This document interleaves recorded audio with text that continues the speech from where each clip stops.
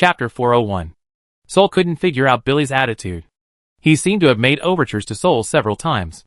When there were only 2 people left to escape from Muffin Town, he killed Angela without hesitation, took out a gray stone from her body, and left first. Now it seems that Angela is the petri dish that Billy prepared for himself. But before the final move, Billy had no intention of giving up Angela, and he paid a great price to protect her in many places. It can be said that Billy gave up Angela because he didn't want to conflict with Saul. Today, Billy secretly warned Saul not to get involved in too many things to avoid danger. Are Billy and Luokai not the same kind of people? At night, Saul lay alone on the single bed in the second warehouse, thinking about the intention of Billy's words. But this may also be a deliberate attempt to show goodwill to me to gain my trust. Saul was full of vigilance against Billy. No matter how Billy showed goodwill, he could not really trust him. "Brother Thor, are you ready?" Penny fluttered her silver wings and landed on Thor's forehead. They were going to start the dream tour in the second warehouse today. In the past few days, Thor had been patrolling the dormitory next to Senior Byron, hoping to find Senior Byron, or his spirit body, because he was close to the place where he had an accident. But after a few days, he did not find any spirit body with the same mental power fluctuations as Senior Byron. And the dreams he entered were almost never repeated. This made Thor realize that dreams might not be affected by the distance from reality, as he originally thought. So, today he decided to change the place to start dreaming. If that doesn't work, go to some more special places. Go to some places with stronger spiritual breath. This is what it's like to look for someone without any clues. You can't even be sure if your search direction is correct. But now this is all Thor can do. Even if he asks the Tower Master for help, the other party may be powerless. Even if Gorza can really observe the movements of the entire tower through the mist like people in the Wizard Tower, he probably can't detect spirits through them. And his current physical condition seems to be very wrong, and he will not waste his mental energy for an apprentice who never cares about him. If things go wrong, it will expose the fact that Byron may still be alive. Of course, Thor still has a faint worry in his heart that the person who killed Byron may actually be Gorza. Because when Gorza mentioned the blue water soul and gray matter, he seemed to understand their causes and structures very well. Let's get started. Throwing aside the anxiety in his heart, Thor closed his eyes. When he opened his eyes again, he was still lying on the single bed in the second warehouse. But when Thor sat up, there was a pair of silver wings with a metallic luster behind him. Thor stood up, and his wings, whoosh, flashed quickly. The scene in front of him was immediately stretched and flowed behind Thor, like a ball of infinitely stretched colored mud. In the blink of an eye, Thor had arrived in a dark space. It's so quiet here. Most dreams are silent, but when Thor came to this dark dream, he still felt the indescribable silence. It was dark here, without any light source. Thor stretched out his hand, and could see his body clearly. But this was not because he was glowing, but in his dream, he knew his existence and form. But Thor couldn't see anything here except his own body. Although he couldn't see anything, Thor could still feel that this was a very complicated dream. His mental power radiated out, and he could feel the existence of many mental fragments, like stones. Too broken. A person, even a vengeful spirit, should not have such a broken consciousness. Dreams can reflect many things. They are both illusory and real. But the first dream, this time was very wrong. Did I enter a dream of an evil spirit? Although Gorza said that there would be no evil spirits in the Wizard Tower, nothing is absolute in the world. Maybe there are fish that slip through the net? Although he was not sure what kind of dream this was, Thor knew that it was not the dream of Senior Byron. He looked around the darkness warily, and decided to flap his wings to leave this strange and unknown place. However, just before his consciousness formed an action command, a voice suddenly interrupted him. No! It was a bunch of noisy voices that sounded in Thor's ears, fragmented and chaotic, which immediately made Thor feel dizzy. Someone came in again. Why are there always people coming in recently? Let's eat him as a punishment. Hee hee. You idiots, you can't eat him. Why? Because we are dreaming now. Oh, so we are dreaming, hee hee. Then we can also eat in dreams. Who will turn on the light? You idiot, you don't have eyes. What's the point of turning on the light? Let me lick it. What kind of delicious soul is it? Thor endured the dizziness and looked around vigilantly with his eyes wide open. He should have left immediately before the danger came, but for some reason, the content of these people's words made him feel very familiar. He had not heard these conversations, but he had a feeling that he had experienced something similar. Then, Thor noticed that a small soul fragment was approaching him, but he did not feel any danger. Instead, he felt that the guy approaching him should be very weak. It was unreasonable to judge based on feelings alone. Then, Thor felt something licking the back of his hand. There was no saliva left, only the astringent feeling brought by the coarse tongue coating. Before Thor could react, the guy who licked him suddenly screamed. The big devil is here again! The air was silent for a second. Then louder and more piercing screams rang out all around. Help! The big-mouthed monster is coming! I don't want to be eaten. I don't want to be eaten by the octopus monster. Woo, woo, woo, today is a nightmare. I want to wake up. Hurry, now, right away. Along with these harsh sounds, the soul fragments around him gradually moved away. Only the soul fragment that had just licked Thor was still trembling in place. From its trembling mental power fluctuations, one could feel how scared it was. Thor blinked slowly. He suddenly knew whose dream he had entered. Or rather, which one's. These noisy guys were probably the mouth-shaped ghosts, who had once pulled his soul out of his body into the candle pipe and prepared to eat him. Thor, who was bitten to the point of being in agony, simply changed his spirit form and turned into a giant octopus, chasing those biting mouths and swallowing them one by one. In the end, perhaps because the mouths were really afraid of him, they pushed him out of the trash can in Mentor Kaz's laboratory. Are you kidding me? You were the first to attack me, and you still call me the big devil, octopus monster? In order to confirm his guess, Thor reached out to the fragment of the vengeful spirit that was too scared to run away and grabbed it. He immediately felt that he had pinched something soft and fleshy. Thinking that this might be a mouth, he reached out his other hand, pinched the corner of the mouth, and then shook it like a thermometer. Whoa, don't eat me. Vomit. Dizzy. Soul was surprised and amused. In the real world, the chaotic and disordered fragments of the vengeful spirits were actually able to think and stupid in the dream. He retracted his hand and brought the mouth closer to himself. I want to ask you something. If you don't know, I will eat you. Thank you. Chapter 402. Falling asleep in the second warehouse, Thor was able to enter the dream of the ghost fragment. This was something he had never expected. In fact, he had never thought that the ghost fragment could dream. Could it be that after there were more fragments, they successfully made a whole, but now is not the time to study these? Thor suddenly thought that if the ghost fragments could dream, does that mean they also have stable memories? So Thor caught the ghost fragment that didn't have time to escape. You asked? You just said that another person came in. Looking at the way you recognized me just now, it shouldn't be referring to the time when you dragged me in more than a year ago. Thor shook his mouth in his hand. Then has anyone else entered the pipe recently? Ordinary apprentices certainly can't enter the pipe, and no formal wizard is currently good at changing their shape to the extent that they can be stuffed into the pipe. So the one who entered the pipe should still be a spirit. Maybe it was Senior Byron? Yes. Is it a complete and independent spirit? He opened his mouth for a while, as if thinking, no, it's not a complete spirit. Soul's heart sank, but he felt that his mouth was still going to speak, so he didn't interrupt it. It wasn't a spirit that came in, it was a living person. We watched him drill deeper and deeper. Soul was stunned in place, and after a while he hesitated and asked, living person? How could it be a living person? Is there really a living person who can enter the candle pipe? Where did he go? Deep inside. Where is the deep inside? Deep inside is where we can't go. Go ahead. Where are the eyes? He was lucky that he didn't go to where the hands were. Eyes? Eyes in the mezzanine? Thor immediately thought of the eyes outside the second warehouse that would burn his spirit. There was no need to wait any longer. Where the eyes were was not a good place. He had to confirm it. Thor threw away the mouth, and then he noticed that the broken spirit was moving away quickly. He closed his eyes, and the butterfly wings behind him turned into pieces in an instant. When he opened his eyes again, he returned to reality. Thor jumped off the bed, and put on the cloak hanging on the head of the bed. The interlayer where the eyes were located was very dangerous, but the mouth said that the living people who entered there were luckier than those who entered the arm interlayer. Maybe it was because people who entered there still had a chance of survival. Thor decided to go find Haywood. Last time, Haywood's sister, or his curse Heidi, had also entered the mezzanine, and stayed there for at least half a night. Although she was later taken out by Thor at the cost of her eyes, it also showed that she had a way to survive in the mezzanine. And Heidi's condition was somewhat similar to that of the living person who entered the mezzanine. At least Heidi was not a spirit. Thor himself could not stay in the mezzanine where his eyes were for a long time. If it takes more than 5 seconds, he will be roasted, even if his strength has greatly increased now. So if he wants to enter the mezzanine where the eyes are, he must find a helper.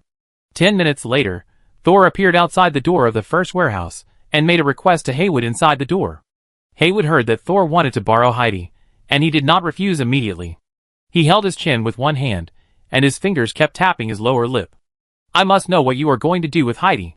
I want to go to the mezzanine outside the second warehouse to find something, and if possible, I want Heidi to bring it back for me. What is it? I can only tell you that it is not a spirit. If Heidi brings the living person back, she will definitely know that it is not a spirit. Sol was just telling him what he was destined to know. How long will it take? Until the owner finds the item, he won't know how long it will take. Haywood's fingertips tapped his lips quickly, one of his two colored eyes staring at Thor, the other darting around. Sol was waiting for Haywood to make an offer. But unexpectedly, Haywood refused outright. I'm afraid not. Although Heidi can save her life in this, it is only for a short time, and she needs to be very careful to hide her presence. If you ask her to look for someone regardless of time, it is equivalent to asking her to die. Sol knew that Heidi was Haywood's sister after all, but he was also prepared to bargain. What if you only look for an hour? The statement of not counting time just now was just to give the other party room to bargain. In an hour, if Heidi is more cautious, she should be able to avoid the pursuit of those eyes and move carefully. Thor, you don't know? Heidi is my sister, but she and I share a body now.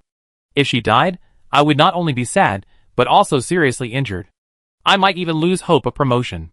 Haywood's eye that was still staring at Thor narrowed slightly, and the other one was still spinning around. Thor spread his hands. Haywood, you who didn't lose Heidi, don't you still lose hope of promotion now? Haywood's eyes froze, and he turned to Thor mechanically, trembling, and stared at him viciously, as if he was going to beat him up. But Haywood's expression was still relaxed, and he was not angry because of Thor's provocation. He just showed a hint of surprise in his blue eyes that had been staring at Thor. I thought you came to borrow something, Thor said seriously. To be precise, it's an equal exchange. It seems that you have prepared the items for exchange, but are you sure I'm interested? Haywood said, and raised his hand to point to the warehouse behind him. As the keeper of the largest warehouse in the Wizard Tower, Haywood can say that there is no shortage of witchcraft materials. In addition to his strength as a top-level third-level apprentice, no one dared to say that what they brought out would definitely make Haywood excited. But Thor was still sure, because what he wanted to exchange was created by himself. Haywood, I believe your locator must be very powerful and suitable for you. Thor first praised the other party, but the real reason why you can't be promoted is your strength. Thor raised his hands. No offense, I think your locator is probably not good at spiritual abilities.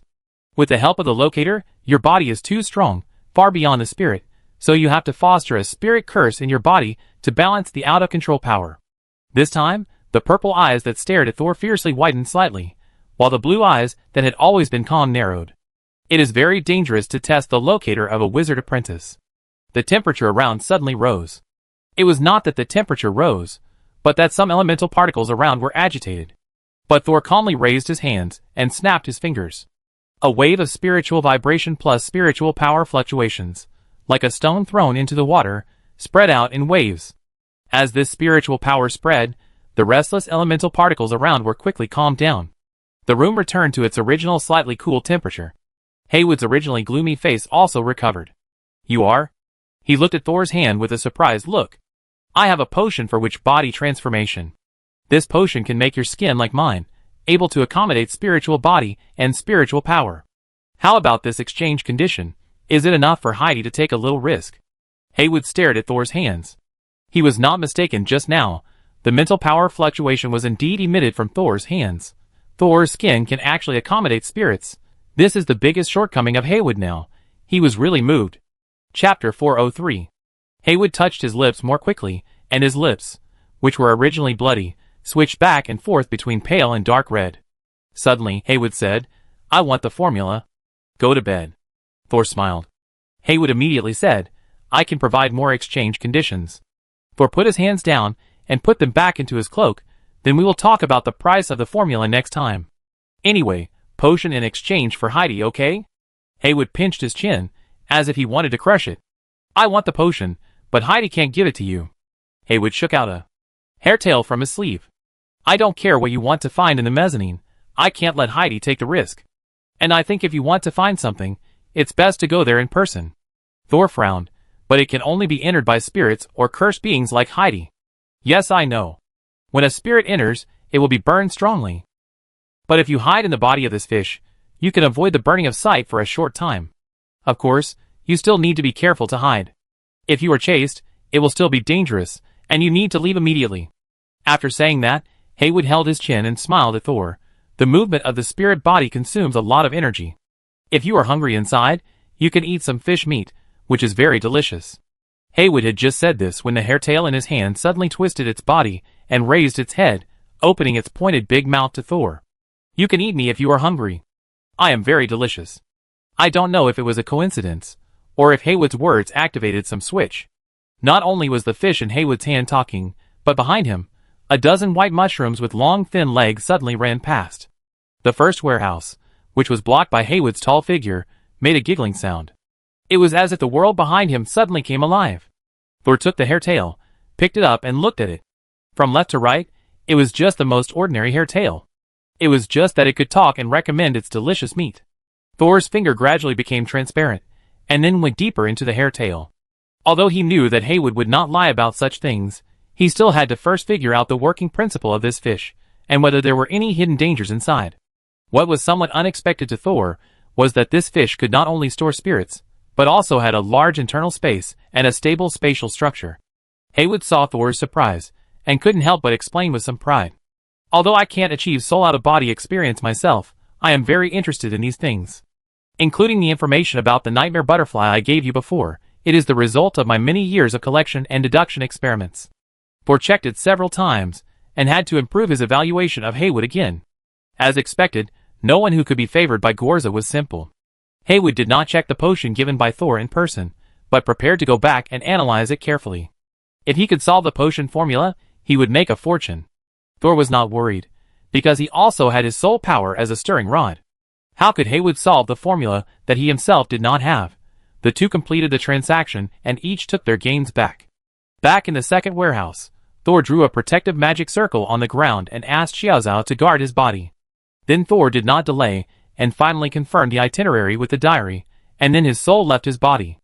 After Thor entered the spirit state, the hairtail that was originally lying quietly on his right hand suddenly floated in the air, and swam around like in the water.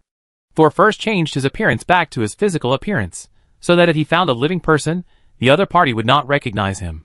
According to the information obtained from the mouth ghost, the living person hiding in the candle pipe is probably Byron. The senior student doesn't know his original appearance. Thor stretched out his arm, and the spiritual arm deformed only, extending more than 2 meters, and pulled back the hairtail that was far away. Then Thor sighed without breath, and the whole spirit drilled into the hairtail. The fish swimming around suddenly had a clear goal and dived under the floor. This hairtail, which can be touched by a person's hand, easily passed through the solid wall and entered a space full of eyes.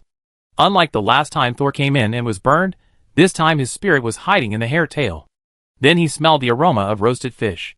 Although he couldn't see it, Thor felt that the fish skin he was wearing was slowly turning yellow and carbonized. But it was definitely not as bad as when his spirit faced those eyes. Now we need to find the living people hiding here. Thor extended his mental power, searching the surroundings while paying attention to whether there were any changes in the eyes outside. The hairtail fish, which was silver in color and had a slightly charred skin, roamed in the darkness, and the fish eyes on both sides of its head kept moving back and forth and up and down. Although it could not see anything at all, countless pairs of eyes were half open and half closed around it, like extremely sleepy people who were in a state of chaos. Those eyes did not pay attention to the hairtail fish below, and seemed to have no interest in it at all. Occasionally, an eye would sense the spiritual fluctuations emitted by the hairtail fish, and immediately wake up a little and move its pupils. But when it found that it was just a fish swimming, it immediately lost interest. There was no sense of time flowing here, and Thor could only rely on counting in his mind to determine how much time had passed. There was no feedback of spiritual fluctuations from the distance, and Thor could only swim aimlessly in the mezzanine. After about half an hour, Thor finally sensed a strange existence after releasing his spiritual power for the nth time. From the feedback fluctuations, it seemed to be a three-headed child. But Thor did feel the vibration of a living person from him. He immediately commanded the hairtail to swim over. He came to the man. When he arrived, Thor felt more clearly that this man's appearance was indeed abnormal. The surface of his body was like a swollen bread. Although the outline was that of a human child, there were no external organs such as eyes and mouth. It was like a person with a layer of foam on the outside of his body. Thor did not feel the familiar mental fluctuations on this phone. He frowned secretly. Isn't this person Senior Byron? He directed the fish to circle around the person again, but the latter did not respond at all, like a dead object that could still breathe. If this person is really not Senior, then I am a bit disappointed in this exchange. Soul felt a little anxious. If he couldn't find the person again this time, even if he could still carry out dream tours, the hope of finding the person would be very low. After all, the longer a spirit is missing, the smaller the hope of finding it. Alas. Soul couldn't help but sigh. Unexpectedly, after this sound, the little black man actually moved, and a small crack appeared at the neck, revealing the white and tender new flesh underneath. Soul? Hearing this unfamiliar voice, but familiar tone, the hairtail swelled up. Senior Byron, is that you? Soul immediately followed the crack and transmitted his words through his mental power. It's me. Why are you in such a dangerous place? Byron's voice was both confused and surprised. Chapter 404. Finally found someone. The tension in Thor's heart finally relaxed. I found that you were in trouble, but I didn't find any signs of your spirit splitting and dissipating. I guess you might still be alive. The cutlass-ish swam around the little man who looked like a black coal ball, thinking about how to get him out. Senior, how did you get in, and who attacked you? Byron's crack told Thor the truth without hesitation. It was Madame Euler. By the way, you didn't take the gray matter potion, did you? Ola. I saw the words you left on the pen, so although I prepared the potion, I didn't take it. It's just that the diary didn't warn about taking the potion. Thor always felt that even if the gray potion had problems, it was probably targeted at the target, and other people might not have problems taking it. Great. Byron breathed a sigh of relief and quickly told his experience. You almost know my locator. It's very flexible and can stretch and shrink. Thor nodded secretly. He had never seen such a flexible locator. When it expands, it can turn a person into a ball, and when it contracts, it looks like a hanging human skin. Human skin? Soul suddenly knew how Senior Byron escaped with his life. That human skin might also be used to confuse the enemy. After all, it is just a locator, not Senior Byron's real skin. So Senior Byron managed to escape under the nose of Euler, who was once a second-level wizard? What Byron said next was almost exactly what Thor thought, but my locator has a very special ability to fake death and escape. When I am attacked by a fatal attack, the locator will send me to a nearby gap, and it will show a dead state to delay the enemy's discovery of me. Seeing your current appearance, I have guessed something. Soul said, I will take you away now. It is very dangerous here, and you can't stay here forever. Although Byron has been here for several days, it does not mean that the mezzanine is a safe place. Those eyes may turn against me at any time. I am afraid not. Byron smiled bitterly. My skin is gone, and the original skin has not grown back yet. If I leave now, I am afraid that I will not be able to resist the pollution from the outside world. No wonder you have been hiding here, and not going out to find me. The hairtail swam restlessly. But this is not a solution. It is not Thor's style to entrust his life to those eyes that may go crazy. He circled around Byron again, and did not respond to the other party's words asking him to leave as soon as possible. Obviously, Byron also understood that this place was not safe, but he was helpless. Oh, I have a magic item. Thor had an idea. Although Byron's current size seemed to be several times larger than that item, Thor believed that both Byron and the item were extremely flexible. What? It's not good to mention it here. Just come with me. Okay. Byron agreed without hesitation this time. Thor was still thinking about how to get him out at first, but he found that although Byron's condition was a bit miserable, he still had the ability to move.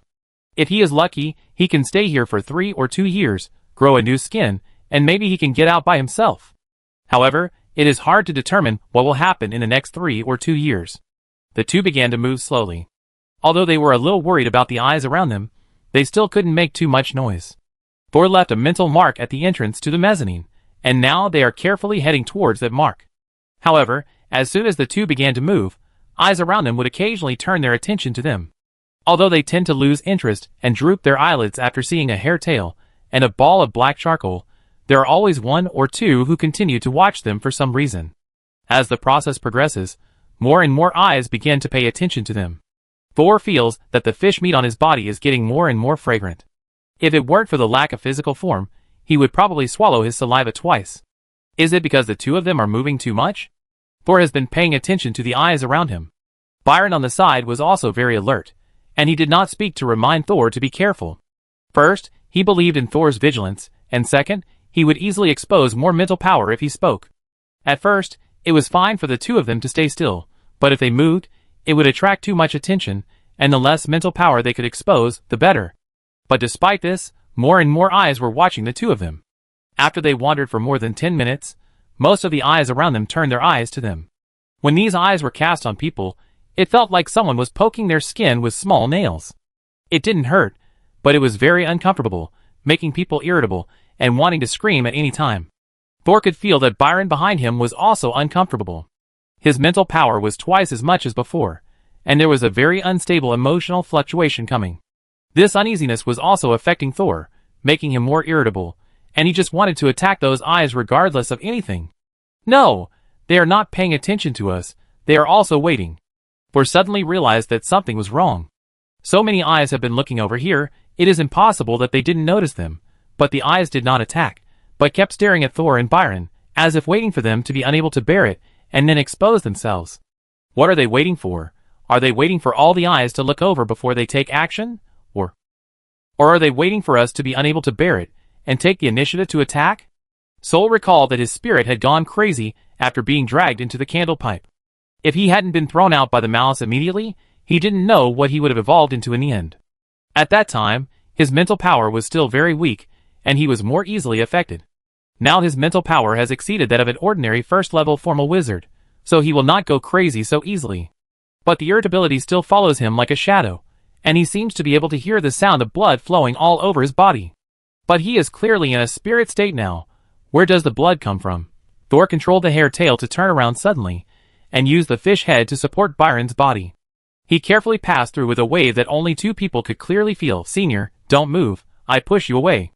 Byron struggled a little, but soon calmed down his increasingly irritable mood. He suppressed himself and didn't speak, just nodded his head with effort. Senior Byron is really on the verge of exploding. Sol was terrified. The diary doesn't have any hints because once Senior Byron explodes, I can escape, but he can't. These eyes didn't move on Senior Byron at first, which didn't necessarily mean they didn't really notice him. They were probably waiting for Senior Byron to recover. After all, unripe fruits are often bitter. Thinking of this, Thor immediately sped up to reduce Byron's consumption. As long as Byron stayed still and controlled his mind, they could hold on until they left. But Thor's actions obviously exposed the fact that he had discovered the trap set by the eyes. Those eyes immediately widened, and a feeling of being watched that almost became real immediately pressed on Thor and Byron. In this case, Thor didn't pretend anymore, he simply used his mental power to support a spirit armor technique, which instantly made the uncomfortable feeling on his body subside a lot. At the same time, Senior Byron in front of him was also obviously much more relaxed because of this spirit armor technique constructed by mental power. Not only that, Thor also swam forward with all his strength. Without the pressure of being watched, he swam faster. It was just that the mental power cast a spell, and the movement was like a cannon, which immediately attracted the attention of all eyes here. Thor suddenly felt that the consumption of mental power was increasing. Fortunately, his mental power was enough. The journey that originally took more than 10 minutes was compressed to 5 minutes, and the coordinates left by Thor when he came in were already in front of him. Those eyes obviously knew that the two were about to run out. Some of them blinked, and suddenly a black light shot out from their pupils. The exit was already in sight, and the other eyes began to blink. Thor could only sprint forward, while increasing his mental output again. Boom! Several black lights hit the spiritual armor, and the witchcraft only lasted for 3 or 5 seconds before it was shattered. But fortunately, Thor rushed out of the marked exit with Byron in his arms. Chapter 405. At the moment when he rushed out of the mezzanine, Thor felt as if he was hit by a beam of black light. Strangely, he did not feel injured or uncomfortable. After returning to the second warehouse, Thor rushed back to his body without thinking too much. After that, he stood up to see Senior Byron, who came out before him.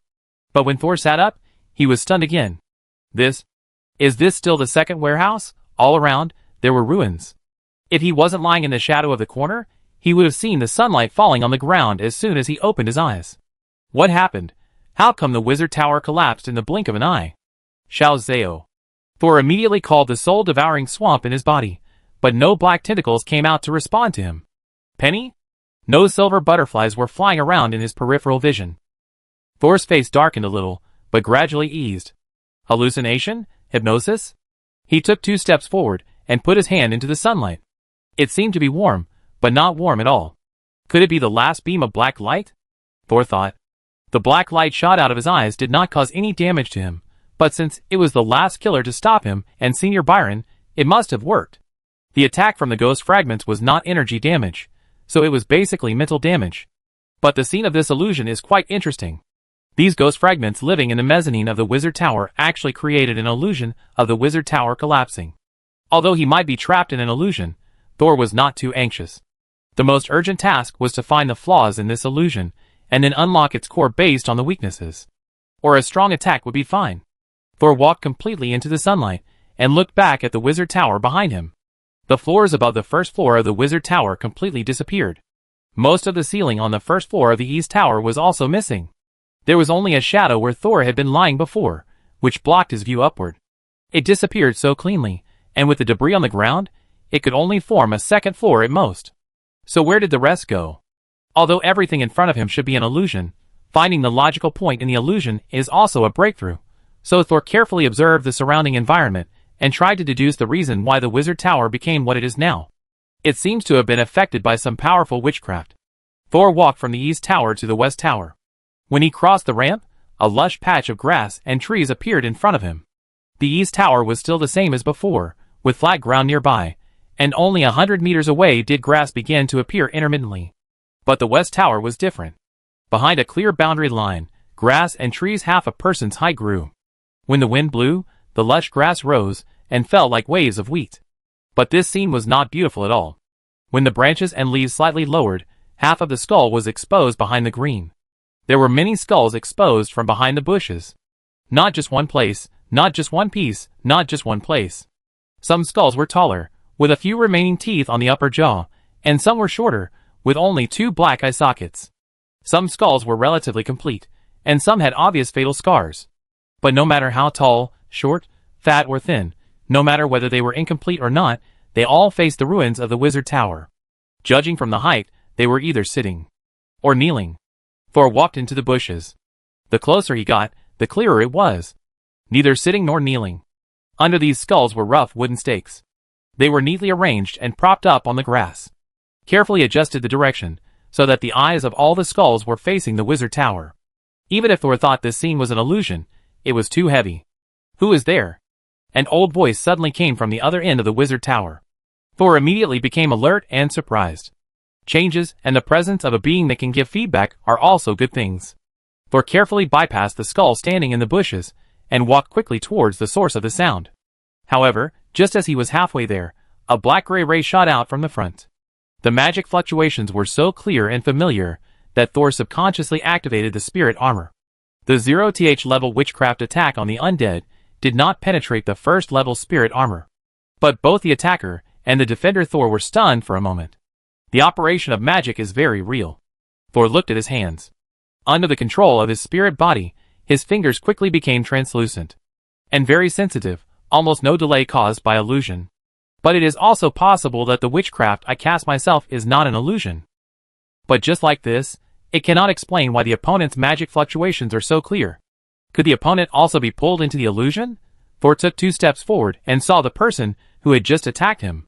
The man had white hair, wrinkles, watery eyes, and wore a dark wizard robe.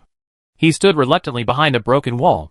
After launching an attack on Thor, he stood there in a daze, stretching his neck, as if carefully identifying Thor's appearance. Are you Thor? The other party actually called out his name, and was very surprised, as if he had seen a ghost. And Thor also found a familiar feeling in the other party, as if he had seen this person before, and was quite familiar with him. But his memory told him that he had never seen this old wizard before. How come you are here, and you are still so young? No, you haven't changed at all.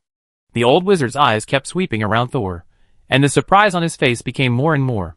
Thor's eyes fell on the other's cloudy eyes, and he could vaguely see that both eyes should have been severely injured.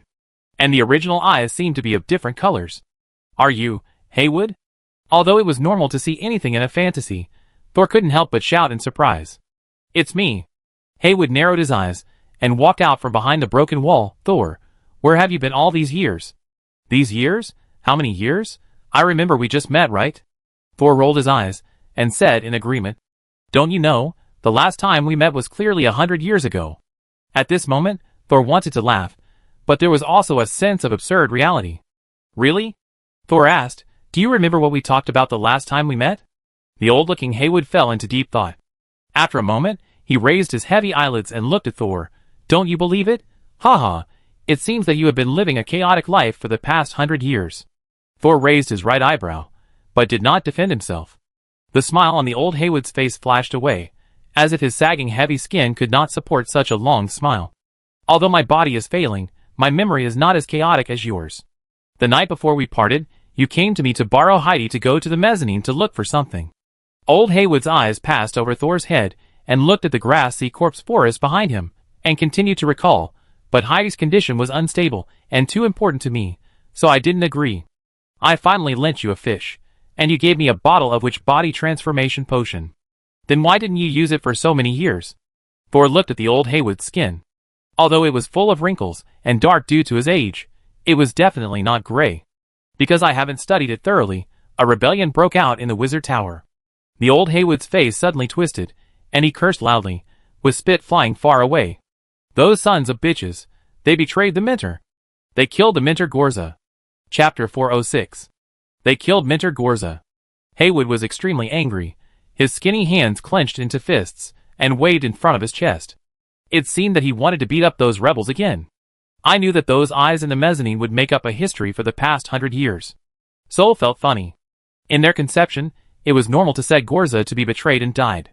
After all, these eyes might have died because of the Tower Master before they died. After death, he was imprisoned in the mezzanine forever, dozing off day after day. However, Thor still looked shocked. You mean someone killed the Tower Master and destroyed the Wizard Tower? He also showed appropriate doubt. How could a group of first-level wizards kill the Tower Master? I don't know the specific process. Haywood showed a regretful expression. It was the last step of Mrs. Euler's resurrection experiment. And because of the preparations for the preliminary experiment, I exhausted my strength and had to rest in the first warehouse. Unexpectedly, when I was half asleep and half awake, a huge wave of magic and mental power suddenly came out from the upper level of the wizard tower. Just as I was about to get up, I heard a loud noise, and I was almost knocked unconscious without any resistance. When I woke up, I wanted to see what happened. As a result, I saw several mentors besieging Mentor Gorza, and the mentor's condition was obviously not right. The old Haywood began to tremble all over, and when the wind blew again, most of his silver hair was taken away, revealing the skin underneath that seemed to be severely burned. At the same time, Thor saw that there was a pit in the back of his head where Heidi had been parasitic, as if half of the human brain was hollowed out. I originally wanted to save the mentor. Old Haywood didn't notice his changes at all. He was still staring at the sky. But when I passed by, the mentor suddenly started to burst into snowflakes all over his body. Thor frowned and thought, burst snowflakes?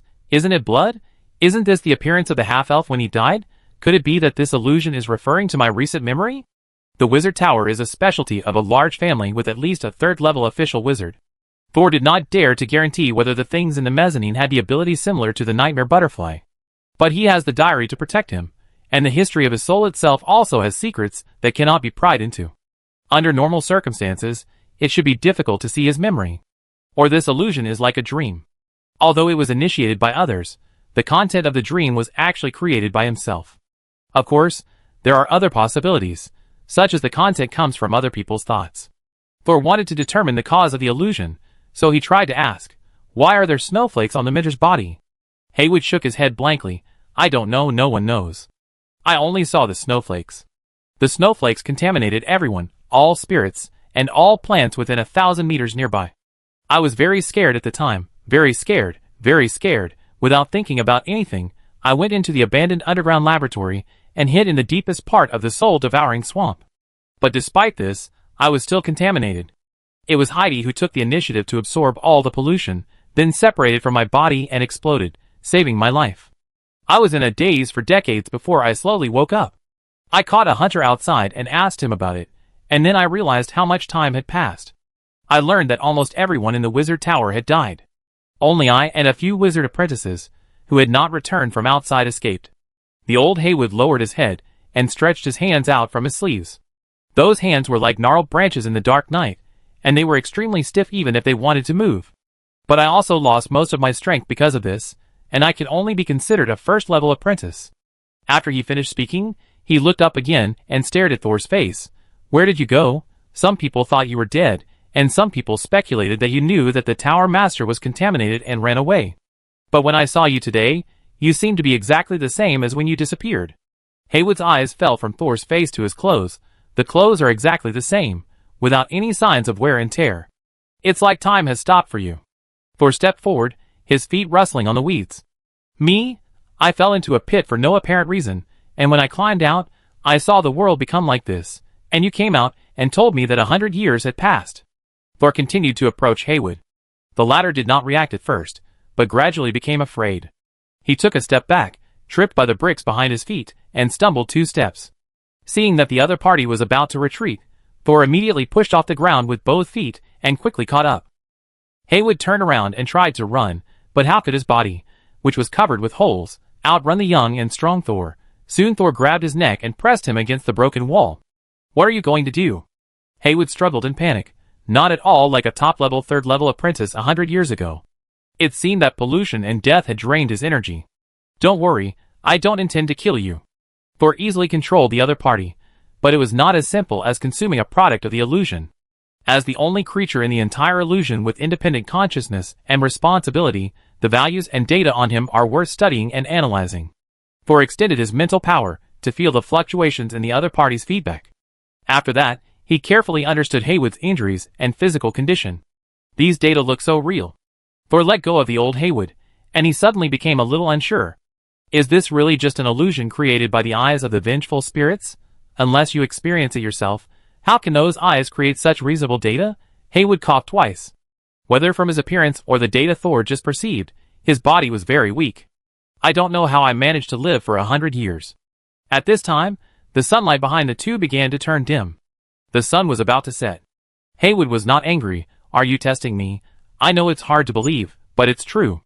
It's getting dark. We must enter the ruins of the Wizard Tower, otherwise there will be deadly guests. Seeing that Haywood was so calm, Thor did not take action again. What kind of enemy? Can't we just leave here? Haywood had already turned around and walked back. It's useless. Whether you stay in the dark or try to leave, you will be killed by those guys who are watching you. I just walked around the surrounding forest and caught a few nearby hunters. I almost died there. If I hadn't woken up in time and rushed back here, I would have died at the hands of ordinary people who had mutated. Those horrors seemed to have absorbed all the resentment in the Wizard Tower. They were extremely terrifying and powerful. They always shrouded the periphery of the Wizard Tower, like a nightmare. So powerful? Can't even get out? That's right. Haywood saw that Thor didn't catch up, and couldn't help but turn back and ask helplessly, Can you come over? Don't worry about any traps here. You should have seen it just now. I don't even have the power to activate a large witchcraft array. I'm not your opponent at all. Thor smiled and finally followed. I'm just curious about the enemies you mentioned, and want to see what they look like. From your description, they look a bit like evil spirits. It would be fine if it was just an evil spirit. It will be completely dark in a while, and you will see it. Haywood took Thor and walked in through a door in the West Tower. Because only a part of the first floor and a small amount of the second floor of the Wizard Tower are left, Haywood has been living on the first floor of the West Tower for many years.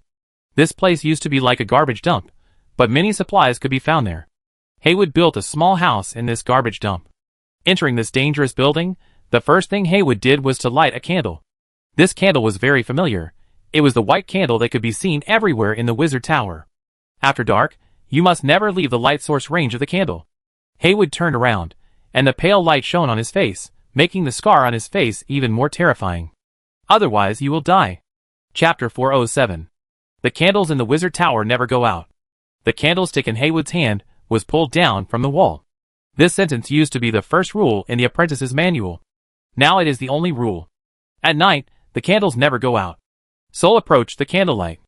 Not long after they entered the West Tower, it was completely dark. It was so fast that it was a little unnatural. It made Soul feel that this was not the real world. He looked around the messy room and felt a little stuffy. After nightfall, the atmosphere here becomes very strange. Soul pulled his collar. The air was too stuffy, and he felt suffocated. It was as if the air in a room was not enough for two people to breathe. After nightfall, Haywood stopped talking. He curled up in the corner, staring at the candlestick 1 meter away, as if afraid that it would go out at any time. I feel like someone is watching us. Soul walked towards the door. The door was temporarily assembled from the door of a dormitory. The gap between the doors was a bit large, and the cold wind blew in. Of course, a lot of people. Haywood moved and rarely responded to Thor. Don't look around. Wait until dawn. But Thor was not as cautious as Haywood. He didn't plan to stay in this illusion for 100 years. The key to breaking the illusion is to break its rules. Although this illusion is so real that Thor repeatedly doubts it, he is currently more inclined to believe that this is not the future. But if he continues to stay like this, I am afraid that his understanding of truth and falsehood will become more and more blurred.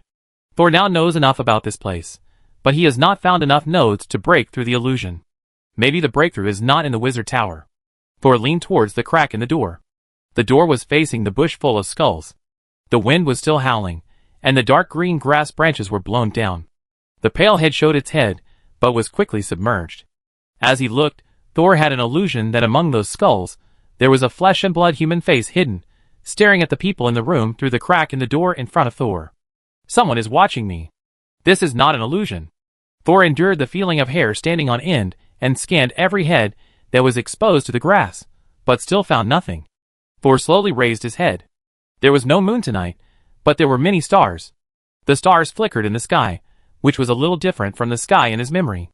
Are these stars distributed too densely? Thor narrowed his eyes and looked more carefully.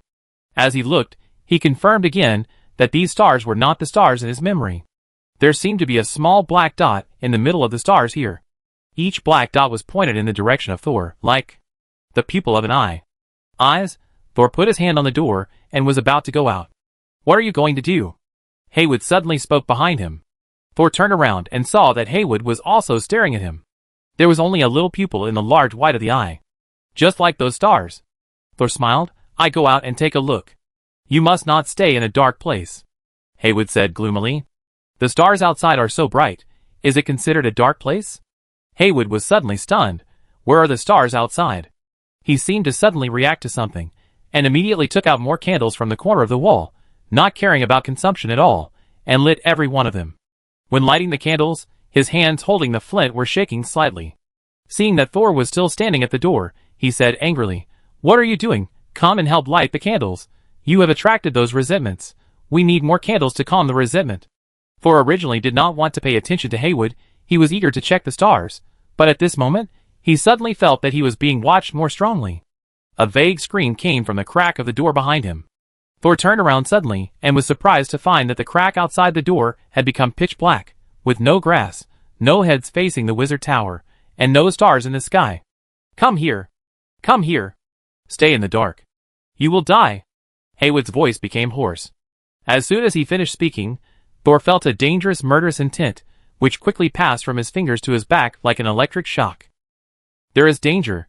His intuition warned him to dodge immediately. But Thor stood there in the bone-chilling cold. Then, he saw the diary in his spirit body suddenly opened. New Moon Calendar Year 317, May 14th. You are looking at the scenery behind the door, and the person looking at the scenery is looking at you. No death reminder. This is a crisis warning. After reading the words on the diary, Thor took 3 steps back in an instant and stood directly beside Haywood. The intuitive sense of crisis immediately weakened, but it was not completely eliminated. And as time went by, this sense of crisis was still increasing. Haywood had already lit a lot of candles on the ground, and he was still holding 2 in his hand, but the fear on his face did not subside at all. They are coming! They are coming! Who is it? Thor turned his head to look at Haywood. But Haywood just looked at the door, and the scar on his face was twitching. Thor, who didn't get an answer, looked at the door again, but found that the gap of the door had become larger. No! It's not that the gap has become larger, it's that the door is getting smaller. Thor also felt cold all over at this time. It's the darkness that is swallowing the door. The long-lost horror ran through his blood, but Thor found a familiar feeling in this fear. He suddenly calmed down. His eyes fell on the diary again. 317th year of the new moon calendar, haha, so now is exactly now. Thor just deliberately retreated a step slower after sensing the crisis, waiting for the diary to issue a warning. And there is a date on the diary. My initial analysis was correct. This is just an illusion, the attack effect of the black light. This illusion is not complicated, and there is no clear danger. If I guess correctly, the darkness will not completely invade this room this time. Thor was not as frightened as Haywood, but he did not go forward to provoke the darkness. As expected, After a few minutes of confrontation between light and darkness, the shadow on the door slowly receded. Haywood breathed a sigh of relief, and he blew out the extra candles with great pain, leaving only 3 just in case. Then he said to Thor in a deeper voice, "Don't explore and observe at night. If you attract pollution again, we will be dead." Unfortunately, Thor, who had just confirmed what he thought, did not listen. "I guessed correctly. This illusion is not mainly about lethal aggression. So the diary only gives a crisis warning, not a death warning. But it will take advantage of people's suspicion. If it were someone else, after not being able to find a way out in a short period of time, they would become more and more suspicious of their own guesses. When they see the correct logic hidden in the illusion of this world, they would become more and more suspicious of whether they have come to 100 years later. And the more suspicious you are, the harder it is to find a way out, even hypnotized by myself. In the end, I'm afraid I will convince myself that this is 100 years later, and then I will be stuck in the mezzanine forever." After confirming that this is an illusion, Thor also has some ideas about how to break the illusion. Sol held his chin and thought, this illusion should only be about 100 meters around the wizard tower. If I want to leave, I'm afraid I will immediately encounter danger. And those stars above my head are probably the eyes in the mezzanine. They are indeed very powerful. There are 2 ideas now. One is to go into the darkness and fight the pollution. However, judging from the warning in the diary, the battle may be difficult. The other is to kill Haywood here, kill the exporter of this worldview. Sol slowly turned his head and looked at the elderly Haywood, who was in a trance. The latter stared at the candlelight in a daze. Chapter 408. Haywood is only a first-level apprentice now. It would be easy for Thor to deal with him. But Thor did not take this plan in the end. He suddenly wanted to keep Haywood. This Haywood has a very clear consciousness and ability to answer, which is not something that a simple illusion can do. Thor wanted to know what kind of power constituted Haywood in this illusion. After making a decision, he began to search the room. Haywood on the side was just staring at his 3 candles at first. After a while, the noise around him became louder and louder, and he couldn't help but look over with one eye. This look made his whole mind turn around. "What are you doing? Didn't you say that we should be quiet at night?" Sol had already started drawing circles on the ground with the materials he found from the pile of junk. While drawing, he answered Haywood's questions. "I'm drawing a magic circle." Haywood was a little angry at first, but when he saw the circle drawn by Sol, he walked over hesitantly. Although he was no longer strong, he still had enough experience, and he recognized that Thor's magic circle was not simple. "Is this a defensive magic circle?" His eyes lit up. Maybe Thor could provide other ways to avoid pollution in the dark. Almost. Thor continued to work, constantly selecting the materials in his hand and answering casually. Anyway, he didn't lie, the best defense is offense. Haywood became more interested. He was not strong enough now. Even if he could draw the magic circle that Thor was drawing, he couldn't activate it at all. But he had just completely forgotten that he could let Thor start. It seems that the past 100 years have really made my mind rigid. Haywood hadn't been so excited for a long time. Haywood clenched his dry hands and came over. "Is there anything I can help with?" Thor just stopped and said with a smile, "Of course, although there are many materials here, most of them have little energy. I need something like magic crystals to provide magic power. Do you have any here?" Haywood's face fell. The magic crystals had been used up a long time ago. Thor had thought about this possibility, and was not too disappointed. He finished drawing the last rune and stood beside the magic circle thinking. This is a special environment, which should be formed by mental power. So without enough magic power, can I also activate this magic circle with mental power? Thor thought it was worth a try, so he immediately walked up to the magic circle and tried to activate it. However, the magic circle did not change. Thor raised his eyebrows. Is magic power necessary? He couldn't help but cover his forehead with his hand. Sure enough, there is always logic under this world.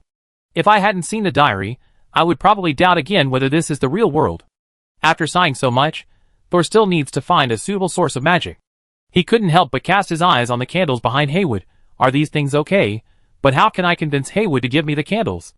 Thor considered and said, Haywood, I need a powerful enough magic medium. Okay. Unexpectedly, before Thor finished speaking, Haywood nodded and agreed. Is it because he still has a lot of candles? Thor was about to speak, but was surprised to see that Haywood actually tore off his right hand. His eyes widened immediately. Your magic circle is very powerful. If you use it well, it may take us out of the curse range of the wizard tower. Haywood's cloudy eyes seemed to be much clearer. He handed over his bloody right arm, and at the same time, he did not forget to keep an eye on the crack in the door. But be careful, don't cause too much magic fluctuation before the drawing is successful. It will be troublesome if they are attracted again. Thor took Haywood's arm inside. This kind of material was something he used to use frequently. The only difference was that he had taken it from corpses before. This was the first time it was so warm. But according to the logic of this world, although the old Haywood did not have much mental power, his body was still that of a top-level, third-level wizard apprentice. In addition, he was more inclined to strengthen his body, and the magic power contained in his limbs was extremely huge. If the materials were graded, this arm could definitely be put in a second warehouse. Thor didn't hesitate and immediately channeled the magic power, then placed it on the energy source node of the magic circle. He had drawn this magic circle many times, and there was no need to check it at all. Haywood stood at the edge of the magic circle, carefully observing the runes and structure of the formation. Before he could see it clearly, Thor walked to the center of the magic circle. Is he going to activate the magic circle now? Haywood jumped up in fright and just wanted to stop it, but he saw that the magic power on the magic circle had already started to flow. Seeing such an obvious flow of magic power, Haywood immediately looked at the crack in the door. As expected, the world outside the door disappeared and was shrouded in darkness again. It was too late to stop now. Haywood simply grabbed the candle on the ground with his remaining right hand and stood between Thor and the crack in the door. He actually wanted to delay time for Thor. After Thor confirmed that the magic circle was activated, he looked up and saw Haywood in front of him. This was really beyond his expectations. Thor thought that Haywood would be like before, holding a few candles and hiding in the corner of the room. After observing the magic circle drawn by Thor, he made a judgment in a short time and chose to take the risk together. This Haywood. Thor narrowed his eyes secretly. Then, he suddenly said, "Haywood, you come in too. Stand on my left-hand side." Haywood was delighted, his face remained unchanged, and he quickly held the candle and retreated to Thor's side. Thor stared at the increasingly dark crack in the door, and activated his magic power and mental power at the same time. Now there is no penny to help me stabilize my emotions. Forget it, my mental power has increased again, so I will try to control my emotions by myself. The magic circle that Thor constructed this time was exactly the consciousness platform. He wanted to use consciousness to fight consciousness. Soon, with the flow of magic power, Thor's skin began to become translucent, and a layer of white frost quickly condensed on the surface. He immediately felt icy cold, as if the blood was about to stop flowing. This was the first time Thor tried to change the temperature of his spirit body. In the past, he only changed the shape. The extreme coldness made his brain begin to numb. Thor's muscles were trembling, but his eyes became calmer and calmer. Even though the darkness outside the door had swallowed up the entire door, there was no fluctuation in his eyes. Finally, he closed his eyes, and darkness and night came at the same time. When he opened his eyes again, Thor was already standing on a huge circular stone platform suspended in the unknown darkness. He stood in the center of the stone platform, and a huge diary was suspended above his head. In the darkness around them, there were many twinkling stars. A pure spirit can also enter the consciousness platform, Thor thought expressionlessly. Although the attempt was successful, he didn't feel happy at all because his emotions were frozen. He immediately entered the analysis mode.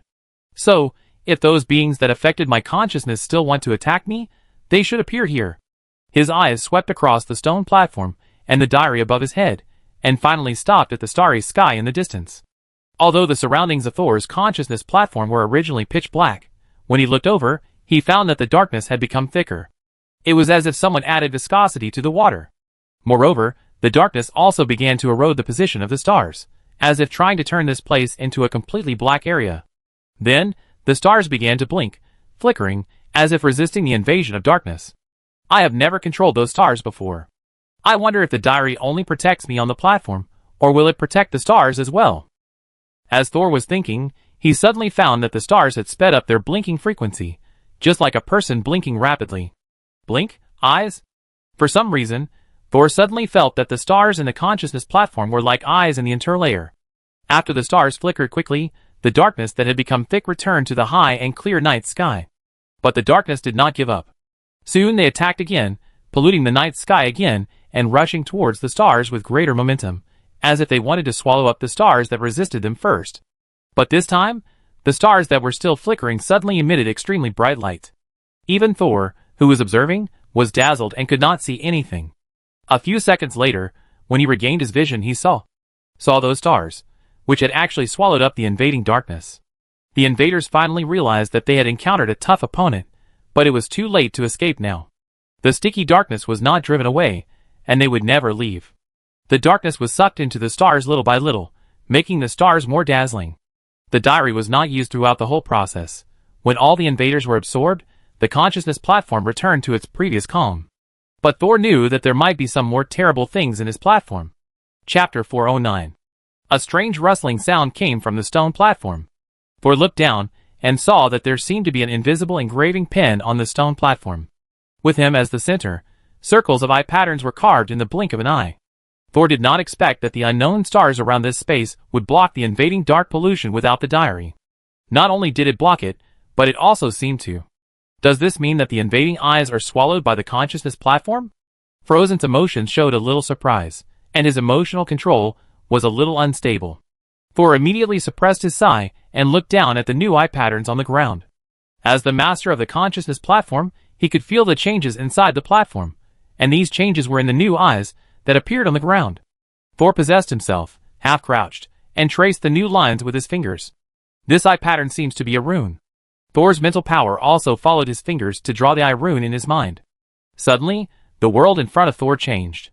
His vision was divided into hundreds of pieces. It was as messy as looking outside through a kaleidoscope. It's just that the patterns on each mirror in the kaleidoscope are all different. Thor saw many scenes in an instant, and these scenes became clear details that penetrated into his brain through Thor's vision. Is this vision? Thor closed his eyes immediately. But those pictures that were divided into hundreds of pieces were still clearly presented in his mind. Moreover, each picture was dynamic, playing out a series of situational dramas. Thor even saw Haywood in one picture and Mentor Gorza in another. This is not a kaleidoscope. This is clearly a surveillance camera in the security room. The brain is clearly receiving hundreds of pieces of information at the same time, but it can also process and store them at the same time. Is this the function of this rune? Soul had a vague understanding. But then, he made a new discovery. There is a thin line floating in each of these hundreds of images. Those thin lines will pass through the center of the image and sink into it. Because they are too thin, Soul did not notice it at first. Line?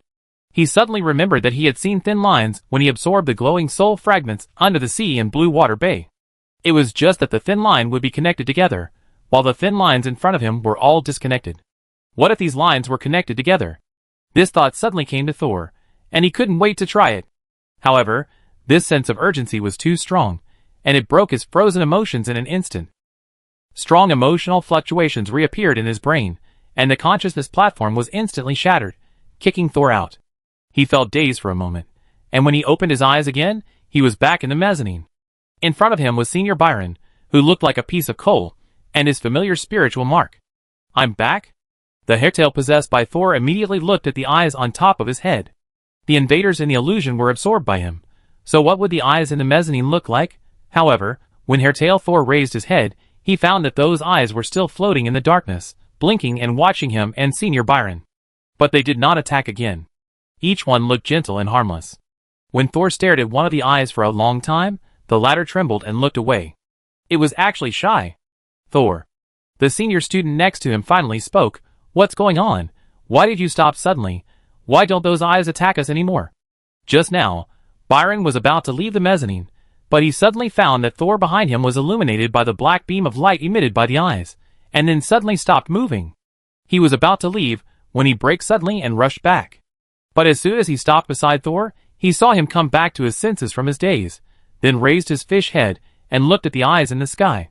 After waiting for a few breaths, Thor and the eyes above his head did not respond, so Byron had to call Thor secretly.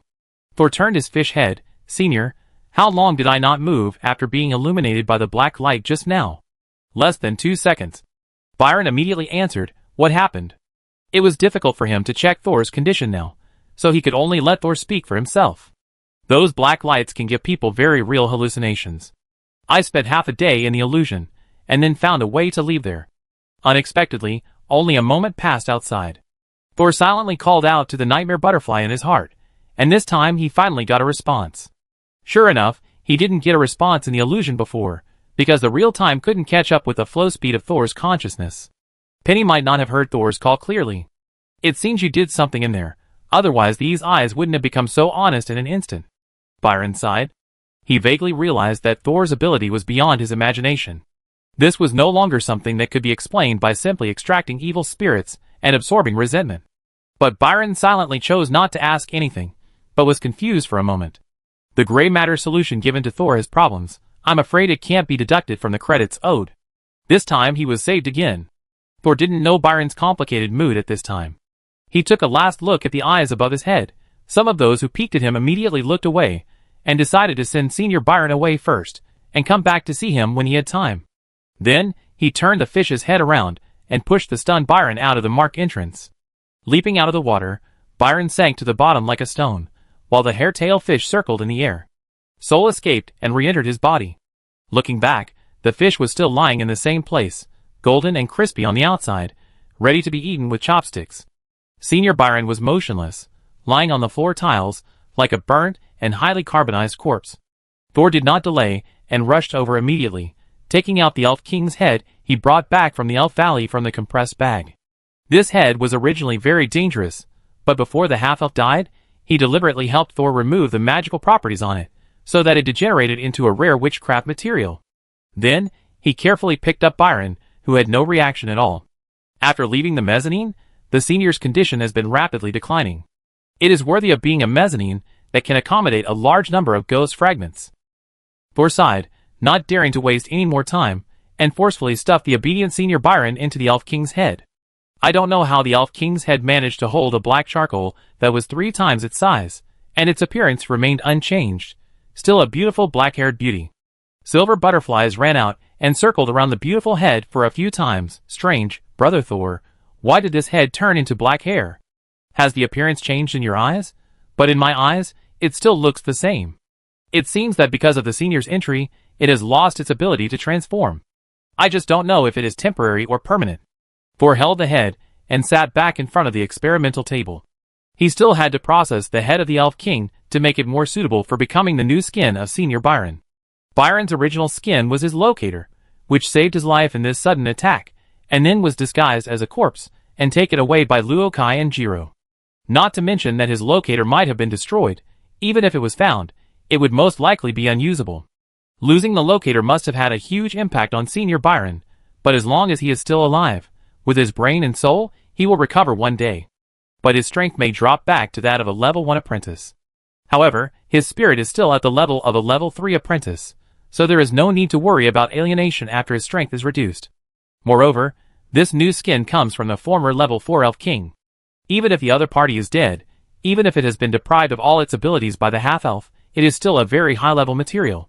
With it, Senior Byron should still have a chance to recover, or even go further. Penny quietly stood aside, not daring to disturb Thor's work.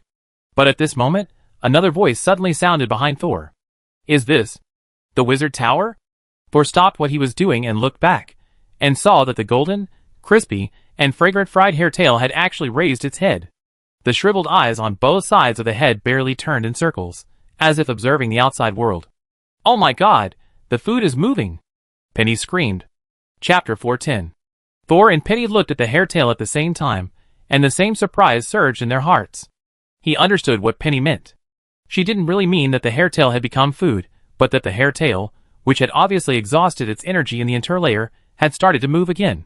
Although the hair tail had previously recommended its delicious meat to Thor, its mind was obviously chaotic, and it did not have the real ability to think. But now it was different. When he said, Wizard Tower.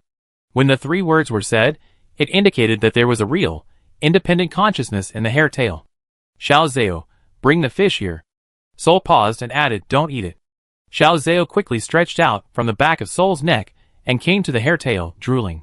It was not greedy for the fish meat, but for the unknown consciousness hidden in the big fish. Xiao Zhao carefully put away his sharp teeth, held the tail of the hair tail, and dragged it back to Soul's laboratory table. The cutlass fish in the mouth began to tremble during the movement, and the golden fish skin fell to the ground. Thor did not stop the movement of his hands, and asked, Who are you? What is your origin? How did you enter the cutlass fish's body? He analyzed that it might be another fragment of a vengeful spirit in the interlayer, and he hoped that it was a special existence like an The cutlass fish thought for a while, and said with some difficulty, Master Wizard, my name is Haywood, and I am also a 3rd-level apprentice in the Wizard Tower. Thor paused and looked up in surprise. Are you Haywood? Yes, Master Mentor. The question Thor was about to ask was choked back. What did you call me?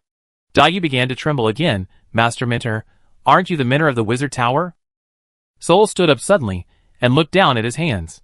When his spirit body began to vibrate, magic power had never flowed through his body so smoothly. He could feel that his magic power and mental power, which had always been fighting separately, became harmonious and helped each other. Thor's mind moved, and a spiritual armor spell was instantly activated. He felt the power above, balanced and stable, and the magic power and mental power cooperated with each other in an unprecedented tacit understanding, resulting in the spell's strength being 5 or 6 times higher than before. This was not the effect of his full power activation. Then another black tentacle stretched out from his palm. The originally very consuming touch of torture was now more condensed, but the magic power and mental power required were reduced a little. The lower the consumption, the stronger the witchcraft. It was as if he had mastered the trick of learning, and he could achieve twice the result with half the effort. Sol's black tentacles disappeared as he moved on the new year, and his magic was released and retracted freely. Then his whole body quickly became transparent. His arms softened and squirmed, and in the blink of an eye they turned into 2 octopus tentacles, and then recovered in an instant. I can control the spirit-eating Esther more freely. After several experiments, Sol shook his head and sighed helplessly. I have become a formal wizard without realizing it, and I didn't even notice it myself. So you didn't notice it, Brother Sol? Pei whispered beside him. I thought you knew it a long time ago, but you just didn't take it seriously, so you were so calm. In Penny's opinion, Thor, who has a strong mental power and a lot of pure magic, can be promoted to a formal wizard as long as he absorbs the magic given to him by the half-elf and master it. It won't even take more than 3 months. So when it found out that Thor was promoted, it was just a little surprised at the speed of his mastery. Seeing that the master didn't have any expression of joy, it thought the master was very calm. As the most intelligent servant beside the master, it should also remain calm and maintain its demeanor. Unexpectedly, the master really didn't notice it. I was promoted without knowing it. Thor confirmed it and sat down again. I thought something big would happen. But that's right, my locator has already entered the spirit body, and I'm familiar with it. I just need to wait for my mental power and magic power to grow to a certain level before I can be promoted to a formal wizard. Originally, to be promoted to a formal wizard, one should master at least 1/3 level magic, so that mental power and magic power can interact and fit each other. But this time I absorbed the power of those eyes, and mastered the visual runes, which seemed to replace the effect of mastering the 3rd level magic, so I was promoted unknowingly. Well, it's not a big deal. The mental power increased slightly, and the magic power did not change. It just means that the efficiency of energy utilization has increased several times.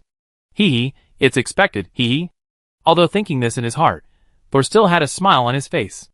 Thinking of the hair-tail fish, who called himself Haywood, and whose origin was unknown, Thor quickly suppressed his excitement and regained his composure.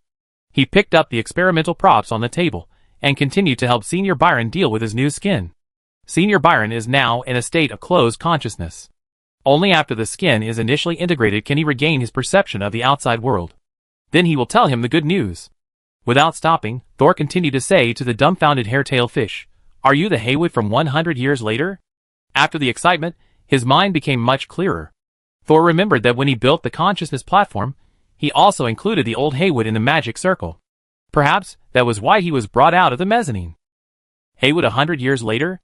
The crispy hair-tail tilted his head and recalled carefully, and a piece of the gills broke out with a click. I don't remember it clearly.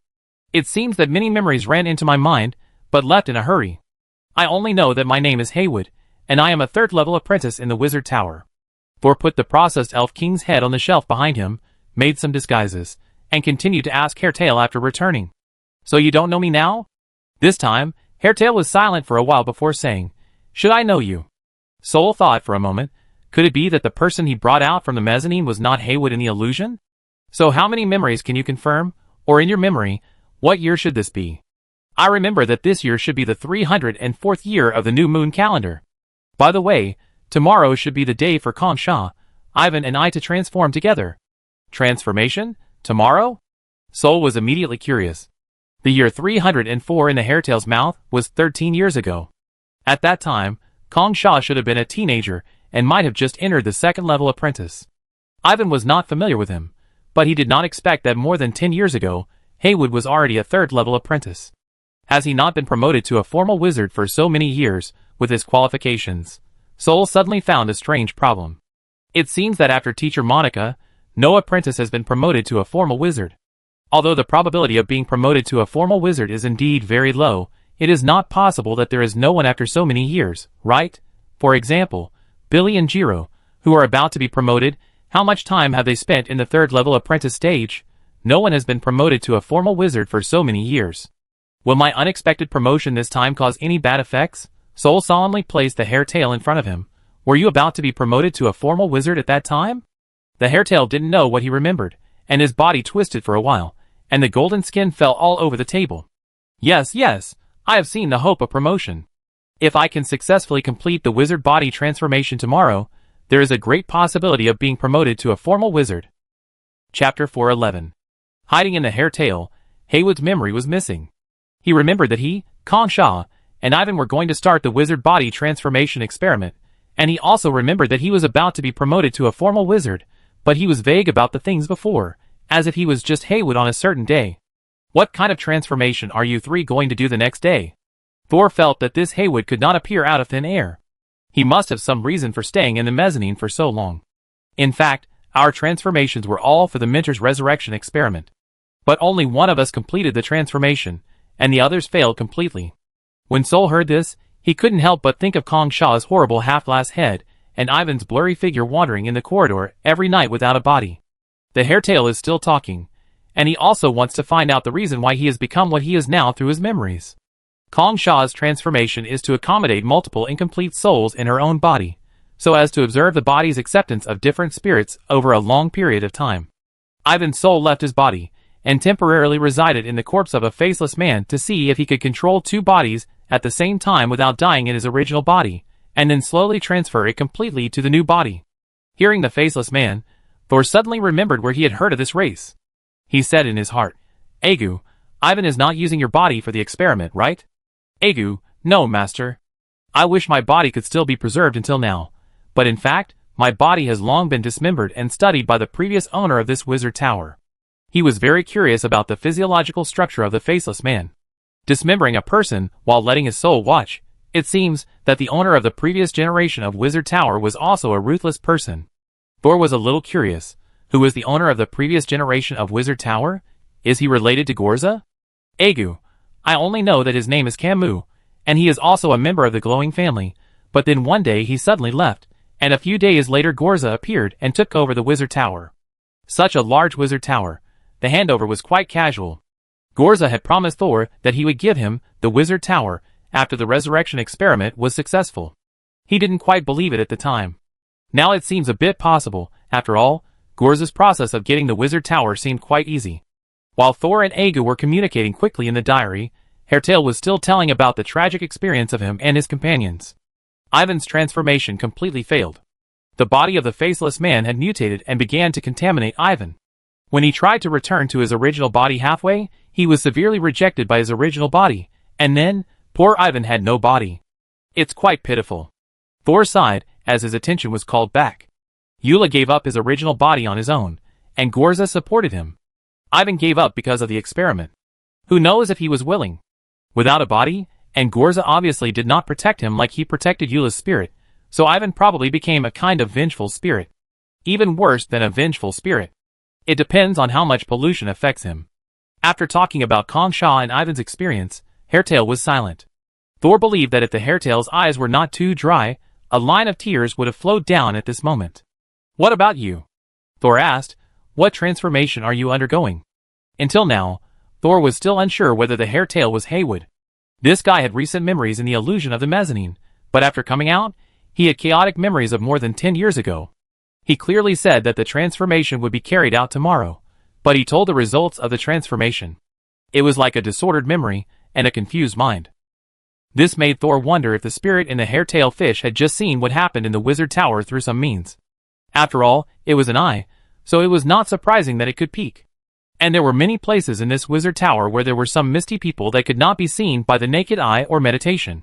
If those misty people came from the eyes in the mezzanine, Thor thought it was reasonable.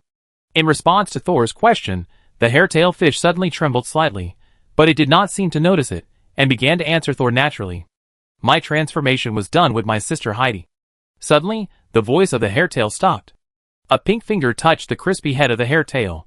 The hairtail trembled violently, and the crispy skin all over the body instantly fell off, revealing the slightly yellow fish meat. Then, the plump fish meat suddenly disappeared piece by piece, as if an invisible mouth ate the fish meat clean in front of Thor. Even the fish bones were not spared. Sol was sitting casually in front of the experimental table, and when he saw the pink finger, he immediately jumped up from the chair. Teacher? Yes. Golsa didn't look at Thor, still staring at his fingertips. When the hairtail was eaten by the invisible mouth, his fingertips were still connected to a fog-like earthworm that kept turning and twisting. Sol also looked down at the earthworm and found that it was covered with terrified human faces, which were twisted and roaring, as if cursing something. But Thor couldn't hear any sound. It seemed that the other party had lost the medium for speaking. And a small crack appeared in Golsa's chest, and he reached in with his other hand and took out a small amber box from it. Then he threw the mist-like earthworms in the hairtail into the box, flicked his wrist, closed the lid, and then stuffed it back into the crack in his chest. Sol's eyes followed the small box into the deep crack in Gorza's chest. When he withdrew his hand, and the crack was about to close, suddenly he saw half a face. That face was not scary, it was even beautiful. But it made Sol's heart beat bang bang bang. He had seen that half face. It was the upper half of Kongsha's face that disappeared. It pressed against Gorza's bandage that was about to close, and stared at Thor. Did Teacher Gorza want me to see it on purpose? Thor tried to relax his forehead and fists to avoid Gorza seeing his nervousness. I saw Kongsha's original appearance in the battlefield of consciousness, and no one else knew about it. Thor stood with his head down, waiting for Gorza to speak. He was not sure of Gorza's attitude yet.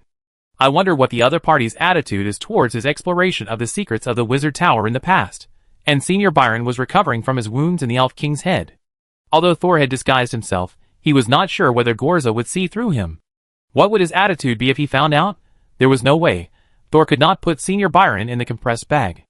After all, the compressed bag was not as magical as the interlayer. A soft pink sofa suddenly appeared behind Gorza, and he sat down stiffly, then lowered his head and fiddled with the crack on his chest. A slight fluctuation of magic power came from the other party. The wave was extremely strange, and when it swept over Thor, he instantly got goosebumps. Thor lowered his head and saw the shadow under him suddenly shattered, and then turned into thousands of small black dots, and hid in the cracks of the masonry in panic. Gorza fiddled with it for about a minute before closing the crack on his chest. Then he finally raised his head, and saw Thor standing quietly with his hands down. Congratulations on your promotion.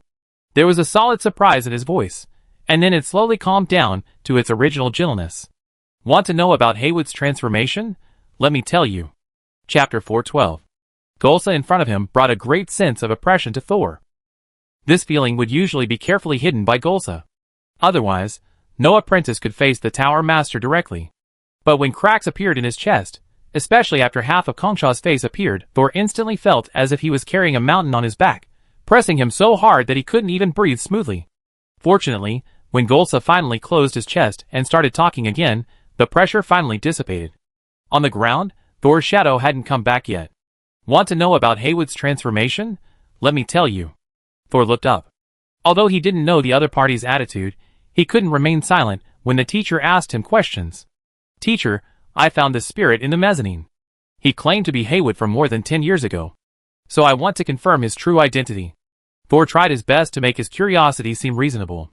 Hairtail said he was Haywood, but Haywood was clearly in the first warehouse next door, studying the spirit-eating Esser potion he had just obtained. Thor felt that the identity of the Hairtail was wrong, so it was reasonable to torture him, right? Then, Thor heard Gorza sigh softly. He is indeed Haywood.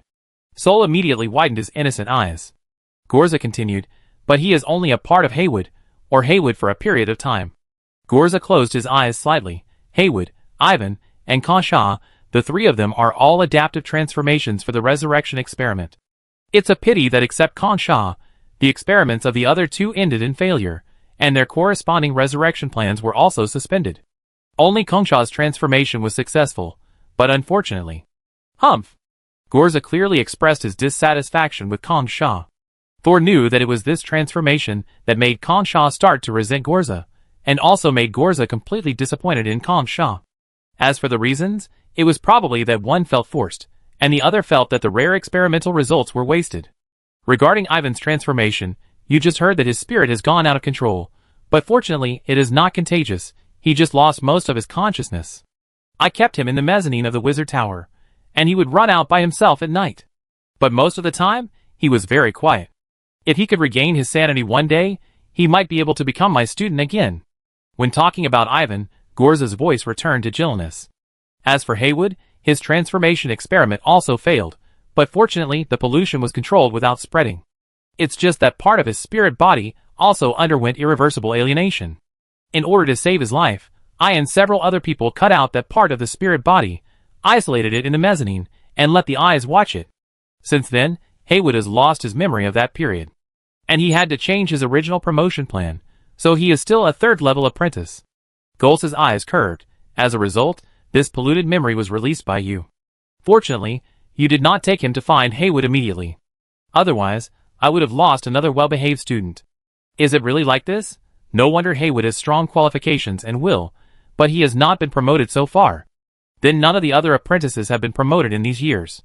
Is it because of similar reasons? Did you delay your study progress for the resurrection experiment? I'm sorry, Mentor. If Gorza hadn't suddenly appeared, Thor would have really thought about showing the hair tail to Haywood. I wonder how Gorza would punish the other warehouse manager who caused this consequence if he lost a warehouse manager because of this. No need to apologize. Gorza shook his head. You helped me find the loophole in the internal layer. It seems that I need to find another place to keep him. Gorza looked up at Thor. The three of them ended up in failure, which made me start to reflect. Apprentices are not witchcraft materials after all. I will only backfire if I try to transform them according to my ideas.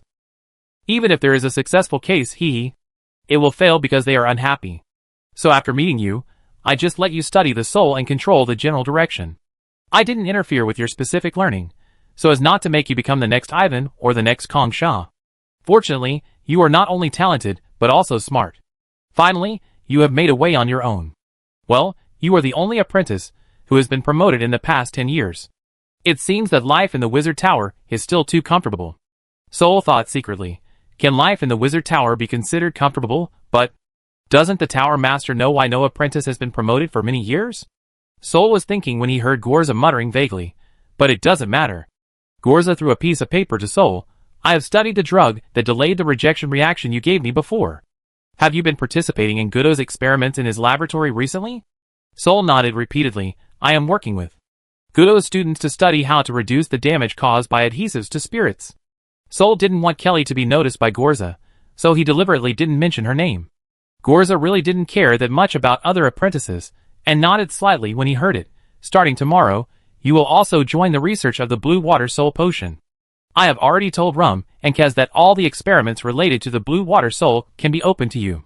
You can do an experiment to test the compatibility of the Delayed Rejection Potion and the Blue Water Spirit. If you can get the effects of both potions at the same time, you can buy more time for Eula.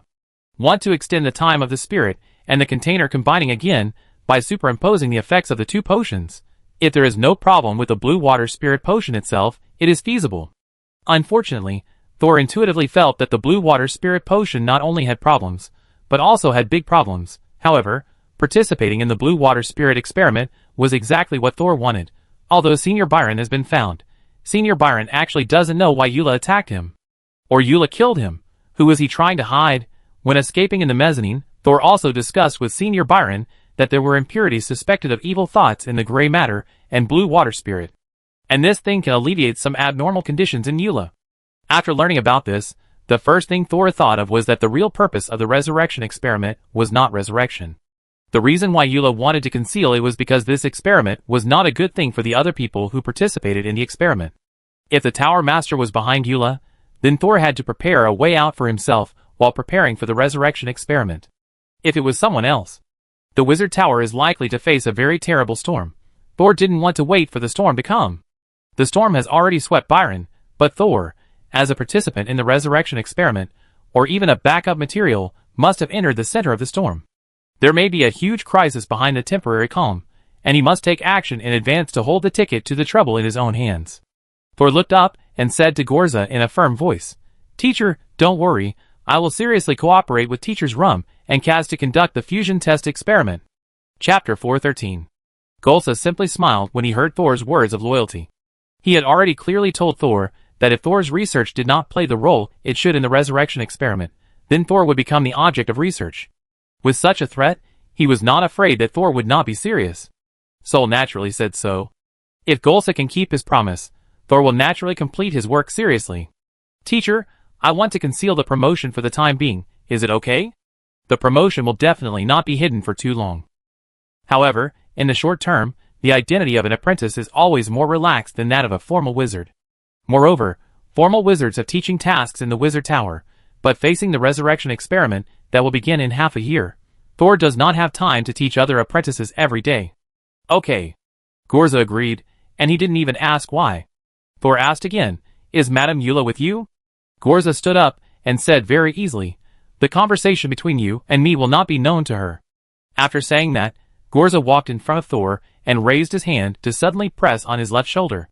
Thor's whole body stiffened, but he resisted. Then he felt as if his left shoulder was pierced by a cold chain. It didn't hurt, but it felt like a thorn had grown in the bone. You have just been promoted, and your magic power and mental power are entangled like a newly married couple, so that others can see it at a glance. I will plant a thorn in your body, and if you pay attention to restrain your power, no one will see it. After saying that, he stepped back 2 steps, and let Thor check his body condition himself. Thor raised his hand, and pressed it on his left shoulder.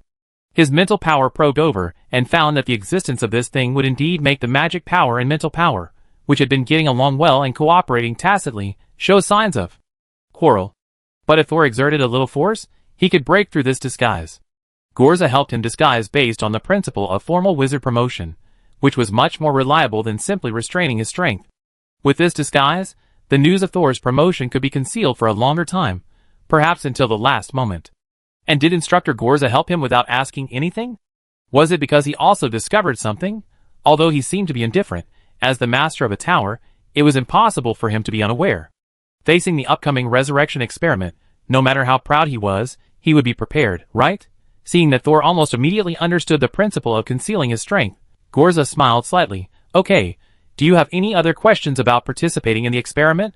Thank you, I have no questions. Sol suddenly remembered something, hesitated for a second, and asked, by the way, Mentor, if the haywood you just put away was only haywood for a period of time, then when he was in the mezzanine, how did he know what happened a few hours before I entered the mezzanine? Gorza crossed his arms, leaned back, and looked down at Sol. Have you communicated so much with him? It seems that you really regard the mezzanine as your little garden. His tone changed slightly, and it was hard to tell whether he was angry. But then, his voice changed again. Because there are many people's little thoughts hidden in the mezzanine.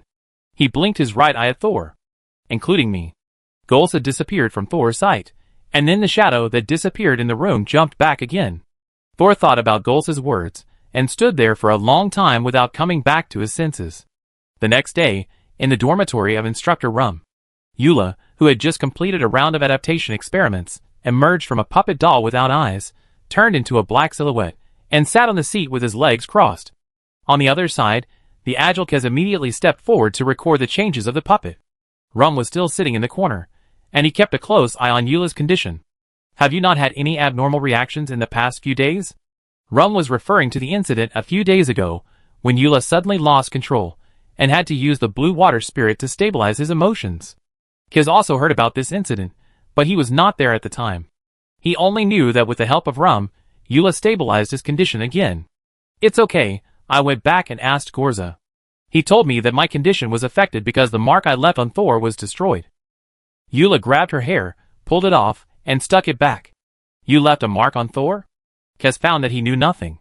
Heh, it's just to look after Gorza's apprentice. Eula chuckled and changed the subject, but the experiment is about to start, and Gorza has stopped me from splitting the soul mark. Kez nodded quickly. You can't move around anymore, you need to maintain your condition now. Otherwise, the experiment will begin.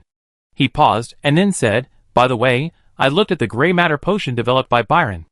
The formula is somewhat similar to that of the blue water spirit, but because his potion is used on living people, it is less toxic.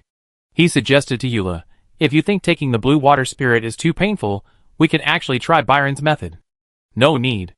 Eula rejected Kaz's suggestion. There is no need to reduce the toxicity, the pain can make me sober. Otherwise, I won't know what Gorza did to me when I entered the container. Rum's eyebrows jumped, and a hint of sarcasm appeared on his face, but it was quickly covered by fat.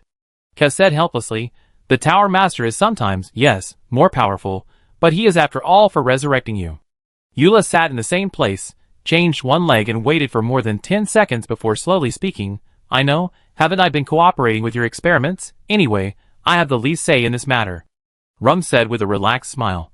"The experiment has entered the final confirmation stage. If nothing goes wrong, we will be able to conduct a formal resurrection experiment within half a year. In any case, after the experiment succeeds, we will be free."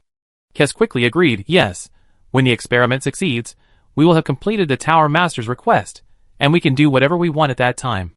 Kaz is the oldest of the three, but he is also the most thoughtful when it comes to life after completing the resurrection experiment.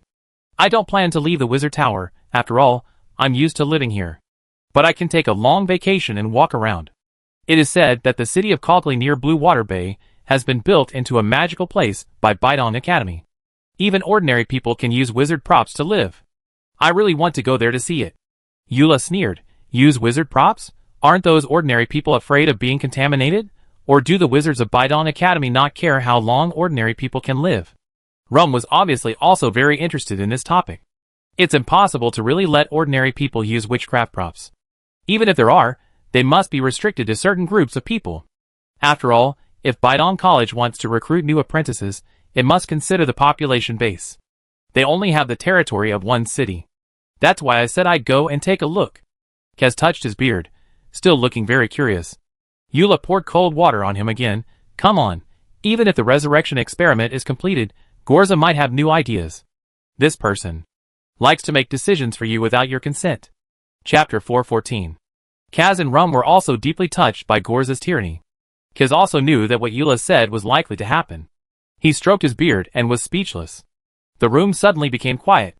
Then, a knock on the door sounded a little abruptly. "Knock, knock. Teacher Rum, I'm Thor. Teacher Gorza asked me to come to you."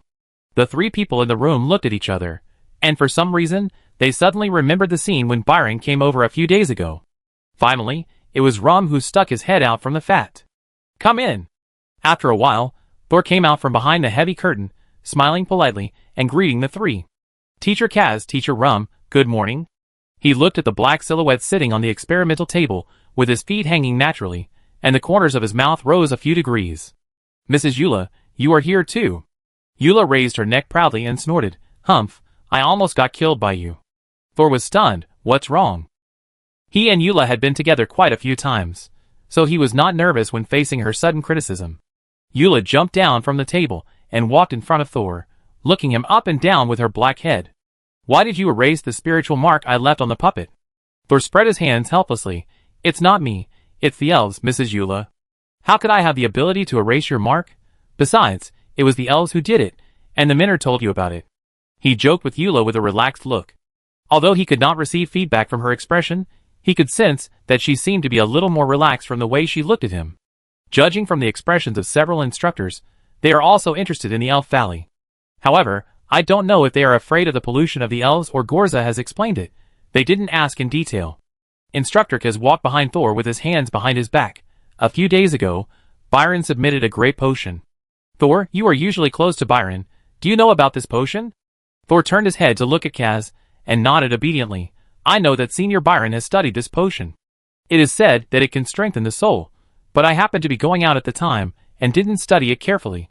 But when I came back, I heard from Teacher Gorza that the Gray Matter Potion has similar effects to the Blue Water Spirit Potion developed by you and Teacher Rum, and they come from the same source." Soul turned to Teacher Rum, who was occupying an increasingly large area. "I wonder if he will occupy the entire room one day. But I still don't know the specific effects of Blue Water Spirit and Gray Matter. Teacher Gorza actually asked me to come here to learn." Rum has been in a good mood recently. He smiled and said, "Your current ability is enough to study and discuss with us, so it can't be considered learning. We also heard from the Tower Master that the lab will call you in the future." Thor continued to be modest. Teacher Kaz was a little anxious. "In fact, I also want Byron to join Lon Shippo's experiment. He made a potion similar to ours completely by himself. But he suddenly applied to go out a few days ago. Thor, do you know why he was in a hurry to go out? I wanted to take him to see the Tower Master." Thor felt that Eula's eyes fell on his face again. But he didn't show anything strange, still looking at Instructor Kaz, and said with a wry smile, "I don't know either. I saw Senior Byron leaving on the day I came back from the Elf Valley. But he didn't say anything to me, just greeted me. I actually have something to ask him, and I'm waiting for him to come back." Kaz knew that it was possible for a third-level apprentice to be delayed for several months on an outing, but the Tower Master had set a deadline for the experiment. If Byron really came back after a few months, he would definitely not be able to join the resurrection experiment. He shook his head, and the wrinkles on his face also sighed softly. "I hope he can come back soon." Eula was impatient to listen to Byron's story. She sat back on the laboratory table and swung her legs. "Let's discuss business. So, I heard that you also developed a new plan. I want to see what you can achieve in just a few years, since Gorza attaches so much importance to you. In fact, my plan should also be auxiliary. Teacher Gorza asked me to see if my plan can be used together with Blue Water Soul." Rum frowned disapprovingly at first, and a large piece of fat bulged on his forehead. Two independently developed perfect medicines, forcibly mixed together, may have the opposite effect. Soul naturally would not be too strong in the face of several minor-level figures. He smiled and said, "So I just try it first." Eula waved his hand. "Blue Water Soul still has a lot of room for improvement, and we don't have that much time to start a new experiment. Little Soul, if you are not sure about your plan, you should take the initiative to tell Gorza to give up. Or you can take a look first." Thor interrupted Eula rudely, with a youthful arrogance on his face. A wizard apprentice, who is considered a genius, can be humble at ordinary times, but he will never casually accept others' doubts about his research. Rum and Kez looked at each other, smiled, and shook their heads at the same time, and probably sighed in their hearts at the same time. Young man. Since the Tower Master's beloved disciple said he wanted to try it, several people naturally would not stop Thor. But when Thor really explained the whole process of delaying the rejection potion, the room fell into silence again. As the object of research, Eula is the best judge of whether an experimental plan is feasible. When she finished reading Thor's experimental results, she was silent for a long time, and then suddenly murmured, "If you had come earlier." Rum laughed. "It's not too late now. Haha, you are worthy of being the Tower Master's favorite student. If you had appeared earlier, I guess there would be nothing for us mentors in the Wizard Tower now." Kaz was the last to speak. He always knew that Thor was good at soul research, but he didn't expect that Thor would actually make modifications on the container in the end. However, being able to find the source of the rejection reaction on the clean corpse is also inseparable from his keen control over the spirit. It can be said that Thor has taken a completely different path from everyone else. He hesitated for a moment, but couldn't help asking, "Thor, how did you find that there is a similar repulsive force with autonomous discrimination ability in the corpse?" Thor couldn't say that because his soul was actively sucked into the corpse when he left his body. He suspected that the simple body also had some ability to distinguish spirits. His soul was probably special because of the reason for traveling through the world, so the corpse was attractive to him. On the other hand, Eula, who couldn't stay in other people's corpses, might have suffered some kind of repulsion. He thought about it, and finally said helplessly, "I just studied the previous experimental plans of the mentors, and chose a path that no one had chosen before, and tried it." The expression on the face of Mentor Kaz was obviously unbelievable, but he didn't ask any more questions. Thor didn't want to say it, and he couldn't force it. Finally, Rum raised his hand and patted his fat belly, smiled and said, "In this case, let's not waste time. Now let's find some new containers and conduct comparative experiments. Let's see if the Blue Water Soul and Thor's delayed rejection potion can complement each other." Chapter 415. In the next few days, Thor also entered a fulfilling and busy life. There are still some conflicts between the ingredients of the delayed rejection potion and the Blue Water Spirit potion, but Thor does not want to modify his own potion. The ingredients of his potion are tested again and again, and some materials cannot even have the slightest error in the measurement. But it is also difficult to let several mentors, who have been formal wizards for a long time, change their plans at will. At least, it is not acceptable in terms of face. For a wizard, you can look down on him, but if you show that you look down on his research, then he will become a deadly enemy. Thor naturally would not go against the joint experimental results of several mentors, so he naturally asked for all the materials and research experience of Blue Water Soul, and prepared to take it back for research. Of course, this is just his most superficial excuse. When he returned to the second warehouse with the formula of Blue Water Soul, he immediately compared it with the gray matter potion of Senior Byron. The two formulas are indeed very similar, but the choice of catalyst and neutralizer is very different. This makes Byron's medicine less effective, but the side effects are much smaller. Soul also tried to absorb the soul energy in the gray matter, and Blue Water Soul respectively, but failed. So it is basically confirmed that when Eula was in an abnormal state, he suddenly ate Blue Water Soul and Gray Matter, not to replenish soul energy. Soul also tried to decompose Gray Matter and Blue Water Soul in other ways. But their cores are both strong and fragile. If it is forcibly decomposed, it will turn into impurities and some evil thoughts. It is not certain whether it is its own composition or has changed. Looking at the analysis in front of him, Thor leaned back and unconsciously turned the feather pen in his hand. Could it be that what Eula took was the evil thoughts in the Gray Matter and Blue Water Soul? But what is the use of her absorbing these as a spirit? Soul was not sure whether there were other ingredients in it, but he had not discovered it yet. If you really can't find it, I'm afraid you need to try it yourself. Blue Water Soul is highly toxic, but you can try the Gray Matter potion first.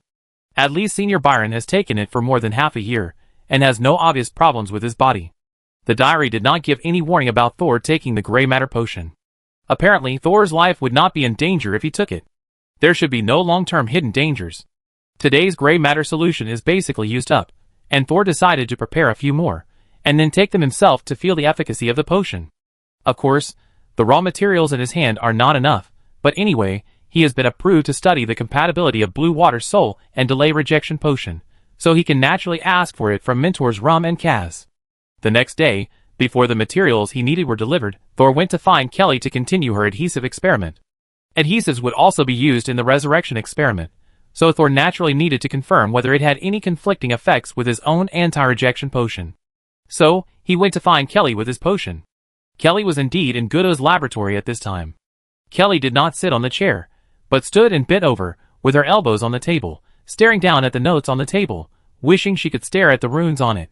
Thor walked into the lab, holding a pile of materials and notes. "What are you looking at?" When he passed behind Kelly, he glanced at the notes on the table from Kelly's shoulder, and found that it was still about the research on reducing the damage of adhesives to spirits. "Have you encountered a bottleneck?" Thor put his things on the laboratory table opposite Kelly. "Not only that, I was also hit by my mentor." "Hit what? The topic you are currently researching?" Kelly raised her head, and her hard hair swayed and collided with each other, making a slight metallic echo. Kelly grabbed a handful of hair impatiently, and the golden hair became soft again. "My tutor said that my research direction is wrong. Everyone is studying how to increase the viscosity of the adhesive, but I am the only one studying how to reduce the pain of the adhesive." She raised her hand to support her cheek. "But isn't our experimental subject the wife of the Tower Master? It's not other creatures or unconscious materials, so don't we need to consider the feelings of the wife? Just look at the raw materials of these potions. You can imagine how painful it will be to take them, but no one cares about how to reduce the pain. My grandmother used to say that it is better to die than to live in such pain. At that time, I did not understand what pain my grandmother was suffering, but now I know very well what kind of pain Mrs. Eula will suffer after the experiment begins." Kelly sighed. "Alas, it's a pity that no one cares." It was the first time that Thor saw Kelly so depressed, and he quickly bit his index finger and knocked on the table. Hey, are you not a human, or am I not a human?" "Kelly." Puff. She laughed and suddenly remembered that she and Soul were doing an experiment to relieve pain. Although Professor Goodo didn't take her efforts seriously, and always wanted to pull her into other experimental projects. She finally stood up and raised her chin again. "I'm not sure if I'm a human, but you're definitely not." Soul rolled his eyes. This guy, he didn't forget to scold her as well. Soul spread his notes flat and decided to give Kelly a little encouragement. "About consciousness anesthesia, I'm here. Kelly, Master Goodo wants you to come over." A third-level apprentice came over and called Kelly from 3 meters away. Kelly. Schwa. Turned her head and stared at the apprentice for 2 seconds. The latter actually took a half-step back under her stare. You hurry over, I'm not lying to you," the third-level apprentice said in a panic, and turned around and left. Kelly continued to stare at the other person's back until he disappeared outside the laboratory door. "Sure, can you scare away a third-level apprentice now?" Soul laughed. Kelly turned back again, staring at Thor with her golden copper eyes wide open. Soul was not to be outdone, and immediately glared back. The two of them were competing like 3-year-old children, staring at each other for a minute. In the end, Kelly looked away first, muttering, "So childish." She threw a pile of notes on the table to Thor. "Help me keep an eye on it. Last time someone tried to peek at my notes, and I caught him in time, and gave him a lesson. The one just now? That's amazing, he can even teach a third-level apprentice a lesson." Thor clapped silently. I'm almost at level 3, okay? Besides, the third level apprentice just now is a complete theoretical person with poor hands-on ability. He has hardly ever left the tower to do any missions with Mentor Gudo. Besides, I have alpha toxin now, so most people don't dare to mess with me. There are quite a few theoretical apprentices in the wizard tower, but to be able to reach level 3 is at least a top student. Unfortunately, such a theoretical nerd is nothing in front of Kelly, a practical nerd. Kelly finished speaking and ran away with a small bag. She ran very fast, obviously because she had just wasted time staring at Thor. Thor remembered that Gudo was impatient, so he could only sigh and continue his experiment. Judging from the attitudes of several instructors and Gorza's behavior, the final resurrection experiment is approaching. I wonder if the painful side effects of the adhesive can be reduced before then. Is this also the reason why Gudo is not optimistic about Kelly's focus on this topic? Despite this, Thor still helps Kelly with her research very seriously. After all, if it is not used here, it may not be used in the future. Especially the consciousness hypnosis he is responsible for, if it can be completed, can it achieve the hallucination effect of the eyes in the interlayer? If it is more powerful, can it reach the level of Nightmare Butterfly? After all, Nightmare Butterfly is also a new demonic creature created by a wizard. However, just as Thor started the experiment, he saw Kelly running back in a hurry, and she was unhappy. What's wrong? He asked this question for the second time today. My mentor asked, and Mrs. Eula said that there was no need to reduce the pain, because that would make her lose her keen perception of the potion. Then the mentor ordered me to stop the experiment here, and go to his place to do some experiment to enhance the efficacy of soul toxins. Kelly said with a tense face and expressionless face, and it was unclear whether she was angry or disappointed. Chapter 416. Although Kelly was dissatisfied, she could only clean up the lab table quickly. There were many things she had to prepare again. Halfway through the cleaning, she bit her lip and said to Thor, "Soul toxin is what Billy is researching, and my alpha is no weaker than it." But she was still a little frustrated when she said this. "It's just that I haven't researched the antidote yet." Alas, the instructor said that it can't be used easily in experiments. For uncontrollable power, it must be used with caution. Thor also understood Gudo's concerns. He turned his head and looked at the corner at the end of the room. There were two spherical glass containers of different sizes, tightly sealing the alpha toxin and the weakened beta toxin. Perhaps for a long time, they can only float there quietly. Well, it seems that I have no reason to stay here. Thor closed his notebook. After all, he was just assisting Kelly in her research. Now that Kelly's project was stopped, even if he wanted to continue his part, he could only go back to the second warehouse. That's his territory. But you guys are studying soul toxins. Do you want to apply them somewhere? Although he felt a little sorry for Kelly, Soul still asked casually while packing up his things. My mentor is a poison major after all, and now that the resurrection experiment has seen the light of day, he has begun to focus on his original topic. I haven't done a detailed understanding of soul toxins yet. Wait and see, maybe it can be used in our research topic. Kelly winked at Soul, obviously not really intending to give up her adhesive improvement experiment. So that night, the communication pen in Soul's second warehouse moved. Then the huge feather pen flew up and wrote a few lines on the paper below. I was locked up by Professor Gudwa for intensive research. I guess I can't get out for 10 days or half a month. Fortunately, I exchanged the communication pen in the registration office in advance. This is how we will communicate in the future. Can the communication pen be exchanged? Soul was a little surprised. He didn't go to the registration office often. Before, he was too poor, now he is too rich. Now he basically takes whatever materials he needs from the warehouse. If the second warehouse doesn't have them, he goes to the first warehouse. Although the first warehouse managed by Haywood is not as valuable as the second warehouse, it is open to all mentors and apprentices, and all kinds of materials are very complete. Thor grabbed the communication pen that was about to return to its original position, turned it twice in his hand, threw it into the compressed bag, and put it back in a few seconds. Not bad, I apply for one too. After the experiment with Kelly went underground, Thor checked the compatibility of Blue Water Soul and the delayed rejection potion on the surface, and secretly dug up the internal information of Blue Water Soul. After just a few days, there was still not much progress. One night, after putting down the materials in his hand, Thor looked at the shelf where Senior Byron was. Senior is in the recovery period, otherwise we can call him out to discuss together. Byron researched the gray matter potion by himself, and his attainments in this area must be deeper than his. Thor pinched his nose. He has been working non-stop these days, and has not slept for several days. He relies entirely on meditation to support himself, and his brain is a little numb. He needs to take a good rest tonight, and then go out of the tower tomorrow to bring out Aga's consciousness, put it in the container, and cooperate with him to continue the experiment. Thor tried the gray matter potion himself. Originally, he didn't want to do this step unless it was absolutely necessary, but now the experiment was stagnant. He could only explore a new direction. He simply cleaned up, and then lay on the single bed to get a good night's sleep. But today's sleep was destined to be a sleepless one.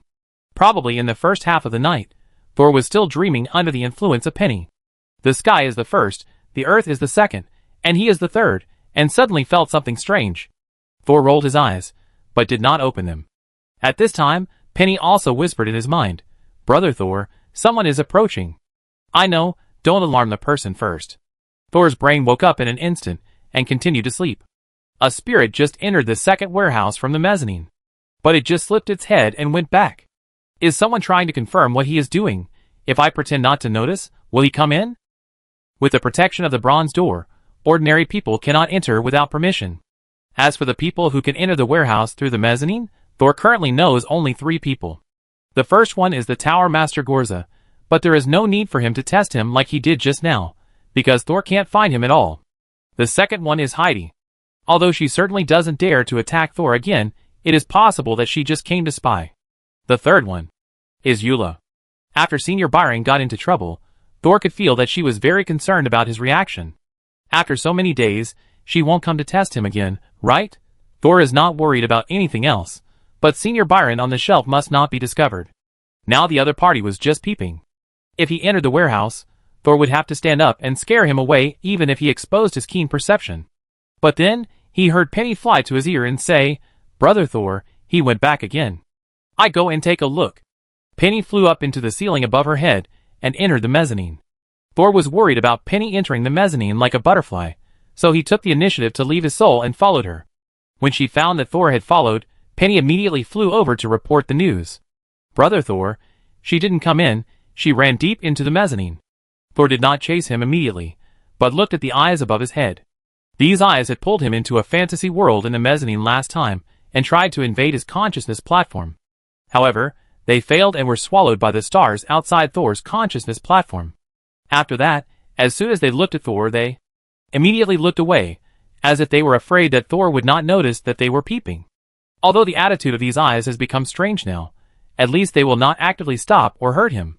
Thor and Penny confirmed the direction of the person coming, and then swam carefully over there. The interlayer was very dark, and full of chaotic misty impurities.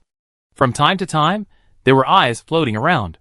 In short, if you want to hide here, as long as you don't get stared at by those eyes, it is also a good choice. Thor carefully used various darkness and impurities to hide his figure, and moved deeper into the interlayer. Not long after, he saw a familiar black silhouette. Eula? Does she usually move in the mezzanine? Just when Thor was wondering, he suddenly saw Eula's black silhouette gradually reveal her original appearance. Sol had seen Eula's original appearance before, but only once. After that, Eula almost always maintained the posture of a black silhouette. Obviously, she was more accustomed to this appearance. This time, she not only shed the black shadow, but also peeled it off like skin, threw it aside, and let it float in the darkness. Without the shadow blocking him, Thor could finally see Eula's expression. The other party looked at the black skin with obvious disgust. Eula's black silhouette was made of Ivan's body. Well, it seems that Yura doesn't appreciate the sacrifice of Gorza's students. Thor now looked at Yura with 3 parts of disgust and 3 parts of scrutiny, and the rest of the emotions were carefully hidden under a polite smile. She came here on purpose to see if I was asleep, and then went deep into the mezzanine to shed her skin. Shedding? Thor thought of this, and suddenly opened the contents of the previous days in the diary of the dead wizard. Shedding? Take off clothes? Take off clothes out of resentment? Thor suddenly realized that he finally knew who the 4th paragraph of the long-term warning in the diary corresponded to. Chapter 417. After removing the black silhouette, Eula is an absolute beauty. She looks 70% like the current Grand Duke Kira of the Principality of Kerma. But the 2 people have completely different temperaments, which reduces the 7% to 3%. What is Eula doing in the mezzanine? Thor was worried that Eula would find him, so he stepped back a little. But he didn't leave. After all, if he left now, it would really be like a beautiful woman taking off her clothes, so he closed his eyes. Because of the distance and the lack of light, Thor could only judge that Eula took out something to eat. She ate very hard, but also very carefully. Every time she lowered her head to her palm for a few seconds, she would raise her head and look around. Almost no one would come in here, but she was still on high alert. Sol did not stare at Eula all the time, fearing that his gaze would alert her. At the same time, he was also glad that he had been looking for Senior Byron and brought him out as soon as he found him. Otherwise, he would probably be discovered by Eula, who sneaked into the mezzanine. Although the eyes in the mezzanine would stare at Eula, they would not attack her. Suddenly, Eula raised her head again and stared straight in the direction of Thor. Thor was also in spirit form at this time, hiding in the mist again. Facing Eula's suspicious gaze, he just turned his eyes away and watched the other's actions with his peripheral vision. But Eula seemed to have really discovered something. She slowly and carefully approached Thor. Just when Thor was thinking about whether to continue hiding or retreat immediately, suddenly an eye fell from the top of Thor's head, fixed in front of him, then approached Eula in parallel, and finally stopped near her. Eula, who was coming over, suddenly stopped and looked at the eyes that were suddenly staring at him, with a serious expression on her face. Thor noticed that Eula's lips were black, and something black was flowing down the corner of her mouth. Then, another eye came straight from behind Thor. Yes, it passed through Thor and floated in front of the fog like a ghost passing through a person. Next, the second eye fell from Eula's left, and then also moved closer to her. Then came the third, the fourth eye. These eyes seemed to be attracted by Eula, and they fell from a high place one by one, and then moved closer to Eula, forming a circle and staring at her. If the first two eyes had not fallen from near Thor, and then drilled in front of Eula, Thor would really think that they were attracted by Eula. Eula's expression was also a little panic. She glanced at these eyes, and muttered something. Then she gave up approaching Thor, went back to put on her black silhouette skin, turned around and found an angle to drill out of the interior layer. "Brother Thor, are these eyes deliberately covering you?" Penny flew from Thor's shoulder, circled outside and came back, and said excitedly, "Did you conquer them last time? Brother Thor's team is getting bigger and bigger." "I don't feel that way. At least they are different from you, and the four consciousnesses. There is no place for eyes in the diary." This also makes it even more unclear what happened to these eyes after they invaded Thor's consciousness space. In short, Thor's relationship with them suddenly rose from cold to close. So much so that they were willing to threaten Eula in order to cover Thor. However, Thor is now in a hurry to chase Eula, and has no time to deeply analyze his relationship with the eyes. He carefully showed a quarter of his face in the direction where Eula left. If someone used a special method to observe the spirit at this time, they would see a pair of eyes just floating above the ground. At this time, he saw Eula had put on the black silhouette, and was walking into the ramp on the second floor of the East Tower. Sol got out of the mezzanine, and was about to catch up. Suddenly, New Moon Calendar Year 317, May 22nd, you followed recklessly, and stepped on the cat's tail, attracting the attention of the demons. From then on, there will be no peace until death. Death warning. Thor's movements froze immediately. If he chased after him, he would die, but the long-term warning said that even if resentment took off his clothes and he closed his eyes, it would lead to an unfortunate future. Does that mean that the information I saw in the mezzanine is enough? Eula is eating something, and he is eating something in a place where almost no one passes by. Is it enough for me to get this information? But Thor quickly rejected this idea. It's impossible. Even if I tell Gorza about this directly, I can't provide him with any useful information. I can't even be sure whether Gorza knows about this. Sol felt that he had to follow. Even if Eula had put on her clothes, her current state was definitely not normal. I still have to follow. The diary said that recklessness is not good, so I have to think of a way. Sol thought quickly. Change your appearance and disguise yourself as Ivan, who has been wandering in the wizard tower for many years, looking for his own body? No, if they want to avoid Ivan's sight, I don't even have a reason to chase them. And that would also expose me, and I would lose the advantage of being in the dark now. Sol knew that if he couldn't come up with a solution, he would not be able to keep up with the others. At this moment, the flame of a dim candle beside him suddenly jumped up half a meter. Sol, who was concentrating, was startled, turned his head to look at the candle, and suddenly realized. He flew into the air, looked at the narrow pipe behind the candlestick, and without saying a word, he went in. Deformation, squeeze, cognitive fuzziness. It was as if he had shed a layer of skin. The last time Thor entered the candle pipe, his consciousness was already confused. This time he squeezed in while awake, and felt more deeply the pain of spiritual transformation and the impact on self-cognition. But fortunately, Thor was self-taught in this aspect, and the first thing he learned was to transform into a mollusk. So it was no problem for him to squeeze through the pipe now. As soon as he entered the pipe, Thor immediately drilled in the direction that Eula left. But what was a bit embarrassing was that in the pipe, he couldn't see the direction Eula was moving. Unless he got out of the pipe from time to time to take a look, it would be easy to lose a spirit. But always getting out of the pipe increased the risk of being discovered. From the diary, it was known that if he was discovered, he might be besieged and killed by a group of people. At this time, another voice sounded in his ears. Turn left ahead. It turned out to be the mouth-shaped ghost in the pipe talking to him. Are these ghost fragments really helping me? Thor thought about whether to listen to the ghost's advice, and then saw that the diary did not respond.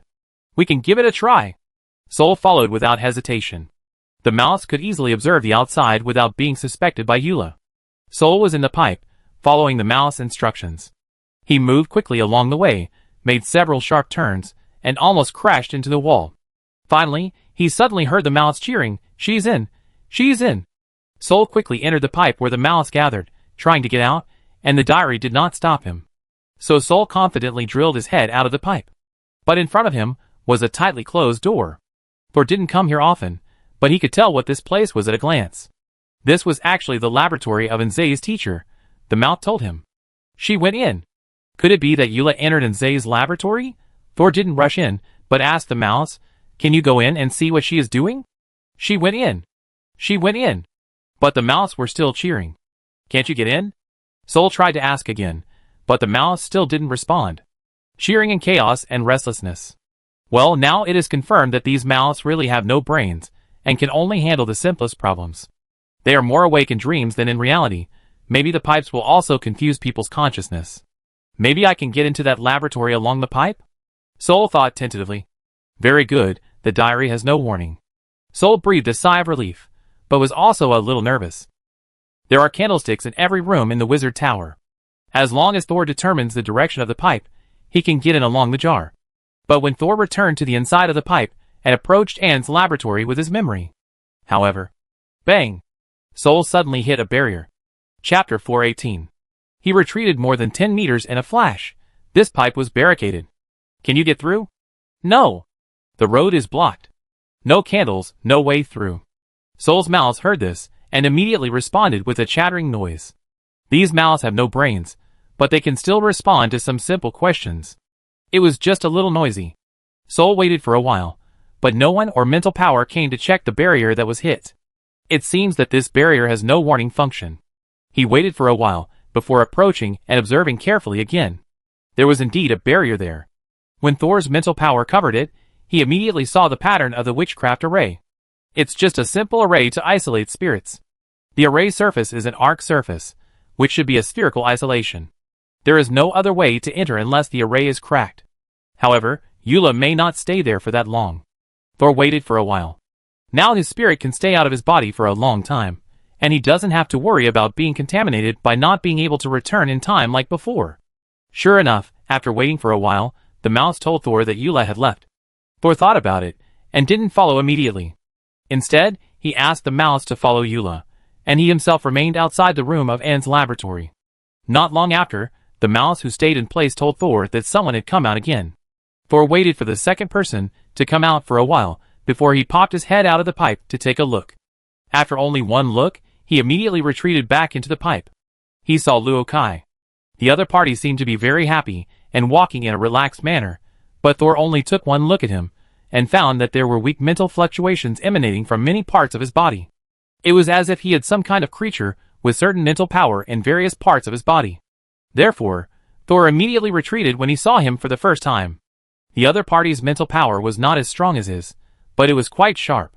Thor could not guarantee whether the other party noticed his sight. This person is very good at acting. When I saw him just now, although he didn't react at all, and seemed to be still very relaxed, for a moment his mental fluctuations became more active. Although the diary had not yet given any warning, Thor had already given up observing. At the same time, he also knew one thing: although this Luo Kai was only a second-level apprentice, his inner self was probably not simple. Sol waited for a while, and no one came out again. He asked those mouse again where Eula had gone, but he was told that he had entered the 19th floor. The mouse didn't dare to follow. Entering the 19th floor means returning to Gorza, so there is really no need to follow. Thor silently retreated to the second floor of the east tower, and then crossed the mezzanine to return to the pipeline where the second warehouse was located. Before leaving, he asked the mouse who helped him lead the way. "Why did you help me?" Thor remembered that they called him the Great Demon King, and they were the kind of people who would run away as soon as they met. The mouth was very direct. "The eyes listen to you, and we listen to you too." Then another mouse said, "Don't eat us." The third mouse said, "Winnie sometimes eats us. Sometimes she eats our eyes." The fourth mouth added. These mouths were like little chickens, surrounding Thor and calling him. "You call her Winnie?" Sol thought that no one in the wizard tower would call her Winnie except Eula herself. But the mouths did not explain why Eula was called Winnie, as if they could no longer understand such a problem. "Does Eula sometimes come here to eat these ghost fragments?" Thor subconsciously touched his transparent chin again, but she is already a spirit on the verge of pollution. How dare she eat the fragments of the evil spirit? Isn't she afraid that the evil thoughts inside will pollute her consciousness again? Wait, Senior Byron also seemed to see her absorbing evil thoughts from the gray matter. But those evil thoughts helped her recover from the state of chaos and collapse. Could it be that Eula feeds on evil thoughts? Thor believes that Eula's state is definitely abnormal, and this abnormality is likely to be hidden from others. Does Gorza know about this? If he knows, then Eula killed Byron to hide her evil thoughts from most people in the wizard tower. If Gorza doesn't know, then Eula must be hiding it from Gorza himself. Diary. Sol called out the diary in his consciousness and looked down at the crimson hardcover book. If I go to Gorza to confirm that Eula swallowed evil thoughts, will he kill me or do something else that is not good for me? He stared at the diary, not wanting to miss any feedback from it. Thor did not enter the warehouse through the bronze door, but walked through the mezzanine again. The mezzanine outside the second warehouse was completely harmless to Thor. On the contrary, the noodle-like arms hidden in the bronze door were very aggressive. There was no guarantee that those arms would be as obedient as the mouth for the time being. After passing through the mezzanine and returning to the second warehouse, Thor immediately took out the communication pen and sent a letter to Gorza. He didn't write specific things in the letter, in case Eula had returned to the Tower Master and saw him tipping off. He just told Gorza that he had made a major discovery in the resurrection experiment. However, after the letter was sent, there was no reply for a long time. Sol waited until the next morning. The dim candlelight turned bright white, and Teacher Gorza didn't show up. Is it because Mrs. Eula went back yesterday, so Teacher Gorza didn't have time to come to see me? Sol thought randomly. He patted his cheeks. His planned rest was ruined. He hadn't slept for another night. It was not appropriate to conduct experiments at this time, but Eula's abnormality last night made Sol feel uneasy. He prepared a potion to restore his mental strength, and was ready to take the gray matter potion and the blue water spirit potion himself. Although the diary did not warn Sol about trying the potion, just in case, Sol still prepared a lot of antidotes for himself and put them in the compressed bag. If he felt uncomfortable, he would take the antidote accordingly. If that didn't work, he still had a lot of raw materials, so he could prepare it on the spot. After making preparations, Thor leaned against the sofa, tilted his head back, and swallowed the gray potion first. This potion was developed by Senior Byron, and he had tried it himself. Even if there were side effects, they should not be serious, so Thor chose to take this potion first. After the potion entered the body, it began to evaporate before entering the throat. However, its boiling point was low and would not burn the mucous membrane. It was just that Thor looked like he was cooked from the inside, with smoke coming out of his nose and mouth. After a while, Thor felt that his eyes were also starting to smoke. His vision was hazy with mist. He saw everything shaking in the smoke. As it shook, Thor felt that his spirit was getting a little stronger. Only a little. It might be that Thor's current soul strength has surpassed that of an ordinary formal wizard, so the gray matter potion did not have much effect on him. He could also feel that if he took the gray potion for the second time, the increase in soul strength would be even more negligible. Even the third time, there was no effect at all. Because Mrs. Euler has lost her body, her soul strength is probably weaker than that of an ordinary wizard apprentice. Then the great potion can still help her a lot. Thinking of this, the smoke in front of Thor's eyes began to become thinner. It was obvious that the effect of the drug was about to wear off. However, at this moment, a thicker gray smoke suddenly appeared in front of him, which was different from before. What is this? Sol narrowed his eyes immediately, and then quickly mobilized his mental power. When his mental power enveloped the cloud of smoke, he suddenly felt a great evil thought. The moment the evil thought was enveloped, it turned around and rushed towards Sol's forehead, as if trying to get into his brain. How could Sol let it act? The spirit body vibrated at a high speed, and the overflowing mental power was like substance, grasping the gray evil thought that tried to fight back. But before Soul could guide it into the container of the sealed spirit body, he suddenly found that the sky around him turned black in an instant, above his head and below his feet, front and back, left and right, at the limit of his sight. A sky full of stars surged. Then, the evil thought he had finally caught was instantly absorbed by the stars. Soul, who was originally calm and composed, gradually opened his mouth. This is the night sky and stars in my consciousness space? Chapter 419. The dark night sky and stars did not last long before disappearing from Thor's sight. The smoke in front of him also dissipated. The gray matter does contain a faint evil thought. It is even the core of the entire material, so unless it is completely destroyed or absorbed, the internal evil thought cannot be discovered. Although this evil thought is small, it is quite polluting. Didn't Senior Byron discover this evil thought at the beginning? Or has he dealt with it in other ways? Thor reached out to another potion, Blue Water Spirit. However, someone behind him interrupted his action. You said the experiment had a major breakthrough. What is it? Thor's outstretched hand paused. After sorting out his thoughts, Thor turned around. The major breakthrough is? Teacher, do you mind removing one of the materials in the resurrection experiment? Gorza stood behind Thor, his whole body hidden under a black cloak.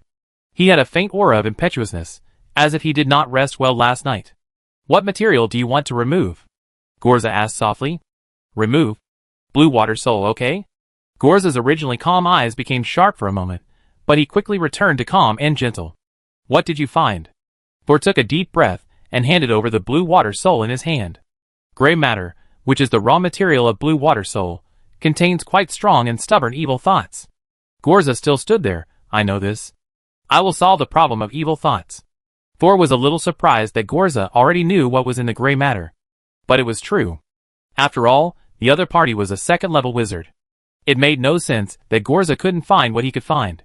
But in this case, the purpose of Eula trying to kill Senior Byron was not to conceal the existence of evil thoughts. Then she could only hide the fact that she took evil thoughts. Teacher, you know, I can already walk in the mezzanine. But yesterday, I found another person in the mezzanine. Thor told him everything he saw. Then he noticed that Gorza didn't seem very surprised. Or rather, he was a little disappointed. Gorza slowly approached Thor, and took the Blue Water Soul from him. The Blue Water Soul, which looks like a beautiful blue crystal ball, is less than 2 centimeters in diameter, delicate and beautiful. It takes at least 100 people's resentful spirits to condense a Blue Water Soul. Blue Water Bay, hundreds of years of wars, and natural and man-made disasters add up to this amount. Most of them are left here with me, waiting for the final experiment to begin. A small number of them are in the hands of several instructors and Eula for testing. I didn't expect Eula to be so greedy. He retracted his hand, and the beautiful blue crystal ball shattered in his palm with a snap. The fragments were like ice cubes meeting the sun, and in the blink of an eye they turned into transparent liquid and flowed into Gorza's bandage. Soul saw that the other party's palm turned black for a moment, but soon returned to pink. Gorza looked up at Soul again, and his voice was full of fatigue that could not be concealed. Soul, I tried so hard to revive her. Why does she always do little things to make me angry? Soul did not answer. He still did not understand what Gorza understood from Eula's actions. But it was obvious that he had found the problem. The resurrection experiment with Blue Water Spirit, as the main material, was probably going to be stopped. But just stopping an experiment was not Soul's ultimate goal. He had to let Gorza understand the real purpose of Eula, and the people behind her, and take action to eliminate the hidden dangers. Although Thor knew that Golsa might not be a good person, he had already joined Golsa's camp. If the enemy wanted to overturn the table, they would definitely overturn Thor's share of the cake and his life. Now that the issue of Lon Shippo had been discussed, he couldn't just watch Golsa drive the car into the ditch. Golsa's reaction did not satisfy Thor at the moment. He was more disappointed than angry, and he didn't look like he was ready to take action to clean up the mastermind. Thor.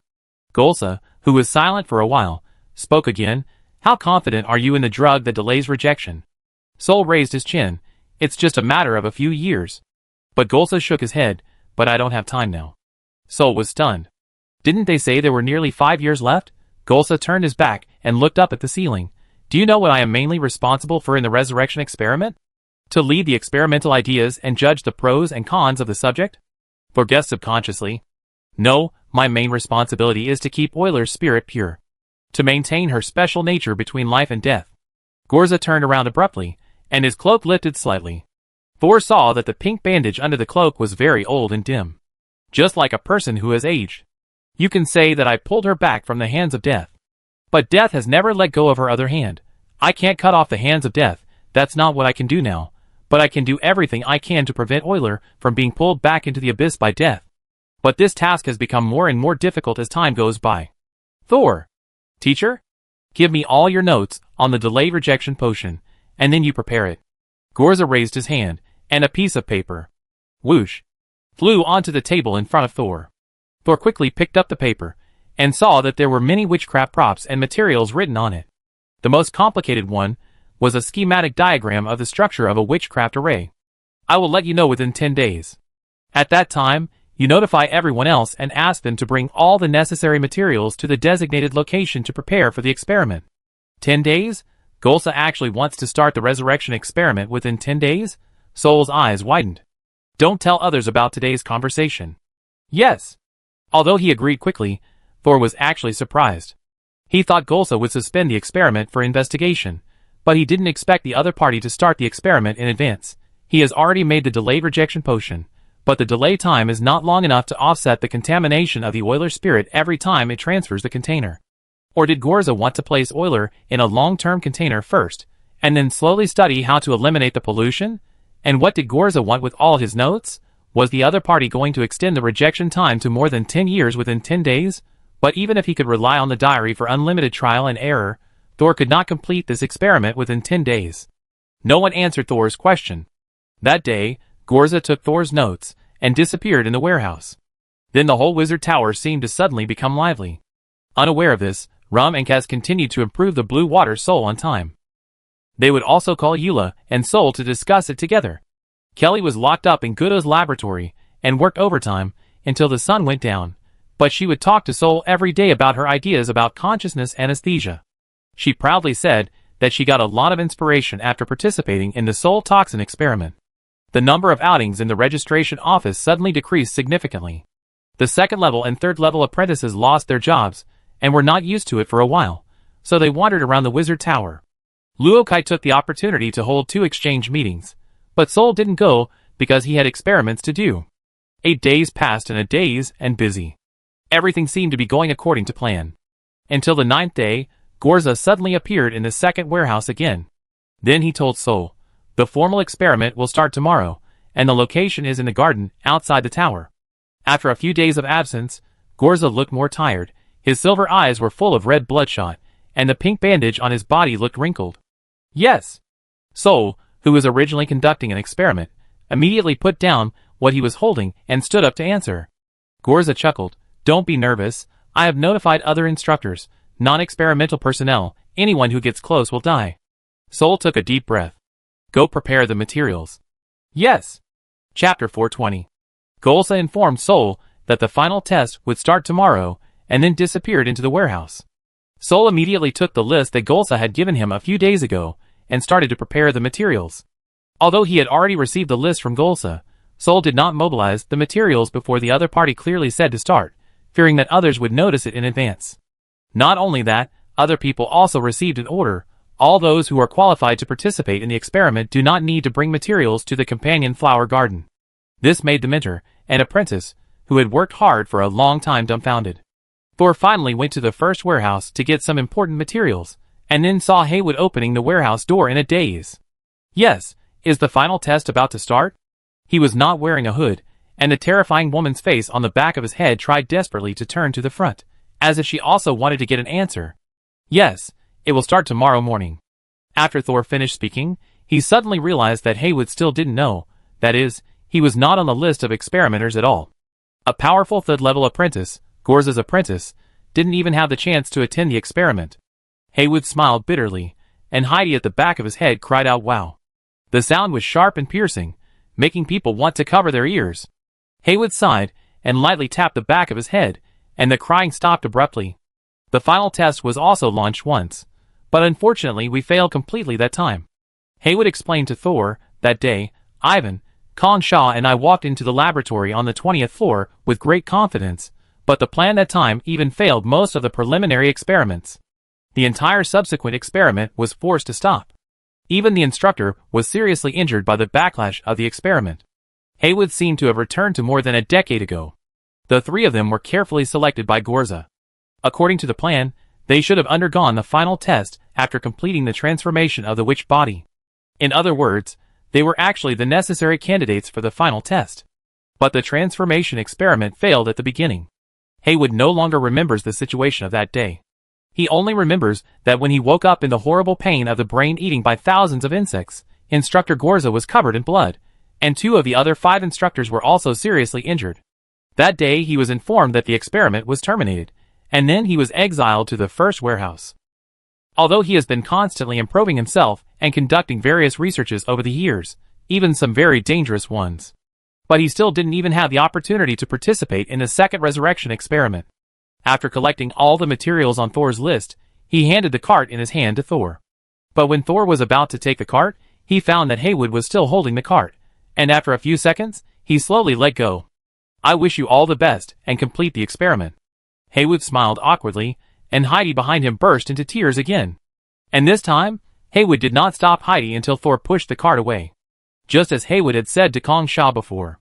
They had been abandoned long ago. Thor left the first warehouse with some mixed feelings. He returned to his second warehouse to get the materials he needed, and then came out of the tower from the exit. Outside the wizard tower, the Half-Life garden. The companion flowers that were originally planted in a messy way disappeared at this time, the garden fence was not removed, and the experimental site was inside the fence. There was a scarecrow stuck in the ground outside the fence. The scarecrow's exposed hands and face were dark yellow withered grass, and its nose was a stick. Passing by the scarecrow, Thor nodded and greeted it. The lips painted on the scarecrow's face tilted up twice strangely. Many people have come to the garden. Although Instructor Gorza has asked irrelevant personnel not to appear in the experimental site, there are still many people here. This is because the Tower Master suddenly issued an order that everyone is only allowed to bring raw materials to the experimental site and prepare the potion on site. Most of the props, materials, and potions needed for the resurrection experiment require very complicated preparation. No one expected that Gorza would suddenly ask everyone to prepare again on the spot. Therefore, each instructor applied to bring along the apprentice assistants he needed for preparation. The entire garden seemed a bit crowded for a while. But despite the large number of people, the scene was very quiet. From the looks they gave each other, Thor estimated that they were communicating cautiously using telepathy.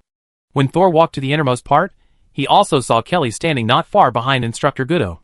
She didn't communicate with anyone.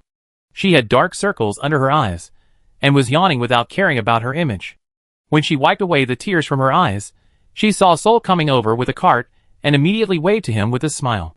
Sol also smiled at her, but behind the smile was a sudden gloomy mood. Kelly didn't have to come, but Golsa suddenly asked all the medicines to be prepared on site. As the main operator of preparing adhesives, she unexpectedly appeared here today. Thor had never expected that he had tried to exclude Kelly from the resurrection experiment several times, but in the end, he accidentally brought her to the scene. He saw the transparent crystal ball necklace hanging on Kelly's chest, and inside it was a piece of silver metal with an irregular surface. That should be the beta toxin needed for the last step of preparing the adhesive. The radiation toxicity is much weaker than that of alpha. But still only Kelly can operate it. Teacher Gudo was holding his bucket, vomiting, and confirming the last step with other apprentices around him to prevent them from making mistakes. Teacher Monica looked a little pale, standing expressionlessly with her arms folded not far from Gudo. Behind her was only the third-level apprentice Jiro, who specialized in thunder attributes. Jiro seemed to be unaware of the tense atmosphere at the scene, and there was a comfortable smile on his face. When Jiro saw Thor, he raised his hand and greeted him. Thor pushed the cart and deliberately stopped in front of him. "You're back? Where's Senior Byron?" "He died outside," Jiro said with a smirk. Boom! Sol's magic power instantly surged. Just a joke, just a joke. Jiro immediately raised his hands. "We went out to complete the mission and then separated. You know he doesn't like me." Sol knew that Senior Byron didn't like Jiro, but he also knew that Jiro's just a joke just now actually referred to the second half of his sentence. Fortunately I came back in time, otherwise I would not be able to catch up with today's excitement. Resurrection experiment. Oh, it's really great witchcraft. Humph. Sol snorted coldly and continued to push the cart. When passing by Teacher Monica, he greeted her softly. Monica was still a little absent-minded, but she forced a smile to respond to Sol, the apprentice that the Tower Master currently valued the most. She didn't bring her pet today, so when the electric sparks burned her skin, she didn't tear off the charred skin on her face, leaving it hanging conspicuously on her body. Further in were the main instructors of the experiment, Ans, Rum, and Kaz. Instructor Ans sat on a recliner with his eyes closed, looking lazy. His experiments have always been like this. He directs, the apprentices operate, and those who operate poorly become the materials for the next round. So he brought the most apprentices this time, a full 10 people. And today, he didn't even direct, the scene was completely dispatched by Luokai. Although Luokai was only a second-level apprentice, he was not afraid to command those third-level apprentices, and it was obvious that this was not the first time he was in charge. Instructor Rum. Thor didn't know how Instructor Rum came out. Maybe Instructor Gorza directly moved people out. Without the support of the corner, the fat on Rum's body spread out evenly to the 4 sides, forming a circle. One person took up the space of more than a dozen people. He was followed by 2 apprentices that Thor had never seen before. Rum was still blonde and blue-eyed, but this time the 2 apprentices were very fat. Less than 1.7 meters tall, they looked like they weighed 300 kilograms. They looked like a master and apprentice. Rum didn't talk to anyone, his face was calm, and he looked at the mountains in the distance. At this time, Kaz came over and wanted to take over Thor's cart, but gave up after thinking about it, and turned around and walked side by side with Thor to the center of the garden. Thor, do you know why the Tower Master suddenly started the resurrection experiment ahead of time? Thor stopped the car, spread his hands, and smiled helplessly. I only found out today that the final test would be carried out in the garden. He was telling the truth, but the focus was on the garden, not today. Chapter 421. When Thor appeared in the small garden with the main materials and a pile of magic crystals, Ans opened his eyes slightly and said weakly, Soul is here, where is the Tower Master? No one answered his question. Then can we start making potions now? This time someone finally responded. Rum smiled and said, Why? You still don't understand? The Tower Master asked us to bring the raw materials here. Isn't it to prevent us from being dishonest when preparing the potion? Now the Tower Master hasn't come yet, and you have people start. What will you do when the Tower Master comes and asks you to re-prepare? Rum was making Gorza's intention clear. This attracted everyone's attention. The eyes of several apprentices were filled with fear. Monica bit her lip, while Kaz and Gudo frowned. Ans didn't seem to be in a hurry, but just made some things that were originally hidden in the dark clear. After Rum finished speaking, he continued to close his eyes and leaned back. What can I do? I just wait. If you can't wait, let's start now. Suddenly, a gentle voice sounded in the center of the garden. Everyone, whether standing, sitting, leisurely anxious, all turned their heads to look over. Gorza, wearing a black cloak, appeared behind Thor at some point. When he appeared, even Ans, who had been lazily lying on the bench, stood up with a serious face. Thor smiled in his heart, and was the first to move.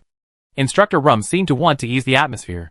He touched the fat on his belly with his insect-like 3-section arm, and said with a smile, Then let's start. It's quite troublesome to make blue water spirits on the spot. I guess everyone will have to wait for us in the end. Trouble. Don't do it. Teacher Rum patted his belly, and his hand stopped in midair. All the teachers looked over. Only Thor was still preparing the materials in his hand in an orderly manner. Master Tower Master. The first one to speak was Teacher Kaz, who looked puzzled and walked to Thor's side. Aren't you going to do the final test today? Gorza didn't move his body, his eyes moved horizontally, and looked at Kaz. No, there is no need to configure the blue water spirit. But, Kaz was getting more and more confused. Today's main potion does not use blue water spirits, but Thor's delayed rejection potion. The smile on Rum's face completely disappeared, and Ans chuckled, trying not to roll his eyes. Kaz was still talking. Thor's potion is indeed good, but his potion cannot be used as the main material. We have always used it for auxiliary purposes to extend the maintenance time of the spirit and the container. The original potion is indeed not good, but I have made some improvements these days, sacrificing some functions and extending the time. Even Thor stopped this time. Did Mentor Gorza improve all his potions in 8 days? Of course, not all of them were improved. I don't know what functions he sacrificed. After Gorza finished speaking, he reached out and put a few pieces of paper with messy handwriting in Thor's hands, put one hand on his left shoulder, and pushed him in front of him. Today's final test, Thor will replace Rum and become the main person in charge. Countless people's eyes were on Thor, but Thor looked down at the few pieces of paper Gorza had just given him. The formula above is obviously his anti-rejection potion, But many auxiliary materials have changed, and many materials that Sol considers essential have been deleted. Sol has been studying this potion for nearly a year. Although it is a deformed formula, he can still quickly deduce the effect of the new potion. The potency is stronger, but the cost is greater side effects. If this potion is used by Mrs. Euler, the process of digestion will become very painful. She will feel like she is being burned by a branding iron all the time. Would anyone want such a resurrection? However, since Mr. Gorza was able to improve the formula to this level in 8 days, perhaps he intends to gradually reduce the pain reaction in the future. Sol stared at the notes for a long time, and then noticed that the scene had been quiet for a long time. No one spoke, all looked at him, or Gorza behind him. Gorza didn't care about other people's doubts and dissatisfaction at all. He waited very patiently for Sol to go through all the contents on the paper. Are you sure you can make it right the first time? Seeing Thor looking up, he asked. Does the first time you make a potion have to be right the first time? Thor looked up at the tall wizard tower master, who just looked at him gently, not in a hurry at all. Thor exhaled, I'm sure. Golsa nodded, and then said to everyone present, Rum and Kes cooperate with Thor, and the others continue according to the original assigned tasks. But most people at the scene did not move. They seemed to be at a loss for what to do with Gorza's sudden change of heart. After waiting for a few seconds, Thor was still the only one who started to move. Gorza whispered, Do you need me to say it again? A warm magic spread from him, and swept over everyone's body in an instant. But everyone who was touched by him couldn't help but shudder. Then everyone found that their shadows stretched by the morning sun had disappeared. This time, the silence lasted less than a second, and everyone immediately moved. Even the boneless ends began to personally direct the nearly 10 apprentices he brought with him to start the action. Instructor Gudwa endured for a long time, and finally vomited quietly into the bucket after everyone started to act. Kelly turned around to get the test tube, and stretched out a hand from under her armpit to secretly give Thor a thumbs up. But Thor had already started to process the materials at this time, and did not see it. Instructor Rum waved to Thor, Come here, Thor. Although the materials I prepared are not useful, you can take a look to see if there are any that can be used. Although you are the main person, it will be difficult for me to go over there. Sol saw that the 2 apprentices brought by Teacher Rum had already arranged the tables, chairs, and bottles and jars, so he pushed his own car over there. Teacher Ka said nothing, and followed Thor silently. After Thor went over there, Rum stretched out his 3-section arm. Let me see the Tower Master's new plan. Everyone will prepare a new potion together in a while, so there is no reason to hide this matter. On the other side, Luo Kai smacked his lips, and walked to Nzei, who rarely took action himself.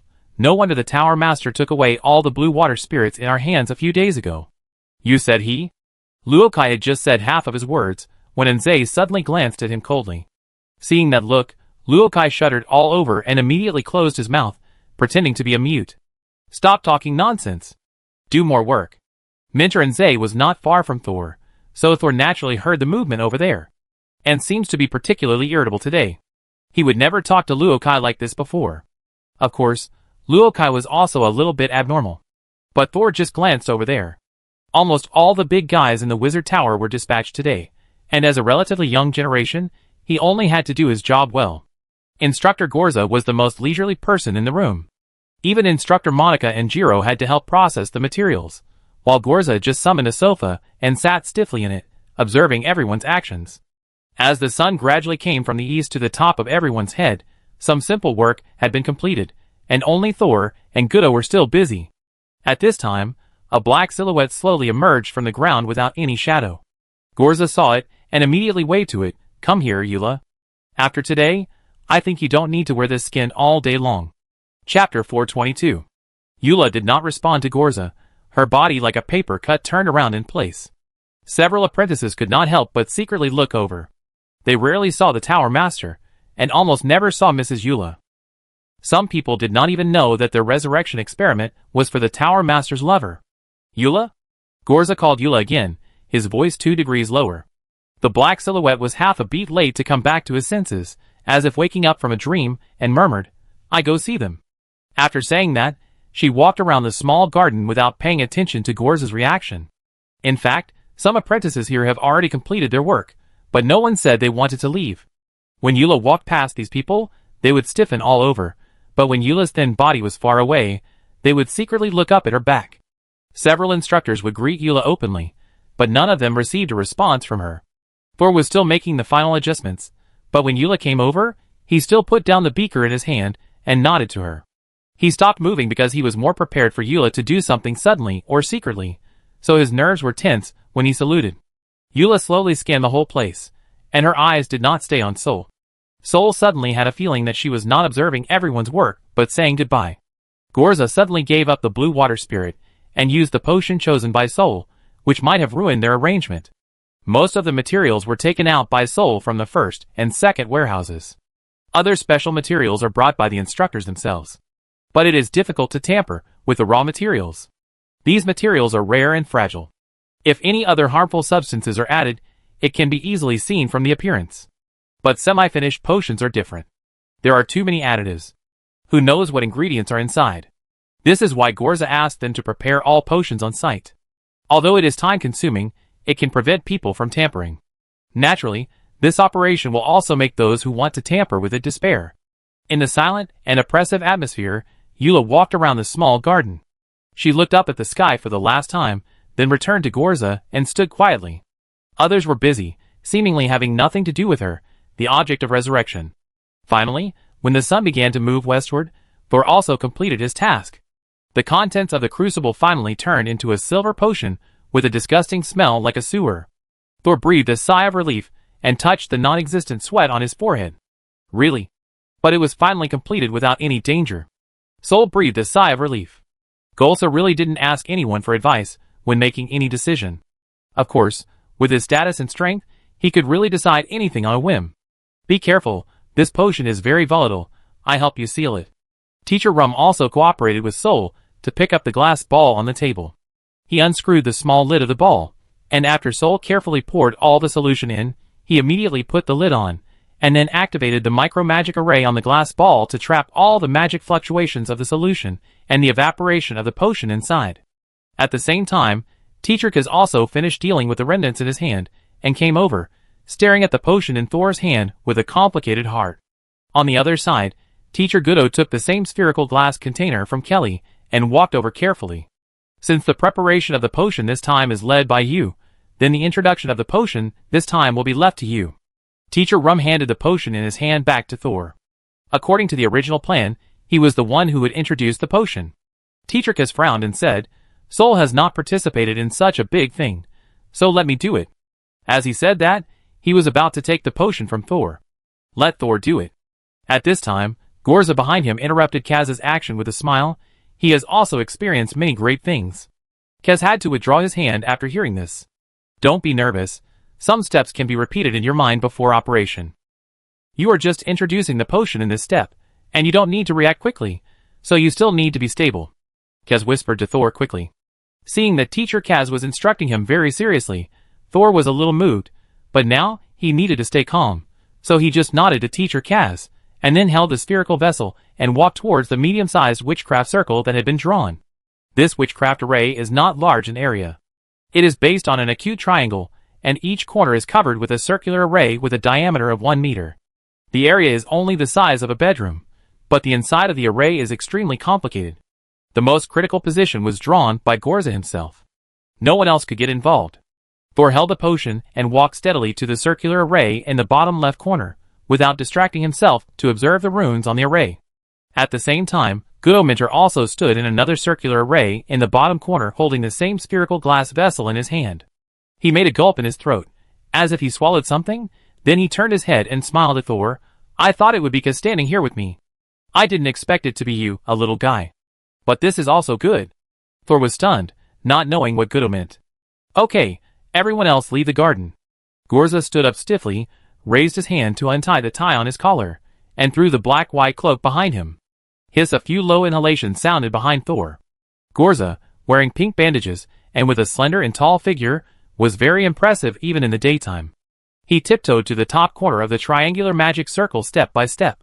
When Gorza stood in the last circular magic circle, the others had all left the garden fence. But no one really left. They looked at Gorza with surprise and awe on their faces. Many apprentices saw Gorza for the first time. In the past, the third-level apprentices had often only seen the Tower Master hidden in a cloak. Before the ceremony began, Thor quickly scanned the people around him. Monica and Jiro stood the farthest away, behind the apprentices, and the other instructors were watching intently near the fence. When Thor retracted his gaze, he suddenly noticed that Luokai was standing at the fence closest to him. He immediately became highly alert. He had not forgotten that he still had a hint spell on him. Smash it. Thor looked down at the potion in his hand and clenched his teeth. Perhaps they had expected that if Gorza took a fancy to them, they would most likely let them assist in the experiment, so they cast this suggestion spell on themselves. However, even if Thor really accidentally broke the potion, he could make another one. Could it be that once the final test of Teacher Gorza began, he couldn't stop and start over? Or would the magic circle change after it was broken? Or was there some other reason? Although Teacher Gorza's sudden change of the leading potion caught everyone off guard, it didn't mean that there would be no accidents in this experiment. At this moment, a dazzling white light suddenly emanated from Gorza's body, calling back Thor's attention. His vision instantly turned pale. He immediately mobilized his mental power, and finally saw the scene in front of him clearly. A white light spread out from Gorza's body, and turned into a hemispherical barrier, holding the three people in the magic circle, and then gradually expanded until it covered the entire witchcraft magic circle, and stopped expanding. As soon as the barrier emitting dazzling white light stopped changing, countless tiny black dots appeared on the ground. They were the shadows of everyone present who was scared away by Gorza. They jumped through the bodies of the three people, and jumped onto the dazzling barrier, using their bodies to block the dazzling white light. When all the shadows covered the barrier, the dazzling white light disappeared at the same time. A huge gray opaque hemisphere covered the three people, and the black shadow Eula, who had been standing behind Gorza. Now, the people outside could not see anything. A few more low discussions sounded. The apprentices obviously did not expect that they could not see anything when the spell started. This obviously disappointed those who wanted to watch the resurrection magic. The four mentors were not too surprised, but looked at the black barrier with complicated eyes. In the crowd, Kelly gradually clenched her fists, tiptoed, raised her chin, and looked hard, as if she could penetrate the gray barrier and see the scene inside. The proud girl was rarely stupid. And the inside of the barrier was watched by everyone. The bandage on Gorza's chest split to both sides. The crack was open for 20 centimeters. He reached in, and with a few gurgling sounds of flesh and blood rubbing against each other, he slowly and laboriously pulled out half of a human head. Soul couldn't help licking his dry lips, and felt that his breathing had become difficult. Then, he saw the Tower Master take out half of Kongsha's head from his body. At this time, Kongsha's eyes were closed tightly, and she was as pale as a mold. On top of Kongsha's head, there was a thumb-long red candle, burning quietly. Gorza raised his other hand to extinguish the flame. The red candle melted in an instant, flowing down Kongsha's long brown hair to her forehead, and then dripping down the corners of her closed eyes. A sob sounded from the top of Kongsha's head. "Please kill me." Soul was stunned. Isn't this the kill me that he often heard from the puppet doll before? Chapter 423. As soon as the cry of "please, kill me" came out, Eula behind Gorza began to tremble. Thor and Gudo's faces turned very bad in an instant. The sound came from the top of the head at first. But as the sobbing continued, Thor actually felt that the sound seemed to come from his own mouth. What was more terrifying was that he gradually felt a sense of being imprisoned and restrained. He tried to adjust his breathing, and did not forcefully resist the pressure from outside his body. When he was alive, Mr. Eula was indeed a second-level wizard.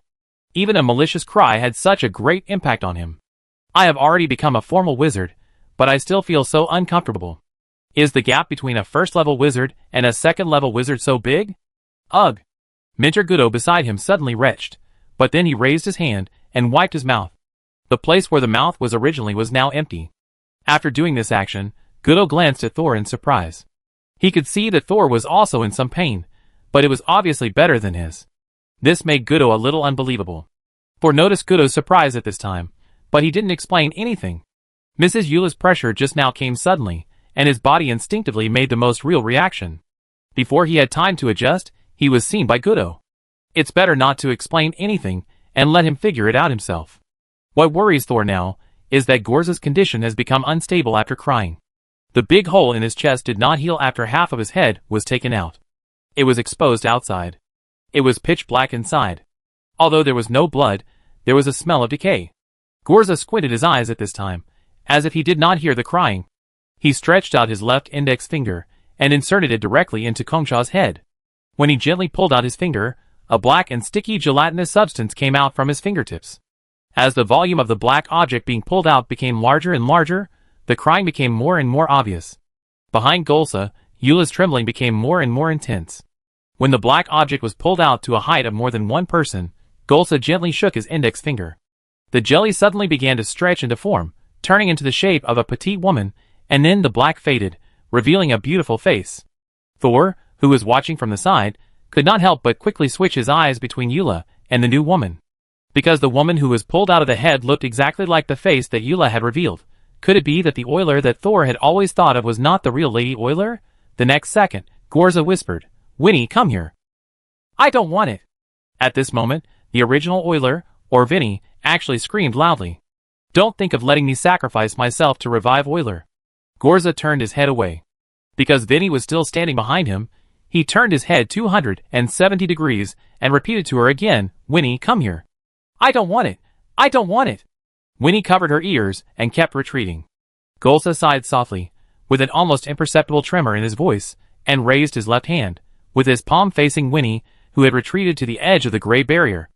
A beam of light as thick as an index finger shot out from Golsa's palm and instantly pierced Winnie's lower abdomen. "Ah!" Winnie screamed in pain and sharpness. However, she could not stop Golsa's actions at all. Like a bird pierced by a sharp arrow, she could only let the hunter take her back with a bow and arrow. The sharp screams became louder and louder as she was pulled towards Gorza by the beam of light. Thor, who was watching silently, suddenly heard a familiar ancient language. "Smash it." Thor was stunned. He just turned his head to look at Gudo, and saw that he suddenly slammed the potion in his hand to the ground. It turned out to be him. Thor was stunned, but did not do it. The secret command was absorbed by the diary the moment it entered Thor's mind. The mark originally planted in the spirit body only flickered slightly, and did not have any effect on his conscious actions. On the other side, Gudo, who had already dropped the potion in his hand on the ground and smashed the glassware into pieces, looked at the motionless Thor in surprise. "You are fine?" Gudo still had no mouth on his face, and his voice came from his stomach. Thor held the potion in his hand firmly, and stared at Gudo with a vigilant face. After Gudo smashed the glassware in his hand, the potion inside spilled all over the floor. Because the time and method of introducing the potion were wrong, the witchcraft circle under Gudo's feet only glowed slightly, but did not really start. Gorza, who had just pulled Winnie to his side, naturally saw Gudo's actions. His silver eyes narrowed into a slit, and his voice became cold. "Gudo." But before Gorza finished speaking, the broken glassware on the ground suddenly melted like ice water. Seeing this, Thor immediately raised his hands and protected his potion in his palms. "There is also a problem with this spherical container," Gudo said to himself. "Smash it." The real purpose was not to break the potion and stop Gorza from conducting the experiment. What they really wanted to smash was this spherical container. Originally, this container was also prepared by Thor, but when preparing the potion, he needed to concentrate, and Gorza's attention could not always be on a glassware on a table. This spherical container was obviously replaced at some point. Gorza also understood this in an instant, and the light column that pierced Winnie with his left palm suddenly disappeared, and as he raised his hand, it shot towards Gudo again like a sharp arrow. Gudo's eyes widened. Almost the moment he saw the beam of light, his chest was pierced. However, before Gorza started other punishments, he saw that the gray barrier on Gudo's side suddenly became transparent as if it was absorbed by something. People inside and outside the barrier saw each other at the same time. The first figure that appeared behind the transparent barrier was Rum. And his fat, which was originally like a puddle of mud, disappeared. Thor's heart was pounding. No, his fat didn't disappear, but was compressed on his body. At this time, Rum had become an ordinary 300-pound fat man, but his body was obviously still shrinking. The original fat was constantly compacted inwards, gradually turning into a hard plate armor. At the moment of looking at Gorza, Rum grinned, and his two slender three-section arms suddenly pierced the mouths of the two fat apprentices beside him. The two apprentices did not resist at all, allowing the other party's hands to enter their mouths and pierce out from between their legs. The blood mixed with grease immediately spilled out, but the next second the grease began to shrink inwards against gravity, and together with the fat apprentice's body, it seemed as if it had entered a vacuum bag and was constantly squeezed and shrunk. But in just 2 or 3 seconds, it turned into a 3-section arm of normal thickness, but with bulging muscles. After completing the transformation, Rum grinned fiercely, and had turned from a fat man of unknown weight into a strong man of about 200 pounds. The muscles on his body were more exaggerated than those muscular men Thor had seen in his previous life, and they were slightly greasy, and they looked stronger than rocks when they moved. Rum had no clothes on, but this layer of fat-like armor had covered all his vital parts. He took a step forward and thrust his hands fiercely into the translucent barrier. After piercing the barrier, he began to shake violently, as if he wanted to tear the entire barrier apart. The entire barrier, including the gray side of Thor, began to shake. Gorza snorted coldly, holding Winnie's head with his left hand, and shot a beam of light as thick as a human head at Rum, whose image had changed drastically, with his right hand.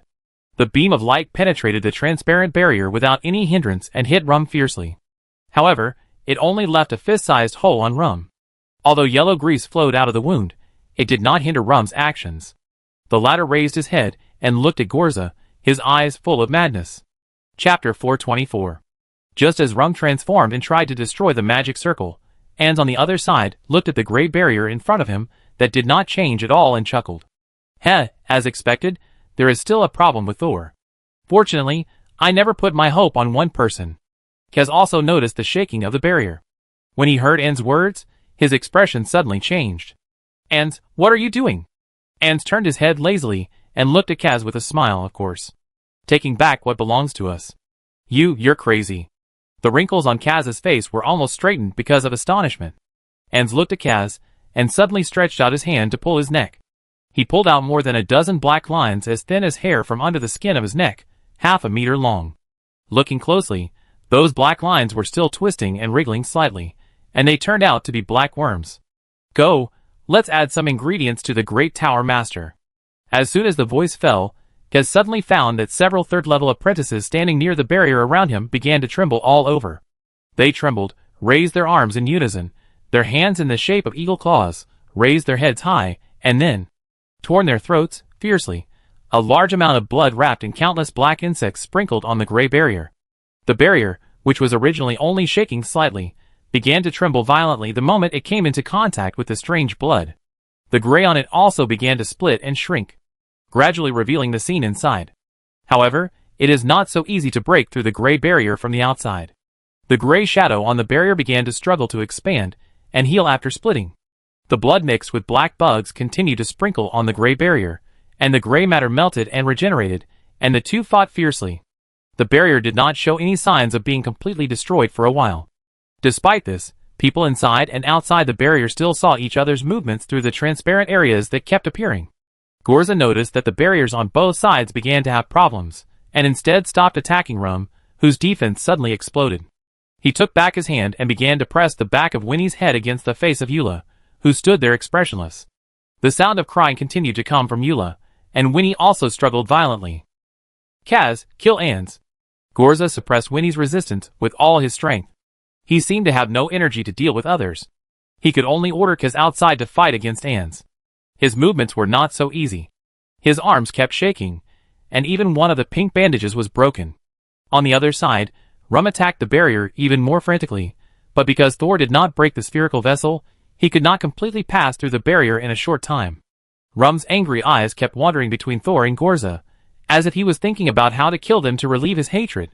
On the contrary, Gorza's eyes were still indifferent and gentle. He just lowered his head and looked at Winnie, who was like a human skin mask, fitting onto Eula's body little by little. Goodo, if you don't want to die, be more active. And shouted, and a shield appeared behind him, blocking the witchcraft thrown by Kaz. He tilted his head and looked at Kaz. You are not my opponent, Kaz. Just stand aside and watch the show like Monica. If you really stand on the ring, be careful to die on it. Kaz then noticed that Monica and Jiro were still standing at the back of the crowd.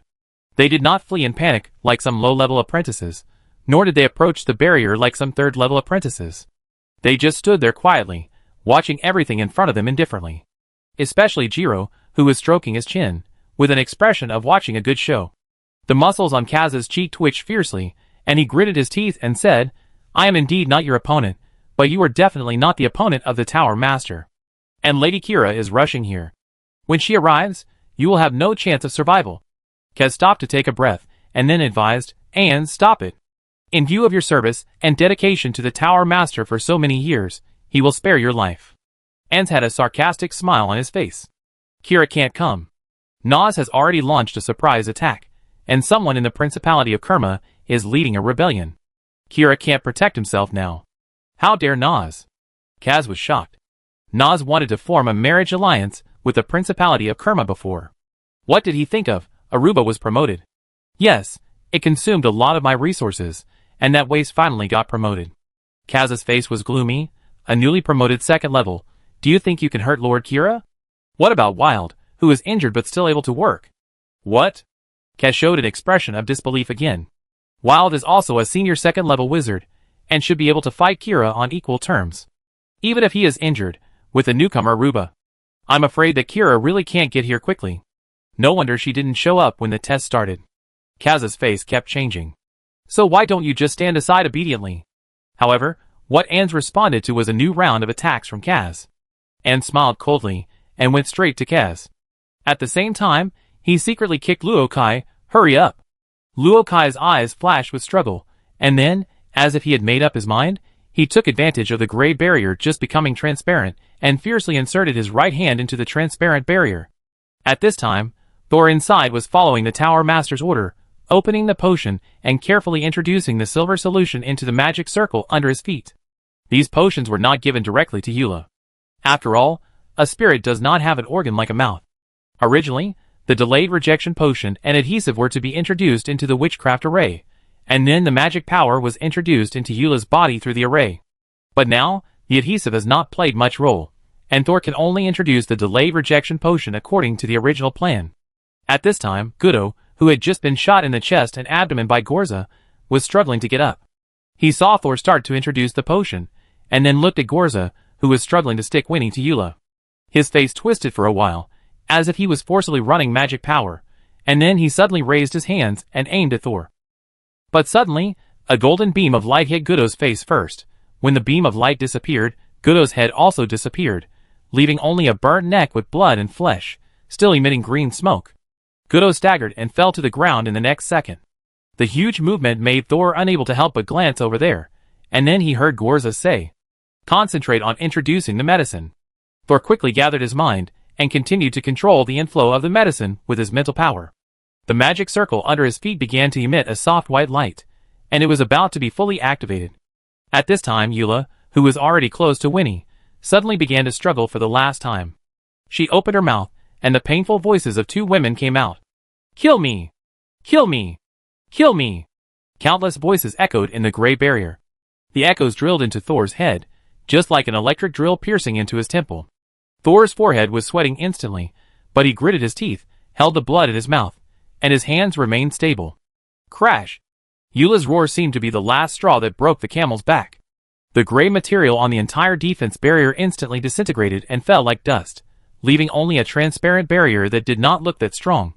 At the same time, Luo Kai, who was lurking beside Thor, used some unknown method to get half of his body through the barrier.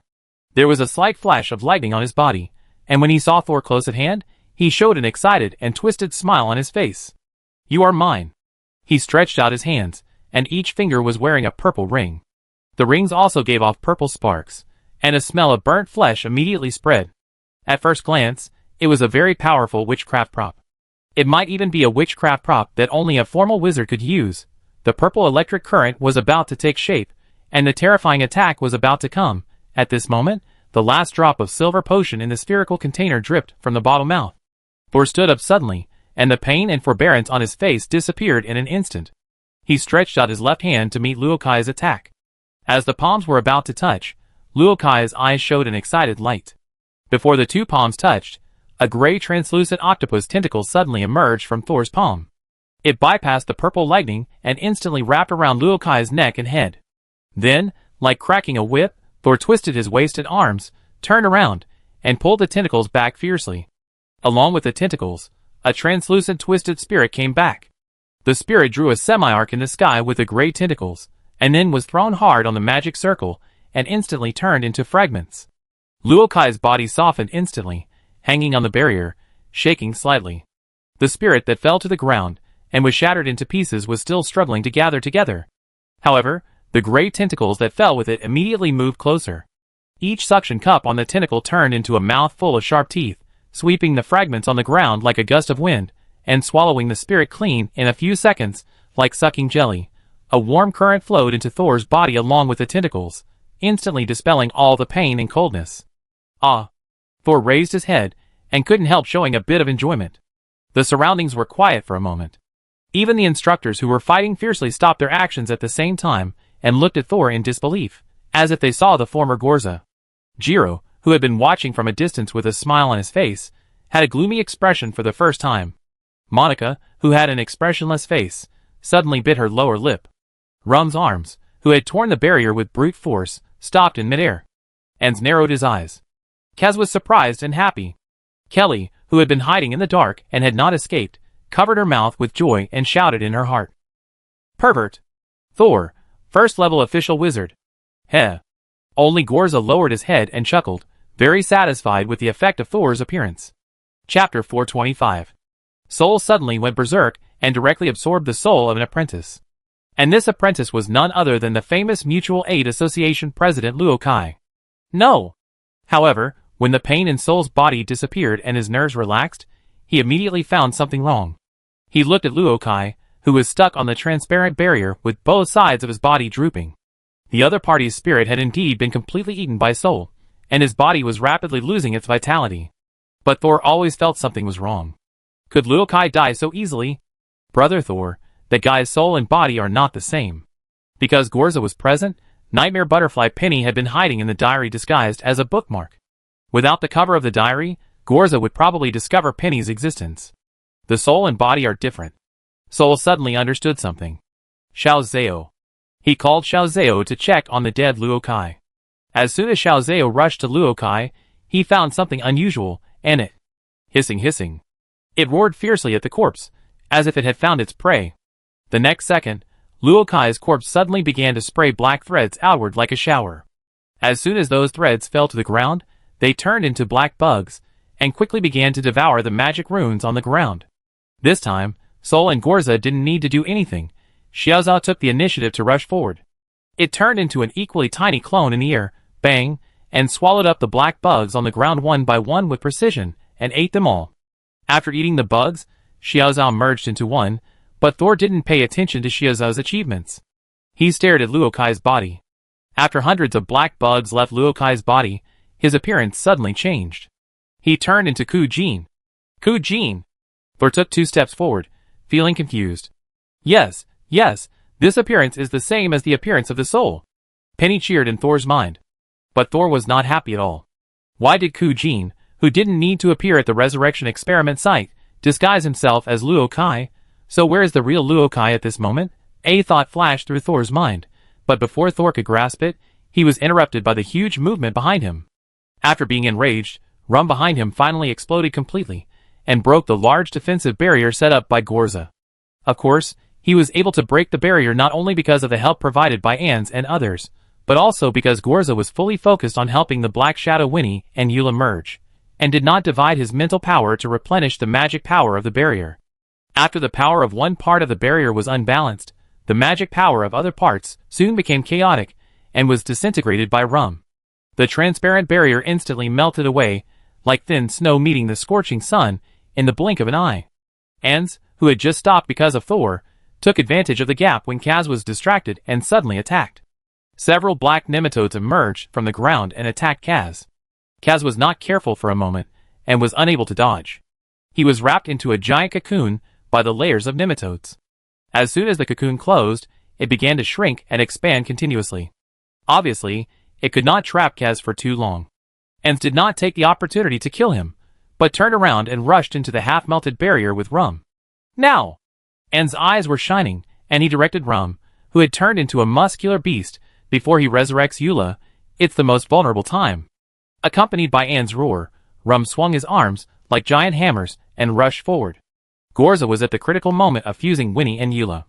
It was indeed as Ans said, that it was not easy to be distracted. Not only that, the crack on his chest still existed, which seemed to have greatly affected his condition. He couldn't use his full strength. But he could do it. A trace of irritation flashed in Gorza's silver eyes, as if some clamorous emotions were about to break through his rationality. He waved his hand, and a series of golden rays as thin as hair appeared out of thin air. After a short pause, they shot towards Rum and Ans like a rainstorm. Rum didn't dodge at all, just raised one arm to cover his eyes, and continued to rush forward. And those golden rays did not penetrate Rum's muscle armor, leaving countless tiny holes on it. But the attack did not stop, and the small holes on Rum's muscles began to burn immediately. Like sparks falling on paper, they burned small holes in his skin, which continued to expand. But Rum's body was also healing automatically. The healing technique plus the repair power of his own fat actually resisted this group attack. On the other side, Ans picked up Kujin's body and blocked it in front of himself.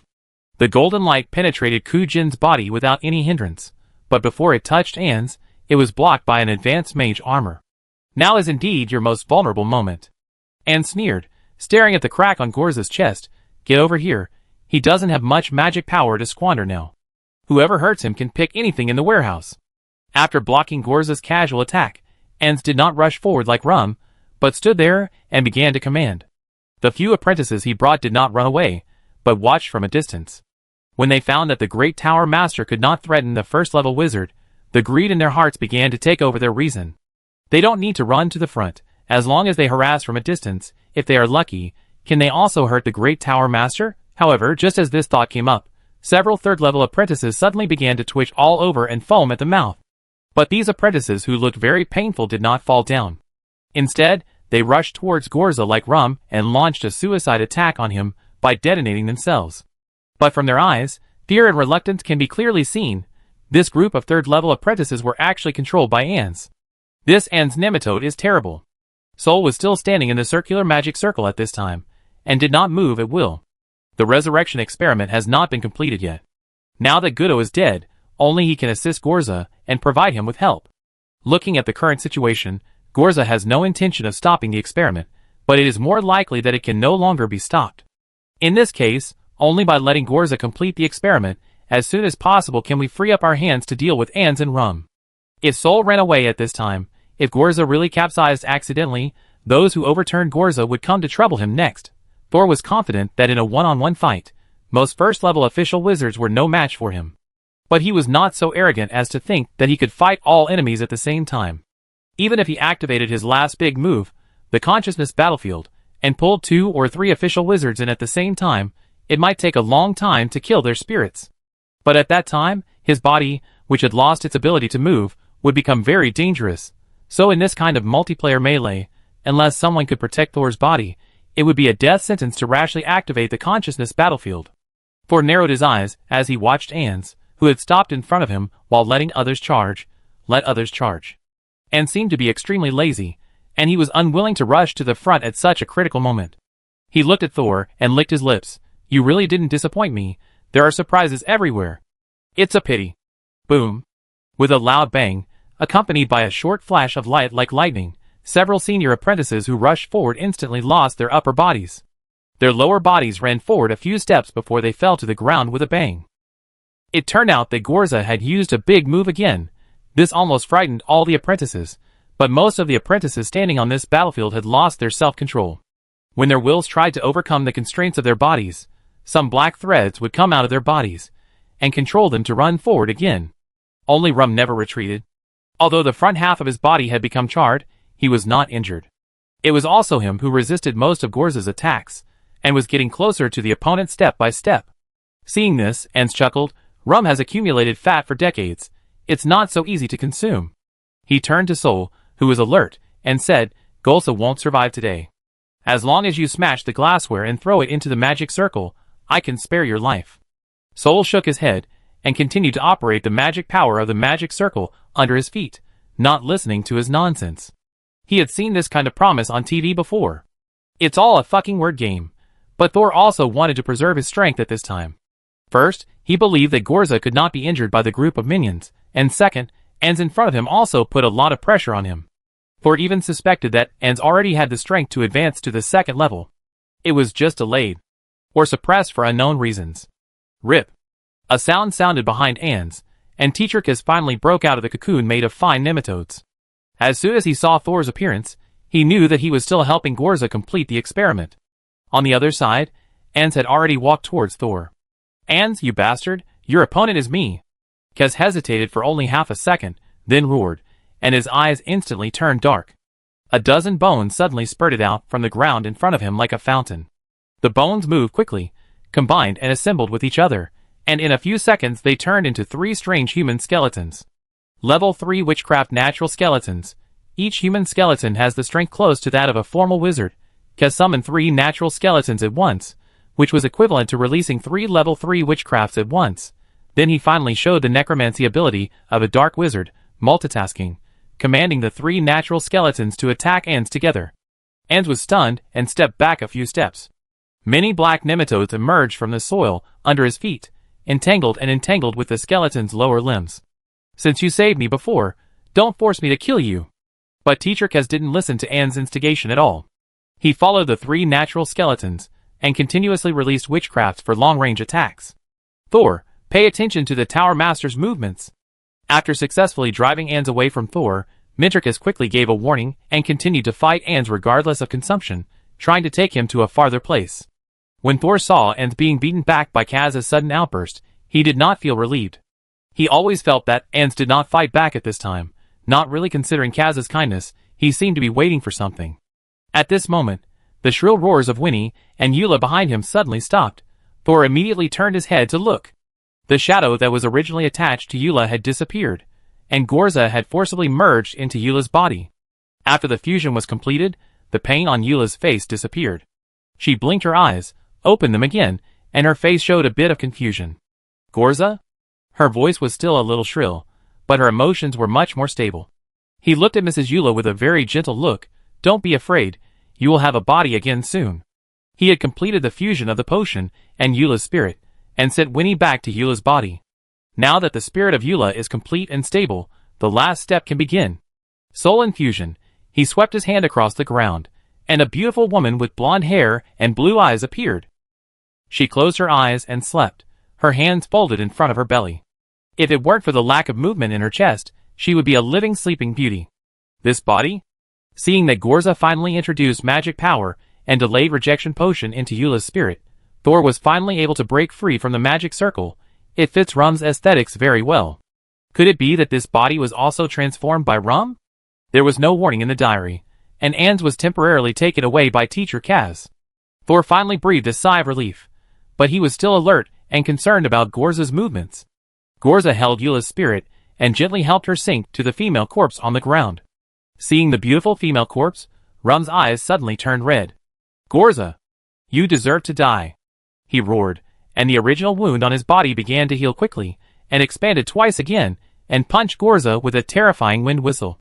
Facing Rum rushing up again, Gorza suddenly burst out with great magic power. Clusters of golden needles appeared again, and this time, they were extremely bright. Rum threw a punch, but was firmly blocked by the tiny and dense golden needles.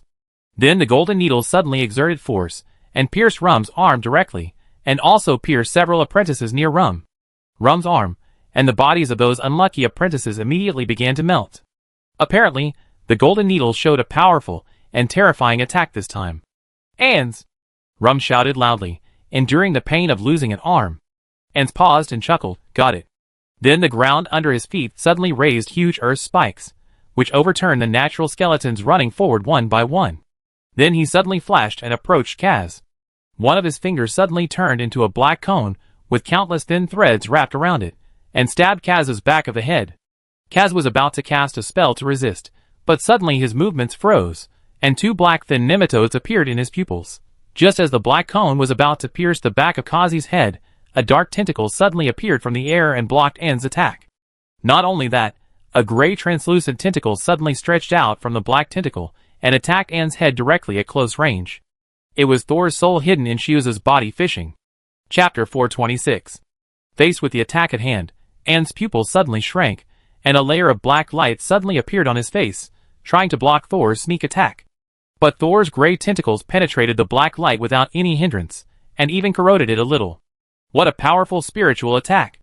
Although Ans also saw Thor easily use this trick to kill Kujin, he did not expect that even the witchcraft props he specially prepared to defend against spiritual attacks would not work at all. The moment the gray tentacles touched Ans' head, he felt a huge suction force, and his entire soul trembled, as if it would leave his body in the next second. But Ans was not an ordinary first-level wizard after all. He actually resisted, while mobilizing his mental power to attack Thor. In an instant, thousands of black threads emerged from Thor's feet, running along his calves and trying to pierce his body. Xiao Zhao immediately split himself to help, but his body was also pierced by the threads. Xiaozhao, who had never complained about suffering or tiredness, whimpered in pain. Xiaozhao? Thor was startled and immediately released the fireball spell. But the fireball spell only burned a few black threads, and now more black threads were wrapped around Thor's calves, trying to pierce his skin. At the critical moment, several golden rays of light suddenly shot from a distance, cutting off the threads, saving Xiaozhao and freeing Thor. It was Gorza who helped him. Thor immediately broke free from the black threads, and used the flying spell to fly into the air with Xiaozhao. Unfortunately, when he moved, the soul fishing that attacked Ans also took the opportunity to break free. Ans looked up and stared at Thor in midair, and both of them flashed a bit of solemnity in their eyes. And Kaz, who had just been rescued by Thor, looked vaguely at Thor, who could fight Ans head-on, and couldn't help but doubt Wushing. Kaz took a half-step back, and suddenly felt something hit his heel. Just as he was about to turn around, he saw a hideous big mouth covered with tumors, biting Kaz's neck. Bit off half of the flesh in one bite. The pain was so severe that Kaz didn't have time to think. He punched the tumor, and a black mist exploded, forcing Kaz and the tumor to separate. Kaz covered his neck and ran away, with black and white lights flashing alternately on his palms. It was obviously healing. The tumor didn't catch up because it was blocked by Thor, who flew over. "Thor, I leave it to you." Ans didn't join the battle, but flew up to support the already precarious Rum. Thor threw out several torture touches in succession, and then he saw clearly that the tumor he blocked was actually growing on Gudo's shoulder. The tumor that had swallowed up half of Kaz's neck was throbbing, and growing frog-like facial features. "Gudo!" Thor frowned. This mentor had been pretending to be dead until now. Gudo's major was poison attribute. Thor didn't want to fight him in close combat. He set out soul fishing. He didn't care if he had a head or not. He would die. Without his soul, he would definitely not survive. The translucent gray tentacles went straight to the center of the tumor. However, at this moment, a familiar voice suddenly sounded behind Thor. "Hitting his head is useless. Hit him in the stomach."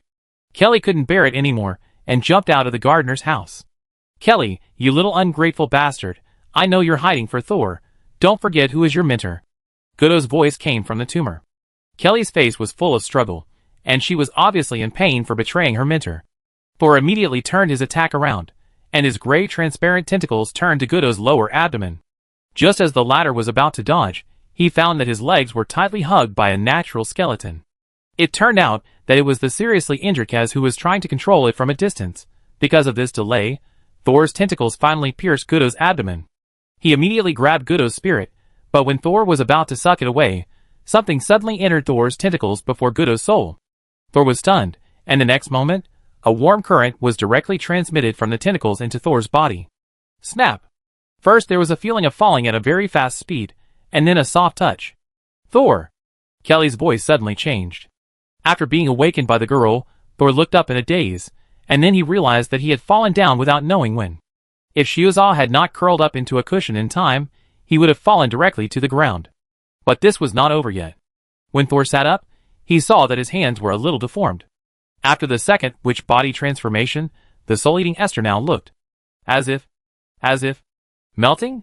Thor looked up suddenly and saw Gudo, who was still bound by the natural skeleton, laughing without scruples. "Ha ha, I knew Kelly would help you, but you didn't expect that I had already put a poison specifically for you on your body?" Soul immediately used his mental power to scan his body, and instantly found that the warm current that suddenly broke into his body was rapidly spreading along his skin. "What kind of poison is this?" Soul's heart sank immediately, because he found that this poison seemed to be specifically targeted at his soul-eating Esther. "This is a soul toxin, and it has been transformed and strengthened by Kelly herself," Gudo said with a grin. Kelly's face was pale, and she looked even more painful than before. She stared at Gudo, not believing her ears. Suddenly, she widened her eyes, and turned around to run. Gudo wanted to laugh at first, but suddenly reacted and quickly released a rope to Kelly. But the rope was cut off by Thor's tentacles as soon as it flew out. "Don't let her run," Gudo shouted. But at this time, Monica and Jiro, the only ones who were still out of the matter, just stood there, and let Kelly run around them to the wizard tower. Gudo gnashed his teeth in hatred. "Jiro, catch her. I give you everything you want." Jiro then spread his hands. "Why didn't you agree earlier?" After that, he followed Kelly into the wizard tower slowly, looking not in a hurry at all. Seeing Kelly run into the wizard tower first, Thor was relieved, and then he heard Gudo say viciously, "Don't be happy. Even if she enters the wizard tower, She can't come back. Don't think she can save you. Thor sat down directly on the ground, the skin on his face sagged like an old man, and he leaned on Shuzo like he was exhausted. I don't need her to come back, Thor said coldly. Do you think you can kill me? Despite saying so, Thor still felt that the poison in his body was a bit tricky. This poison was very cunning. It did not directly infect his soul, but only targeted the soul-eating ester to carry out rapid destruction like infection, causing Thor to be unable to move now, and the magic power could not be transmitted to the body. The witchcraft that repaired minor injuries could not identify the softened soul-eating ester as an injured state. Gudo on the opposite side took the opportunity to smash the broken natural skeleton, and Kaz in the distance collapsed to the ground, no longer able to help Thor. Gudo threw off the burden on his body and walked towards Thor cautiously, step by step. Penny, who had been hiding, finally couldn't stand it anymore. She risked being discovered by other wizards, and rushed straight into Gudo's lower abdomen. The latter's steps towards Thor suddenly stopped, and his vision kept switching between chaos and clarity. At this time, Ans and Rum joined forces to fight Gorza. Gorza was concentrating on infusing the soul of the new Eula into the female corpse, and didn't have much energy to fight Ans and Rum. Even so, the two mentors were covered in wounds. Ans, who had been watching calmly, also became embarrassed. As the main attacker and defender, Rum was even worse. His whole body turned into charcoal. As long as he moved, a lot of black residue fell off his body. But Rum didn't care about his injuries at all. He rushed forward again, and was beaten back again. How long will it take? In pain, Rum whispered to Ans, who was sneaking around, and seemed to be paddling, but in fact, he was making small movements constantly. Before he could answer Rum, his eyes suddenly lit up, and he was in high spirits. Now! Rum smiled a twisted smile that kept dropping residue. Golsa! He roared and rushed forward again. And this time, Ans, who had been hiding behind Rum, also rushed forward. Both of them released their most powerful witchcraft on Golsa. The black thin line torrent and the yellow grease, like a rainstorm, poured towards Golsa's position. At this time, most of Eula's spirit had been transferred into the female corpse, with only the head left outside. The main thing was to place Eula's spirit properly, so Gorza could free up his hands to kill Ans and Rum. They were useless anyway, so it was no pity to kill them. But at this time, two first-level wizards cast their most powerful magic at the same time, and even Gorza had to raise his head and take the attacks of the two seriously. Just as Gorza shifted his main focus away from Eula, Mrs. Eula, who had originally looked confused, was suddenly shocked, and her green eyes instantly turned gray. Kill me, she suddenly whispered. Eula grabbed Gorza's arm, and then a head with the same appearance suddenly grew out of her chest and stabbed directly into the crack in Gorza's chest. Kill me! Kill me! Eula's face became distorted little by little, and the confusion just now disappeared at all. At the same time, her head and the head inserted into the crack in Gorza's chest were twitching at the same frequency. The surface of her pure white spirit gradually cracked, revealing the essence mixed with a lot of black evil thoughts. A large amount of mixed malice was expanding, trying to break the beautiful woman's skin on the surface. How could this be a lover who had just been resurrected? It was clearly a demon who had just crawled out of hell. Gorza immediately came to his senses and was about to throw Eula out. But he found that the head that pierced his chest was biting him tightly, and he couldn't get away at all. Not only that, a large amount of extremely evil pollution was continuously transmitted from Eula's body to Gorza's body. For the first time, fierceness and rage flashed in Gorza's usually gentle eyes. He first raised his hand and burst out extremely strong witchcraft to resist the attacks of Ans and Rum. But just as he was about to kill someone with his backhand, the pink bandages on his body suddenly began to shrink and expand continuously, and bursts of tearing sounds came from all parts of his body. Then streams of deep red and almost black blood seeped out from the gaps in the bandages, gradually dyeing the pink around him into black and red.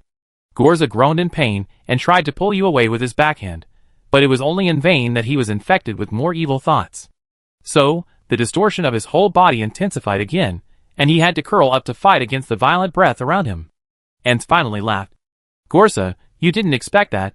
Did you think we wanted to stop Winnie and Eula from merging? You are wrong. We just want you to eat Winnie regardless of everything, and then let Eula, who is closest to you, pass on the pollution brought by Winnie to you. How does it feel to take poison yourself? It is not easy to fight against a top second-level wizard with all your strength. Ans is still secretly controlling Eula's alienation, and he is exhausted physically and mentally at this time. On the contrary, although Rum was seriously injured, he still had some brute force. He stepped forward to help Ans up and took him back a few meters. Next to him was Thor, who was fighting against the soul poison in his body.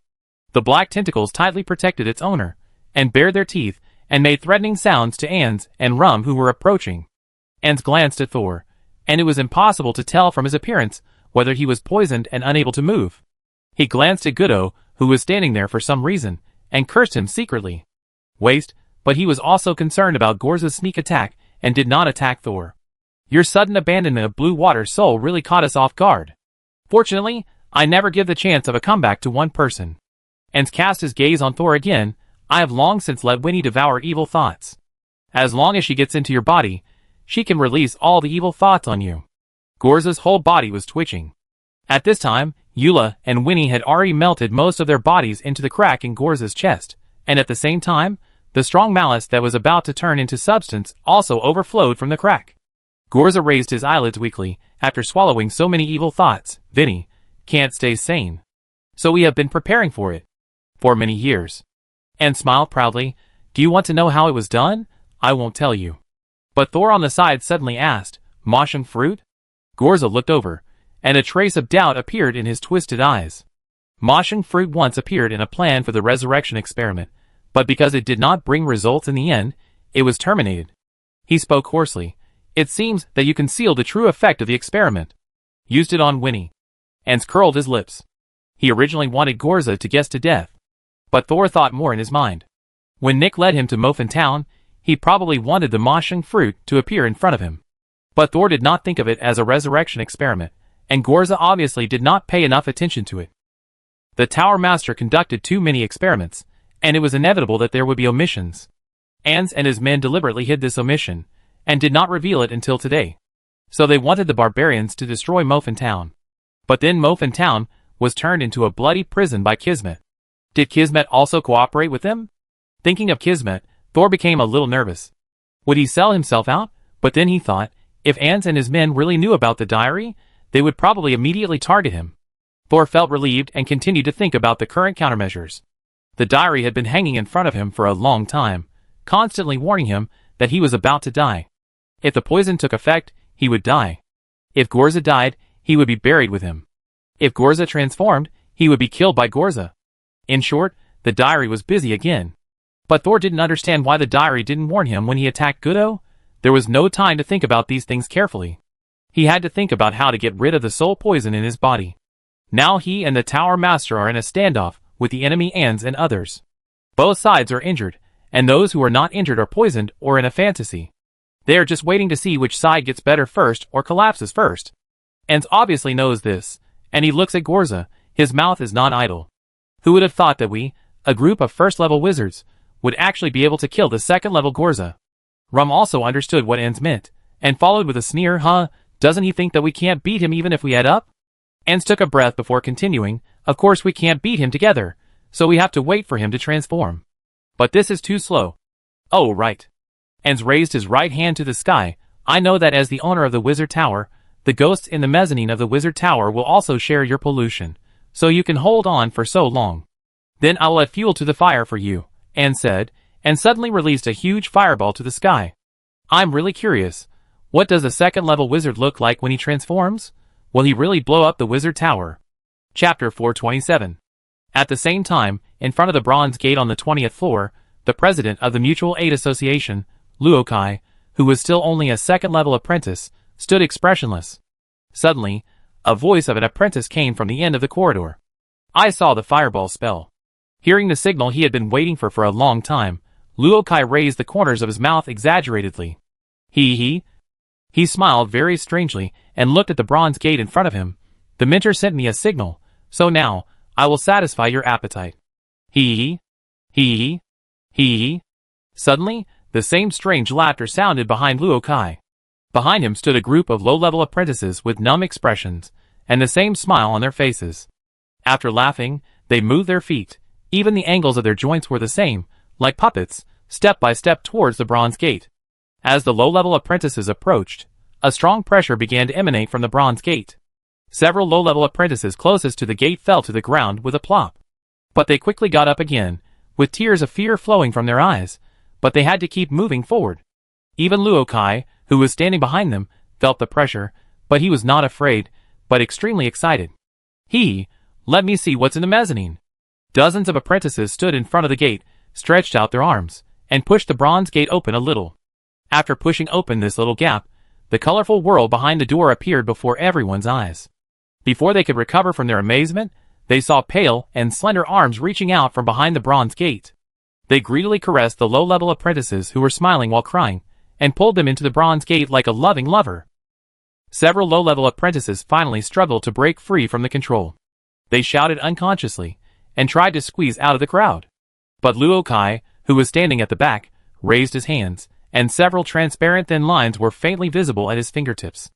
After the thin line appeared, several low-level apprentices, who had broken free from their restraints out of fear, were forced to turn around and approach the gate. Their eyes were crying, but the corners of their mouths were raised to the limit. Seeing that the thin arms had pulled all the apprentices near the bronze gate into the gate, the colorful world inside the gate became more dazzling, the aura it exuded became more terrifying, and even strange black spots appeared. Luo Kai gradually felt the pressure. He smiled and shook his head. It's so dangerous. Forget it. I won't play with you anymore. Luo Kai stepped back from the 20th floor in 2 steps, leaving the desperate low-level apprentices to watch themselves being pulled into a completely unimaginable world. After leaving the 20th floor, Luo Kai clapped his hands and walked on tiptoe in joy. You must be starving after all these years, right? Eat, it's all prepared for you. Eat well, then you can have a good party. The same scene was happening in front of the bronze gate on the first floor of the East Tower, but the leader here was another female 3rd-level apprentice. This female apprentice never looked at Luo Kai straight in the eye before, but she obeyed Luo Kai's orders in private, and she didn't feel dissatisfied at all. On the other side of the bronze gate, Haywood, who was sitting in the first warehouse, was looking at a group of snails with duck feet running around on the ground with a bit of disappointment. Suddenly he felt something strange. Who dared to invade the warehouse while the mentor was conducting experiments? Haywood's disappointment immediately turned into anger, but he was introverted and could maintain a calm appearance even when he was angry. He walked out of the first warehouse quickly, crossed the long corridor, and came to the bronze door. When he saw that the bronze door had been pushed open, Haywood was even more angry and cursed in his heart, looking for death. But when he approached the door, he found that the colorful and distorted world inside the door was almost overflowing from the door frame. Having been in the first warehouse for more than 10 years, Haywood had some friendship with the mezzanine, and he had a way to close the door in advance. But just as he was about to go forward to restore the door to its original state, he heard Heidi scream behind him. Heidi? After being reminded by his sister, Haywood immediately stopped and looked at the bronze gate again. This time, he saw many more black figures in the gate. Haywood trembled all over. Who is it? Who sent so many people into the mezzanine? Aren't they afraid of the resentful spirits in the mezzanine rioting? For some reason, when Haywood thought of the mezzanine riot, a vague fear surged in his heart. For a moment, he stood still and didn't dare to get close. On the other side, Kelly ran breathlessly to Gudo's laboratory. Her hair was much shorter than before, from shoulder length to ear length. She used all the golden hair that contained metallic energy to resist Jiro's pursuit. Although Kelly was about to be promoted to level 3, she was still not good enough in front of Jiro, the top level 3 apprentice. But for some reason, Jiro didn't seem to chase Kelly seriously. He put his hands in his pockets and walked leisurely. When faced with the metal hair that Kelly used to block himself, he turned his head and dodged. In this way, the two of them came to Gudo's laboratory one after the other. Entering the laboratory, Kelly immediately looked at the long table in the room, where she prepared the antidote for the soul toxin. Although it was not the antidote for the toxin she had just strengthened a few days ago, if it could be given to Thor, it would definitely greatly alleviate his symptoms. Star grass, soul-eating ants, solvent elimination. Kelly rushed to the lab table and quickly searched through the contents. At the same time, she tried her best to think of the antidote for the enhanced soul toxin. But after searching for a few seconds, she couldn't find the antidote she secretly prepared. It's not there. A sigh sounded in the corner of the room. You are so panicked. You haven't seen me for such a long time. It seems that Thor has been poisoned. Kelly immediately straightened her back and looked in the direction of the voice with a serious expression. At the end of the room, there was a person sitting. Although she ran in a hurry, she didn't expect that she didn't notice him at all. It was Billy. Kelly had never seen Billy participate in the research related to the resurrection experiment. He was wholeheartedly doing experiments related to soul toxins. Even the soul toxin that Kelly improved was first made by Billy. But now listening to what Billy said, he seemed to know a lot about the conspiracy of Goodo Mentor. Did Billy also participate in the rebellion of the Mentors? Kelly bit her lips lightly.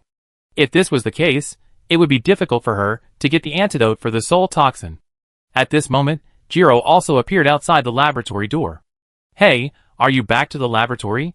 It seems that you like it here very much. How about dying here? Jiro said with a smile, and a dim arc was already flashing in the palm of his hand. Kelly leaned against the laboratory table, watching Jiro and Billy at the same time, and the skin on her face gradually appeared a layer of gold. Jiro!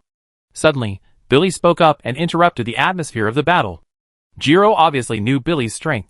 Although the opponent might not be very strong in a fight, his various toxins were hard to defend against.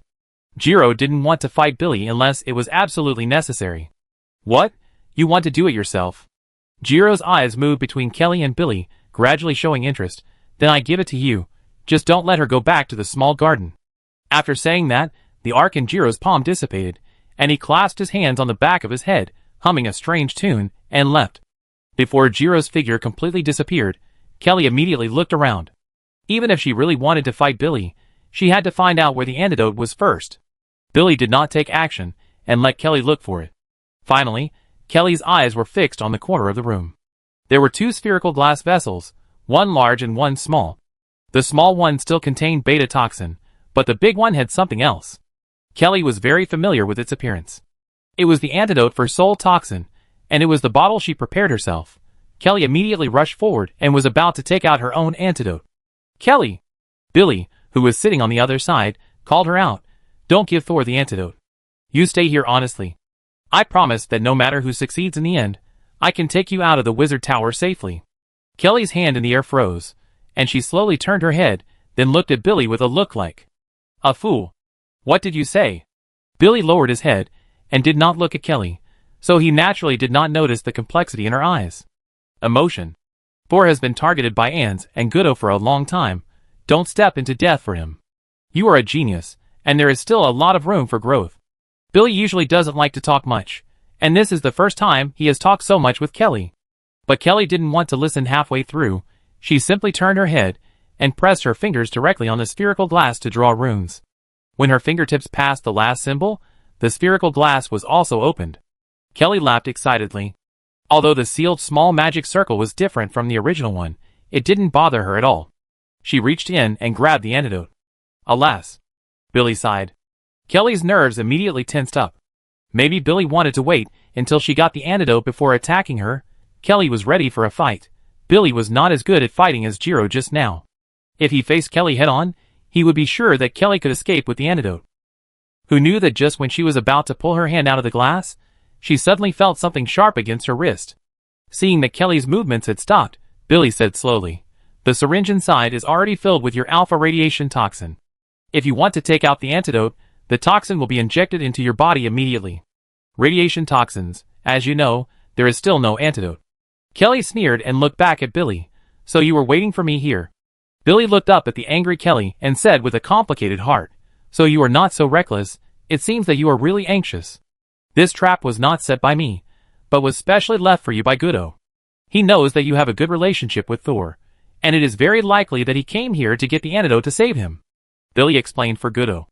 "But he doesn't really want to kill you. As long as you stay here for a day, the needle will retract, and then you can move freely with the antidote. This is also to save you." Billy did not remind Kelly of the trap in the glassware, and he did not want Kelly to return to the battlefield.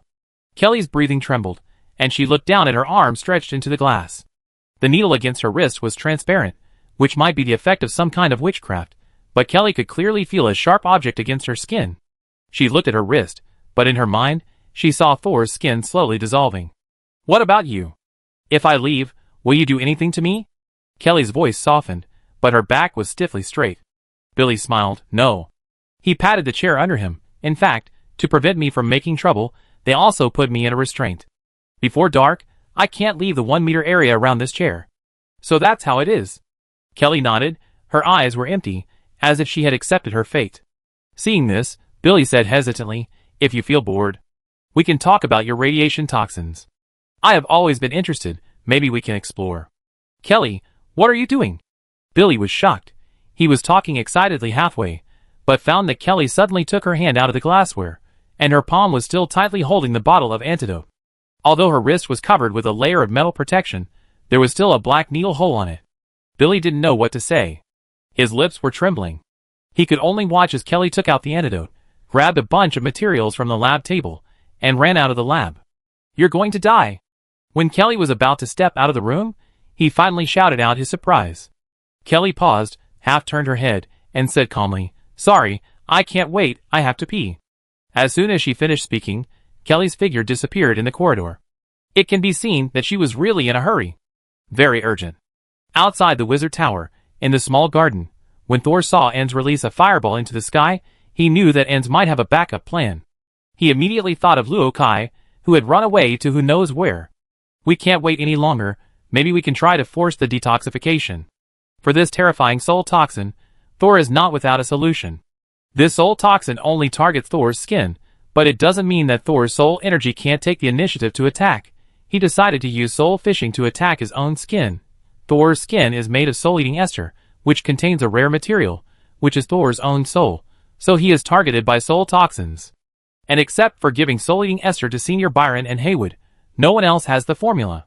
But there is another person, Zay, who once broke Thor's fingers and observed them closely. As a mentor who is proficient in material science, he may have discovered some of the secrets of soul-eating ester. With a response in mind, Thor tried to form gray transparent tentacles on the palm of his hand. As soon as the tentacle took shape, it was poisoned and softened quickly, but Thor's eyes lit up. "There's hope." He made all the skin covered by his clothes quickly grow tiny octopus tentacles. These octopus tentacles didn't grow very long, but they grew quickly and took shape easily. Then, before the small tentacles softened due to the poison, they quickly bent down and stuck to Thor's skin tightly, and began to absorb the spiritual power inside, and the soul toxins wrapped in it. "It's possible."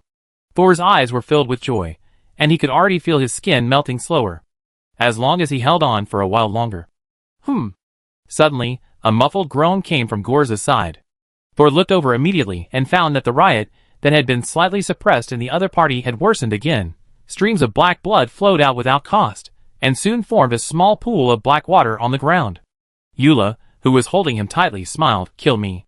She tried harder to squeeze herself into Gorza's wound, wanting to completely contaminate this person. Ans helped Rum, and stood up again.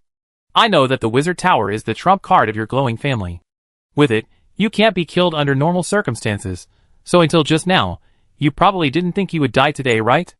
Ans staggered forward 2 steps, and new thin and dense black nematodes fell from his body again, and tried to crawl towards Gorza. "But have you ever thought that if one day your wizard tower riots first, is contaminated, and loses control, can you still rely on it to eliminate the pollution, or detonate it and die with us?" Chapter 428. There is a real riot in the wizard tower. Even Thor could feel it. The weathered gray tower was shaking, and what was falling down was not only dust but also Wall's skin. Under the Wall's skin, Thor seemed to see some flowing liquid, bright red like blood. But this was not the most terrifying thing. Thor looked up, and was shocked to see translucent mouths appearing behind the fallen Wall's skin. They were screaming wildly. Along with the screams, there were also screams from men and women in the wizard tower. On the upper floor of the wizard tower, a window suddenly shattered, and an apprentice jumped out. He seemed to be a 3rd-level apprentice, and he performed the flying spell while jumping out of the window. But before he could fly 2 meters, a thin white arm suddenly stretched out from the window. The arm kept stretching and getting longer, and grabbed the ankle of the escaping apprentice. The apprentice turned around and slashed at the arm, but the next second, more thin arms stretched out from the window and grabbed the limbs and torso of the escaping apprentice. "Help!" Finally, 2 hands pressed on the apprentice's face, blocking his cry for help. The apprentice was so frightened that he could no longer maintain flight, but he did not fall, but was pulled back into the window little by those slender arms. This was just one of the countless crazy scenes in the wizard tower. Seeing this scene, Thor clearly realized that there was a serious problem with the mezzanine, and the reaction also affected Gorza, which was originally unstable. Gorza fell to the ground, and his voice had changed from pain to distortion. The bandage, which had completely turned black, began to break, and some of the broken parts could no longer cover his body. But the skin exposed by Gorza was a chaotic, colorful halo. It was exactly the same as the scene behind the bronze gate. Before Thor could digest this shocking information, Black spots began to appear in the colorful halo. It was like mold growing on white bread. Now, no matter who it was, it could be seen that the problem of the wizard tower had seriously affected Gorza. Gorza twisted in pain, seemingly unable to hold on. He looked up at Ans, and a trace of fear finally appeared in his usually calm eyes. At this moment, the diary in Thor's mind finally lazily turned a new page. New Moon Calendar Year 317, June 2nd. Even the most powerful beasts will accidentally fall into the hunter's trap, and the overlord of the deep sea will also be stranded on the beach due to its huge size. Now, you, the little octopus attached to the overlord, will also be exposed to the surface of the water due to the death of the host. Steamed or braised? How about you choose one first? TSK. Soul smacked his lips, and his tongue regained its flexibility. Now he was not so scared when he saw the death warning in the diary again. He raised his head and looked at the wizard tower behind Gorza. After the mouth, the eyes also appeared on the wall outside the tower. It seemed that they had not been so free for a long time, and their eyes narrowed, enjoying the long-lost sunshine. But in fact, their eyes were strange and evil, and they were very happy to see the death chase in the wizard tower. The painful howls in the tower seemed to be a pleasant accompaniment to the vengeful spirits. However, just as the eyes were happily preparing to continue enjoying the pain of others, they suddenly felt a familiar spiritual power wave coming from outside the tower. The eyes slowly opened, and the pupils turned to the ground little by little. Then, they suddenly enlarged again, almost covering the entire white of the eye. How come they seemed to see the devil outside the wizard tower? At this time, Thor was floating in the place where the wall was most damaged, looking up at the eyes and mouth that came out to take a walk. Thor, the next second after seeing the diary warning, his soul left his body. Yes, in front of several mentors, a tower master who was about to be polluted and alienated, he blatantly left his body, but he couldn't move. After seeing the hands, mouths, and eyes that stretched out from the wizard tower, he knew that it was these vengeful spirits in the interlayer that caused the wizard tower riot, and made Gorza fall into the alienation crisis completely. They seemed to have a deep connection with Gorza. Once they entered distortion and madness, they also profoundly affected Gorza's state. The balance of power, just now, was immediately broken. Ans was about to attack the tower master, and Gorza had no power to resist at this time. Just like a whale stranded on the shoal, even if it had been arrogant in the sea, it could only be slaughtered at this time. But Thor is not a delicious grilled octopus, he is a sea monster that can stir up a storm. Is the riot in the mezzanine because of you? The eyes blinked, full of innocence, the pale eyes, distributed on the dark wall, like a bunch of pitiful little white flowers. The mouths that were roaring just now were muted with one button, and they turned into O shapes one by one. Then, they regained their senses, as if they had just woken up from a dream, and began to beg for mercy in a low voice. It's none of our business. We are innocent. The door is open. The arm ran out first. We just came out to breathe some fresh air. We will go back now. The mouths couldn't wait to distance themselves from the matter, and prepared to disappear behind the wall. Even the eyes gradually faded, as if they wanted to secretly disappear with the mouths. Wait! Thor immediately stopped them. I don't want you to go back, but to stabilize the wizard tower. He swept his eyes over all the mouths and eyes. Can you pull back those damn noodle arms and close the door? Damn noodle arms? The eyes were the first to react. They blinked and disappeared, whoosh, which was completely different from the state of slowly disappearing while the mouths were talking. Yes. Just as Thor was about to say something, he suddenly felt a sharp pain in his spirit. He looked down quickly. It turned out that Goodo had broken free from the nightmare butterfly's illusion, and was the first to discover that something was wrong with his body. He actually cast a spell directly on Thor's body. If it weren't for Shuzo blocking most of Thor's attacks, Thor would definitely be seriously injured again. Thor had no time to delay, and only said, go, and hurried back to his body. Then he rolled on the ground with Shuzo, and avoided Goodo's second attack. Brother Thor. Penny's voice also sounded in his mind at the right time. I'm sorry, I can only hold on here. Penny has consumed all the cryptocrystalline that Thor gave her to help Thor stop Goodo, but the new nightmare butterfly can only do this step, and the rest still needs time and experience. Thank you, Penny, you have done a good job. Soul naturally knew how hard Penny had just worked. Goodo was furious, and he didn't know what he saw in Penny's illusion. Anyway, he was now venting all his anger on Thor. After 2 unsuccessful attacks, Goodo suddenly had several glass bottles in his hand. Each bottle contained a gas of different colors. It was obvious that they were all his poisons. Thor immediately jumped back. In midair, Shioza suddenly flew and plunged into the gardener's hut nearby, then shrank again and took Thor to the roof. Gudo, holding several bottles of poison, chased him straight ahead. When Gudo's hand had already touched the reagent bottle, Anne's black nematodes also flew to Gorza, but as soon as they landed on the black bandage, the worms emitted a chee-chee sound. The sound of the insects was heard, and there were puffs of green smoke, just like climbing onto a red-hot iron plate. The insect swarm immediately fell to the ground, twisting and twitching. Anne frowned. Sure enough, it's still too difficult for a first level to kill a second level. Rum also wanted to rush forward, but Gorza, who was obviously curled up in pain, was still able to accurately block his attack and counterattack. Rum was also seriously injured. Rum's chest rose and fell violently. Why hasn't this guy transformed yet? If this continues, I will not be able to hold on. Gorza is like an actor on a tightrope, always making people feel like he's about to fall, but he just won't. Then, Anne was halfway through his words when his eyes suddenly changed, pulling Rum back 3 steps. No, his condition is getting better.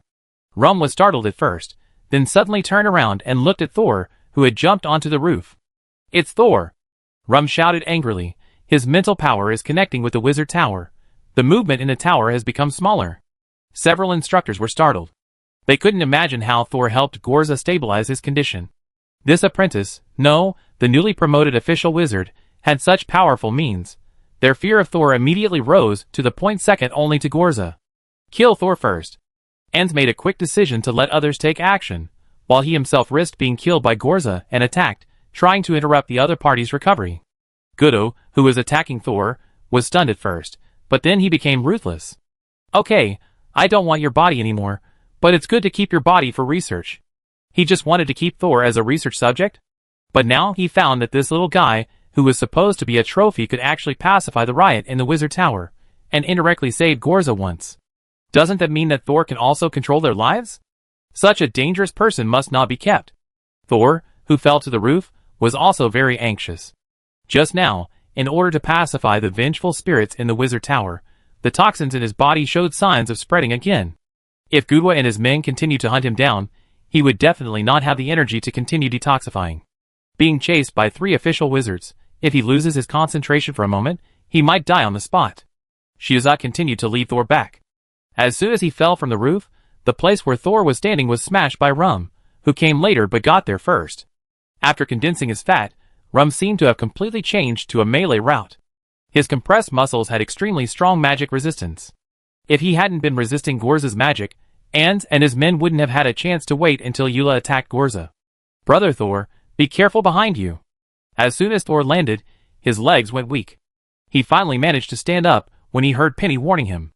Thor immediately glanced back and was surprised to find that he had retreated to Monica's side. Monica! Rum also saw this official wizard, who had always been away from the crowd, and immediately grinned. Stop Thor!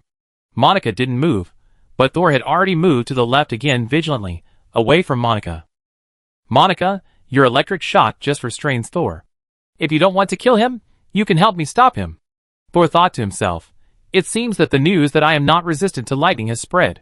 Damn, if Monica also takes action, I am afraid I can only let the poison spread and use soul fishing, or take the risk of launching a consciousness battlefield. Although the consciousness battlefield is powerful, he has never brought more than 1 person in. I wonder if it will burst my brain. Chapter 429. Just when Thor was in a dilemma. Monica! Gorza, who had been curled up on the ground, actually had the energy to pass on the message under Anne's strong attack, protect Thor. For a moment, everyone's movements were stiff. The first one to move was Monica. She swung her hands, and 2 whips flashing with golden arcs. Snap! Made 2 black holes on the ground. Then, her second attack was actually in front of Rum. If you get any closer, I attack. Anne, who was far away, was paying attention to Gorza's movements, and said loudly to Monica, Monica, don't forget who made you become what you are now. Hee hee. Gorza laughed solemnly. He looked down at Eula on his chest. The latter also showed a trace of doubt in the tyranny.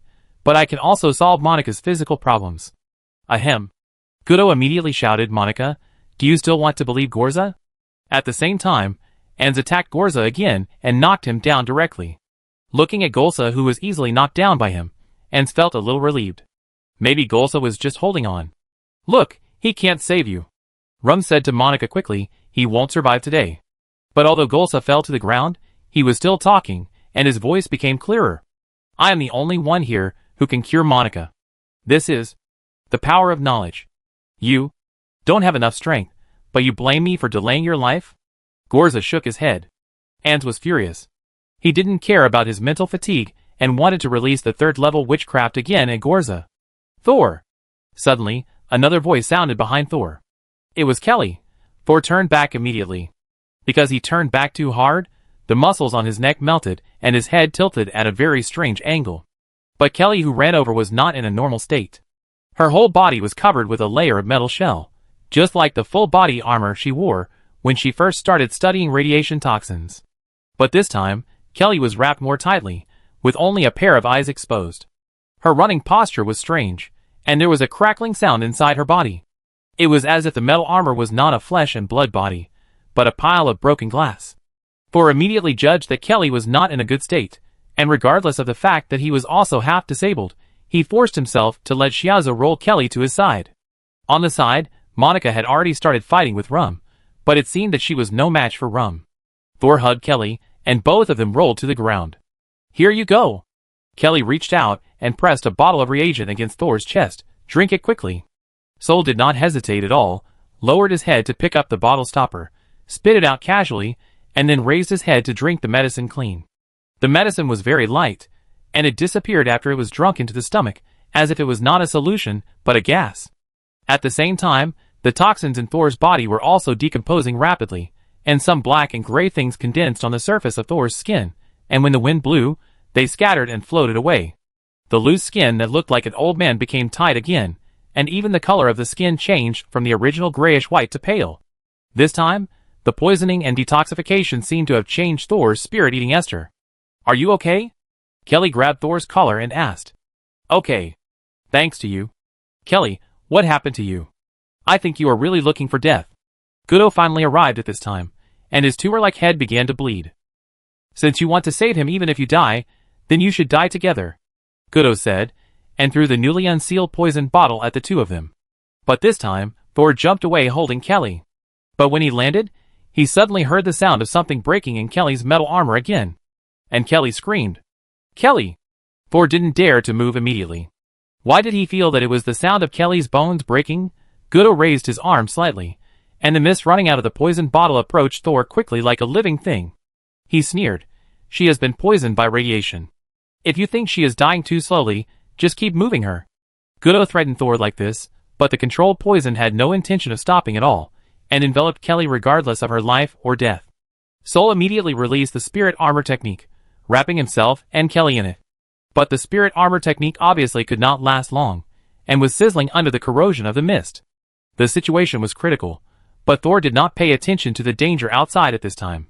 After the quick move, Kelly's breath suddenly became extremely weak, as if she would die in the next second. Thor hurriedly took out the Heart Guardian potion, but couldn't find a place to inject the medicine. He then cast the second-level sorcery False Life on Kelly, but Kelly didn't seem to get better. Radiation toxin? Alpha? Thor's voice was trembling. If he remembered correctly, Alpha had not yet developed an antidote. After Kelly handed him the antidote, it seemed that her spirit was deflated, and her whole state was rapidly declining. Hide? Cannot hide. He was not mistaken. Kelly's body was really broken. Not hide? No way. Gudo showed no mercy to his dying student. His attacks were killing Kelly again and again. Sol could hide. But Kelly couldn't. Sol's hands trembled slightly, and he hugged Kelly loosely. He suddenly looked up at Gudo, his eyes red. Seeing that only a thin layer of the spiritual armor was left, and was about to melt, Sol also made the worst plan. He lowered his head, and whispered to Kelly, "Don't be afraid." Kelly responded with pain, "I'm not afraid." Thor held Kelly with one hand, freed his right hand, and began to transform. The pale right arm turned into a giant net as Thor intended. And at each node of the giant net, there was a sharp protrusion like a blade. Just when Thor was about to attack at the moment, when the spiritual armor was broken, his eyes suddenly blurred, and Gudo disappeared. Looking again, where was Gudo missing? Thor had clearly come directly from the small garden to the circular laboratory on the 20th floor of the Wizard Tower. Looking down, Kelly was still lying steadily in his arms. Is this teleportation? Sol speculated in surprise. Has Gorza recovered? Just as Thor realized this, he heard someone talking in his ear. Thor, save Kelly first. It was Gorza's voice, and he seemed to have recovered. Use whatever you want in the lab. Teacher, are you okay? Thor didn't know if Golsa could hear him, but he still wanted to ask. Thanks to you, I'm fine now, but there's no time. Alas. Golsa responded to Thor with a sigh. This experiment failed again. But you don't have to worry about the rest. After that, Golsa was silent. The death warning in the diary was also closed not long ago. The crisis seems to have been resolved, although I don't know how Golsa solved the pollution of Euler.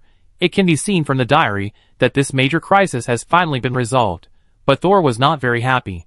He carefully placed Kelly on the nearest sarcophagus. Even so, Kelly's body cracked several times again. Thor. Kelly's breath was weak, and she had to lower her head and listen carefully to hear. I don't have much time. No, I will start to detoxify you now. In fact, I have also studied Alpha, and at the worst, I can save your soul. Shut up. Kelly's voice was weak, but her momentum was not weak at all. Thor quickly shut his mouth obediently, but his mind was thinking about all the information about alpha radiation toxins. Who knew that next, he heard Kelly grunting. A bunch of formulas. Thor, distracted, almost forgot to remember them, but fortunately Penny repeated them again. What is this? Thor vaguely thought of the answer. This is the idea I used to study the radiation antidote. Kelly tried to make her voice clearer. On the way here, I thought of a new solution. She stared at Thor and recited another formula. This time Thor listened very carefully. No, my head hurt so much. Kelly's voice became weak and vague again. She used up her last strength to say, the rest is up to you. You are such a genius. You will definitely be able to come up with an antidote. Don't let me die. I won't let you go even if I become a ghost. After saying that, Kelly rolled her eyes and fainted completely. But Thor was still thinking about the formula Kelly had just provided him. After more than 10 seconds he sighed. Kelly, you are the real genius. When Thor was helping to prepare the antidote for Kelly, Gorza was attacked by ants again.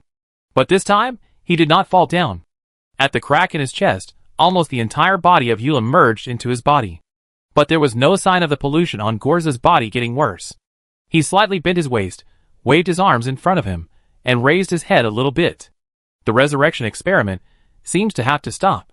His words made the several mentors, who were still trying to kill him, shudder. What do you mean by stopping the resurrection experiment? Hasn't this experiment already become a pollution counterattack?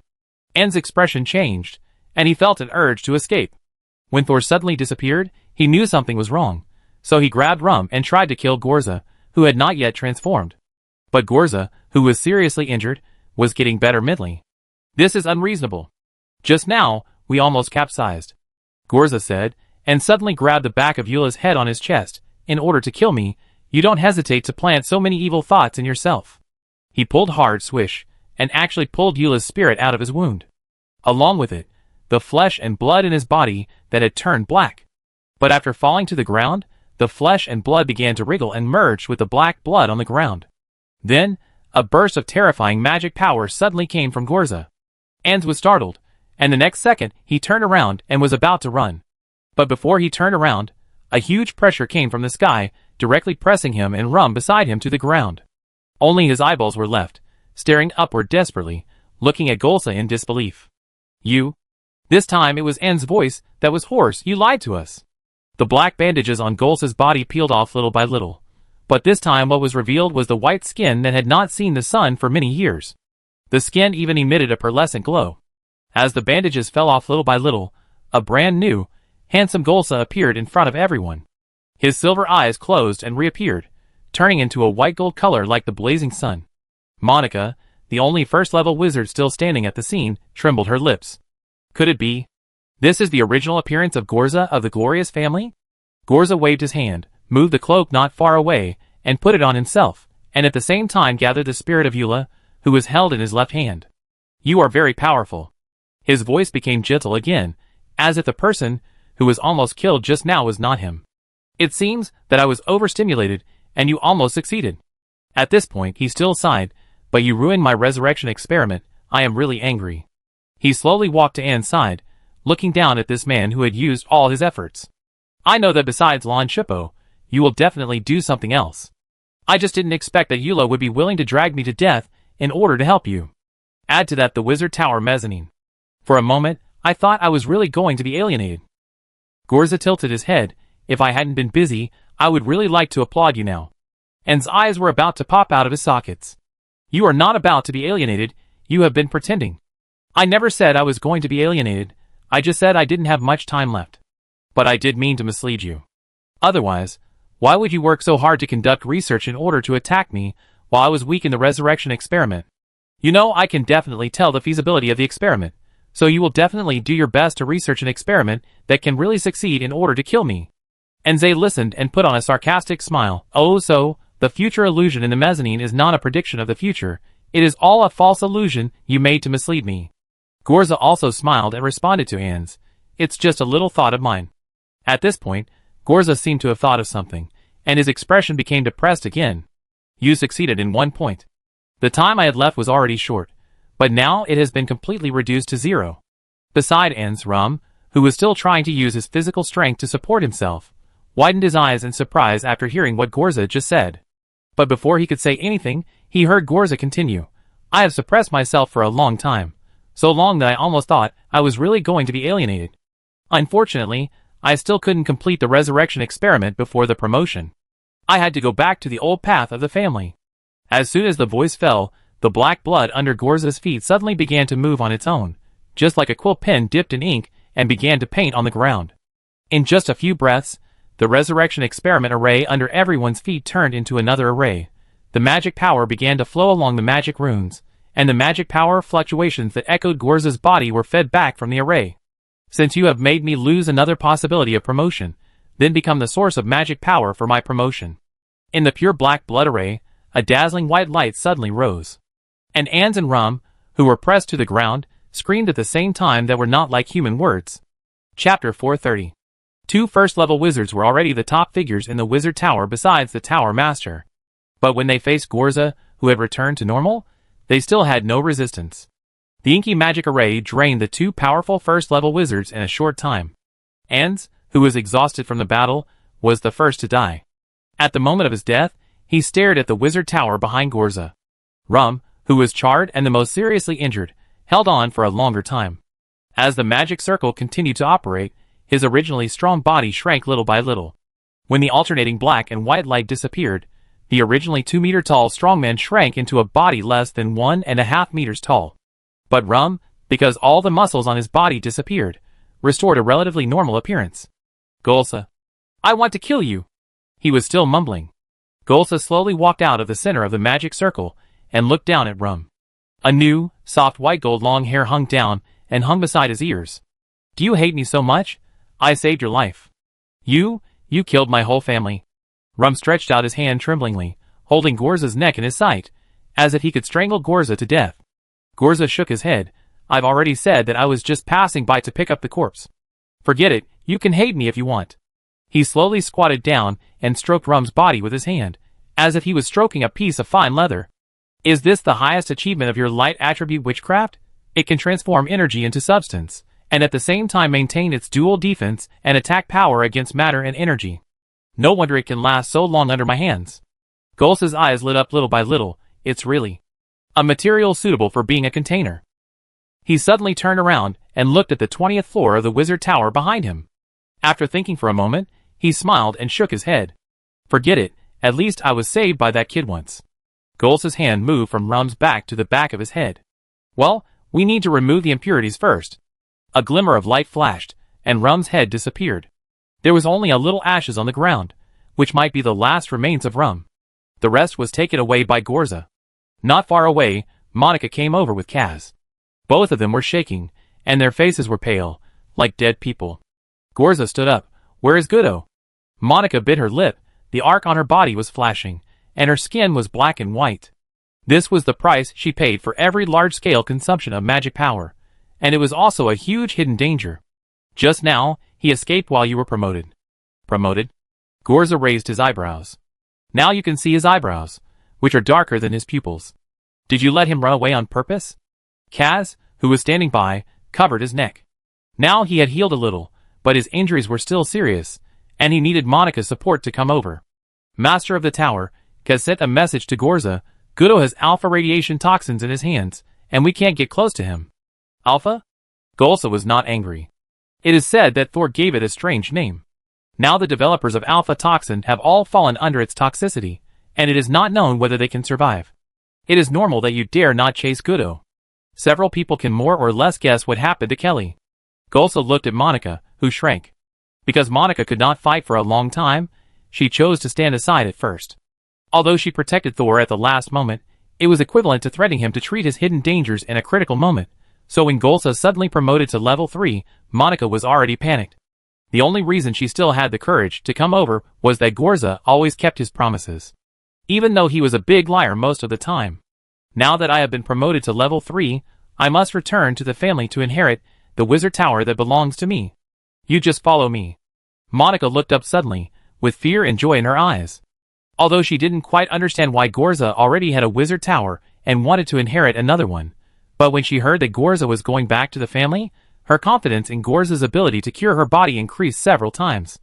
The glowing family, where Gorza belongs, is a powerful family with a 4th level wizard. It is said that there was a 5th level wizard in the past, but it has not appeared in the past 100 years. I don't know if it is just a rumor. If there were no rumors that Gorza was exiled to the western part of the state continent, and his men would not dare to covet Gorza's wizard tower. After deciding to take Monica away, Gorza turned his head and looked at Kaz. The old man was already shaky. Gorza raised his hand and pressed it on Kaz's wound.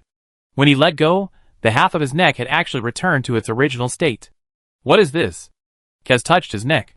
It healed so quickly. I got the inspiration from rum to convert energy into matter.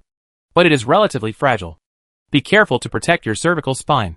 After saying this with a smile, Gorza asked Kaz again, I will give this wizard tower to Thor. Do you want to follow me to Glow or stay here? Kaz was obviously hesitant, but before he could make a decision, a voice suddenly came out of Gorza's body. Kill me! Kill me! Are you awake? Gorza took out a dark shadow from his cloak, and there was some deeper black in the shadow that was constantly twisting. Gorza frowned. You have absorbed so much evil thoughts, and now the pollution is even more serious. Monica straightened her back at this time and cared about her boss first. Master Tower Master, you were not polluted just now, right? Indeed, it was polluted, otherwise, I would not have almost become alienated because of the riot in the mezzanine. However, the inheritance of the Glow still has a set of methods to deal with pollution. I have returned it to Eula, so her condition is worse now. As they talked, Eula's kill me lingered around them like background music, only becoming more and more shrill. Kaz finally couldn't bear it. He was born in the Principality of Kerma, and knew Eula alive. Seeing that the resurrection experiment had failed and Gorza had been promoted to level 3, he tried to persuade, Master Tower Master, how about you just let Eula go? She's been like this all the time, it's too painful. Gorza smiled, and the curve of his eyes was exactly the same as when he was wrapped in bandages. You can let her go, but you have to wait until the resurrection experiment is completed. Then I will kill her with my own hands. Kaz trembled all over, and felt that his breath was filled with ice. Monica quickly pulled Kaz's robe to stop him from talking nonsense. Kaz came back to his senses, and slowly lowered his head. Okay, I go see Thor. Gorza obviously didn't want to talk anymore, and hid the condensed soul of Eula under his cloak. He had just said half of his words, when he suddenly saw cracks appearing on the wizard tower from the 20th floor. Those cracks extended all the way to the 1st floor, and then sank into the ground. The entire tower began to shake violently, and several more screams of terror were heard from inside the tower. Is the wizard tower going to collapse? But at this moment, thin white arms suddenly stretched out from the cracks that penetrated the outer wall. Some of them embraced the wizard tower to prevent it from falling apart, and some stretched all the way to the ground to support the wizard tower from collapsing. Hundreds of thin white arms actually supported the wizard tower so tightly that it barely remained the same. Gorza suddenly turned his head to face Kaz and Monica, and was a little out of control. Look, you said he would inherit the wizard tower? You almost stole all my assets. At this moment, Gorza was very clear. After the mouth and eyes, the remaining arms in the mezzanine also changed their flags. Chapter 431. Time goes back to when Gorza was still being promoted. Thor first asked Shuza to prepare all the materials needed for Kelly's formula. The complete materials were the reason why Mentor Gorza sent him to the 20th floor. Thor himself quickly drew a consciousness platform array on the ground. To enter the 20th floor, you need to pass through the bronze gate, and the others who can enter here are either dying or fighting, and they probably don't have time to come. Thor needs to race against time to save Kelly, but if he can have a few assistants, the efficiency can be increased several times. Therefore, After confirming that Kelly could hold on for a while, he immediately began to summon assistance. All 4 consciousnesses were pulled out of the diary by Thor. As for the containers, to be honest, they are everywhere on the 20th floor. They are even better than the corpses in the second warehouse. Thor was very fast. In just 3 minutes, there were 4 figures busy in the room. Preparing potions, preparing magic circles, helping out, guarding the door. The only one who was not here was Agu. He was most familiar with the wizard tower, and was sent out by Thor to get materials. There was a riot on the mezzanine floor of the wizard tower just now, and I don't know how much damage it has done. And the ghosts in the mezzanine floor, I don't know what they are like now. In order to prevent Agu from not being able to enter when he comes back, the bronze door has been kept open. Herman is guarding the ramp to prevent irrelevant people from entering. There was a riot on the mezzanine floor between the 1st and 20th floors just now, and many apprentices died, but most of them were controlled and sent to be food for the noodle hands. A small number of apprentices hid in the dormitory honestly, and those who did not run around outside basically survived. But most wizard apprentices are not so honest. They have been living with strange dangers for years, and only a few are willing to hide when encountering a riot in the wizard tower. So this group of adventurous apprentices became the second batch of victims of the riot. But a few of them are still lucky enough to survive. So their adventurous spirit is even higher. After 2 or 3 people found that the danger was over, they actually followed the retreating arm and found the 20th floor. The leader was a senior 3rd-level apprentice who accidentally went to the 20th floor once and was finally scared back by the bronze gate. This time he found that the arms were no longer grabbing people, so he boldly followed the arms and came to the 20th floor again. After reaching the 20th floor, he found that the bronze door was actually open. There was an expressionless woman standing at the door. "Go back, this is not the place for you." The 3 of them were still carefully hiding their whereabouts, but the woman in front of the bronze door immediately discovered their presence. The 3rd-level apprentice in the lead was unwilling to leave like this. He couldn't see the other party's strength, but he was definitely not at the official wizard level, so he walked forward under the woman's gaze. Just now a large number of evil spirits appeared in the wizard tower. "We want to see if there is any problem here. Do you need help?" "No," the woman said coldly. "Leave." After approaching, the 3rd-level apprentice felt that the woman's magic fluctuations were almost the same as his own, and he thought of the 2 helpers behind him, so he became calmer. He smiled and stepped forward. "Really? Why have I never seen you before? I think you are the trouble that needs to be solved." Herman suddenly stood up and moved from the front of the gate to the front of the 3rd-level apprentice like lightning. The latter felt a chill in his chest before he could react, and then he lost consciousness. Herman threw away the corpse in his hand, glanced at the slope intersection, and the 2 apprentices hiding behind turned around and ran away in fear. He shook off the blood on his hands, turned around and sat back in front of the gate.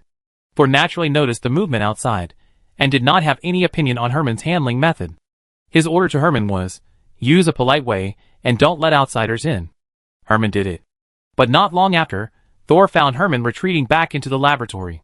He stopped what he was doing and looked sideways, and saw that Herman's limbs were all covered with a layer of crystal-like fine threads, like silk. I was wondering why those people ran down from above. Luokai walked in with a smile, and he raised his right hand slightly, with a silk-like fine thread on each finger, controlling Herman's actions. "So you're back." He tilted his head and glanced at the person lying next to Thor, but did not recognize the other person's identity. "Since you are here, it seems that Instructor Nzay is still in trouble. Then let me help him deal with you, the fish that escaped the net." Sol glanced at Herman, who looked calm and innocent, and ignored Luokai's threats.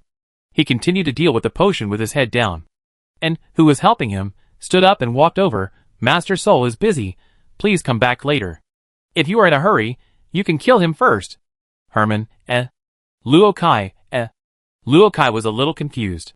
He felt that things shouldn't be like this. Could it be that it was too easy to subdue this woman just now, so he had some kind of illusion? His heart suddenly started to alarm, and he began to retreat. "Don't leave now that you're here. Maybe it can come in handy," Thor said casually without looking up. Now Luokai was more certain that something was wrong. Just like the ghost suddenly retreated to the mezzanine, things had developed in a direction he could not have expected. Maybe he shouldn't stay any longer. Luokai controlled Herman to stand between him and the others, turned around and ran out. At this moment, two figures appeared at the door, blocking the way out. One was Aga, and the other was Byron. "According to your instructions, I went to the second warehouse to get some materials. I saw Lord Byron waking up, and thought you might need help, so I asked him to come with you." Aegu bowed to Thor at the door. He glanced at Luo Kai, who was caught in the middle, and said nothing more. Then I will continue to look for materials. Saul nodded, and suddenly remembered something, and said, Have you seen Haywood?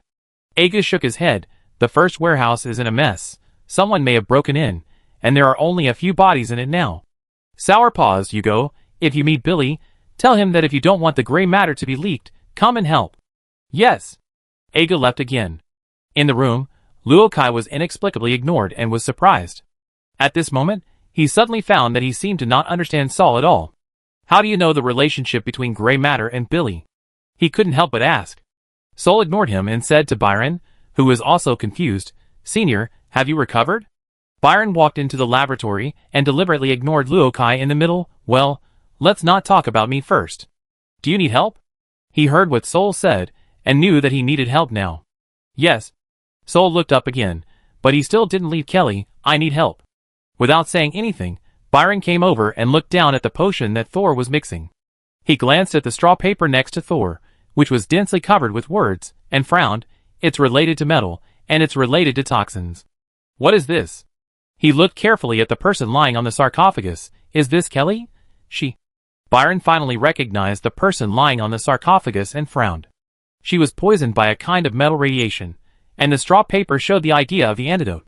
The red part was modified by me later, but I have never come into contact with metal elements, and my knowledge of poisonous elements is limited to the knowledge in books. Senior, can you help me see if there is any problem with this idea? I'm not good at this either, but I think your method is logical.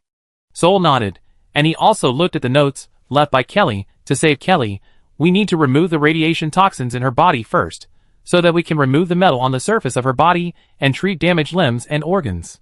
Kelly's idea is to use electromagnetics. But Monica's teacher is not in a stable state. By the way, where is Jiro? After saying the last sentence, Saul finally turned his head to look at Luo Kai. At this time, the latter was surrounded by an Immortan and could not leave. The hostage hermit in his hand did not play any role at all. He looked at Saul blankly, not knowing how things had developed to this point.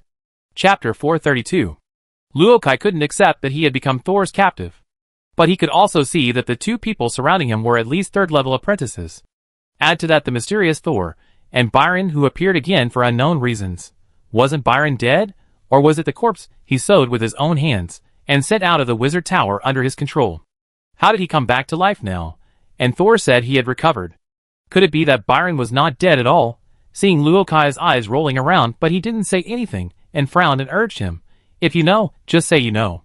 If you don't know, just say you don't know. Why do you need to think about it? Luo Kai did have a lot of thoughts at this time, but before he spoke, he suddenly showed his usual smile again. Jiro was supposed to be outside watching the fun, but from what you said, he really ran away early.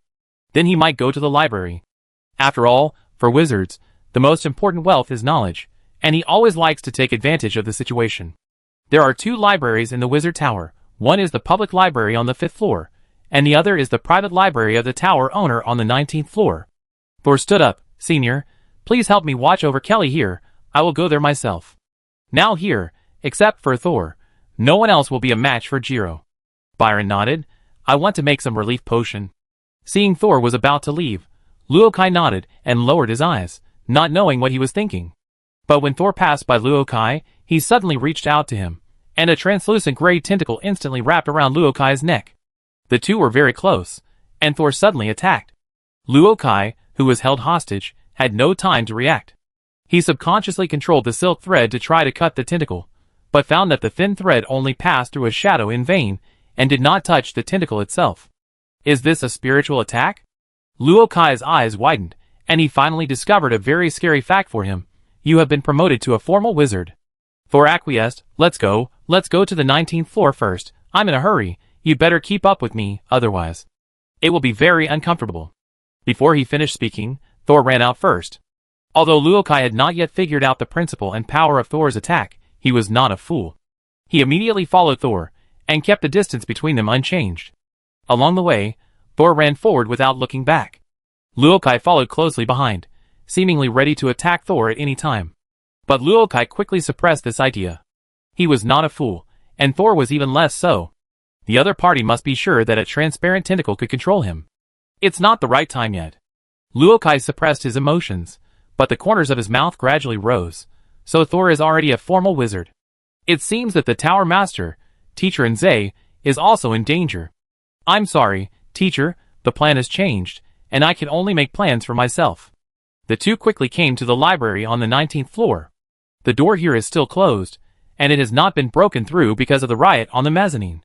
The various corpses on both sides of the door also show that a fierce battle has taken place here.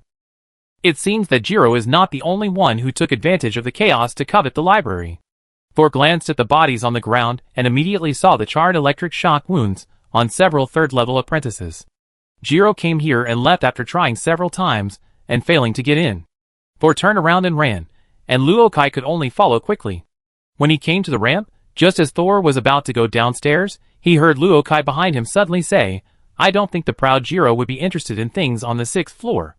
Thor paused and looked at Luokai coldly. Luokai laughed, as if he had regained control of the situation. Thor had long disliked his hee, and with a slight movement of his mental power, the transparent tentacles on Luokai's neck suddenly tightened. Luokai immediately stopped laughing. At the moment the tentacles tightened, his soul suddenly shook violently, as if there was a strong suction force trying to pull his soul out through his pores. He should go to the 21st floor. The smile on Luokai's face disappeared immediately, and his nose and lips were trembling. The feeling of being forced to leave the body is completely different from the feeling of being voluntarily leaving the body. 21st floor? Why? Thor asked expressionlessly, without loosening his grip on Luokai. This kind of person will shine with a little sunshine, and who knows what he is planning in his mind at this moment. Luokai found that his face began to twitch, which was a precursor to numbness. So he answered as quickly as possible. The mentor said that the 21st floor is the most special place in the Wizard Tower. No one has been there except the Tower Master. It is very likely that the brain of the entire Wizard Tower is there, and the key to controlling the Wizard Tower is hidden there. Jiro wanted to steal the entire Wizard Tower. When he left, he didn't know that Ans and his men's rebellion would not succeed. If he was brave enough, he might take this opportunity to enter the 21st floor, the most mysterious place in the Wizard Tower. Even if he couldn't control the Wizard Tower, he had to come in to see if there were any good things hidden by the tower owner. Sol immediately confirmed that what Luokai said made sense, and turned around and ran to the 21st floor. Luokai felt very uncomfortable at this time, but he had to keep up. Otherwise, once the transparent gray tentacles on his neck tightened, he would feel even more uncomfortable. Thor had only been to the 21st floor once, but the Tower Master teleported him back and forth, and he had only stayed in that small dark room, so he didn't know what the key to the 21st floor was. He had already thought about it. If he couldn't find Jiro again, he would move Monica over. Although the other party's motor was unstable, it was better than nothing. However, when they arrived at the 21st floor, Thor and Luokai were dumbfounded. The mysterious 21st floor did not have any complicated instruments, nor did it have a warehouse for storing rare materials, and even no books. The 21st floor is the top floor of the Wizard Tower, and above that is the rooftop. This is the smallest floor of the Wizard Tower, which is narrow at the top and wide at the bottom, but even so, it is still several hundred square meters. But the entire 21st floor is empty, with only 9 candle lamps around, emitting a faint light, barely illuminating the entire room. And the room only has a rectangular pillar in the center. It is 1 meter wide, and a little over 2 meters long. It supports this floor of the tower. When Luokai saw the pillar, he didn't pay much attention, but just looked around, trying to find the core of the legendary Wizard Tower. But once Thor's eyes fell on the rectangular pillar, he couldn't move them away. He remembered that when he was taken to the 21st floor, he was in a very small room. The room was about 1 meter wide, and 2 meters long, but it was built very high. Could it be that I was in that pillar with the Tower Master at that time? As soon as Thor had this guess in his mind, he saw a person coming from behind the black iron pillar. The 3 people met each other. It turned out to be Jiro. Before Jiro came around from behind the black iron pillar, the 3 of them hadn't noticed each other at all. The black iron pillar actually had the ability to conceal the fluctuations of magic power. No, it's not concealment. It could also be absorption. Before the other 2 could react, Thor immediately rushed forward and shot out a black tentacle from his palm. Jiro was different from Luokai. He had seen how Thor suddenly killed Ku Jin in the small garden, and naturally understood that the other party was already a formal wizard. That gray translucent tentacle should be a means of directly attacking the soul, and it is very powerful. Although Ku Jin is a waste, he is a 3rd-level apprentice after all, and his soul strength has been trained. He must be careful to avoid Thor's transparent tentacles. Although Thor's attack on Jiro was not a transparent gray tentacle, Jiro did not take it for granted that the black tentacles would not have the power to attack the soul. He took off instantly, jumped into the air, and then golden arcs lit up around his body, and then transformed into a huge electric net in the next second. The electric net stretched out in an instant, covering the sky and the sun, and buckled towards Thor. Thor's weakness was electric shock, which Luokai had told him a long time ago. Thor looked up at the falling electric net, and was not nervous. It was just that his soul-eating Esther had low resistance to lightning elements, and it was easy to melt after being strongly shocked by electricity, but it didn't mean that he didn't dare to fight against lightning. Black tentacles stretched out from his left and right hands, and the back of his neck, and also split into dozens of small tentacles in an instant, facing the electric net. Among them, Xiao Zhao and his clones emitted a layer of white smoke the moment they touched the power grid. Jiro laughed. Do you think that Earth-attributed monsters can't conduct electricity? But when several tentacles twitched and fell to the ground, Jiro found that Thor behind them was standing intact. On the contrary, Luokai, who was standing next to him, was affected a little, and was immediately electrocuted and stiffened. Jiro's smile froze on his face, and he looked around and was shocked to find that the black tentacle that was originally connected to Thor had fallen off at some point, and the other end was hanging on the black iron pillar between the two of them. Most of the electric shock was easily conducted into the pillar, and the remaining shock was easily blocked by Thor's spiritual armor. Luokai was going to use magic to resist, but his mental power fluctuated violently, and the transparent tentacles wrapped around his neck immediately shrank, making it impossible for him to use defensive magic. In addition, Jiro went all out as soon as he met him, so Luokai was almost fainted by the electric shock. Although Thor was almost unscathed, he could feel a layer of static electricity all over his body, and his skin was numb. Such powerful magic. Thor said, "You have also been promoted to a formal wizard? No wonder you dared to break into the 21st floor, hoping to reap the benefits.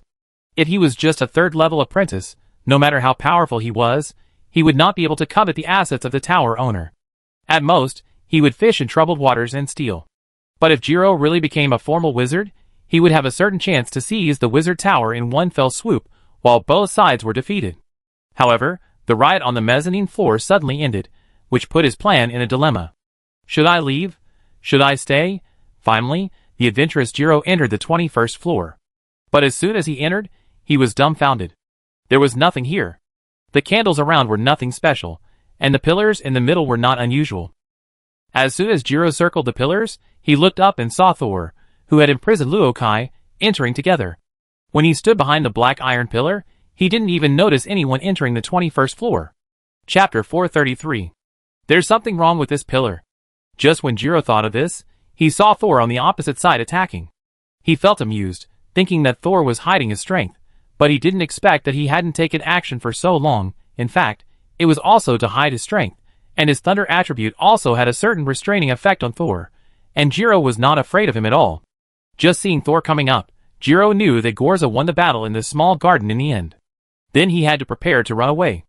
Jiro didn't want to be like other mentors, who said they were formal wizards, but were actually no different from some large equipment in the laboratory. So Jiro, who was anxious to run away, immediately performed his most powerful magic. But he didn't expect that Thor would use the black iron pillars and the soul-devouring swamp to transfer it directly. Humph! Jiro still raised his chin high, and several lightning bolts were instantly stimulated on his body. This time the lightning was extremely fast. The air groaned, and then several spherical lightning bolts formed in the air and moved in the room with erratic trajectories. These lightning bolts seemed quiet and harmless, but Thor could sense the huge energy contained in them from the magic fluctuations they emitted. Once they exploded, they would probably emit huge power. But when Thor pulled Luokai to dodge, he suddenly felt that his body was restrained by something, and his joints seemed to have their own consciousness, taking him to actively meet a ball of lightning. Thor glanced over and found that his limbs were entangled by Luokai's transparent silk threads without knowing when. Only when moving can you see the existence of the silk thread by relying on the reflection. Thor tried to struggle, but found that the places controlled by the silk thread were all joints that made it difficult for him to exert force. He couldn't break free in a short time, but he would be led by the silk thread. He really became the opponent's puppet. Then, Thor saw that Jiro actually controlled the originally erratic ball lightning and attacked him from all directions. If several ball lightnings really exploded on Mount Thor, I'm afraid Thor would lose his skin. At the critical moment, a golden coin suddenly appeared in Thor's palm, spinning rapidly in the air. When Luo Kai saw the golden reflection, he immediately recognized the coin. The twins of fate? He was shocked, but the next second, he found himself in the middle of several spherical lightnings. But Thor stood leisurely on the periphery, watching him quietly. Even Jiro's face changed, but spherical lightning was difficult to control. He had just controlled all the spherical lightnings to accelerate towards the center, and it was too late to stop it. If we forcibly stop it, I'm afraid it will cause these lightnings to run wild and explode. I'm so sorry, Luo Kai. Jiro smacked his lips and thought to himself, I take good care of your body. Luo Kai, who was in the center of the ball lightning, saw that he had no room to escape, and Jiro, who was opposite him, just showed a regretful look, and knew what the other party was thinking. He twitched his mouth. There's really no way. Unfortunately, I still like little Thor more. Jiro. Luo Kai suddenly looked up at Jiro in the air. The latter knew that Luo Kai was not simple either, and was about to fly back immediately, but in an instant, the thought Luo Kai must not be harmed flashed through his mind. Before Jiro could wonder why he had such a thought, he saw that he had instinctively shaken his mental power wildly. Even if he was seriously injured, he had to disperse all the ball lightning. Puff! The crazy backlash of magic power immediately made Jiro unable to maintain the flying technique, and he fell directly from midair. When he was halfway down, he spat out several mouthfuls of blood. When he landed on the ground, his face was as pale as a dead person, just like Thor. You, Puff! Just as Jiro was about to ask Luo Kai something, he spat out blood again after saying a word. The ball lightning did not completely dissipate, but the remaining power was not enough to kill Luo Kai. Luo Kai's whole body was charred, and he was obviously not feeling well. He did not look at Jiro, but turned his head to look at Thor, his voice hoarse, as if there was a ball of mincemeat blocking his trachea. It seems that you have never believed that I have been controlled by you. Soul stared at Luo Kai and Jiro at the same time. The president of the Mutual Aid Association is indeed not an ordinary second-level apprentice. Is Jiro the poisonous insect you raised? Luo Kai smiled, and blood flowed from the corner of his mouth. I don't know what the poisonous insect you are referring to, but Jiro does have the parasite I planted. He glanced at Jiro, who was full of disbelief. I didn't want to expose it so early, otherwise you would definitely be alert, and there would be no way to turn you into my puppet. He. Can even a formal wizard control it? Thor's heart was filled with alarm. No matter how powerful a second-level apprentice is, he can't do it. Unless he had cultivated Jiro as a parasite mother a long time ago. Jiro obviously thought of this. He thought that he had the most contact with Luo Kai over the years. I thought I was using him, but I didn't expect that I had been used by him for a long time. Jiro was furious. While Luo Kai was not looking at him, he kicked his legs and rushed towards Luo Kai, enduring the pain of his internal organs. But Luo Kai only raised his hand slightly, and Jiro saw his kneecap explode with a bang. Ugh! He was also a ruthless man, biting his lips and not shouting. But Jiro's center of gravity was unstable, and he jumped forward 1 meter, and then slipped to the ground again. Jiro is useless, but he can still be used. Luo Kai pouted, without giving Jiro a look, just looking at Thor with a little regret. Dear little Thor, it seems that I can only run away. I will regret for the rest of my life that I failed to plant parasites in your body. Luo Kai tilted his head and began to retreat with Jiro.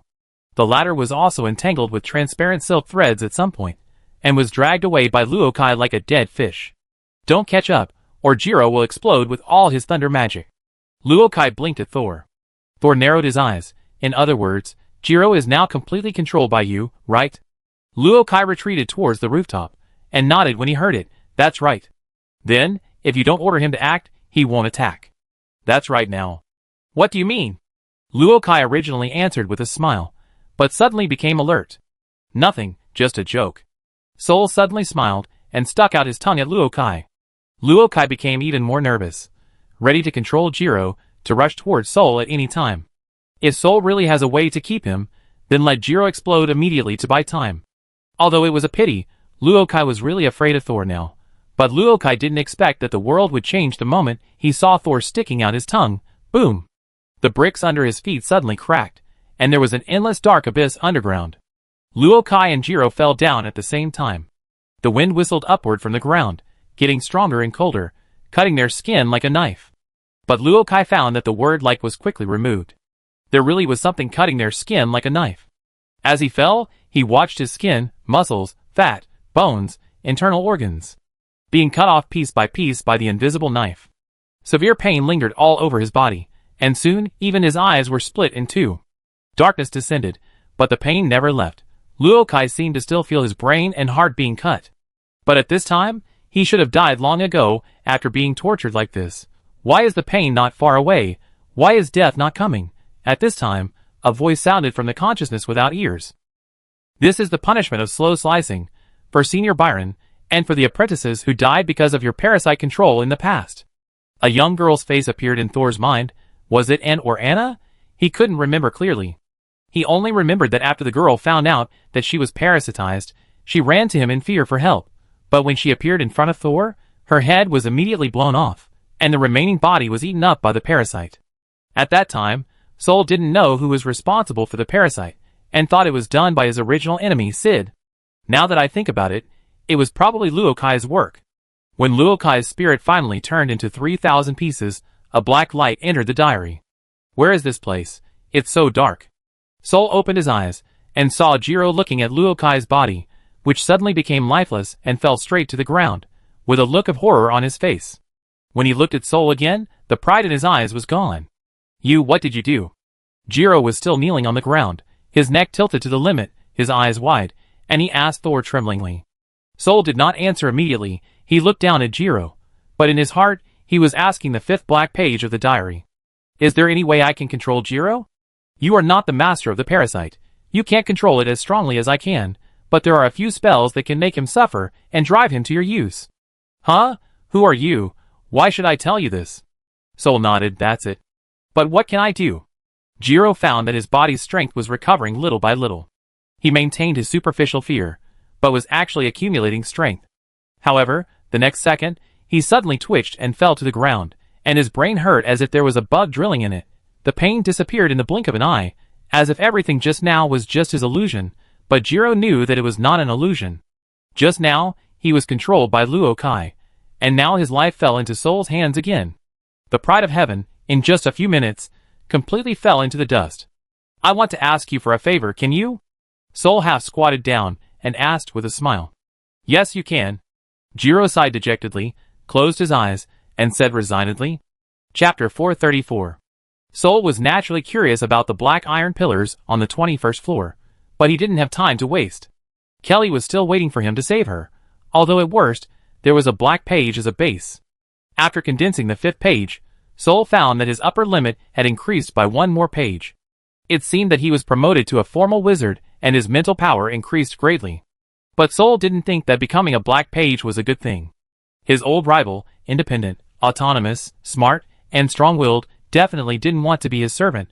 Thor burned Luo Kai's body with a big fireball. Although he may have many treasures, he is more likely to have many parasites. Thor doesn't want any more accidents at this stage. He was escorting a person when he left, and he was still escorting a person when he came back 5 minutes later. But the person has completely changed. The 4 consciousnesses have never seen Jiro, and they look at each other. Thor dragged the person directly to Kelly. Byron, who was concentrating on his work, turned his head and took a look.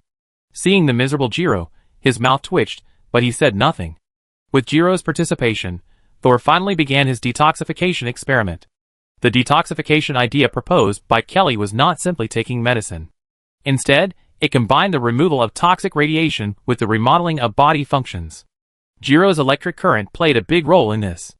Okay, keep the current stable.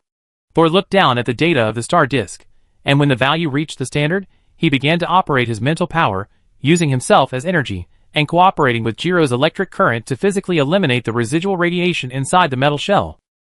But just as the experiment began, the ground beneath their feet suddenly shook violently, and Jiro, who had already been severely injured, almost fell down immediately. Kelly's metal body almost slipped off the sarcophagus, but fortunately Shizuo quickly caught it. What's going on? Thor immediately looked around and found that the wall of the circular laboratory had cracked. The crack was very deep, and seemed to almost penetrate the outer wall. And this was only the first shake. Soon the second and more violent shake began. The cracks on the wall continued to extend, split and gathered during the shaking, and the entire wizard tower seemed to be about to fall apart. Sol had already lifted the lid of the coffin where Kelly was lying and flew into the air, otherwise Kelly, who was already seriously injured, would have been shattered. Sol scanned the entire room and found that the cracks were almost all located where the candle holders were. Is there something wrong with the candle pipe? Is there something wrong with the interlayer again? Sol held Kelly up, his face livid. The detoxification had already begun, and stopping halfway would cause greater damage. At this moment, the originally open door suddenly closed, and then a door on the left opened. On the bronze door on the 20th floor of the east tower, only 2 doors can be opened at the same time. If you only open the left or right door, you will see the vengeful spirit in the mezzanine. Did you do it? Sol asked, sternly facing the bronze door. Slender white arms stretched out from the bronze door. They stretched out to the people in the room. Although they did not touch them immediately, they surrounded them like a hug and refused to leave, as if they would rush up and grab a few people at any time. Jiro, who had been obediently following Thor's orders and producing a stable electric current, had a calm expression on his face, but he was excited. If these arms attacked Thor, would he have a chance to escape from here? Even if Thor was already a formal wizard, the range of his attack was limited. As long as he could escape from the wizard tower, or even leave the western region, Thor would have no way to control him. Then he just had to slowly find a way to get rid of the parasites in his body. When he thought of the parasites, Jiro was so angry that his teeth itched. It turns out that Luokai wanted to control a powerful wizard through parasites to advance to the 3rd level. His target might have been Jiro, but later it was obviously changed to Thor. What scared Jiro the most was that Luokai might have started to plant parasites in him when he was a 1st level apprentice. That's why Jiro couldn't find the existence of parasites, because his body had long regarded the worms as part of himself. But just when Jiro was planning to escape, an arm stretched out in front of Thor, with 5 fingers open, and there was a mouth in the palm. Sir, there's a problem with the wizard tower. Now the support inside the tower is polluted by many evil thoughts. The pipes have broken, and the support core is being attacked. Can you think of a solution? What is the support core? What is attacking it? Thor saw that the one who was speaking was the mouth ghost in the wizard tower pipe, but the state seemed to be a little different from before. In the past, it only knew how to eat, and had a confused consciousness, but after a riot in the mezzanine, it seemed to have more independent consciousness. Someone sent a lot of delicious food to the gate before. It was really delicious. But the food was not clean, and there were many evil thoughts and impurities, which made my arm very uncomfortable. A bright red tongue suddenly appeared in the mouth, stretched out, and licked the skin around the palm. So the arm got angry, and destroyed the supporting core. Poor arms, they are very simple. Then the supporting core was suddenly electrocuted again. A vein popped out on Thor's forehead. Then it cracked. Is the supporting core you mentioned the black iron pillar on the 21st floor? If it wasn't for the one holding up Kelly, Thor really wanted to pinch his brows. If you mean that long black thing, yes. The evil thoughts inside are still affecting the arm, and we are struggling to suppress them. If you can repair the core and get rid of the evil thoughts, we will be very grateful to you. Thor looked down at Kelly, who had turned into a little golden man, but the wizard tower is unstable now, and I must get Kelly out of here first. But the supporting core may not be able to hold out for that long. If you just want to stabilize the wizard tower first, we can help. After saying this, he took back his arm without waiting for Thor's consent. Then, an extremely spectacular scene occurred. Countless slender white arms emerged from the cracks of the wizard tower, some extending all the way to the ground, and then turning into right angles, supporting the wizard tower from shaking further. Some of them were like hemp ropes, encircling the walls of the wizard tower, binding it so that it would not fall apart immediately. With the arm reinforcement, the circular laboratory was finally temporarily stable. Everyone and the consciousness were very happy, only Jiro was disappointed. Now, please hurry up, we can't hold on for too long. The mouth popped out again, this time the words were a little reluctant. Thor nodded, turned around and told Byron and the other 4 consciousnesses the spell to control Jiro. Jiro, who was standing aside, saw Thor telling others without hesitation, and suddenly felt a sense of despair that he doubted whether he should continue his life. After instructing others to continue detoxifying Kelly, Thor turned around and prepared to go to the 21st floor. Unexpectedly, his arm suddenly bent back and made an inviting gesture. No need to bother. The mouth in the palm of his hand smiled. You can enter directly from here. Thor paused, glanced at the diary in his mind, pursed his lips, lowered his head, and rushed into the colorful world inside the bronze door. Your Excellency is so brave. The mouth in the middle of his palm laughed wildly, and also retracted into the bronze door. Then, the door was completely closed. The circular laboratory was quiet again. Several consciousnesses were a little uneasy for a while. Listening to the words of that mouth, they always felt that the other party had bad intentions. At this time, Byron suddenly stood up. Let's continue. The four consciousnesses looked at each other, and responded one after another. And Jiro, who was sitting next to the instrument, had to continue to be his generator honestly. After a few minutes, the experiment continued. Thor had not returned yet, and the wizard tower was still supported by his arms. Suddenly, a tall man wearing a black cloak and short platinum hair of the same color suddenly appeared in the circular laboratory. He was holding an unconscious Haywood in his hand. Where is Thor? This gentle voice. It's Gorza. Jiro's eyes widened, and he fell off the chair in disbelief. Chapter 435. Byron was still concentrating on operating the instrument at this time, and was also shocked to see the Tower Master, who had changed his appearance. Most people have a deep shadow on Gorza, although they may not have met the Tower Master. But the suppression of strength alone is enough to make people tremble. Lord Thor went to solve the problem of the support core. Others did not dare to reply, only Morton, who was once a second level, answered with a stiff face. But he felt strange in his heart that Gorza now looked like he was more than a second level. The opponent's momentum actually reminded Morton of the great battle in Chueshu Valley 100 years ago. That war ended as soon as it began. Support core? Golsa turned his head to look at the bronze door behind him. He went in? Golsa frowned slightly, walked towards the bronze door, and pushed it open with one hand. A colorful world appeared behind the door. Golsa threw Haywood in his hand on the ground, and then walked into the door. The door closed automatically. What should we do now? Herman had not dared to say a word just now, and was still very nervous now. He went to find the master, will he? However, before Herman finished speaking, he saw the bronze door open again. This time, Gorza and Thor emerged from the ever-changing fantasy world one after another. Thor lowered his head, and glanced at his fists several times. After they came out, the shaking of the wizard tower also stopped, but the huge cracks on the wall that could see the outside world were still shocking. The contamination of the interlayer is more serious than I thought. Gorza whispered, it seems that we can't stay here. Once these arms leave, it will collapse immediately. He raised his hand, and the black shadows under the crowd suddenly turned into tiny black dots, and then jumped into the gaps around the room. The room, that was originally full of cracks, was restored to its original state. This way you can hold on for a longer time, but you must leave after 3 hours. Gorza helped repair the laboratory, and took a look at Kelly's condition.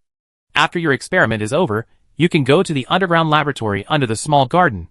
There is a good place for recovery. Thor clenched his left hand tightly, holding the thing Golsa had just handed him inside the door. I have something else to do, so I won't continue with you. Golsa turned around and picked up Haywood again, looking at Thor with a faint smile in his eyes. I hope I can see you succeed one day. I go see Kira.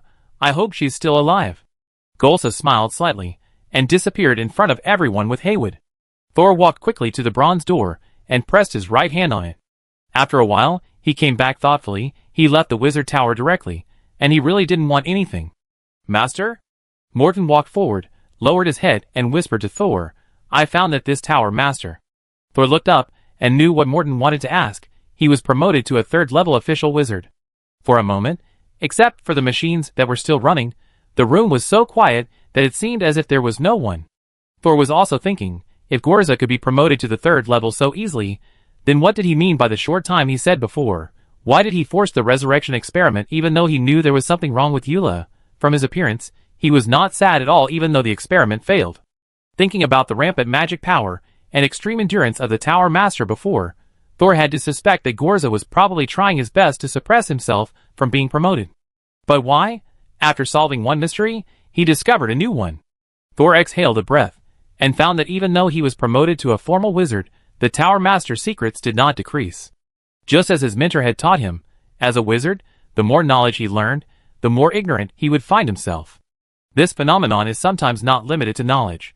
He no longer bothered about the Tower Master's series of mysterious operations, walked to Kelly, who was still lying quietly on the coffin, and said in a deep voice, let's continue, and focus on the experiment. As soon as these words came out, the originally sluggish people seemed to be awakened from hypnosis, and immediately got busy. Even Jiro looked positive, and there was a bit of relief in his eyes. Just when Lord Gorza turned to leave, a spiritual force as warm as the sun caressed him. Under the warm and comfortable spiritual force, Jiro felt as if he was falling into an ice cave. His body and soul seemed to be torn apart, in two extreme environments. Fortunately, this feeling soon disappeared, which made him feel relieved. At that moment, Jiro believed that if he had not been controlled by Thor at this time, he would probably have died painfully the moment he was enveloped by Gorza's spiritual force. He no longer dared to have any small thoughts, and tried his best to make himself more useful. Byron assisted Thor in rescuing Kelly like everyone else, but compared with his indifference just now, he occasionally pinched his wrist and fell into deep thought. As time passed, the metal coating on Kelly's body became thicker and thicker. The original paper-thin shell gradually turned into a set of human-shaped full-body armor. How is it? Byron wiped the sweat from his forehead and walked over to ask Thor. If the replaced blood does not have a rejection reaction, Kelly should be able to survive this time. No, Byron said confidently. I have done blood transfusion experiments many times. Although it is not known whether Byron's blood transfusion experiment is for others or for himself, he must be fully confident from his confident tone. Okay, let's leave as soon as possible. Thor was about to lead everyone to the underground laboratory, but halfway through his words, he suddenly saw the wall peeling off. Looking closely, it turned out that the shadows that were used by Gorza to repair the wall were peeling off. The shadows bounced back to everyone's feet. Everyone realized that when they lost their own shadows, they always felt empty in their hearts. Now that they got their shadows back, it was as if they had just fallen from midair to the ground. Me, where's mine? Jiro stared at his feet in astonishment. The small black dots that had just gathered under everyone, but only his shadow did not return. He hurried to the wall, stretched out his hand to grope the newly exposed gap, trying to find his lost shadow from inside. Where's mine? With nothing to show for it, Jiro turned around and asked everyone blankly, only to find that everyone looked at him with a bit of fear in their eyes. He moved his sight little by little, and finally saw himself sitting blankly on the ground next to a huge electromagnetic instrument. My soul has left my body? Jiro looked down at himself, and found that his body was actually translucent. He had been on missions with many apprentices who majored in dark attributes, and knew that apprentices who majored in dark attributes were prone to symptoms of soul leaving their bodies. Although this was his first time to leave his body, he quickly calmed down. If your soul leaves your body accidentally, you should try to stabilize your mental power, feel the remaining mental power fluctuations in your body, and return to your body as soon as possible when they are in harmony. He recalled the information he had received before, and slowly walked towards his body. But as he walked, he found that his sight was getting lower and lower. I have become shorter? He wanted to lower his head, but he didn't dare to. But if he didn't lower his head, he would want to know what happened to him. Soul watched Jiro's soul disintegrate little by little from his feet, like floating snow blown off the roof in winter. After Jiro's soul was completely shattered and disappeared, Herman trembled and spoke, how could he become like this? And crossed his arms with disdain in his eyes. What he did, the Tower Master naturally knows, and he kept him alive just to let him help the Master. Now that the mission is completed, he can die. The rest of the people also guessed a little bit, and did not express sympathy for Jiro's experience. Although he chose to watch when Minor Ans and others launched a rebellion, for Gorza, neutrality is betrayal. The Master of the Wizard Tower is not a kind person. For the betrayer, even if the other party is insignificant, he will definitely wipe out his life lightly. After Jiro's soul disappeared like flying snow, his body suddenly ignited without fire, and turned into black powder in just a few breaths. Burned cleanly. Thor took a last look at this place, and rushed down the Wizard Tower with Kelly in his arms. After they left, the slender arm outside that maintained the Wizard Tower was also retracted suddenly, and the Wizard Tower, which was already almost at its limit, collapsed. Even though the group retreated far away, they were still buried by the dust. When the dust settled, the small garden near the Wizard Tower was also buried. If anyone stayed in the tower and tried to find valuable materials in the chaos, they would probably stay with the ruins of the Wizard Tower forever. Distorted wails came from under the ruins, and then a series of illusory figures penetrated the rubble and rushed into the sky, and gradually turned into smoke under the orange-red sunlight of the sunset. Looking at the ruins in front of him, Thor suddenly felt that everything was over. The Wizard Tower that once shocked the Western continent has really collapsed. Chapter 436. Thor? A familiar voice called him. Thor turned around and found that it was Master Kaz. The wound on Kaz's neck had completely healed, but he still looked pale and tired, and his mental state was particularly bad. Master Kaz. Kaz looked at Thor and looked him up and down, just like when he first met him. Alas, who would have thought that you would be the first apprentice to become a formal wizard? Kaz shook his head again. Maybe I am not suitable to be a minor. Teacher Kaz? Sol walked forward and wanted to help him. He always knew that Teacher Kaz looked old, but when he saw him again today, he suddenly felt that his heart was also tired. I'm fine. Kaz saw that Thor was worried about him, waved his hand, and looked at the ruined wizard tower again. I used to think that even if some of the ways of Lord Gorza were indeed embarrassing, as long as we endured for a while, and completed the resurrection experiment, we would be able to live well in the end. But I still underestimated their greed and repression.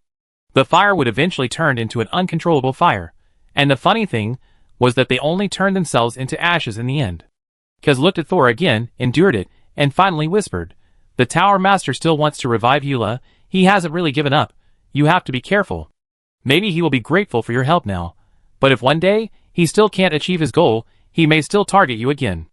I understand. Thank you, Mentor Kaz. Thor understood Kaz's concerns. Thor once thought that as long as he completed the resurrection experiment, Gorza would achieve his goal, but now it seems that he wants to revive Eula, not to revive his beloved wife. Because if the Tower Master really liked Eula, he would not be indifferent to her pain. Thor thought about what he heard from the puppet 3 years ago, "Kill me," and he could understand that the real Eula could not bear the pain of resurrection. At this time, Gorza's usual gentle treatment became a suffocating cage. While the two were talking, apprentices came from the distant forest one after another. There were not many people, less than 10. Thor saw a few familiar faces among them, including George, his former male servant companion, and Clome, who liked to dance with corpses. He even held a complete female corpse in his arms. These apprentices are usually not particularly powerful, or they are lone rangers like Chrome. They originally had little presence in the Wizard Tower, but they became the group of people with the most survivors. Of course, some second-level and third-level apprentices were out and had not returned. These people seemed to regard Mentor Kaz as the backbone, and surrounded him in panic. Only George greeted Thor carefully. Since becoming a wizard apprentice, he finally understood the gap between himself and Thor. At the same time, he also realized that being a wizard was not a safe identity. Sometimes, the terror became more dangerous as the strength grew. This led to him not daring to get too close to Thor, because the other person's aura would make him tremble. "Ah! It's Lord Thor." George had a thumb-sized fleshy ball on his left neck, and a boy's innocent voice came out of it. "Shoo!" George quickly covered the tumor. Thor nodded to him. "Is that your brother?" George bowed and said, "Yes, he said he wanted a head, so I wanted to plant a human-faced tumor." "What the hell?" Kaz shouted at the side. "The human-faced tumor is very easy to be mutated, and even contaminate yourself. Who taught you to do this?" George was dumbfounded, and said the name of a third-level apprentice, only to find that the other party had died in the Wizard Tower. "Really?" Kaz sighed. "I used to focus on the resurrection experiment, but now I don't have to do the experiment, so I discipline you idiots." For some reason, after saying this, the decadent aura of Kaz suddenly weakened a lot. Watching Kaz scold the incompetent apprentices one by one, Thor couldn't help shaking his head and sighing. When the sun set, Kaz and others lit a bonfire beside the ruins. With this little light, Kaz and other apprentices who came back one after another began to clean up the ruins of the Wizard Tower. Thor was also inside.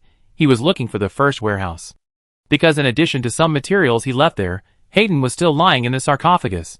Fortunately, although the Wizard Tower collapsed, it was mainly the upper part that was broken into pieces, and the lower part from the 10th floor was broken horizontally and fell to the ground. The lower part from the 4th floor was even well preserved. However, even so, most of the housekeepers and servants did not survive. The collapse of the Wizard Tower triggered a chain reaction of some witchcraft materials. These witchcraft materials, even if ordinary, are very dangerous to non-wizards, so many people were dead and unrecognizable when they were dug out. In order to recycle as many assets that Gorza didn't want as much as possible, Kaz took the remaining apprentices and servants to clean up the ruins, and in the end, they really collected a lot of good things. However, Thor noticed that the butler, who was more elusive and led all the butlers, was not here. There was no corpse, nor was he among the survivors. Could he have been taken away by Gorza? Thor thought secretly. In the morning of the next day, Kaz found Thor again. "We have basically cleared the ruins." Kaz smiled bitterly. "As a result, I found that the items in the rooms above the 19th floor are basically gone. It is estimated that they were taken away by Gorza. Haha, I also want to see the tower owner's collection of books. It seems that I don't have this luck. How is it over there?" The first floor of the East Tower was assumed to belong to Thor, and no one dared to steal it. Even Kaz deliberately did not approach. After the collapse of the Wizard Tower, the Bronze Gate also lost its activity. Some of the materials in the first warehouse were not contaminated. I picked a little, and left the rest to you. Kaz did not refuse. The irresponsible tower owner patted his butt and ran away. If he still wanted to take care of the surviving apprentices, he must have enough supplies. Second warehouse. Take everything you can from the second warehouse. The materials there are quite dangerous, and even level 3 apprentices cannot use them casually. Sol was tempted, but he really didn't have a backpack that big, and even a compressed bag only had a few cubic meters of space, which couldn't fit a warehouse. The bodies in the second warehouse have all rotted. There are still many materials that rely on interlayers to separate and preserve. When I went there, some of the materials were fighting, and some were also lost. Sol described with a smile. I still took some away. There are still a lot. I will leave it to you, the teacher. That's fine. It's dangerous for you to take everything with you. Kaz took it again, and after a moment he asked again, Thor, are you leaving? Yes. Thor did not deny it. Did you take all the ghosts in the mezzanine? Thor was stunned. He didn't expect that Teacher Kaz could find out, so he admitted directly, yes. Teacher Gorza should have planned from the beginning that he would leave after the experiment was successful, so he said that he would leave the wizard tower to me, but now the existing wizard tower has collapsed. However, Gorza still gave me something very important. The fragments of the evil spirits are also in there. Kaz opened his mouth. He seemed very interested, but he thought about it and didn't ask. Well, young man, it's time to go out and explore. After cleaning up here, I plan to take the apprentices who are willing to go with me to the Principality of Kerma. Sol was stunned. He didn't expect Kaz to leave too. Aren't you going to rebuild the wizard tower here?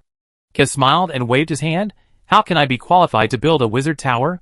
Besides, this place was given to Lord Gorsada by the Principality of Kema, and I can't control it. There are also some small wizard organizations in the Principality of Kema, and I plan to find a suitable place to settle there. By the way, the name of the organization is the Dead Garden. If you go to the Principality of Kema in the future, you can go and have a look.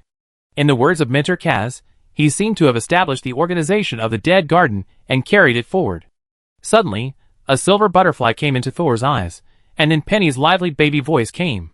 Brother Thor, Kelly is awake. Sol was startled at first, then he smiled happily and said goodbye to Kaz. Teacher Kaz, Kelly is awake. I go check it out first. Go, go! Kaz waved his hand hurriedly. Sol followed the nightmare butterfly and jumped directly from the small garden into a big pit. Before he fell to the bottom of the pit, a black tentacle as thick as a thigh caught him below. Sol trotted over and saw Senior Byron was there too. The two nodded, and Thor rushed to Kelly, who was wearing a metal shell. Kelly, are you awake? Because of the metal armor blocking her, Kelly's voice was buzzing. Help me open a few holes quickly, I'm almost suffocating. Chapter 437. If it weren't for the fact that Kelly had just been freed from radiation pollution, and was still relatively weak, Thor really wanted to tease her and ask her where she made the hole. However, he still honestly reached out to Kelly's mask. Let me help you take off the metal on your face. No, no, no! Who knew that Kelly repeatedly objected? I found that there is still a little radiation left in my body. Yes, after all, it is radiation against radiation, and even blood transfusion cannot really replace the whole body. You may need to lie down for a while longer. I just want to integrate these residual radiation into my body. I'm promoted to level 3, so don't touch me. Sol agreed repeatedly, and then wondered, why do you want to integrate the radiation toxin into your body? Doing so may cause the radiation damage to be integrated into your body. Just like Monica, her lightning attack power is super strong, but the excess lightning that is not well controlled will carbonize part of her body surface. There is not much radiation toxin left now, but it is a good opportunity. I was thinking about this plan in my dream just now. It's feasible. Sol curled his lips. The plans and dreams are generally illogical, but Kelly's idea still has some basis. It's like injecting an attenuated vaccine, and then letting the body adapt to the toxin and produce antibodies. If Kelly continues to study alpha toxin in the future, it is still necessary to have a certain resistance to toxins. I understand. How do you need me to cooperate with you? Next, Thor built a gold-based magic circle for Kelly, and stuffed her with a few pieces of Heart Guardian to save her life. By the way, he didn't forget to punch a few holes in her mask for ventilation. After another busy period, when Thor left the underground laboratory, it was already light and dark. As soon as Thor came out, he saw Byron sitting alone above the underground laboratory flipping through a book. He seemed to be guarding for Thor, and not letting others enter the underground laboratory. Thor also went over and sat directly on the ground, and saw a small pile of companion flower seeds next to Byron. Byron looked up from the book and noticed Thor's gaze. I used the remaining credits to exchange the seeds of the companion flower from Teacher Kaz. Can I still use the credits at this time? Byron nodded. Teacher Kaz is going to extend the credits to his dead garden. If you don't want to go with him, you can exchange the credits at a discount. I exchanged some books and some materials. You should be able to use these seeds. I can give you some. Okay, I deduct the corresponding points from your notes. Thor was not polite, and went up to grab a handful. Anyway, before the companion flower blooms, no one knows what kind of fruit it will bear. When he put the seeds away, he saw Byron lower his head, and take out the familiar account book from his arms. However, the other party's next action was not to record the credits on it, but to suddenly ignite a small fireball, and burn the account book directly into ashes. Watching the black and gray ashes drifting into the messy land of the small garden, Byron turned his head and said to Thor, "There is no need to keep accounts between you and me." Byron lowered his head and continued to read, thinking, "I can't pay it back anyway." Thor shook his head and smiled. His eyes fell on the book Byron was reading, and found that it was actually one of the few books about elves. If this book was also exchanged by Byron from Teacher Kaz, it would probably cost a lot of credits. This book was given to me by Teacher Kaz. He seemed to have seen the properties of my new skin. And books related to elves are taboos for ordinary people. Now I don't have to care. Thor finally had the chance to ask, "I haven't figured it out yet. Senior Byron, how did you recover?" Because Kelly's matter was more urgent, Thor never had the chance to ask Byron properly. How did he change from a head to an expressionless, ordinary-looking senior? Byron is now wearing the head of the Elf King. When Kong Sha was wearing this head, she was a great beauty in everyone's eyes. Byron moved his eyes away from the book and looked at the dark wall of the underground laboratory. You know, my skin is actually my positioning device. Although it gave me a chance to escape death, I lost the locator and was demoted from level 3 to level 2. Byron escaped into the mezzanine, avoiding the eager mouse and hiding under the eyes with ill intentions. At that time, he was also confused, not knowing how to move forward even if he survived. At this time, Thor suddenly appeared and not only took him away from the dangerous mezzanine. Most importantly, Thor also gave him a very rare witchcraft material. At first, Byron didn't know where he was, but he felt it was very cramped. Eula had bad intentions, and Mentor's Rum and Kaz might have problems. Byron just wanted to recover as soon as possible, so that he could help Thor in such a strange situation. Who knew that when he began to try to meditate and recharge his own magic power, he suddenly found that this body was particularly suitable for his promotion plan. When Byron tried to transform this layer of skin into his positioning device bit by bit, he did not encounter any obstacles. It only took him a few days to adapt this new skin to his mental power and magic power, and it became his locator. This was dozens of times faster than the previous skin. Moreover, he found that this skin was very easy to control. When the new locator was initially formed, Byron also restored his original appearance. But Thor was not in the second warehouse at this time. When he stood in the warehouse looking around in a daze, he met Agu, who came to get materials. "So that's how it is. So you went through the original promotion plan again, Senior." Thor suddenly realized that he didn't expect that Senior Byron's new skin would be more in line with his research direction than his original skin. But that's right, aren't elves a race with explosive mental power, so explosive that they explode themselves? Then the head left by the Elf King, even if most of the special properties were removed by the half-elf, is not an ordinary witchcraft material, so it is normal to have such a high elemental fusion. Moreover, the material level of the Elf King's head is definitely higher than that of Byron's original skin. Maybe it would be easier to integrate into his spirit body. It was a blessing in disguise.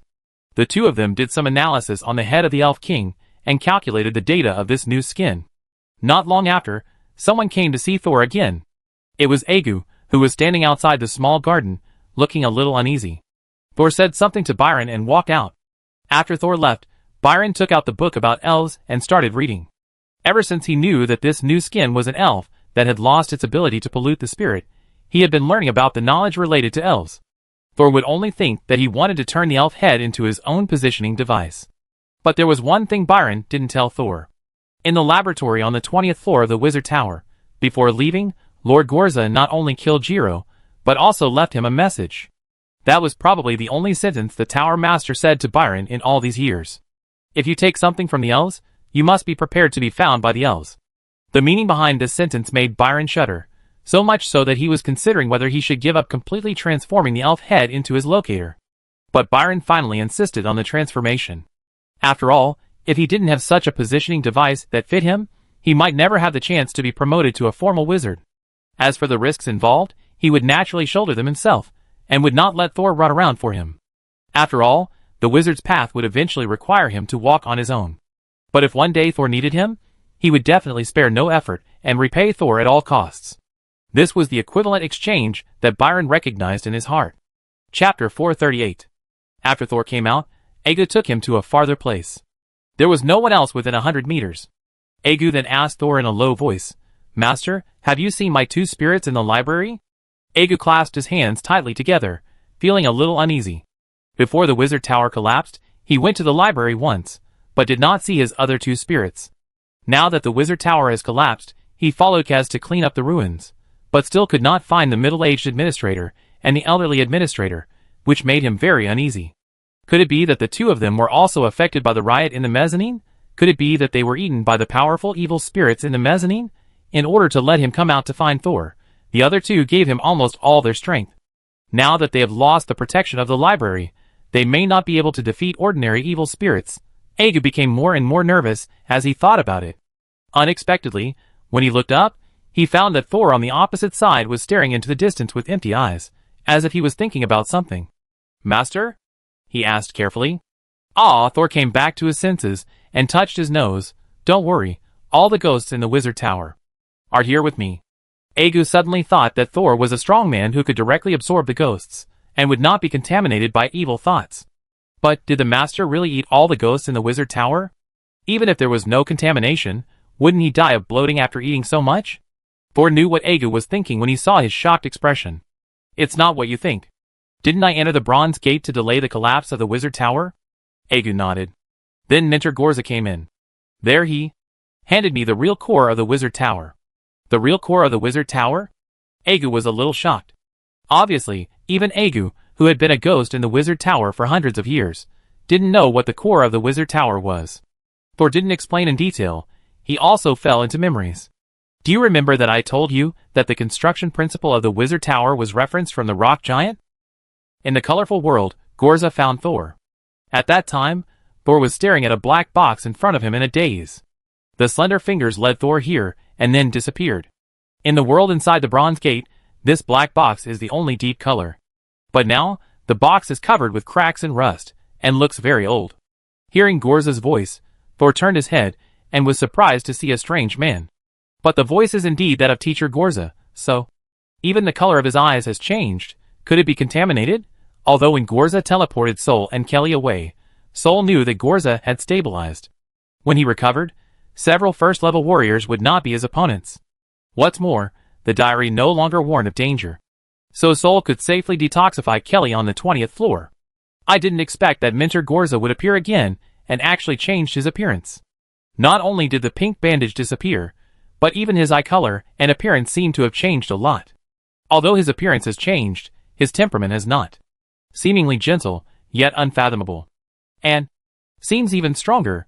It's just that there is a gap between Sol and Gorza in strength, and they can't be completely sure of each other's changes. Gorza also looked at the broken black box. This is the core of the wizard tower. You can call it the black iron coffin. Is it a coffin? I thought it was a box. Put your hand on it and feel it. Gorza nodded his chin. Sol put his hand on it. Bang. Bang. He gradually opened his eyes. Is this a heartbeat? It can be understood as a heartbeat. It is a black iron coffin made of live black iron, and some special rare demonic creatures based on the body structure of the rock giant. It is called a coffin, but in fact, Gorza paused, with a smile, it is indeed a coffin. Many lives are buried in it. Gorza waved his hand, and the colorful halo around the two began to expand and contract violently, twisting and deforming. Then, some black substances suddenly precipitated out from these colors. These things were sticky and smelly, and there were whispering groans in them. If they were ordinary wizard apprentices, just seeing these things would be enough to hurt their mental bodies, and the weaker ones might be directly contaminated. These black substances seemed to be attracted by something, and all drilled into the damaged black iron coffin. When all the black substances entered the black iron coffin, the surging colors around suddenly quieted down, as if they had lost their lives. Gorza reached out, and held the suspended black iron coffin. His brows suddenly frowned, then stretched out a little bit, and then handed the black iron coffin that could be held in one hand to Thor. I originally wanted to leave the entire wizard tower to you. But I think you would want your own wizard tower more than just taking someone else's things. My own? Wizard tower? Thor stretched out his hands and looked down at the black iron coffin that Gorza placed in his palms. The black iron coffin, which was originally a circle larger than the palm, suddenly began to shrink when it fell into his hands. Because of the volume compression, the cracks on the surface were closed due to the compression. The rust on it also fell off. Finally, it became a small iron block that could be firmly blocked by a five-fingered fist. This is the core of the wizard tower, and also his embryo. Of course, it is not so pure anymore. It contains all the vengeful spirits in the mezzanine, as well as spirits in several special places such as the library. Gorza retracted his hand, but it may not be a bad thing for you. After all, you have been stealing the house for a long time, right? Thor was speechless. He thought he was very polite. At least, he didn't empty the candle pipe when he found out that he could directly absorb the fragments of the evil spirit. The wizard tower may not be saved. Gorza was a little sad when he mentioned this, but he was not sad. After I leave, you can distribute the remaining things in the wizard tower as you like. If you don't mind, you can leave some for Kaz. This old man is a bit naive. I understand, Mentor. Thor held the black iron coffin in his right hand and held it tightly, but Mentor, how can I turn this thing into my wizard tower? Find a suitable place and plant it. It will establish a connection with your spirit body based on the materials you provide and become your shelter. Of course, it may occasionally become a burden like me. Gorza slowly turned around, staring at Thor with platinum eyes. His gaze still made Thor feel extremely pressured. Thor, if you are not satisfied with being a first-level official wizard, if you want to explore more and deeper secrets related to the soul, if you want to have the right to speak in the future, I suggest you go to the Borderlands to build your wizard tower. Thor looked up and blinked. The Borderlands? The place where official wizards have to move cautiously, full of death and pollution? Waking up from his memories, Thor raised his right hand to let Aegis see the black iron block in his palm. They are both here. When I rebuild the wizard tower, I will reunite you with the other two souls. Not only that, Thor also wants Aegis to merge back into the other two spirits and become the real complete him again. The original Aegis experienced the previous owner of the wizard tower and the current owner, but because of the long-term soul division, he lost a lot of important memories. If Aegis' memory can be restored, he will definitely help Thor build a new wizard tower in the future. After comforting Aegis, Thor returned to the underground laboratory. Kelly's condition has stabilized, and other progress can only rely on herself. The locator is something that is best suited to oneself, naturally developed by oneself. I just don't know what she will become in the future. Walking heavy metal? Chapter 439. Turning around, I saw Byron still reading. His posture hadn't changed. Byron's locator must be very suitable for him. But this new locator. Senior, why do you still look like you are with the elf's head? I thought your appearance would change. Soul told Byron about the amazing effect when Kong Sha used this head. Byron lowered his head and looked at his body. You are right. I can feel that this layer of skin should be able to change its appearance according to mental power. But in my mind, I am like this. Then you can develop other functions in the future. Byron nodded. When I get familiar with it, I should be able to change it freely like before. Like before? Soul recalled. Byron the balloon. And Byron the human skin. And was stunned. This is not the change he wanted. Okay, I won't tease you anymore. Soul rummaged through his bag and found an eyeball and threw it to Byron. Byron took it in confusion. What is this? I got a magic item a long time ago, the Phantom Sound Eye. I've heard of the Phantom Sound Eye, which can create familiar or frightening sounds in the enemy's mind. Byron looked a little confused. Yes, what's wrong? Byron shook his head. Nothing, just a little uncomfortable. His voice lowered, but soon rose again. I know, this item is indeed suitable for this skin. I will master its use. After saying that, Byron's left eye suddenly shrank into his eye socket, and then he put the Phantom Sound Eye he got. Goodgee. It was stuffed into the left eye socket with a sound. Thor looked at the side with his mouth wide open. Sure enough, even if it was the head of the Elf King, it would become a strange style when worn by the senior. He smacked his lips in his heart and took out another thing. When Kelly wakes up, please give this to her for me. What Thor left for Kelly was a notebook. After learning that Kelly was going to integrate the alpha toxin into her own positioning device, and thinking that she majored in gold elements, he took the time to leave some information about radioactive metals that he had sorted out when he tried to solve the alpha toxin to Kelly. It was also his birthday gift for Kelly. He believed that Kelly would study and apply it carefully. Probably. Are you leaving? After collecting the notes for Kelly, Byron suddenly looked up and asked. Thor was a little surprised that Byron knew that he was leaving, but then he thought it was normal. Without Gorza's wizard tower, it has lost its most important value. And it is difficult to build a wizard tower here. This place was given to Gorza by the Principality of Kerma. After the other party leaves, they may not be willing to let others continue to occupy it. Contact with neighboring countries and major forces is also a difficult point. And Gorza is obviously not a person who can make connections. He patted his butt and left, leaving behind a lot of people and things. Fortunately, Teacher Kaz is more responsible, otherwise it would be difficult for the remaining apprentices in the wizard tower to continue to study and advance. At the same time, Thor could not go to the Principality of Kerma with Teacher Kaz. Even if it is safe there, the upper limit will be limited.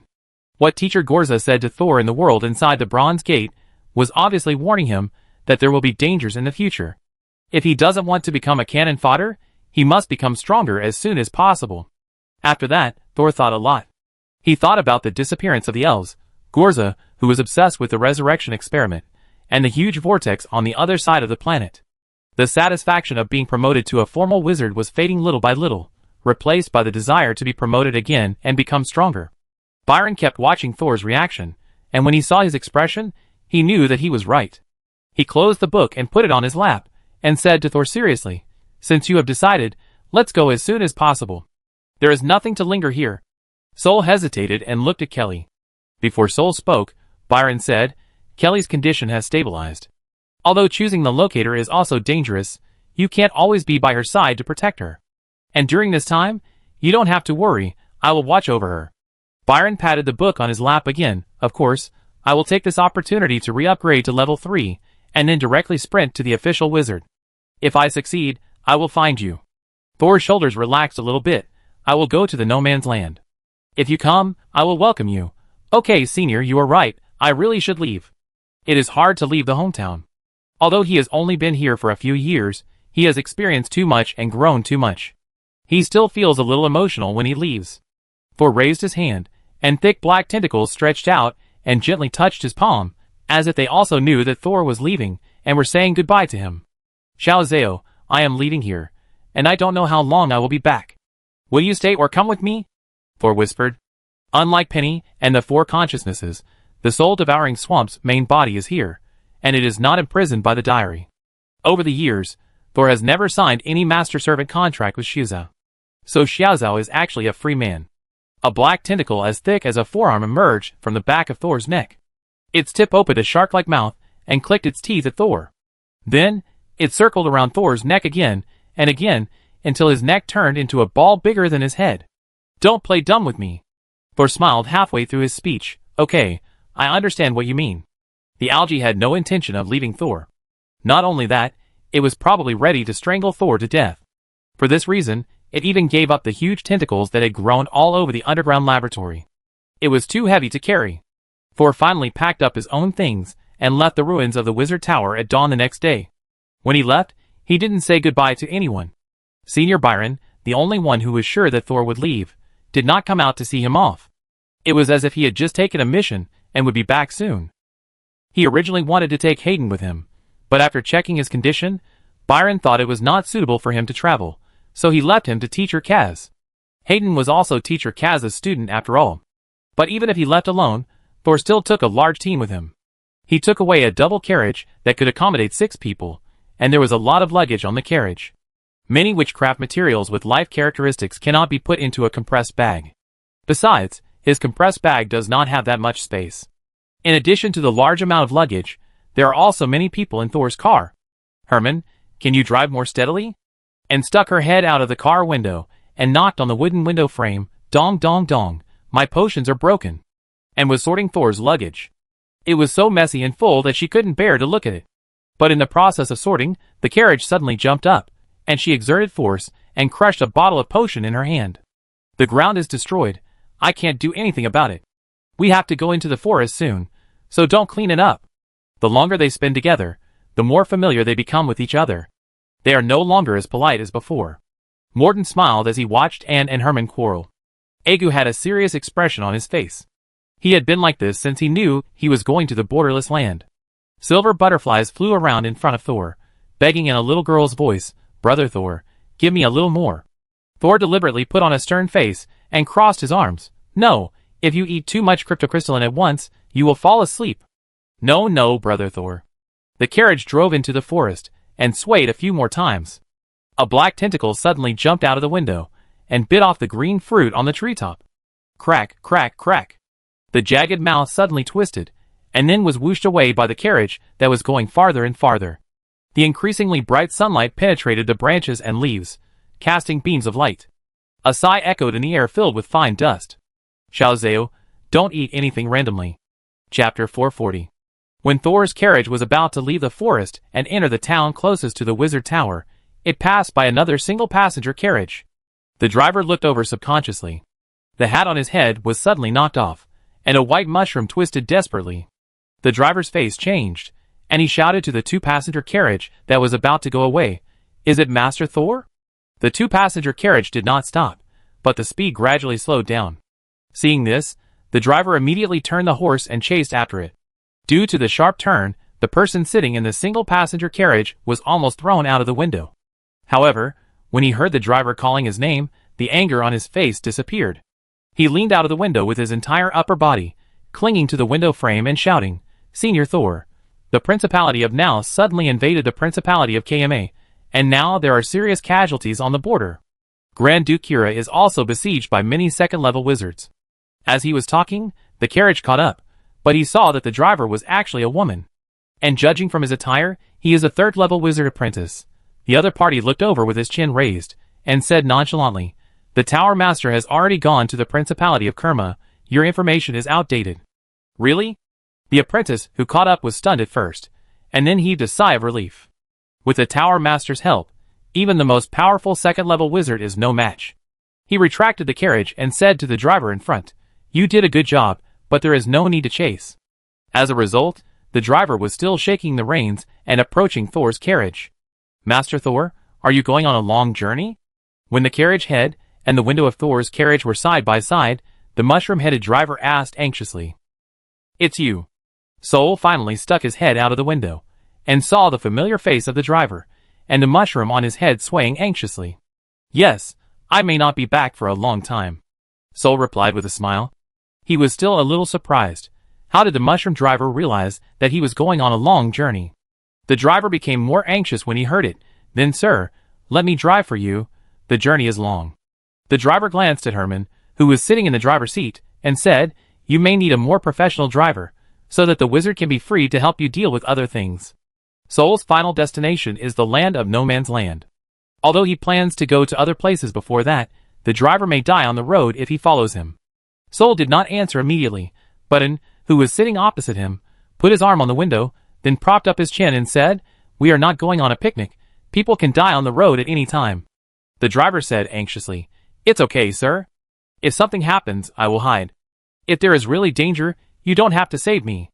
An's eyes lit up, and he got back into the carriage. "Master, let's take him with us. This guy has no sense of existence when he hides." Sol looked up and looked at An. "Indeed, I also found this, but I don't know why." "Do you know why?" And smiled cunningly. "I remembered his situation. Most ordinary people will die soon after being parasitized by demonic creatures, but there are a few lucky ones who adapt to the parasites, and can even feed back to the demonic creatures to achieve a state of common prosperity. This driver is probably in this situation. The mushrooms that parasitize him are very weak, but they have strong vitality and very little presence. They are the kind of creatures that can survive even natural disasters." "Wow, I want this ability too," Herman, who was driving the car in front, exclaimed. But Agu and Morton looked at each other without commenting. Herman finally stopped the car and moved to the side, intending to make way for the mushroom driver. The mushroom driver also quickly stopped the car steadily, and then looked at the wizard apprentice in the car. "Go, go." The apprentice in the carriage had no intention of being embarrassed. He was very happy to get to know Thor in such a place. "You know, it is very difficult to meet the apprentice of the Tower Master." And was still lying on the window, smiling, and said, "Thank you, sir. Are you majoring in fire attribute?" The apprentice, who was left alone in the carriage, was delighted and nodded quickly, and stretched out his hand, and a small crack appeared in his palm. A dark red spotted egg, not much bigger than a thumb, was squeezed out from inside, and shook his palm again, and the egg fell into the other person's hand. It's a flaming owl egg, but it needs a corpse to hatch. You have to hurry. The apprentice was overjoyed.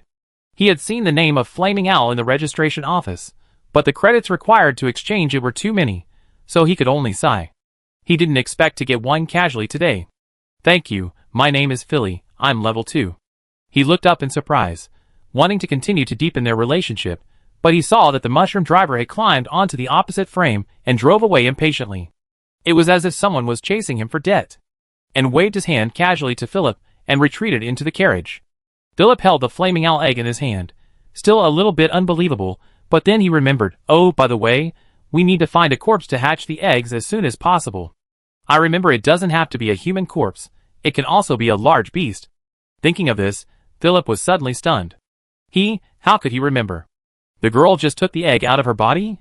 Philip's forehead instantly squeezed out a few drops of cold sweat. Soul's carriage passed by the town closest to the Wizard Tower, but did not stop there. Instead, it drove directly to the lakeside cottage that Soul rented in the suburbs. There were some of Soul's belongings here, which he had to take away. It was convenient to have a familiar and experienced driver. Soul only mentioned it, and the mushroom driver drove to the place quickly. There was a part of Shiaza's clone left outside the lakeside cottage. When he arrived at the place, Shiaza jumped to collect it. As a result, when others were packing up, Shiaza, who ran back, brought back 2 items for Soul. A slightly wrinkled letter. A wet notebook with a plastic cover. What is this? Thor took the 2 things. Shiaza, Shiaza, ABA. Aga came over with a pile of books, Master. I suggest that Shiaza learn to read and write. It can leave clones everywhere, and the clones also have a certain degree of consciousness, which is a good monitoring material. But if it finds something but cannot tell you accurately, then its monitoring ability will be greatly reduced. Thor nodded as he looked at the 2 things in his hand. That's right. Although Shiazo and I can get some vague information through spiritual connection, it is more accurate to express it in words. Shiaza's mouth structure should not allow him to speak, so learning to write and recognize words needs to be put on the agenda. Thor has already planned to make Shiaza a monitoring device for his wizard tower. Compared to the fragments of the evil spirits in the black iron coffin, he naturally trusts Shiaza more at the moment. And dropped his work and ran over to join in the fun. Haha, I can teach it to whisper the dead. Morton continued, my Noah language is pretty good. Aga smiled, almost pushing his glasses to him. I have a wide range of knowledge. As they talked, they decided on a teaching plan to improve Shiaza's cultural level. Shiazo has no eyes, but from the way it looks left and right, and sways its head, it must be very happy, right? Chapter 441. Soul left the bewildered Shiaza behind, and went upstairs alone to check what Shiaza had brought up. There was not much dust on the letter, so it should have been mailed here in the last few months. The book covered with gum seemed to have been put into the water, and there were traces of algae on it. Soul opened the letter first, and the signature at the bottom was Sander. He thought about it for a while, and then he remembered that it was the man who hid his sister in a box to avoid the boat ticket, and found his sister dead after getting off the boat. However, his sister did not die of suffocation, but died in the Soul Tide of Blue Water Bay. The content of the letter was very simple. Sander said that he found the reason for the formation of the Soul Tide in Blue Water Bay. If Thor had time, he hoped to go over and take a look. Sander probably wanted to ask Thor to solve the problem of Blue Water Bay, but he was unable to pay the corresponding price, so he had to explore some secrets of Blue Water Bay himself, hoping to attract Thor over. It must be said that Sander also took a great risk for his sister. However, the secret of Blue Water Bay may involve gray matter. And gray matter is the secret weapon used by Ans and others to deal with Mentor Gorza. Thor opened the diary in his spirit body. I am so bored. Am I controlled by you? Can we make a deal? At present, the only one still in the diary is Luokai's consciousness. And the white handwriting on the black page belonging to Luokai is not as clear as it was at the beginning. If Luokai cannot enter the consciousness platform and get the supplement of Thor's soul energy, he will disappear completely after consuming the last bit of energy. Although Luokai was only a second-level apprentice in the end, as the president of the Apprentice Mutual Aid Association in the Wizard Tower, the information and data he possessed were definitely not comparable to those of ordinary apprentices. But Thor did not want to make a deal with Luokai. The diary would make Luokai tell the truth, and he did not want to keep this person's consciousness. Gray matter was found in Blue Water Bay. Have you discovered the reason for the formation of gray matter? What is the connection with the soul tide? Thor believed that although Sander had the idea of using his power to unlock the secret of the soul tide, he would definitely not dare to lie to him.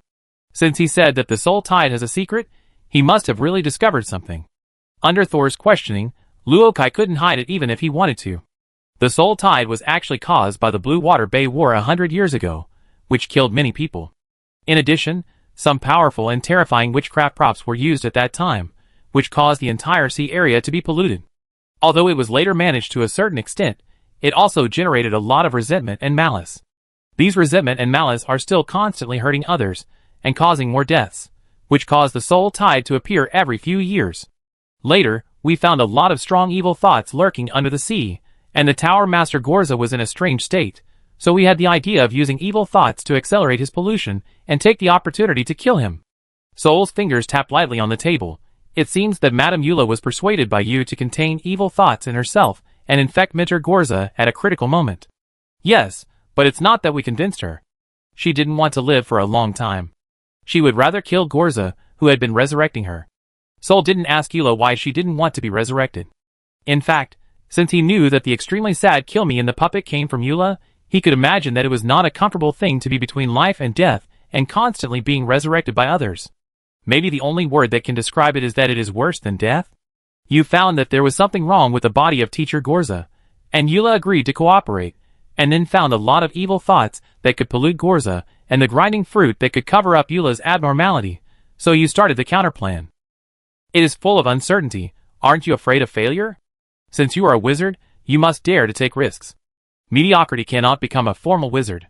Teacher Ans wants the wizard tower, Teacher Rum wants to share Gorza's body with Teacher Gudo, and I can choose a third-level apprentice to cultivate parasites at will. Soul admitted that each of them is a very tempting benefit, enough to make people risk their lives. It seems that you have gained a lot in Blue Water Bay. The soul tide has not appeared frequently in recent years. Is it because you have taken away all the resentment and evil thoughts under the sea? In fact, the frequent occurrence of soul tides before was because someone was nurturing evil thoughts. Otherwise, the tides every few months were not the frequency that the western part of Stater should have. So where are those vengeful spirits, and why are they getting stronger? But Luokai didn't know the reason why those vengeful spirits appeared. They were just people picking peaches. It's just that the person who planted the peach trees back then never showed up. In the end, Luokai only told Thor where the place that triggered the soul tide was. At this time, only a shallow layer of his notes remained. Although the secret of Blue Water Bay has not been solved, he finally knows where to find clues. Finally, Thor withdrew his hand and asked another question. Who else has you planted parasites on? Luokai didn't want to say it, but he couldn't control his desire to confide. Escaper Continent is between State Continent and Nephrite Continent, closer to State Continent. On the north coast of Escaper Continent, there is a special archipelago, the Sky Islands. The center of the Sky Islands is the Sky City, which is famous throughout the wizard world. Sky City, as the name suggests, is a city suspended in the sky. The area of this Sky City is not large, but it gathers the top wizards of 3 continents. It is said that those who do not have the strength of a second-level wizard are not even qualified to enter the Sky City. The Lord of the Sky City is even a 4th-level wizard. Except for the 5th-level wizards, who are not sure whether they are still in this world, the 4th level is basically the representative of the top strength. On this day, Sky City Lord Ophelia secretly met someone in her white glazed palace. You have been secretly causing trouble outside for many years, and you have been staying in the western part of state for so long recently. Why? Don't you want to come back to see me? Ophelia sat in a transparent glazed vase, with only her head sticking out. Her body in the transparent glazed vase was like a mashed strawberry banana milkshake, with thick red, yellow and white liquids entangled and blended together, and it was impossible to distinguish the limbs and internal organs. There are thousands of such glass bottles in this white glass palace. Kismet stood below, looking up at Ophelia on the platform, who looked more like a sacrifice than a city lord.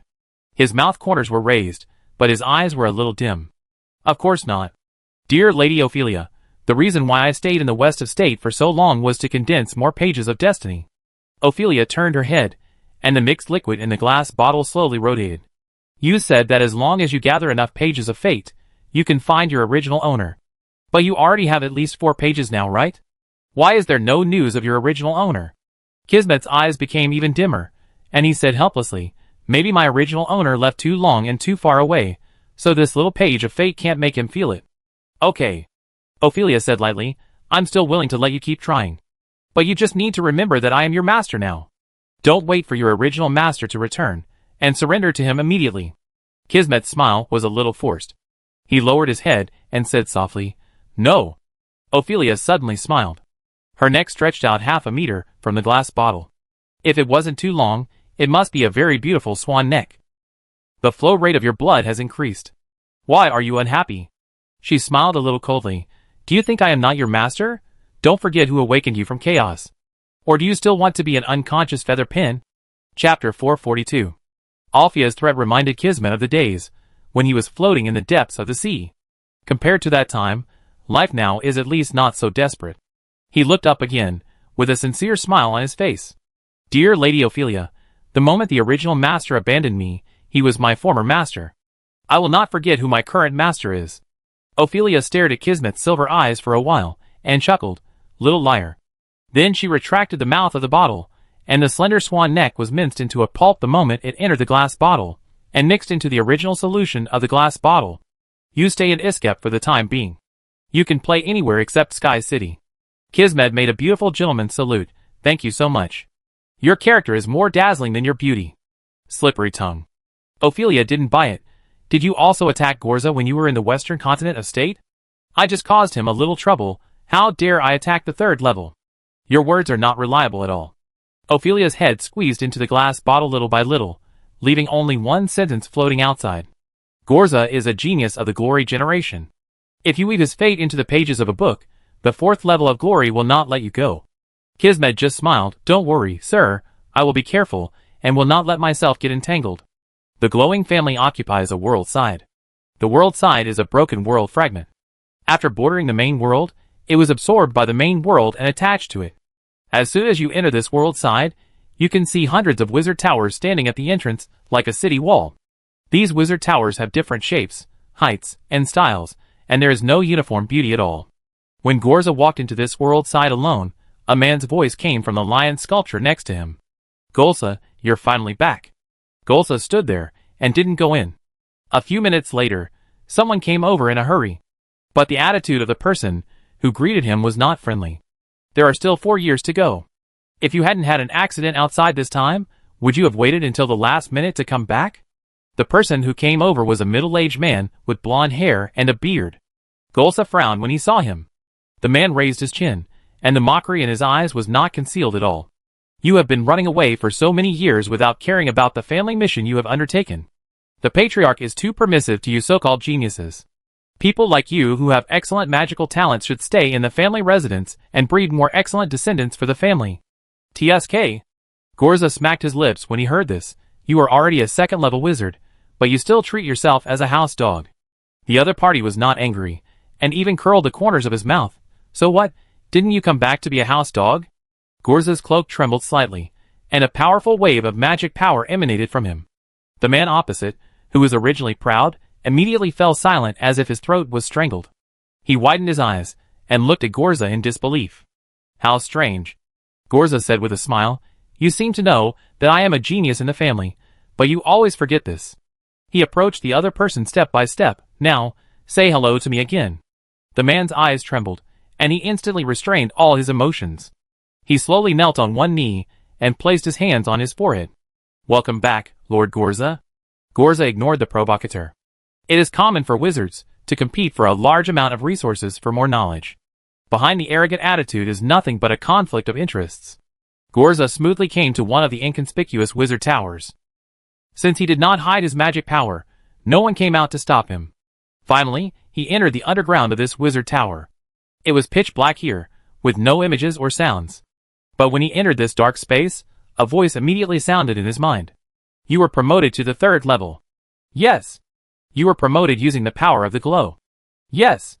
You should understand the obligations that the third level of the glow family needs to bear. I understand. There are 2 vacant wizard towers here, and there are 5 in the northern mountains of state.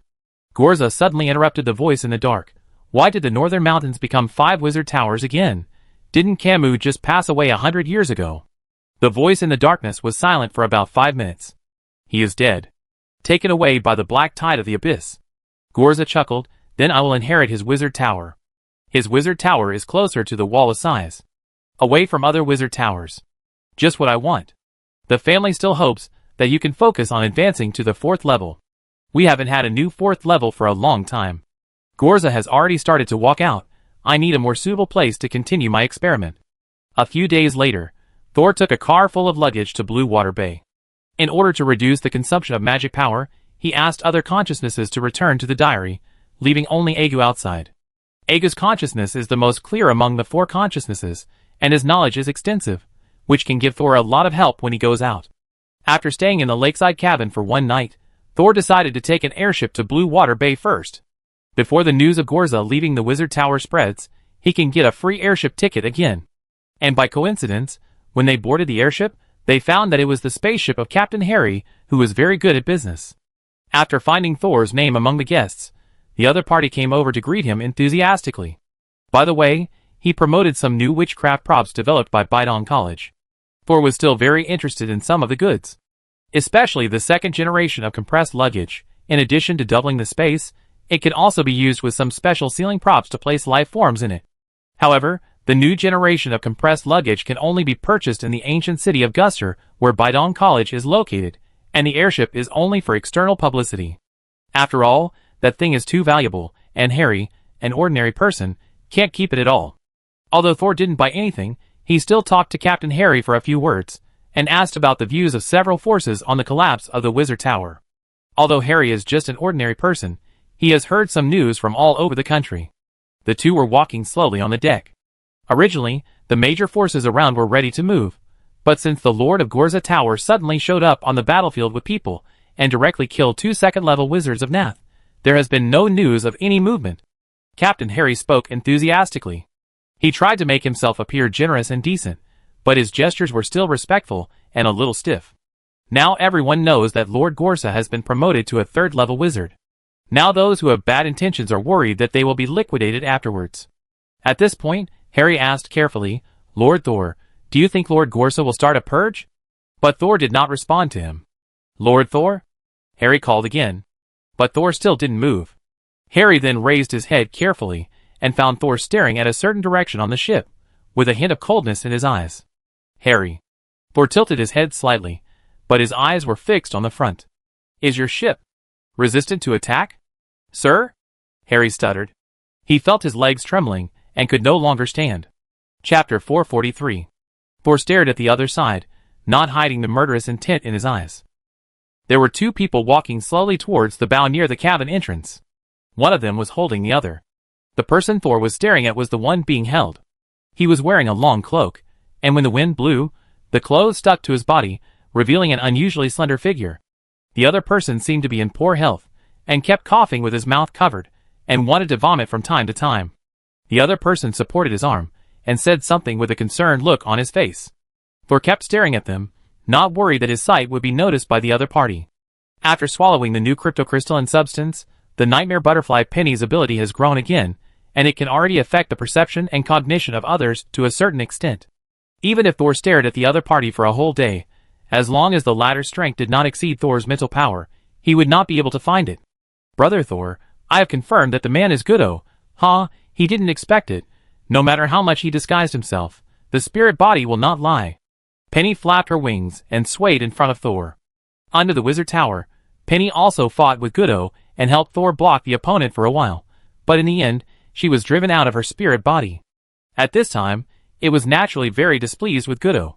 As for Thor, it was not to mention that he was poisoned, hunted, and had a grudge against Kelly.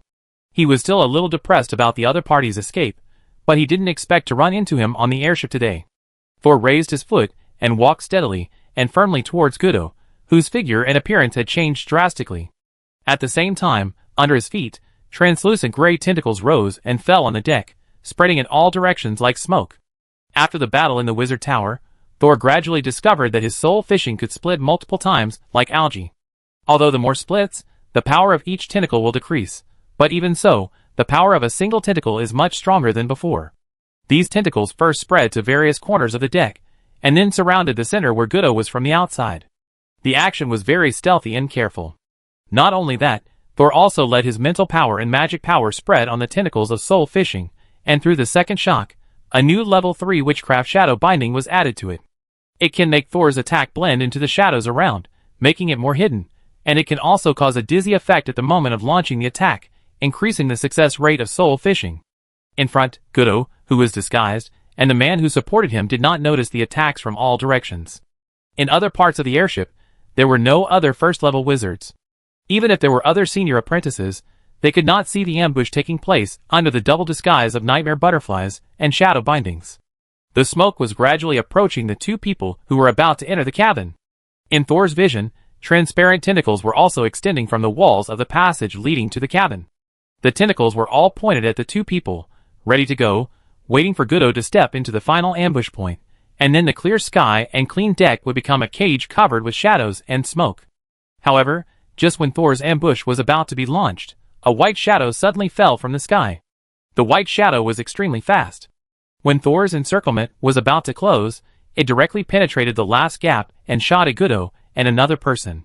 Someone wants to intercept? Thor narrowed his eyes and immediately activated his mental power. The shadows and tentacles that were already ready to move suddenly attacked the center. However, Thor's attack was not known for its speed. Although he had mobilized the trap as soon as possible, the white shadow was still 1 second faster, and pierced the brain of the person next to Gudo. Gudo, who had been tense all the time, suddenly exploded in his lower abdomen and arms the moment he realized that someone was attacking him. In the explosion, black smoke was biting out like a tiger or a wolf, not distinguishing between friend and foe, and even the person who had been supporting him was attacked. The unlucky guy who was attacked wailed with his mouth and soul at the same time, and actually dispelled part of Thor's attack. Soul poison. Thor immediately recognized that the black beast-like mist emanating from Gudo was the enhanced soul poison that almost melted him. Although the manifestation of witchcraft is different, the essential threat is still there. Thor did not launch a direct attack just now because he did not want Gudo to be alert and then use poison to defend himself. Even Thor was troubled by Gudo's poison. He immediately retracted his tentacles and only left shadows around the two people to prevent them from escaping. At this time, the man next to Gudo had already twitched and fell to the ground, with a thin layer of ice all over his body. Thor looked up and finally saw the person who attacked Gudo's companions from above. It was a man with white hair and wings made of ice crystals flapping slowly behind him. Huge blue and white magic circles were suspended above his head and under his feet. It was also the circle that hid all the killing intent and magic fluctuations before he launched the attack. When the opponent no longer needed to hide, Thor clearly sensed from the fluctuations emanating from him that the opponent was actually a second-level wizard. A completely unfamiliar second-level wizard, who was different from all the second-level wizards in the western region. Could it be a second-level wizard from other regions? Just when Thor was afraid of the opponent and did not continue to attack, Gudo suddenly transformed into several identical figures and fled in 4 directions. One of them ran towards Thor and Captain Harry. The second-level wizard above his head did not intend to let Gudo go. Several white ice spears condensed around his body again. Is Gudo trying to divert the trouble? Thor could dodge immediately, but Harry behind him might not survive. He looked at Gudo, who was sprinting towards him. His eyes narrowed slightly, and immediately saw several unreal image distortions on the other party. This is fake. After confirming the authenticity of the other party, Thor did not stop him. The black tentacles stretched out from behind his neck, directly wrapped around Captain Harry's waist, and took him and Thor to dodge to the side. The ice spear hit Gudo's phantom, immediately penetrated the phantom's body, and then pierced into the deck. At the moment of impact with the deck, it exploded again. Bang, turning into countless tiny ice needles, scattering in all directions. A transparent spiritual armor immediately blocked Thor's body. Voila! The spiritual armor didn't block for long, and was shattered by dozens of ice needles like glass. But the ice needles had slowed down, and their speed was no longer as fast as when they just burst out.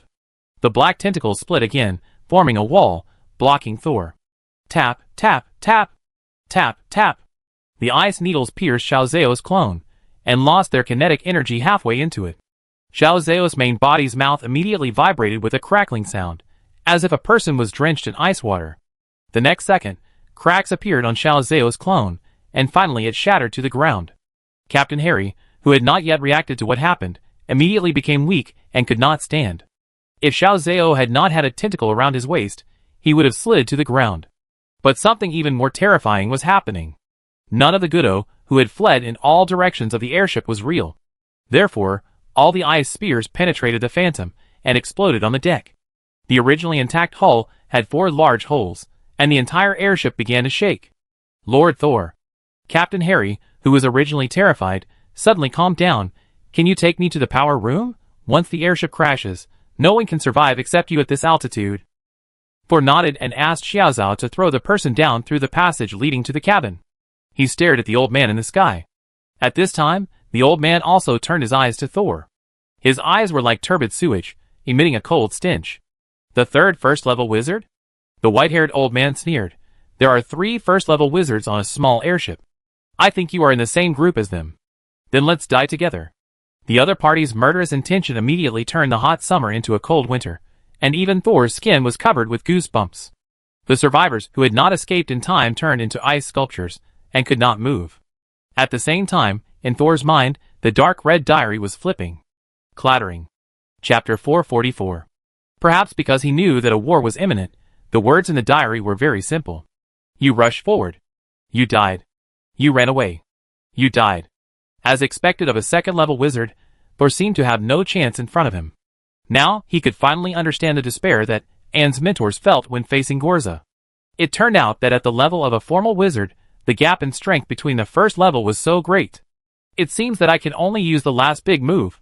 Thor showed a horrified expression, as if he wanted to beg for mercy from the other party, but in his mouth, the micro-magic circle on his tongue had begun to flash. Pulling a second-level wizard into the battlefield of consciousness is likely to end in a loss for both sides. The diary did not warn again. At least Thor could survive in this way. The old man on the opposite side seemed to think that Thor was standing there, and the fluctuation of magic power on his body was a bit strange, and he paused the attack with interest. The purpose of my trip has been achieved. You and the accomplice just now are very interesting. The state continent finally has some decent witchcraft. However, just as the two were ready to go, someone suddenly appeared at the door of the cabin and staggered closer on the shaking deck. Lord Jasm. The person who came over was actually Agu. He almost rushed in front of Thor, and before he could get up, he shouted loudly, My master is the apprentice of Lord Golsa. Please show mercy, and don't hurt our allies by mistake. Thor didn't expect that Agu, who came over, actually knew him. Despite this, he did not stop running the soul battlefield. Are you Golsa's apprentice? The old man named Jasm suddenly looked down at his wrist. This action is very similar to how people in the previous life looked at their watches. Thor glanced at the other person's wrist, and found nothing except the same gray hair. But when Jasm raised his head again, there was a hint of anxiety in his eyes. Well, whether what you said is true or not, I'm in a hurry. After saying that, the 2 witchcraft circles above and below Qasim's head began to rotate at high speed, and the ice crystal wings behind him flapped lightly, and the whole person seemed to turn into a shadow and disappeared above the airship. Thor sensed the fluctuations behind him and immediately turned around, only to see that the other party was almost flying into the sky. This speed was much faster than Kira's big bird. I wonder if it can be compared with Gorza's teleportation. After all, Gorza's instructor's teleportation seems to have a distance limit. After making sure that the other party had completely left his sight, Thor slowly dispersed the magic power on the tip of his tongue. Although the airship was still shaking a little, it no longer had the terrifying swaying that was about to crash just now. Agu was panting heavily, and it was obviously also very scared. Sol was fine, as he had experienced this kind of horrific scene many times, especially after he had the powerful weapon of the consciousness battlefield. He had the confidence to drag others to death even if he exploded himself. Who is Jasm? Sol asked as he walked towards the man who had just been killed by Jasm. In fact, I don't know the other party's identity, but many years ago, he came to find Lord Gorsa. Lord Gorsa accompanied him out for half a month before returning. Agu followed Sol, still looking back from time to time, fearing that Jasm would come back again. The other party knows Master Gorza, and he also mentioned the state continent. Could he be from the same continent as Master? The man who was killed by Jasm in front of him was covered with a thick layer of frost, but his posture was a little strange. Thor lowered his head and kicked the body away. Under the body, a corroded round hole suddenly appeared. There were a few strands of clothing fibers at the irregular edge of the hole. Thor looked down along the hole and saw a warehouse. There were also slight signs of corrosion on the floor of the warehouse. Gudo created 4 illusions to escape, but he took the opportunity to create a big hole to escape, and moved the body over to cover it. Agu's attention was diverted, and his mood gradually calmed down. He lowered his head and analyzed Gudo's actions. Such a fast speed, it should be a witchcraft scroll. Egu was not present when the battle just happened, but as long as he listened to Thor's description, he could roughly understand what happened. Thor straightened up. His eyes were cold, but anyway, Gudo must have hidden himself after being interrupted by Jasm just now. This airship is neither big nor small, and there are less than 100 people on it. If Thor really wants to search the ship, he can do it, but Gudo, who is on guard, is also difficult to deal with. Especially since he is full of poisons. Maybe one of the poisons will seriously injure Thor. At this time, the silver butterfly appeared again. Brother Thor, I sprinkled phosphorus powder in Gudo's dream. As long as the distance is not too far, we can track his movements. Penny? Thor sighed. After absorbing enough cryptocrystalline, this nightmare butterfly showed more and more abilities. Where is Gudo now? He's still hiding on the ship. But there should be a lot of traps, so I can only vaguely sense a location. Thor touched his chin. The space on the ship is small, and we will be hesitant to fight. And if the airship is really sunk, our luggage and Mash will not be saved. Mash is the name of the mushroom driver. But Thor can't let Gudo go. Egu, you work with Penny to determine Gudo's location, but don't let him think we have found him. Penny and Egu reacted immediately. Make Gudo nervous and force him to leave the airship as soon as possible. After that, Thor found Captain Harry, who was still comforting the crew, and told him that the wizard who had just escaped might still be hiding on the ship. Harry's face turned bitter when he heard it. He hoped that Thor could find the other party, but he was also afraid that Thor could find the other party. After all, he didn't want to have a bomb hidden on the ship that could explode at any time, but he was also afraid that if the person was found, the two sides would fight again, and his airship might not be able to withstand it. Finally, Thor failed to find anyone after searching for a while, and thought that Gudo might have left the airship. Harry breathed a sigh of relief. This was the best result. However, seeing Thor's slightly unhappy expression, he swallowed the above words. In everyone's uneasy mood, the airship finally descended and arrived at Blue Water Bay. Egu and Mash got off the car first with their big and small bags, and Thor walked at the end, and scanned the surroundings with his mental power unwillingly, and finally had no choice but to leave. Afterwards, they boarded the carriage that Captain Harry had prepared for them, and headed for Blue Water City. When the airship was about to set sail again, a small shadow jumped out of a hatch window. Gudo covered his mouth, confirmed that the carriage that Thor was riding in had left, and immediately hid in the shadow of the airship to take several potions. Then his whole body suddenly swelled up, and he turned from a skinny man into a tall, muscular man. He rubbed his face again, tore off a piece of skin that looked like a mask, and destroyed it casually. His original face was still the new tumor, which looked very scary. But Gudo wiped it casually and changed his face. Finally, he stared at the direction where Thor left, gritted his teeth, and leapt in the direction of the sea. At this time, another figure jumped down from the side of the ship. It turned out to be Thor dressed as a crew member. He turned around and gestured to Harry on the deck with a nervous face, and then quickly moved in the direction where Gudo left. Captain Harry finally felt relieved. A crew member said cautiously, "It's too scary to carry wizards. Captain, can we not take this route in the future? There are too many wizards coming and going, and we almost got into fights several times." Harry came back to his senses, and slapped the crew member on the head. "If you don't want to make money, go home and farm. If you don't have the ability to bear this, don't even think about taking risks with me." Chapter 445. Gudo didn't move all the time. He would stop from time to time to observe if there were any abnormal mental fluctuations within the visible range. At the same time, out of caution, he would poison the places where he stayed. If someone follows his trail and finds him, then he should find a way to detoxify first. Of course, he couldn't use this method all the time. After all, the poison in his hand was not free and unlimited. But this time, he had to be more cautious when going to Blue Water Bay. This is a place that everyone in the Wizard Tower knows, and it is very likely that he will meet someone he knows. He even suspected that Thor got off the ship here just to go to Blue Water Bay. But even though he might run into Thor again, Gudo had to go to the source of the soul tide. Only by producing more soul toxins could he have a chance to advance further. That's why Gudo spent a lot of money to get on the airship, just to get here before everyone else. But he didn't expect Thor to come here on the airship, and come so quickly. Although there is still the risk of meeting Thor when going to Blue Water Bay now, Gudo feels that this risk is still worth taking. Blue Water Bay is so big, we may not run into each other. I take my things and leave. I go directly to Guster, and leave the state continent. Gudo thought to himself, and observed the surroundings again vigilantly. He wanted to sprinkle some poison potions, but he was afraid that someone would lock his whereabouts. He checked again with concern, but still did not see any trace of other people, so Goodo buried his head and continued on his way. 10 minutes after he left, Thor, covered with a dark brown cloak, came to the place where Goodo had just stopped. He didn't get too close to avoid triggering the trap left by the other party. But Goodo was obviously more worried about leaving traces, so he didn't make any backup plans. He should have used a kind of magic to cover up his breath. If it weren't for Penny's phosphorus powder, I'm afraid I wouldn't be able to catch up with him. Brother Thor, that bad old man is in a hurry to run to the beach. Isn't there a boat to pick him up at the beach? Penny whispered in Thor's ear. You mean he came here to escape? It's indeed possible. The Blue Water Bay Pier has been abandoned for a long time. If a ship comes quietly, it should not alert others. Then we must speed up. Thor's feet were full of wind, and he suddenly flew up. His body was gradually shrouded by a layer of gray mist, and the magic fluctuations emitted were carefully covered by Penny. Thor did not follow Goodo's route completely. He tried to fly in a straight line, intending to take a shortcut to intercept Goodo to prevent him from connecting with possible reinforcements. However, while flying, Thor suddenly said with some doubt, "This place looks familiar." Thor looked at a cliff in front of him. There were not many trees there, and the road suddenly stopped, as if someone had cut it with a knife.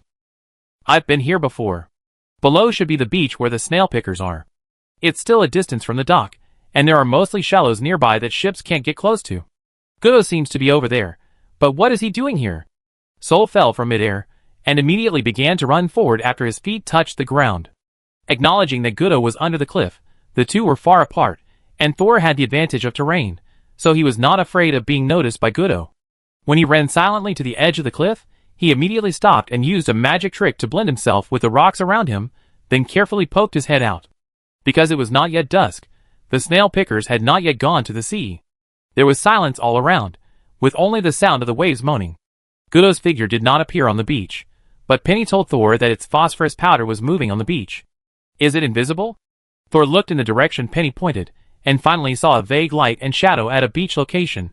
No, it should be just a mimicry-type witchcraft. Like a sleight of hand. But people can use the magic of blurring light and shadow to conceal their bodies, but ships can't.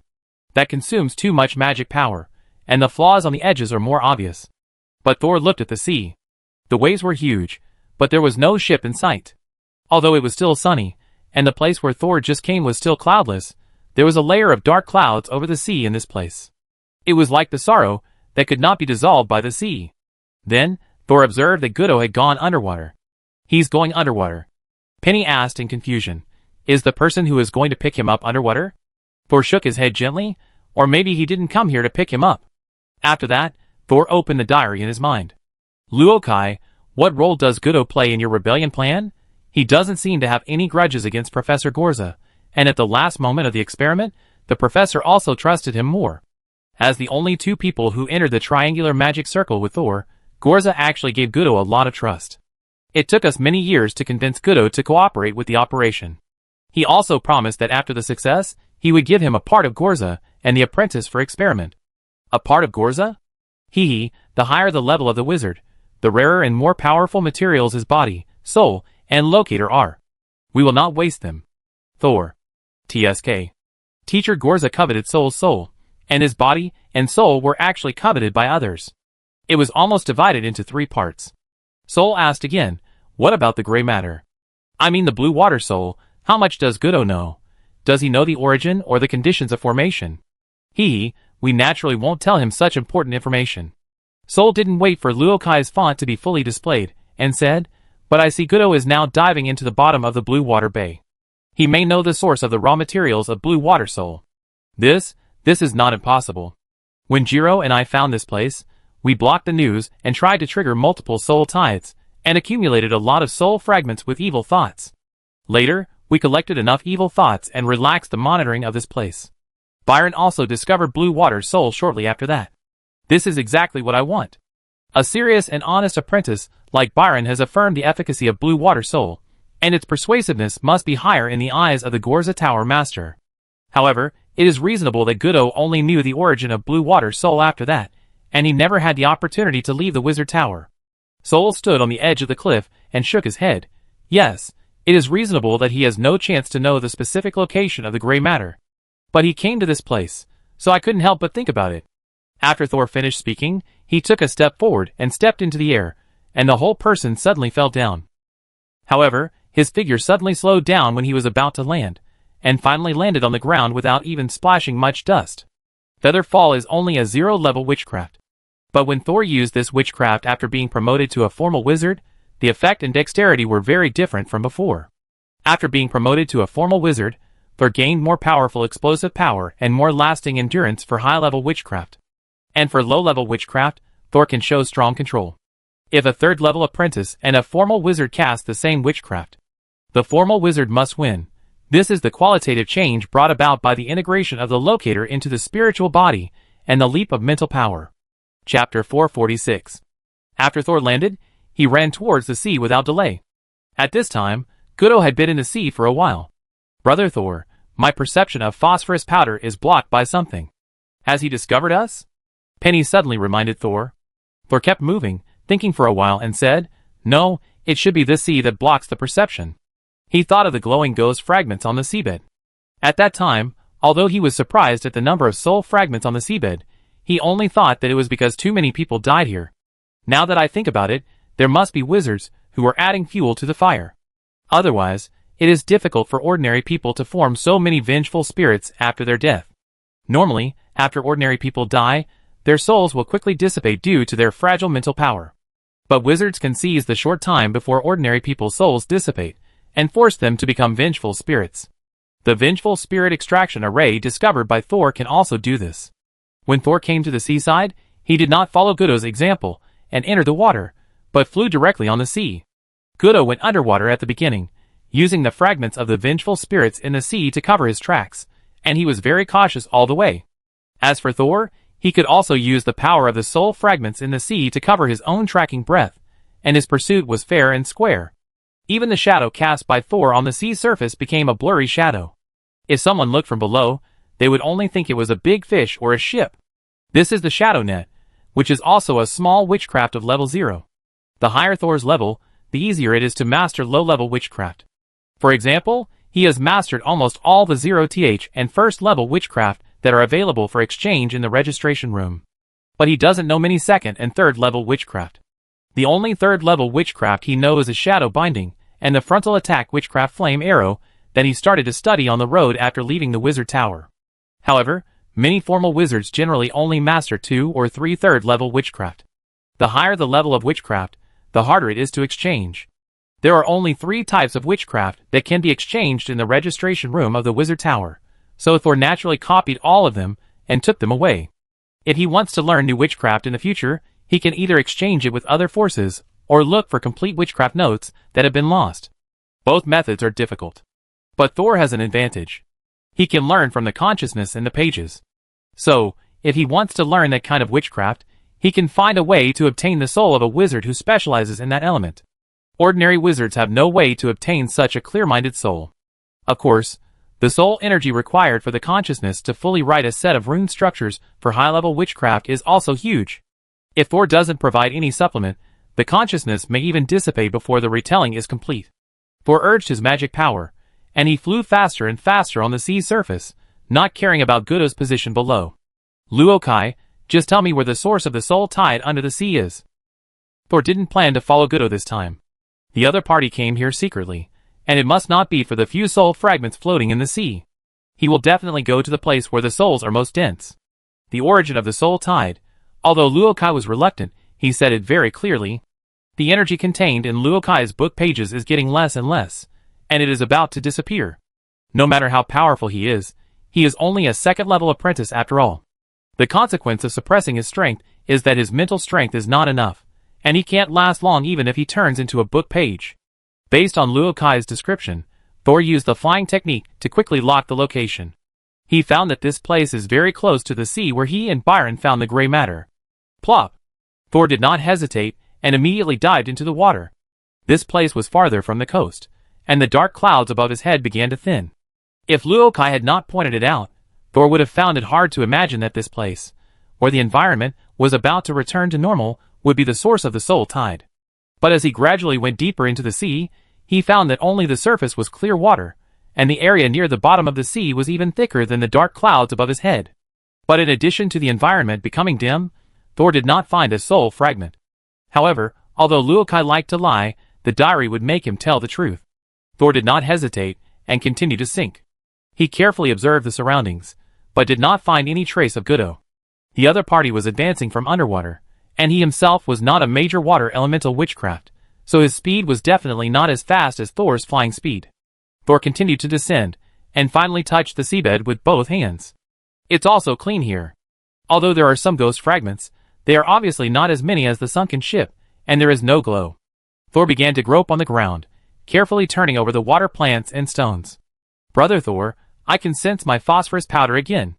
Gudo may appear soon. Penny suddenly reminded him. Thor didn't say anything. His right hand trembled and suddenly retracted as if he had been electrocuted. It's here. He confirmed the location of a cave.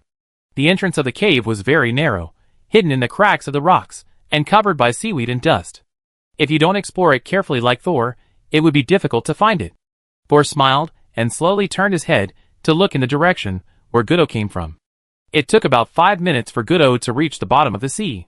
He held a fish bladder-like air sac in his mouth, looked around in a daze, and then began to grope and flip on the seabed like Thor. He was obviously not familiar with the structure here, and even had to float to the surface to take a breath. The fish bladder-like air sac can actively absorb and compress the outside air, so Gudo can stay under the sea for such a long time. After taking a breath, Gudo continued to grope on the seabed. Finally, he found the cave on the seabed. The cave was very narrow, and it seemed that only a child could pass through it, but Gudo began to squeeze in after finding the cave. His muscles compressed little by little, and he became a skinny man again.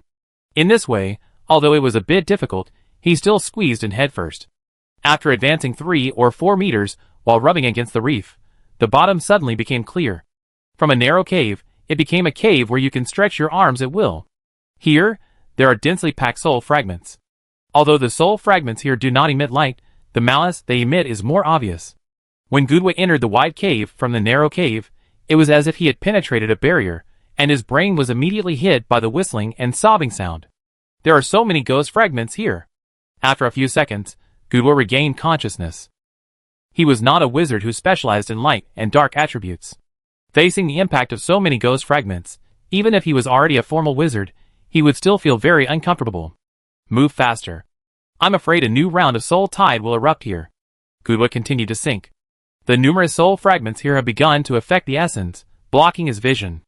Everywhere is a vast expanse of gray, and at the same time, it emits twisted screams. There are often broken and twisted facial features that impact Gudwa, and then they are swept away by the undercurrent. Gudwa didn't dare to look at the vengeful spirits at all, but just sank down with one mind, even narrowing his eyes slightly, not daring to be affected by more bad influences. The Blue Water Bay War 100 years ago also buried many formal wizards. Finally, Gudo touched the bottom of the cave. There are actually several caves at the bottom of the cave, deep into the darker seabed. But Gudo didn't go down. He relied on his mental power to barely lock a position, and with his hands, he pulled away the slippery seaweed on it, and touched an uneven area. Finally, a smile appeared on his face. Found it. Chapter 447. When Gudwa touched the magic circle carved on the stone, his fingertips immediately began to flash slightly. The surge of magic power alarmed the ghosts above, and the wailing became louder. Gudwa's mental pressure became heavier and heavier. His face was pale, and he was obviously very uncomfortable, but his movements did not stop at all. He drew a special and complex rune on the magic circle he had found. Click! The stone with the magic circle suddenly cracked to both sides. Under the stone, a black goblet was revealed. The black goblet emitted a soft and warm white light, instantly illuminating the small sea cave. Wow! Before Gudwa could see the surroundings clearly, the seawater in the cave suddenly churned violently, and the fragments of the resentful spirits that were originally floating unconsciously attacked Gudwa, or more precisely, the black goblet. In an instant, Gudwa deeply experienced what it meant to be filled with souls. His face was hideous and his teeth were clenched. Bright red blood oozed out from between his teeth. However, no matter how uncomfortable his body was, Gudwa still firmly stretched out his hand towards the black goblet. The turbid soul fragments squeezed together with him, and he could not see the front clearly, but these soul fragments blocked Gudwa's sight, but could not block his hands. Finally, Gudwa touched the cup. He endured the pain and excitedly changed from touching to holding. But when he held his hand, he found that the touch of his palm had changed. The thing in the palm was slightly soft, and under Gudo's inertia, it sank into his palm. The hazy storm of ghost fragments in front of him suddenly scattered, revealing a familiar and frightened face of Gudo. Thor! Gudo no longer cared that he was at the bottom of the sea, and shouted, and a string of bubbles came out of his mouth and floated up quickly. The face that appeared in front of him was pale and blue, not like a living person, and faintly transparent. And below the face, there was no torso, but a series of twisted and long tentacles like octopuses. The suckers between the tentacles opened their mouths, with sharp teeth, sweeping towards Gudo from all directions. At this moment, many thoughts came to Gudo's mind, but only one remained. Soul poison. In front of this strange Thor, Gudo felt a strong sense of crisis. Only the soul poison specifically targeting Thor could give him a sense of security. Although the poison that erupted in this state might also hurt him. But now Gudo had no time to think too much. He gritted his teeth and urged his magic power to his arms. Bang! 2 blood flowers burst out in the seawater, instantly making the seawater in front of him turbid again. The toxin that paralyzed the nerves and consciousness spread rapidly from the arms to the torso. But Gudo's arms suddenly separated from his body, like a puppet with ball joints. Before the wound had time to spurt out much blood, new skin had already grown quickly. Gudo relied on the method of breaking his arms to reduce the possibility of being infected with soul toxins as much as possible. But he believed that Thor's special skin would definitely not have a chance to escape. However, when he came back to his senses from the pain, he was shocked to find that the tentacles had covered his face and torso. The huge mouth on the sucker smiled grimly, biting Gudo's face the moment he opened his eyes. Severe pain spread all over his body, and after the pain of skin and flesh being torn, there was an even more terrifying sucking feeling. Gudo felt as if he had become thick soup in a colander, flowing in all directions without any resistance. Impossible. Gudo felt that his eyeballs were also melting, and he was sucked into a strange space, and saw a narrow and weird gray space. And around him, there were soul fragments like fireflies. They were carried along the pipe-like passage, and from time to time, they were squeezed by the pipes on both sides.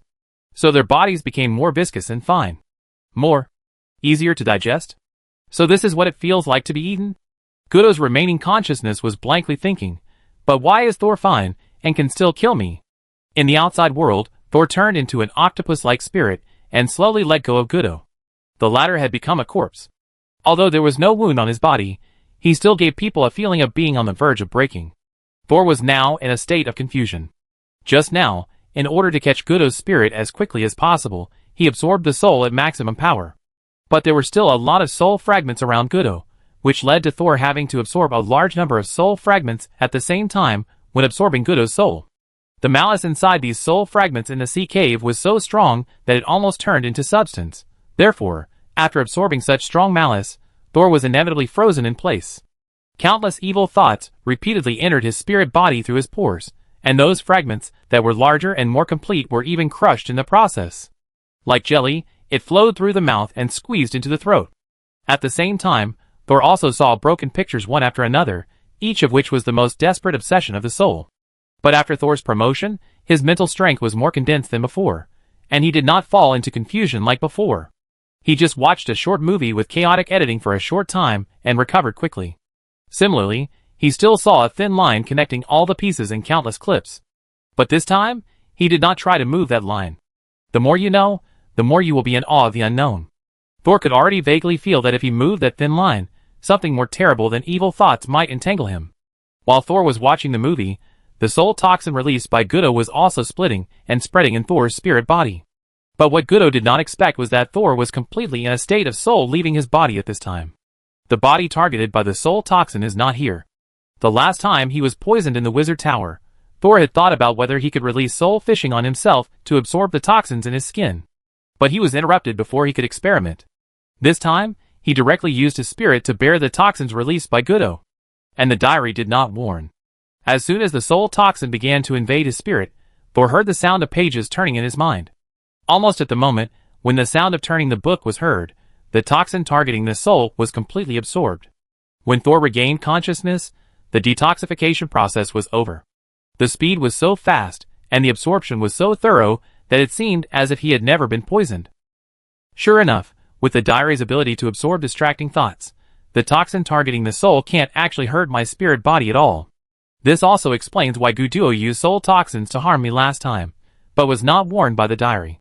Because I will not die from poisoning, when the soul toxins begin to penetrate into the spirit body, they will be cleaned up by the diary. But if I didn't help mentor Gorza because of the poisoning, I would be cleaned up by others after his death. Thor nodded, finally figuring out the situation at that time. All the evil thoughts had been absorbed, and the feeling of sucking jelly through the skin gradually disappeared.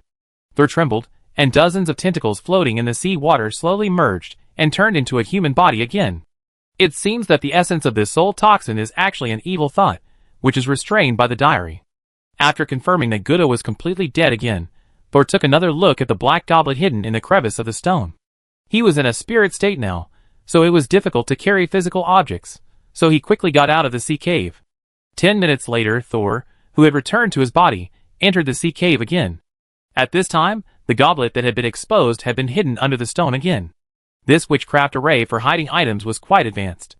It would automatically shut down after not being used for a period of time. Although the goblet was resealed, Thor was not in a hurry. He directly opened the diary in his spirit body, and saw the 6th black page. How do I open the seal? Find the 3rd node on the rune, and draw the deformed ocean rune according to the pattern on it. The black page belonging to Gudo gave Thor the answer. Following Gudo's instructions, Thor easily opened the seal, and once again saw the black goblet emitting a warm and soft light.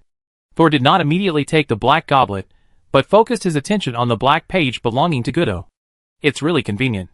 The ability of the black page of the diary is too easy to lead people to depravity. Chapter 448. If you want something, you can get it by killing someone. No, Thor closed his eyes, restrained the desire to kill that suddenly emerged in his heart, put the goblet into the compressed bag, and immediately turned to swim upstream. Just after Thor left the narrow underground cave, the seabed under his feet suddenly began to vibrate violently. The few fish in the sea suddenly began to swim frantically. It can't even be said that they were swimming. They seemed to regard the ground as seawater, and they rushed to the seabed like arrows from a bow. Boom, boom, boom, boom. In the turbulent ocean, Thor did not hear any sound. But when he saw the bloody fish heads, he immediately imagined the tragic collision. This sound mixed with his heartbeat, making his blood boil. Is it because I took the goblet? But it is not realistic to put it back now. After several shocks on the seabed, the originally narrow cave has been squeezed together, turning it into a ruin. Thor no longer hesitated, and immediately floated to the surface of the sea at the fastest speed. He had only swam a few meters when gray-white air columns suddenly appeared in the sea water behind him. The speed of these air columns gradually slowed down due to the resistance of the seabed, allowing Thor to gradually see their true appearance.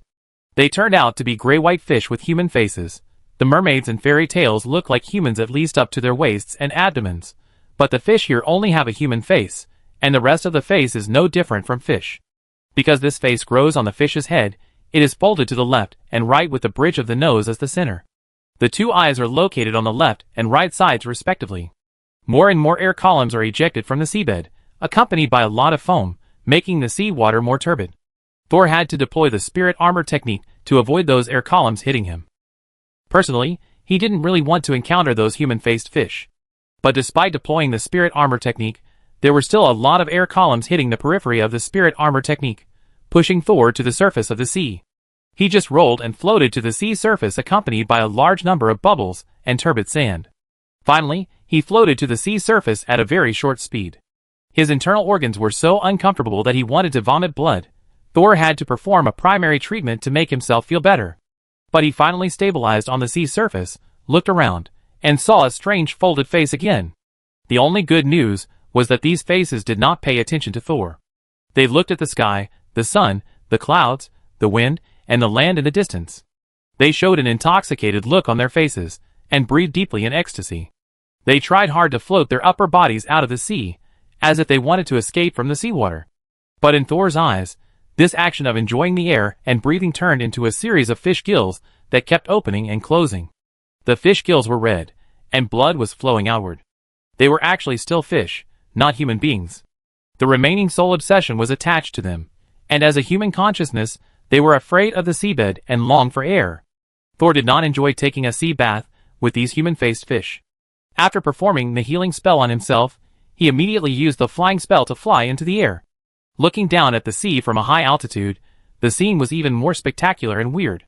At this time, Thor suddenly noticed that one of the fish had a golden hairpin on its skin. Thor had some impression of this hairpin, and after searching in his memory, he finally confirmed it. This is the hairpin of Sander's sister, Mitter. At this time, the distorted girl's face was also enjoying the air with blood all over her body, but she didn't know that for her. The air out of the sea was like the moon in the water, and being obsessed with it would only drown her. Including Mitter, these spirits, who died in the soul tide, have been suppressed by the sea for so many years, and their souls are no longer complete. Most of their fragments are stained with strong and intense evil thoughts, gathered in a closed and narrow space. Thor believes that the soul tide comes from the outbreak of these evil thoughts. The desire for freedom and life prompted them to return to land. However, because a part of the main souls are trapped at the bottom of the sea, the souls that have turned into tides will eventually rise and fall, and return to the bottom of the sea again, back to these faces by his side. Just like when Morton was in the Valley of the Hands, even though he turned into an evil spirit, he always wanted to find his other half spirit. Thinking of Sander's letter, and thinking that he was probably wandering around Blue Water Town to find his sister's spirit, Thor hesitated for a moment, and flew over to collect the fish with Mitter's face. He raised his hand to create a water ball, and placed the fish with Mitter's face in the middle. After being trapped in the water ball, Mitter suddenly panicked and began to struggle like a person about to suffocate underwater. His head kept hitting the edge of the water ball, trying to get out. Thor frowned. "Mitter," he shouted. And the fish turned around immediately, facing him with its sharp face. Its mouth opened and closed, revealing tiny, dense and sharp teeth. "Can you understand your own name?" Thor held up the water ball with one hand, and touched his chin with the other hand. "Stay in the water ball, and don't move. I take you to find your brother Sander." Thor was just trying it out, but unexpectedly Mitter could really understand it. It immediately went into the water ball, enduring the pain of suffocation, but did not go to the surface again. If you ignore its deformed face, and the silver fish body behind it, its eyes look very pure. Finally, Thor calmed it down, and looked at the fish around him again. In fact, every human-faced fish may have someone who misses them. It's a pity that Thor can't take every fish away, nor can he find relatives who are still alive for them. The nearby fish turned their heads when they saw a soul put away Midgeware. They seemed to understand what Soul said, and their eyes showed relief and joy. These facial soul fragments that were suppressed on the seabed and attached to the fish did not contain any evil thoughts. Go back to the seabed. The sea surface is no longer a place for you to survive, Soul said softly, and his voice spread to the ears of every fish. Even he could not save so many broken spirits, and the power of these pure souls was not enough to support their existence for too long. Once the power of the seal is lifted, they will turn into more broken pieces and disappear from this world. But if they can return to the bottom of the sea, they can survive for a longer period of time. However, the nearby fish all shook their heads at Thor, and then struggled on the sea again like drowning people. At this time, a thunder suddenly sounded in the sky, and big drops of rain fell. "There is something wrong with this rain." Thor immediately unfolded the spirit armor to cover himself and Mitter in it. The next second, he felt that the raindrops falling on the spirit armor began to corrode the magic on it. Thor had to keep replenishing magic power for the spirit armor. At the same time, rain fell on the sea, dripping on the fish with human faces, and white smoke instantly came out. The human faces and fish bodies were corroded by the rain at the same time, revealing large patches of wounds. But the strange thing was that while being corroded, the fish showed an obsessive look of enjoyment. The rain was heavy and fast, but it stopped in just 1 minute, and at this time, the sea surface was already covered with white bones.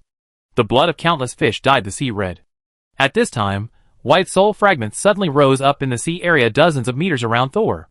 These fragments all came towards him, but were blocked by Thor's spiritual armor. Thor immediately withdrew the spiritual armor. Those pure white soul fragments drilled into his body one by one, bringing pure, powerful, and pure soul power. It was a power that could be fully used without the need to clean the diary. Chapter 449. After the rain stopped, the dark clouds that had been lingering over the blue water bay for who knows how many years gradually dissipated. A ray of sunlight shone down, sprinkling on the sea, and the deep and gloomy sea water finally felt the warmth of the sun.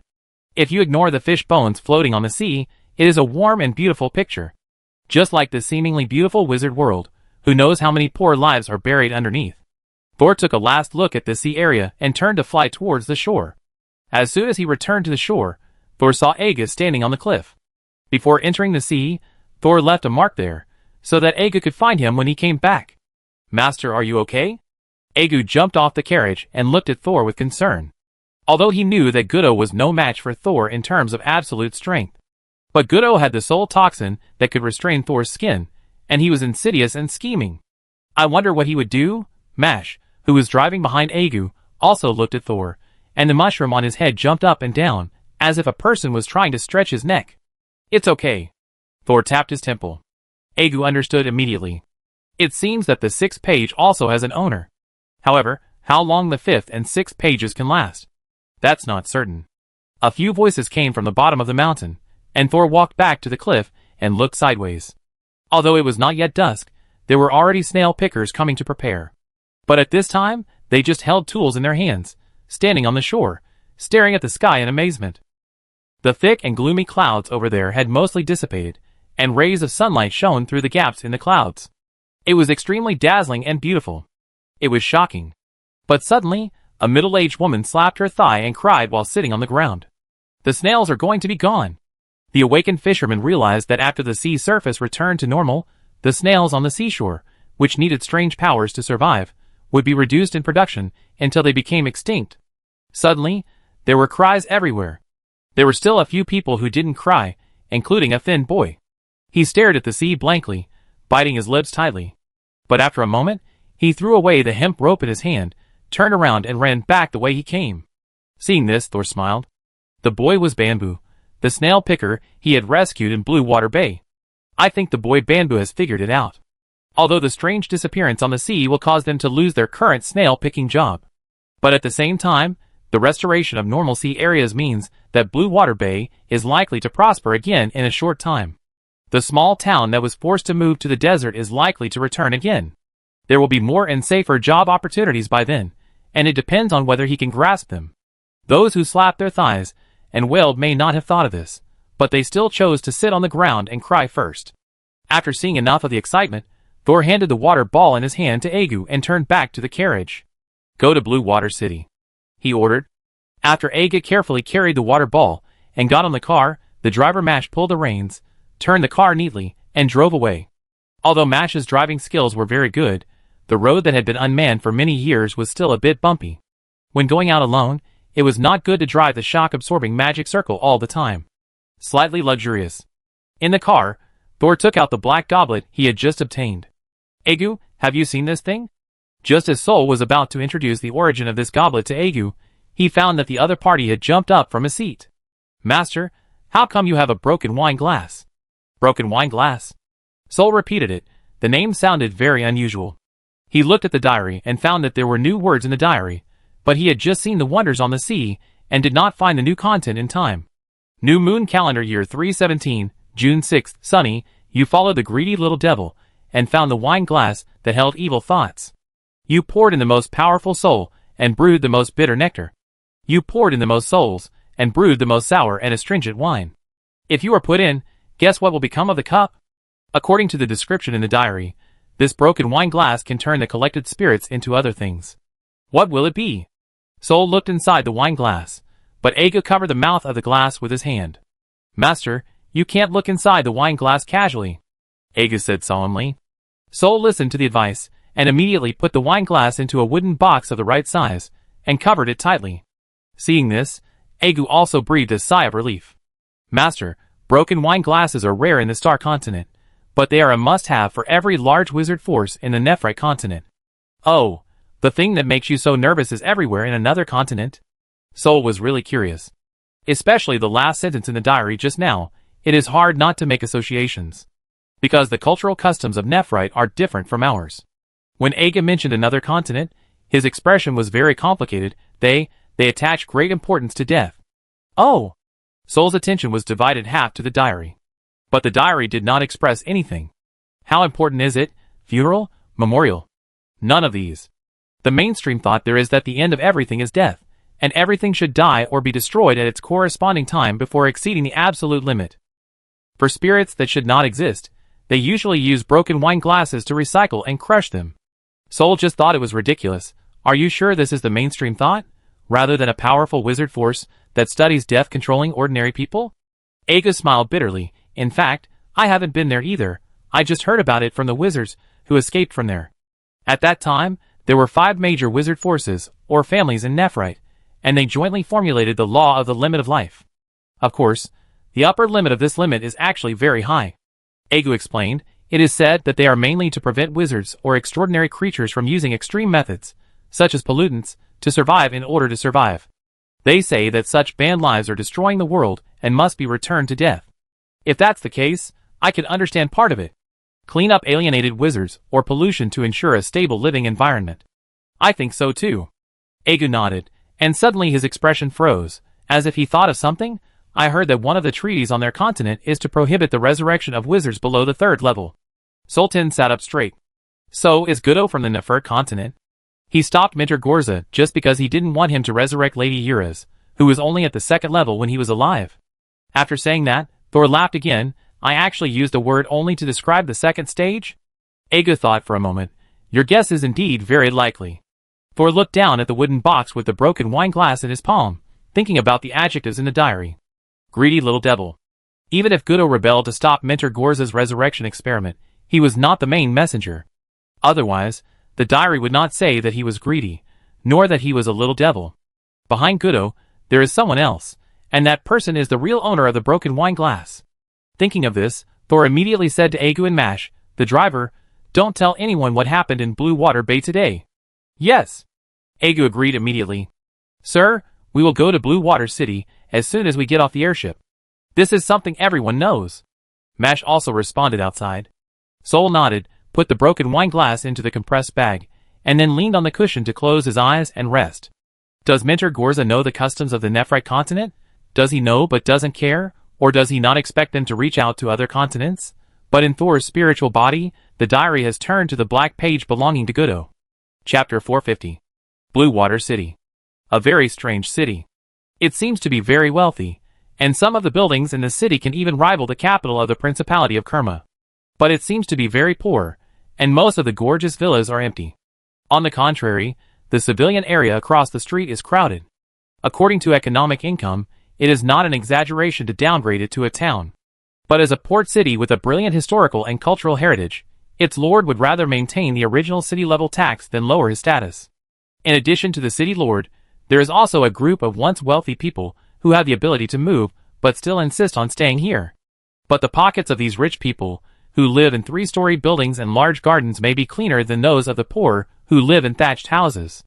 City Lord McKin once again enjoyed afternoon tea leisurely with his wizard friend in the garden.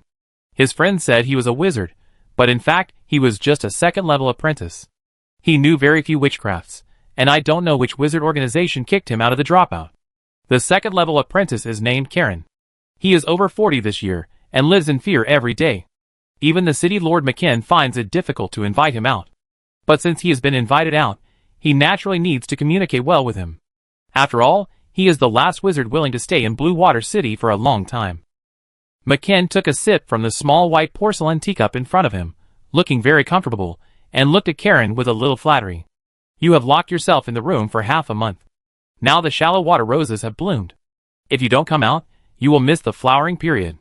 Karen said nothing, picked up the empty teacup in front of him, and poured the solution he brought with him. I have to go out recently. McKin was stunned and immediately asked, Where are you going? How long will it take? Karen muttered, I have run out of important materials for my experiment and need to go to the beach to collect some. By the way, how is the progress of collecting black water snails recently? I need 1,000 here. The city lord twitched his mouth. The black water snail was one of the few profitable products they had left.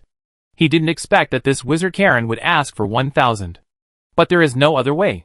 If you want to keep him, how can you do it without something valuable? I will ask the butler to count immediately. Karen nodded, then hurry up, I will leave tomorrow.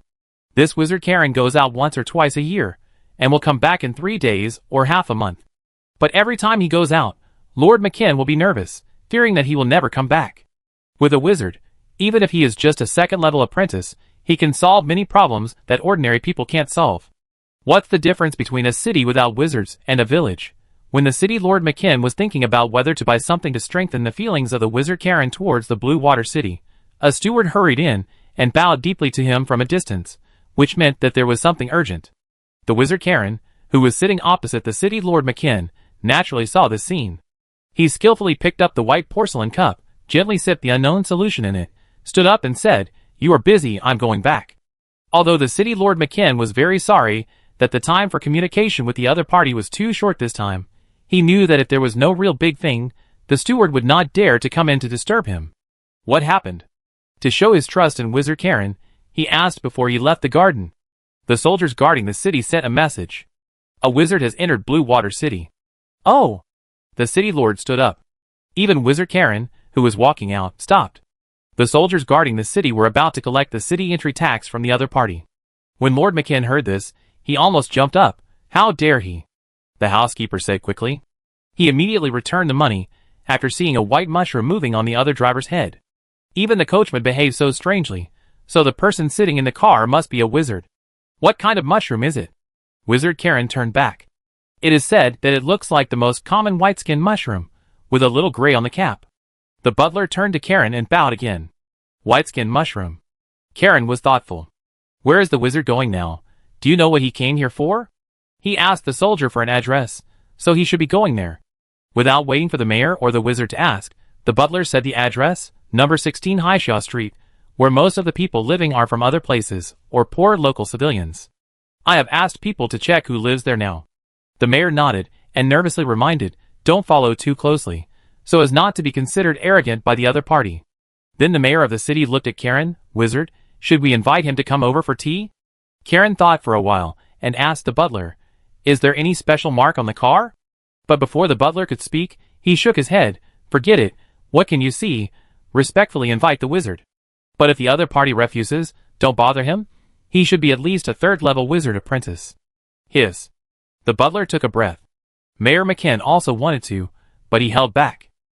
Sol, who was being discussed by the mayor of Blue Water City and the resident wizard, had already arrived at number 16 Shrimp Street in a carriage.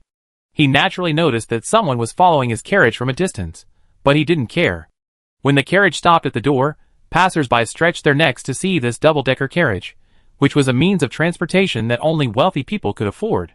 However, when people saw the mushrooms twisting on the driver's head, they showed horrified expressions and immediately left the alley. Agu jumped off the carriage and knocked on the door.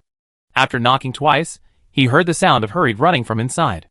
After a few breaths, the door was suddenly opened, revealing a familiar face. Who are you looking for? Sander looked nervous and excited, but was stunned when he saw Agu. At this time, Thor had just got off the carriage and said to Sander, let's go in and talk.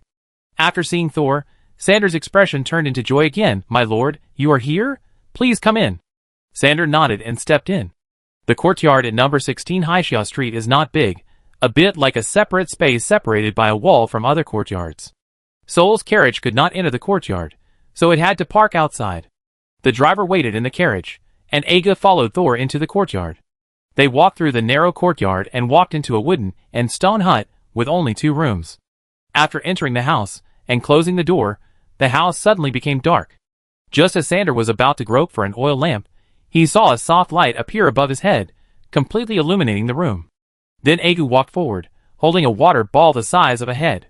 The strange thing was that before this, Sander had not noticed that Agu was holding something in his hand. He saw a terrifying little fish with a human face swimming in this clear and slightly flooded water ball. Oh my! Sander was startled at the first sight, especially the little fish seemed to have seen Sander. Puff! And half of its face emerged from the water ball.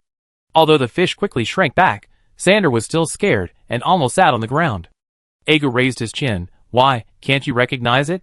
He raised his hand and threw the water ball into Sander's arms. The water ball hit Sander's chest and rolled down his clothes. He subconsciously raised his hand to hold it. There were only some water stains on his clothes, and the water ball was icy cold when he held it. The terrifying human-faced fish once again emerged half of its body and spit out a stream of clear water at Sander.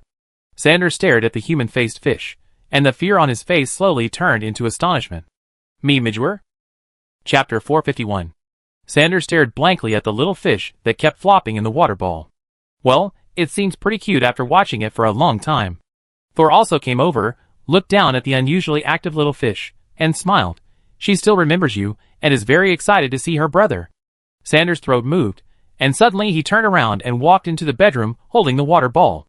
Thor heard a series of ding-ling-clang in the bedroom, and then Sander ran out again holding the water ball in one hand and dragging his heavy, huge suitcase in the other. The heavy box was almost lifted up by him, and when it hit the ground heavily, the bottom wheel broke and flew out, and it was unknown where it rolled to. Xander didn't care about the damage to the box, and directly laid it down, and then opened the lock with trembling hands. The lid of the box opened, revealing a girl with messy hair inside. Xander lowered his other hand, and let the water ball get closer to the girl's body. "Come back, Midgewar." But the mermaid didn't react at all, but continued to swim happily in the water ball, and occasionally poked its head out. "Come back, Midder, this is your body." Xander was a little anxious. "You may have misunderstood," Soul said on the side. "Midder is dead, and the soul of the dead cannot return to the body. She can survive in this strange form now, entirely because of some special power. And this power has been cut off, and the remaining energy can only keep her going for a short time." Xander raised his head blankly, and said with trembling lips, "But you see, Midder's body is still intact. According to legend, after the soul is found, can't it return to her original body? You also know that's a legend." Aga couldn't help but interrupt. For ordinary people, the souls of the living and the dead are different. At the moment of her death, her soul was already damaged and deteriorated. Even if you force her to resurrect, she may not be the original one. It's better to cherish the last time. Aga looked at the strange-looking human-faced fish, and a little disappointment appeared in his eyes. "Huh?" Suddenly, Thor lowered his head and noticed something. He squatted down and reached out to touch Midder's original body. There is a kind of magic in Midder's body that supports her from decaying. But now this power is beginning to weaken. His eyes shifted to the golden hairpin on Midder's hair. Is its energy running out? Just as Thor finished speaking, Xander and Aga's eyes shifted to the hairpin on the girl's head. The golden hairpin suddenly turned into a stream of light and injected into the brow of the mermaid. The girl's body, which had lost its golden hairpin, turned into dark bones in an instant. "Midgewar!" Xander couldn't help but shout as he watched his sister's body disappear. All these years, his sister's body, which had not decayed at all, had always been his spiritual support. Now it suddenly turned into bones, which immediately shocked Xander. However, the next second, the fish in Xander's hand jumped hard and completely broke away from the water ball. It twisted in the air, and its tail swept and hit Xander's nose. Xander was stunned, and the sadness that was about to burst out suddenly froze in the middle of the awkwardness. Soul smiled and said, "She is telling you that she is here, not there." Then, Xander hesitated for a long time, and suddenly his shoulders slumped, and his eyebrows relaxed. "That's good."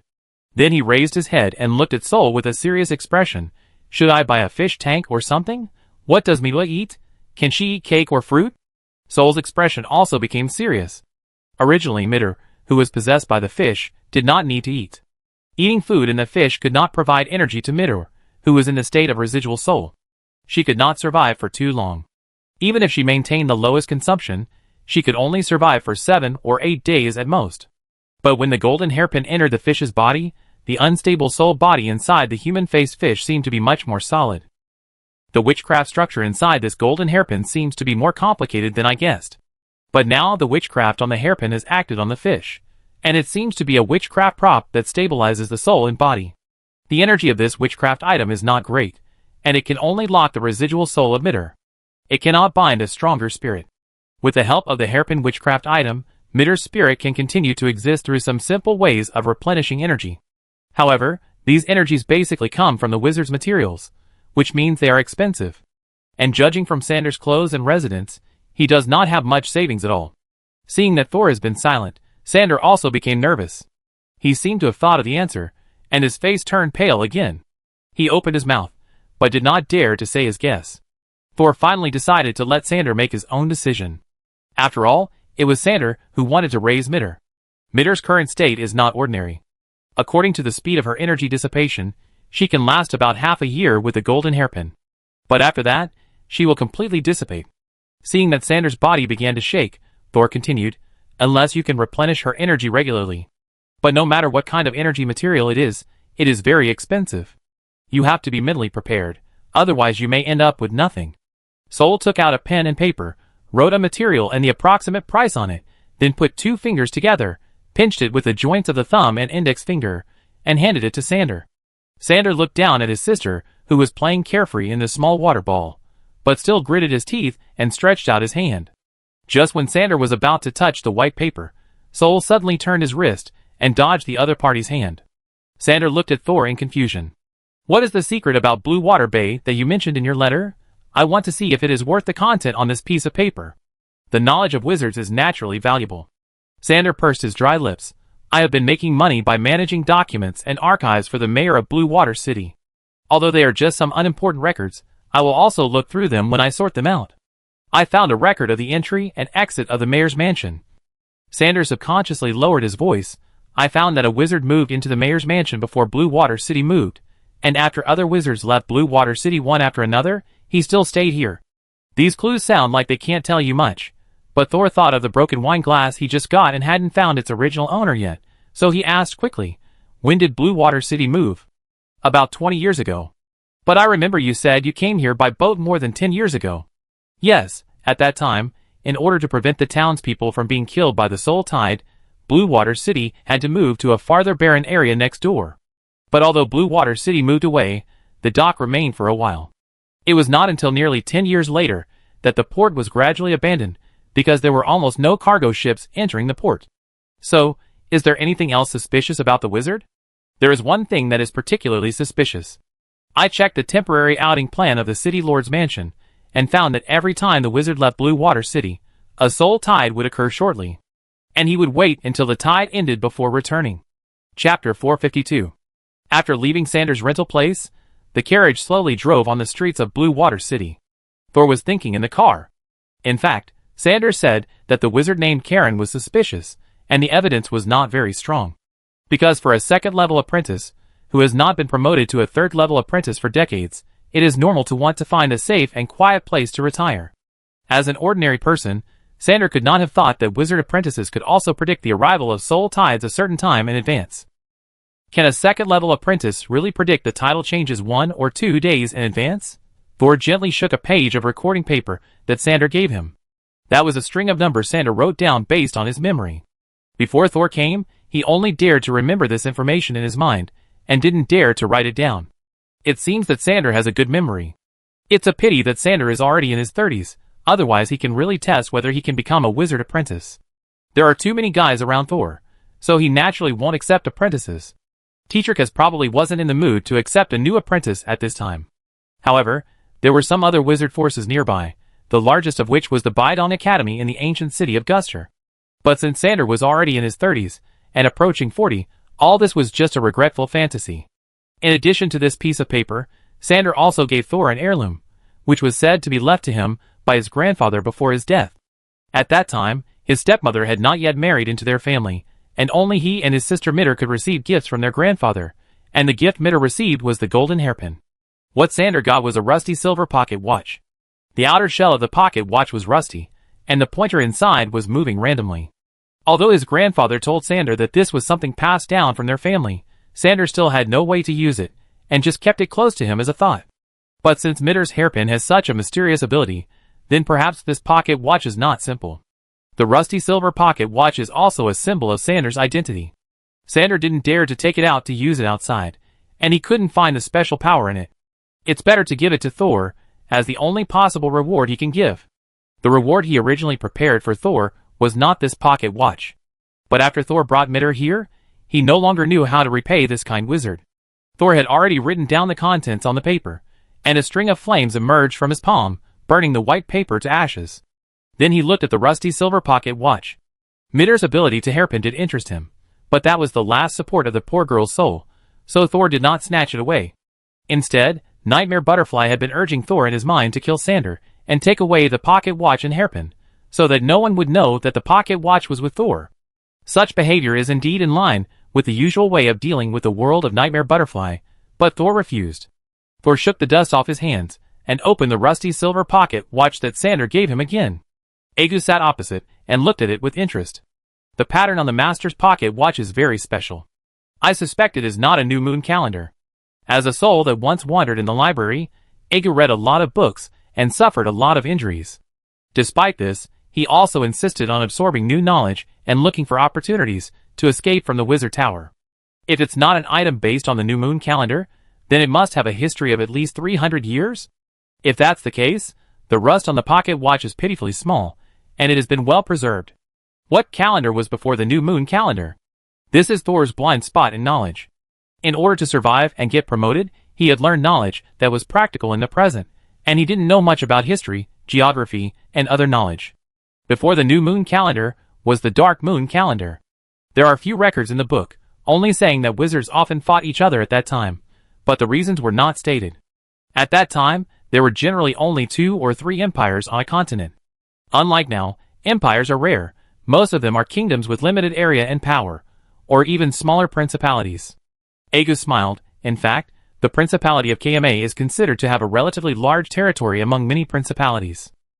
There is a piece of land in the southwest of the state continent that is not much larger than the territory of the Principality of KMA, and there are a total of 7 small principalities there. That's normal. As a well-informed time traveler, Thor was not surprised. Thor used his mental power to scan the rusty pocket watch, but did not find any magical fluctuations on it. He kept turning the pocket watch over, even opened the back cover and removed the chain, but still did not find any abilities that matched the witchcraft props. He just felt that the pattern on it was rather special. And the hands of this pocket watch were indeed moving randomly. The previous second Thor saw that the time on it was 3:15 p.m., but after turning it over, it became 9:22 a.m. Thor continued to observe the movement of the watch hands and the speed of time change, but did not find any pattern. Of course, it may be that he has not found it yet. It is hidden so perfectly, which is interesting. Thor put away the pocket watch. Let's study it together later. As a wizard who carries 6 consciousnesses and 2 pets with him, Thor is not worried about not having enough research assistants, but only worried that the materials he has cannot keep up with their consumption speed.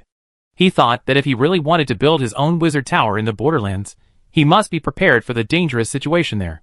At the same time, after successfully building the tower, he also has to establish his own subject, no longer doing research for others, but focusing on his own knowledge, ability, and talent. As for the subject, the most important one is definitely the research diary. And his own soul that is not afraid of the rejection of other people's bodies is also worth studying. The carriage continued to drive in Blue Water City, but it was not looking for a place to stay. Thor did not plan to stay in Blue Water City, so he ordered the coachman Mash to lead directly to the airship platform. It would be a waste if he didn't take advantage of the wool left by Minter Gorza. Even if he suspected that the owner of the broken wine glass might be the Kalen wizard, there was no need to really confirm it. After all, the other party's goal might just be the resurrection experiment of Minter Gorza. In fact, their plan has been successful. Mrs. Euler was not resurrected, and the Minter left the western part of the continent. Thor now plans to go to the borderlands, but before that, he must be prepared. Including but not limited to continuing to improve himself and understanding the situation in the borderlands.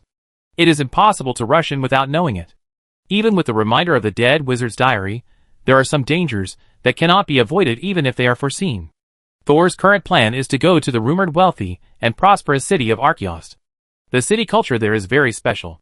The wizards put down their status and made many witchcraft props that are convenient for people's livelihood. The social system is also different from that of the principality. In particular, some witchcraft props that Thor has been interested in for a long time are sold to the outside world. This special city culture is the real reason why Bidon College took root and rose rapidly after coming out of the no man's land, right? At this moment, the carriage slowed down and slowly stopped. Sol and Agu looked out at the same time. On the street outside, 2 or 3 pedestrians also stopped and looked in the direction of Sol's carriage. Just now, a man dressed as a servant suddenly stopped the carriage. And the servants, who had been rampant in Blue Water City for many years, did not expect that the other party did not stop the car urgently after seeing someone stop the car, but slowly slowed down. When the car stopped completely, the tall horse pulling the car lifted its lips and sprayed saliva on his face. Marsh sneered in his heart. How could he possibly stop Lord Thor for a roadblocker? What's the matter? The servant realized that his hasty behavior of stopping the carriage just now had displeased the other party. He was so scared that he quickly stepped back and lay on the ground. Please report to the wizard in the carriage that the Lord of Blue Water City, McKin, and the wizard Karen have prepared a sumptuous dinner and a comfortable residence, and invite the master to come. Marsh curled his lips. This attitude was pretty good. He turned around and repeated it in a low voice towards the crack of the door. That wizard Karen actually took the initiative to invite me? Is it a trap? Sol looked at the diary in his mind. The diary floated quietly and turned over lazily. Chapter 453. Thor didn't know if wizard Karen had discovered anything unusual, or was there something wrong with him. But if the other party was really the owner of the broken wine glass, this might be the best opportunity to contact him before Karen discovered something was wrong with Blue Water Bay. Penny, can you check the memory of this servant to see if Wizard Karen has left Blue Water City recently? The silver butterfly flew out from Thor's brow. Of course, it's okay for ordinary people. I can check his recent memories. If I can't do this, wouldn't it be a shame for the cryptocrystalline that Brother Thor gave me to eat? Penny's voice was a little proud. However, before Penny flew out, Shuza suddenly jumped out from the back of Thor's neck, and then wrote a word on the car wall with his wet tongue. Laugh. Aegu had a complicated expression. He learned so many words, but this one was the one he remembered most clearly. Sol had a blank expression on his face, laughing in his heart. Shiazao, you know how to mock. Penny was so angry that she fluttered her wings, but she had no way to deal with Shiazao. This simple-minded guy doesn't even dream. Penny comforted herself not to bother with the mud, flew out, and then flew back quickly. From the servant's memory, Wizard Karen has not left the laboratory for a long time, and was recently invited out by the city lord. Sol thought for a moment. Since he has come to invite me, let's go by the way. Sol handed the broken wine glass to Aegu, so that when he brought it to the other party, the Wizard Karen would not have any way to sense the wine glass. Afterwards, Thor boarded the carriage prepared by the other party's servant, and went to the city lord's mansion alone. Lord McKen entertained Thor in the main reception room, and prepared a rich variety of food and drinks. There were also beautiful maids and handsome butlers serving him. In the entire Blue Water City, there were very few families that could afford such a banquet. But Thor refused to touch anything. After introducing each other, he asked directly about the purpose of the visit. Perhaps he was used to the wizard's straightforwardness. Lord McKen was not embarrassed at all, and smiled and raised his glass and said, in fact, there has been no new wizard in Blue Water City for a long time. I wonder if Lord Thor is passing through here, or if he wants to stay temporarily. Thor glanced at the silent and socially awkward Wizard Karen next to him. I came here to see a friend, and now I'm leaving. Don't worry, Lord. Thor didn't want to reveal his identity as a Wizard Tower visitor, so he was more polite than usual. Oh no, that's not what I meant. Although he was a little worried, Lord McKen, who would never admit it, waved his hand quickly, without spilling the wine in his glass. In fact, Blue Water City still hopes to invite Lord Thor to stay permanently. Although we are not particularly wealthy, we are very close to Blue Water Bay, and have some special witchcraft materials. Moreover, we are not far from the ancient city of Archaeost, but it is very quiet, which is actually very suitable for wizards to live in. The other party actually wants to recruit me. Sol was stunned at first, and then reacted. The concealing witchcraft cast by Mentor Gorza on him was still effective. The other party might have regarded him as a wandering third-level wizard. And there was no speculation about Sol's strength in his words. Even if Sol was a formal wizard, it was impossible for him to stay because of the conditions offered by Blue Water City. The most that Lord McKen would be rejected was just a rejection. Trying to recruit them won't cost you anything, and maybe you can get some information, so City Lord McKen is naturally happy about it. The Wizard Karen on the side kept his head down, and drank a kind of black mulberry juice, which dyed his lips and teeth black. Karen doesn't seem to care if someone else comes to split his profits. But if he is really related to the broken wine glass, he definitely doesn't want any wizard to stay.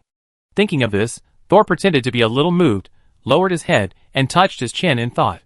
At this time, Penny, who had secretly run to the vicinity of Karen, flew back again. She got into Thor's ear and whispered, Brother Thor, this Karen is indeed problematic. He is definitely not a second-level wizard apprentice. I secretly tested his spiritual body. Although it was well hidden, I could see that he should be a first-level formal wizard. I just didn't go deeper because I was afraid that the other party would notice it. After hearing this, Thor immediately put on a polite smile on his face. I am going to the ancient city of Archaster, so I will not bother the city lord and Lord Karen anymore. Lord Mackin was a little depressed when he heard this, but he had expected this result before he spoke, so he quickly adjusted his mood. In that case, please enjoy the unique food of Blue Water City before leaving. Lord Mackin began to invite everyone to eat again, and the servants also brought new dishes at the right time. There were also relatively rare black water snails. Of course, the parts that could be used as witchcraft materials had been taken out. Thor pretended to lower his head to eat, but in fact, all the food was eaten by the algae hiding in his sleeves. The soul-devouring swamp has magic and poison resistance that is unmatched by ordinary life forms. Its only drawback is that it is not very good at resisting fire elements. The most important thing is that Shiuza can spit out some things intact after eating them. Then Thor can openly check whether there is any tampering on it. and preliminarily distinguish whether the wizard Kalen is harmless or a sinister boss. But before Thor had time to feed Shoes a few more mouthfuls, a middle-aged man who looked like a knight suddenly rushed in with an anxious look on his face. City Lord, Lord Karen, it's bad. No, it's great. The dark clouds above Blue Water Bay are beginning to dissipate. The knight was obviously a little excited and a little confused. City Lord McKen stood up suddenly, his thigh hit the table, and all the wine in his hand spilled on the fish in front of him. The dark clouds dispersed? Wizard Karen, who had been acting as a background, also stood up immediately. After hearing the knight confirm again that the dark clouds were beginning to dissipate, he turned around and walked out of the hall. Lord Karen, where are you going? Mayor McKen wanted to ask him to go to the beach together, but he didn't expect him to go to the small garden. I want to take the instrument to the beach for testing. I go with you, McKen said quickly. But an official beside him followed and whispered, Sir, the degree of danger is not yet certain. You can send others to find out the situation first. Upon hearing this, Mayor McKen slowed down his pace and said to the official who proposed, Then trouble you to go for me, I will stay here with Lord Thor. No, Lord, go and do your work. It seems to be an important matter. I will go back to find my companions. Lord Mac was not in the mood for a feast at this time. He did not try to persuade him to stay. He just invited him. Sir Thor, you can stay for another night. If the shadow really dissipates, it will be worth celebrating. We may hold a grand banquet tonight. Please attend it. That's good. I also want to know how things are going. Thor smiled.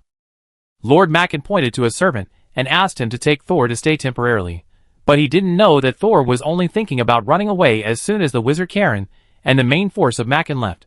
If the wizard Kalen was the owner of the broken wine glass, he would definitely find that the broken wine glass was missing if he went to check it now, and he would easily associate it with himself. A formal wizard who could disguise his strength and hide for who knows how many years. An accomplice of the sinister Goodominter. Although there was no crisis warning in the diary, Thor did not want to confront him for the time being. However, what Thor never expected was that as soon as he stepped out of the banquet hall, he saw a black long knife falling from the sky, puff, and split the halfway Kalen wizard in half. The black knife looked so familiar, as if he had just seen it not long ago. Chapter 454. Thor recognized that the black magic knife came from Jasm, the second-level wizard, who almost ruined Thor's pursuit of Goodo. He immediately took a half-step back and placed himself in the shadow of the hall. But the battle in the courtyard was not over. The first servant, who ran out suddenly, screamed "Aw!" And then, the whole person was split into two halves. After the body fell, the internal organs slowly flowed out of the wound, and the ground was in a mess. The wizard Kalen, who had just been split in half, had already been reunited intact. After recovering, he immediately placed 7 or 8 layers of magic shields and magic props with defensive properties around his body. The somewhat knowledgeable Lord McKen immediately reacted after seeing this scene. His longtime friend was not a second-level wizard apprentice at all. He was originally going to go out to check the situation, but he ran back to the depths of the hall, looking like he would never go out again. Seeing this, Thor, well, I won't laugh at you when you are alone. At this time, the sharp shout of the wizard Karen came from outside. Lord Jasm, I will be promoted to a second-level wizard soon. Please give me some more time. A cold voice came from the sky. The deadline is the deadline. No delay or questioning allowed. Not to mention that you have been on the run for 43 years and 122 days. The cold and ruthless answer was accompanied by the falling black blade again and again. Every time the blade fell, it would split the layer of defensive magic or props that the Kalen wizard had prepared with all his strength. You also know that I have been on the run for so many years, and nothing happened to me, right? Please give me some more time. I will definitely be promoted this time. However, this time there was no cold answer, only the more powerful black knife that split all of Karen's defenses. Karen had no chance of winning against the second level, and he raised his hands for the last time and said, I have a broken wine glass in my hand. If you give me 10 years, I will give you the wine glass immediately. The attack in the sky seemed to pause for a moment. Wizard Carlo immediately looked around. Don't worry, as long as you kill everyone here, no one will know that the wine glass fell into your hands. And I was sentenced to be hunted down by the court, so I couldn't tell anyone. When these words came out, officials and servants in the courtyard and the hall were all frightened, and the brave ones tried to run out. Sol didn't move, but he was secretly on guard. But the next second, the black giant knife fell again, directly cutting off the man's arms. Karen screamed, and then Sol felt a black shadow rushing towards him. His mental power suddenly shook, and with a flick of the touch of torture, he directly pulled back the attacking black shadow. The shadow suddenly retreated back to Kalen, who screamed again. Just at this time, Jasm's second attack had also arrived, and Kalen had no way to avoid it. The damage he suffered could not be transferred, and he had already discovered that Thor was also a formal wizard, so he knew that he had no chance to escape. I know, the change in Blue Water Bay was caused by you, broken wine glass. Kalen gritted his teeth, and suddenly his soul left his body. And his body exploded in an instant. The explosion did not produce fire, but a cloud of mist rose, like a smoke bomb. Then, dozens of souls ran out of the mist one after another. Each of them had a blurred face, and could not be identified. It was somewhat similar to the escape method that Gudo used on the ship last time. But Jasm, who had seen similar methods before, was not fooled again. He rubbed his hands together, and the black blade suddenly broke into hundreds of pieces, and chopped at all the souls escaping from the mist. After the fragments pierced the escaping souls, most of them turned into powder. But there were still a dozen screaming and running away in all directions. If they encounter an ordinary person on the way of escape, they will not even dodge, but directly pass through. The unlucky ordinary person will be immediately frozen and stiffened in place. And the next second, the black blade will pierce the body of the servant mercilessly, and continue to chase the fleeing soul. So there are several more dead people on the ground. However, there are almost no casualties in the banquet hall. Because Thor was standing at the door, whether it was the spirit that came over, or the black blade fragments that came later, they were all blocked by him. Thor could feel that the power of the blade fragments was not as strong as the complete blade, and it seemed to be used only to distinguish which one was the real enemy. While blocking the attack, his eyes were fixed on the fog in the courtyard. At the beginning, he found that Gudo had corroded the deck of the ship to escape, so would this Kalen also. Suddenly, the bricks under Thor's feet were arched up into a small bag, and a string of black shadows suddenly drilled into his robe. Then, Thor felt the vague information conveyed to him by Foresaw, who had sneaked back. It was probably the kind of sly smile that would shake the eyebrows. It's done! Thor's mind moved, and he immediately cast the breeze spell to blow away the fog in the middle of the courtyard. Under the fog, the originally flat land suddenly collapsed, revealing a black hole, and then a soul body jumped out from below. Although the other party's face was blurred, Thor was sure that this was Karen's real body. The spirit looked at Thor faintly, making Thor feel a chill falling on his skin. But Thor did not avoid it this time, and looked directly at Karen. The conversation between Karen and Jasm just now had already shown that Karen was the owner of the broken wine glass. In this case, in order to eliminate future troubles, Thor must trip him up again when he is in a desperate situation, so that he will die more thoroughly. Just when Karen's true body appeared, the black blade fragments that followed the other spirits attacked the center from all directions in an instant, and the same number of blade fragments were shot out from the sky and the ground. It seems that Jasm was also prepared, and was not fooled by Kalen's cover-up. Shwa shwa shwa.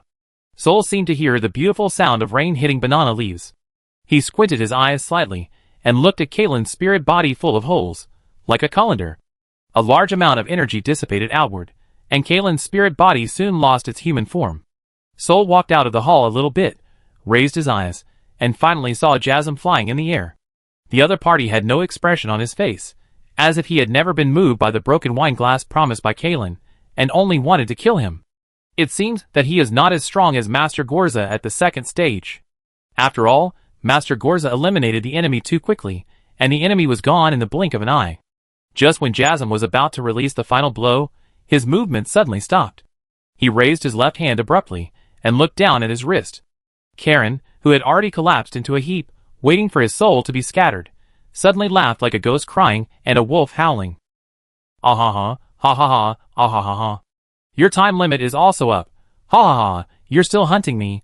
I think you should take care of yourself first. His voice stopped abruptly. The black giant blade fell from the sky and cut off the spirit of Kalen, which was already on the verge of collapse. The spirit that was hit immediately shrank like a deflated balloon, and soon turned into a small pool of black mucus. But at this time, Thor no longer paid attention to Kalen's ending. He stared at Jasm, and suddenly became very curious about the time limit. Jasm saw Kalen and turned his head to look at Thor. His face was a little paler than before, and a smile appeared at the corner of his mouth. He was much gentler than the last time they met. We meet again, Gorza's apprentice. Thank you for finding out the exact location of Kalen just now, which saved me time. You're welcome, Lord Jasm. Sol showed his signature cute smile. Just now I saw you attack. Are you mainly cultivating dark attributes? Yes, Lord Jasm. Sol continued to smile. That's just your luck. You actually met me several times. Sol's smile froze, and this sounded strange. Jasm suddenly reached out and inserted his right index finger into the back of his head. My property belongs to the tribunal and cannot be given to others, but my knowledge can be. He slowly pulled out his index finger and pulled out a small black snake that was constantly twisting, and then threw it to Thor. Thor was startled, and just as he was about to catch it to intercept it, he found that the snake twisted its body and quickly drilled into his forehead. The little snake actually entered Thor's spiritual body directly, and just as he was about to show his power, he suddenly saw the diary floating above his head, and immediately trembled, became listless, curled up in the air, and dared not move again. The diary did not have any warning, which meant that the snake would not at least kill him. Thor retracted his attention and looked at Jasm again, with hostility in his eyes. Regardless of whether the snake was Qasim's knowledge or not, the other party's behavior was too overbearing. However, Jasm saw that Thor was still standing there intact, seemingly unaffected. He was stunned for a second and then smiled. Sure enough, he is Gorza's apprentice, with extraordinary talent and strong mental power. Maybe this is not your luck, but my luck. After saying that, he did not explain anything, raised his hand to recall the black giant blade, and stabbed it into his forehead with his backhand. Pop! The body fell from the air and landed right next to the pool of mucus left by Kalen. Chapter 455. Thor and all the living and conscious people around him were shocked. How could a level 2 wizard die so easily? Penny flew over and carefully approached Jasm's body, then circled over the remaining slime of Kalen. Brother Thor, they are all dead. Thor then walked over and squatted beside Jasm. This Jasm is a level 2 wizard anyway. What is the time limit? How could he die so easily? Brother Thor, could it be the upper limit of life that Aga mentioned? It is indeed possible.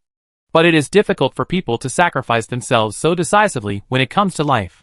Thor was very anxious when he thought of Jasm on the airship, as if he didn't have enough time. Did he know that his time limit was coming at that time?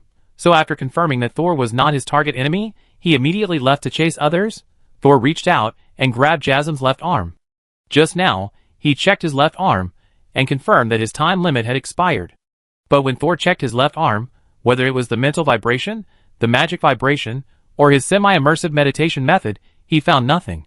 Maybe after his death, the things that had acted on him disappeared. Now the semi-immersive meditation method combined with the erosion map can find fewer and fewer anomalies. It's time to find a better meditation method. Thor has been promoted to a formal wizard, but he has not changed his meditation method. One reason is that he upgraded too quickly, and did not have time to find a suitable meditation map. Secondly, he was reluctant to give up the abilities brought by the erosion map. Both the semi-immersion meditation method and the erosion map soul-leaving method had played a big role in his adventure career. If he changed to a new meditation method, it would be better to have these two abilities, or at least keep the convenient way for his soul to leave his body. Because the observation ability of semi-immersion meditation can be completely replaced by nightmare butterflies.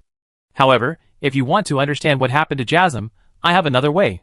Thor stood up again, took out the tools for drawing the magic circle from his bag, and began to summon the soul on the spot. Well, it was soul extraction.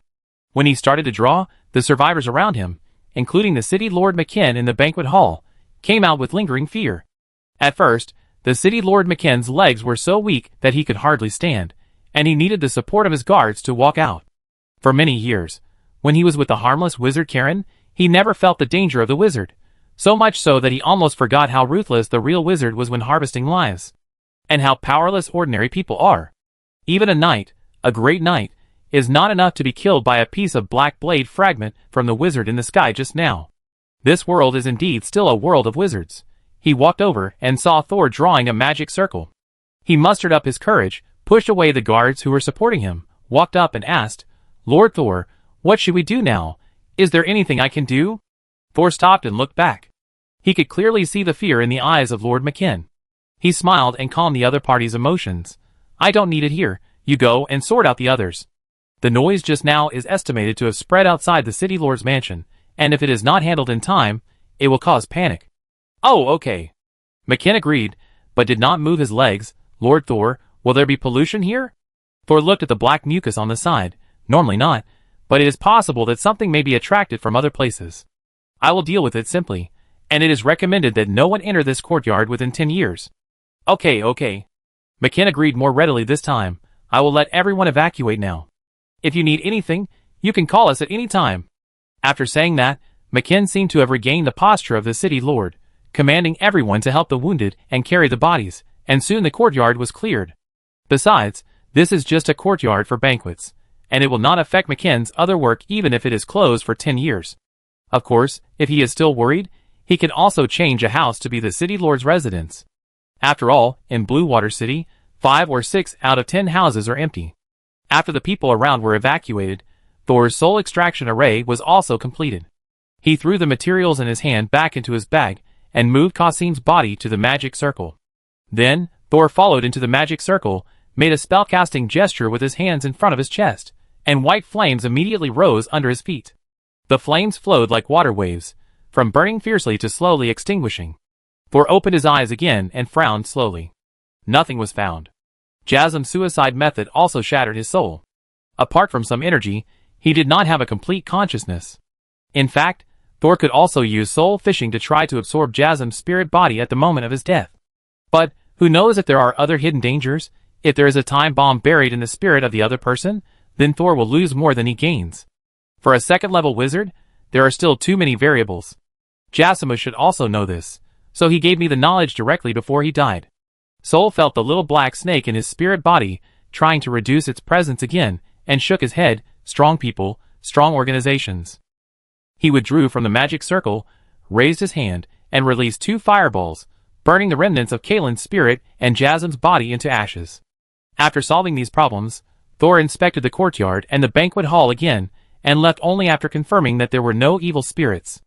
Outside the door, City Lord Mike was waiting outside with his men and several large boxes, eagerly waiting. When he saw Thor coming out, he hurried forward. Lord Thor, I asked someone to move all the things in Karen's house here. Now his servants can't, and dare not enter his laboratory. Why don't you come and see if there is any problem? If there is anything you need, please take it with you. We can't use the wizard's things. The Lord of Macken had already helped Thor clean up all the spoils. However, Thor thought that since Karen was hiding his identity and strength here, there might not be any good things in his open residence. The fact was not beyond his expectation. In addition to dozens of magic crystals, and some low-level witchcraft materials, Thor did not gain anything else. Those study experiment notes were obviously used to fool low-level apprentices. Thor glanced at them, and threw them away. Afterwards, Thor firmly rejected the request of Lord Macken to invite him to stay for another night. After leaving the city lord's mansion, Mash, who was hiding in the alley opposite, immediately drove the carriage over. After Thor got in the carriage, he walked 2 blocks before he saw the door open and close, and Aga got in.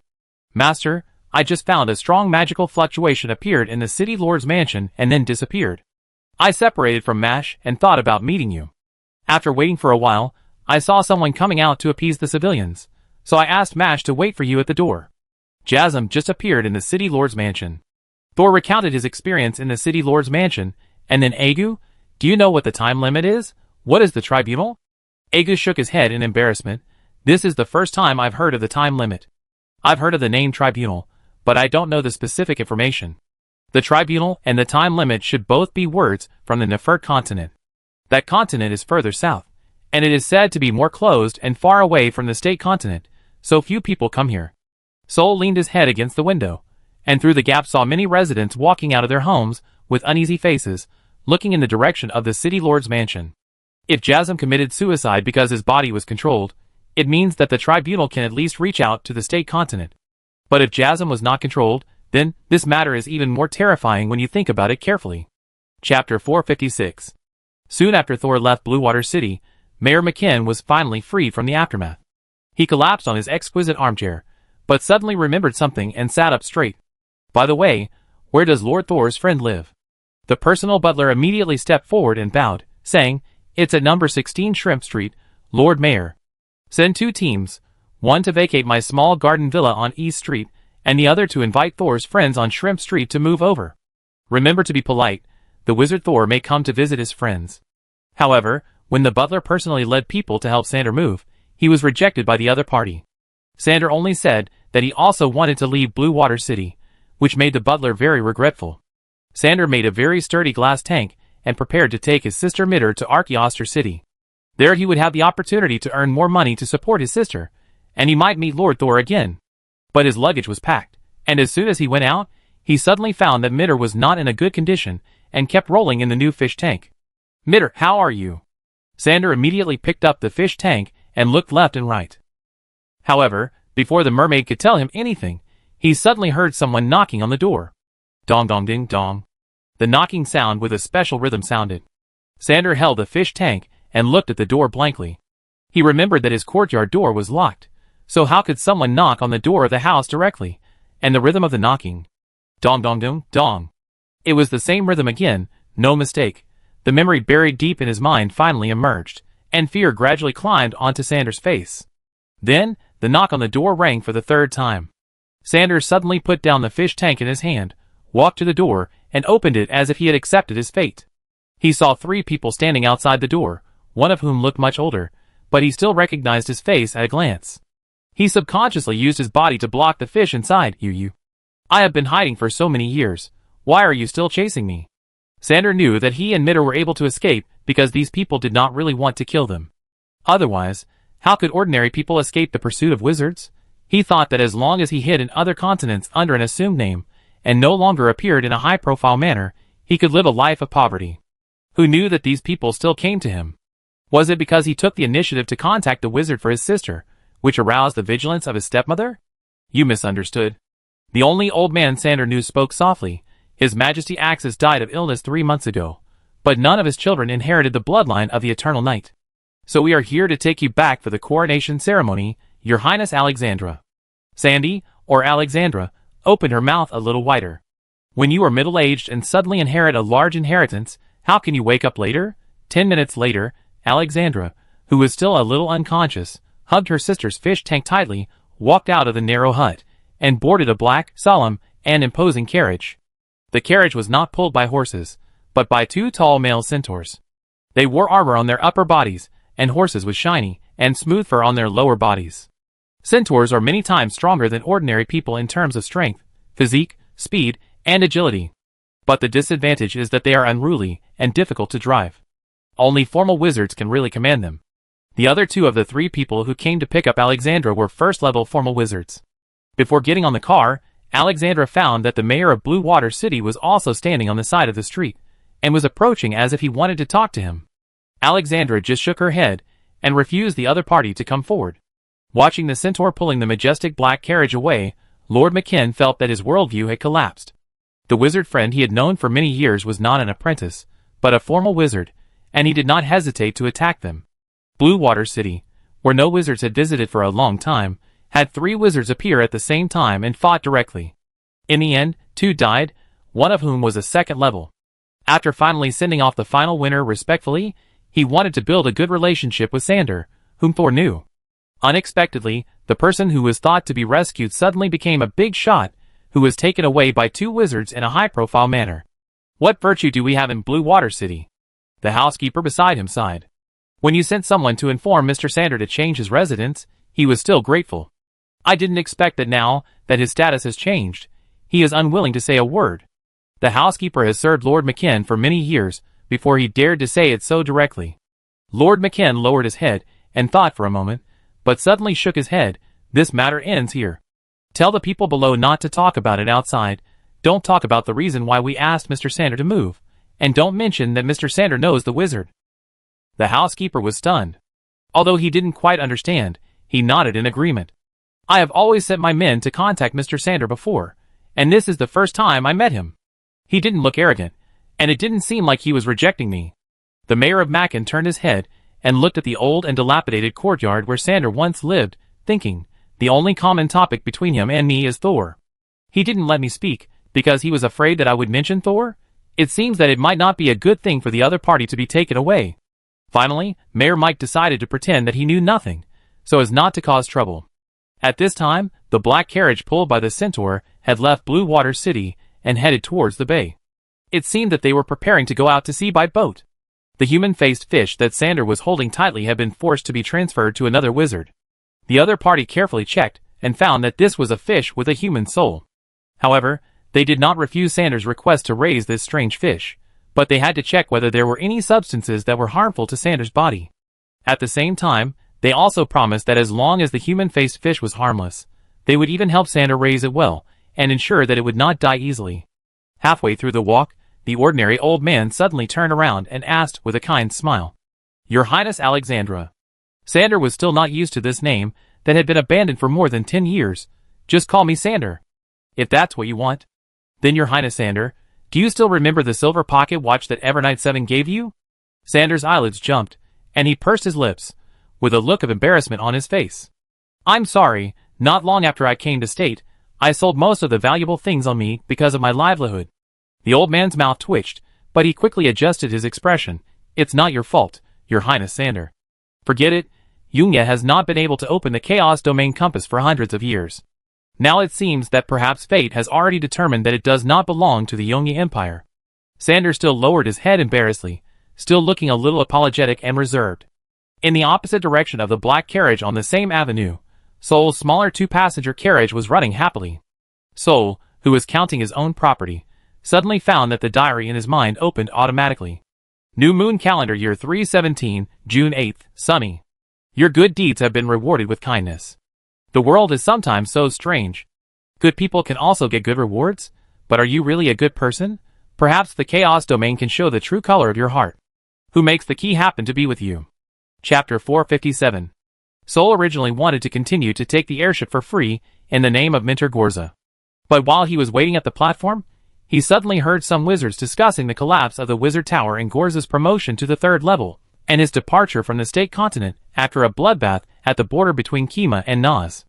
After thinking for a moment, Thor asked the driver Marsh to turn the car around and leave the airship platform. Fortunately, it doesn't take a month to get to the ancient city of Archaeos, where the Bidon Academy is located. At Marsh's driving speed, it will take about 10 days to get there. Archaeos is also a coastal city, and the area between it and Blue Water City is not so prosperous. Most of it is wasteland and high mountain forests.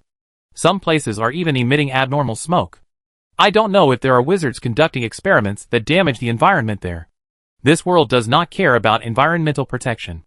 The special pollution produced by wizards often turns a wilderness into a dead place. The only thing that can restrict them is some large wizard forces. If you conduct extremely destructive experiments within the scope of these forces, you will be fined or even have your experimental results confiscated. But as far as Thor knows, there is a place without restrictions. That is the No Man's Land. In the No Man's Land, no one will care whether you damage the environment or not, but if your experiment interferes with others, the other party may come and kill them directly. It is also because of this unscrupulous experiment, coupled with the subsequent pollution, that the No Man's Land is full of dangers and may face death at any time. But such a place is very suitable for a cheating party like Thor to go.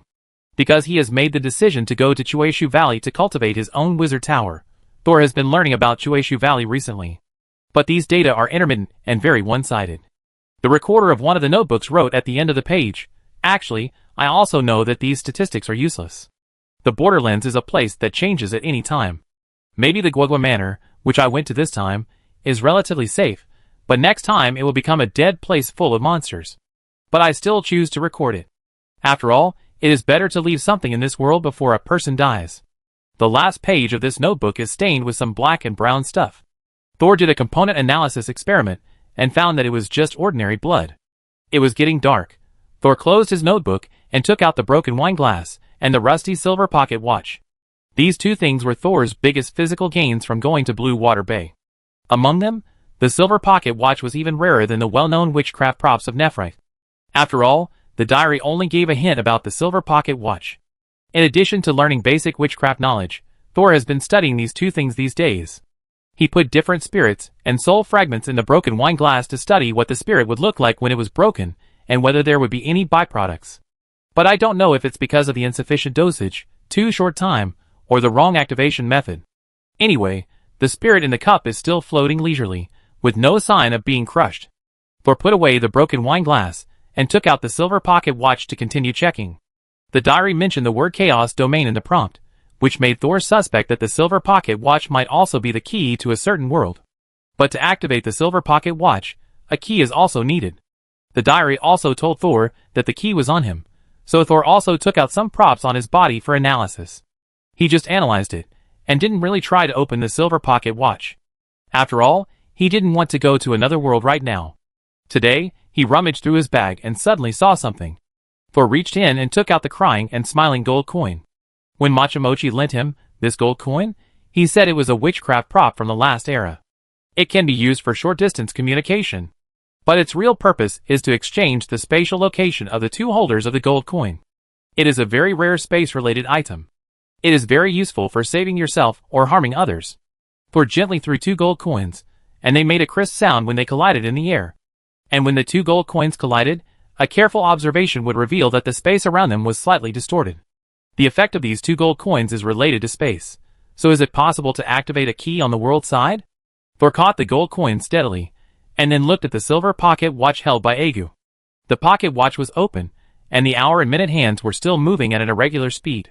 Thor held the gold coin, and whether he moved it closer or farther away, or knocked it, the pocket watch pointer did not change. Despite this, Thor did not immediately change the props like in the previous experiments, but began to carefully record the experimental results.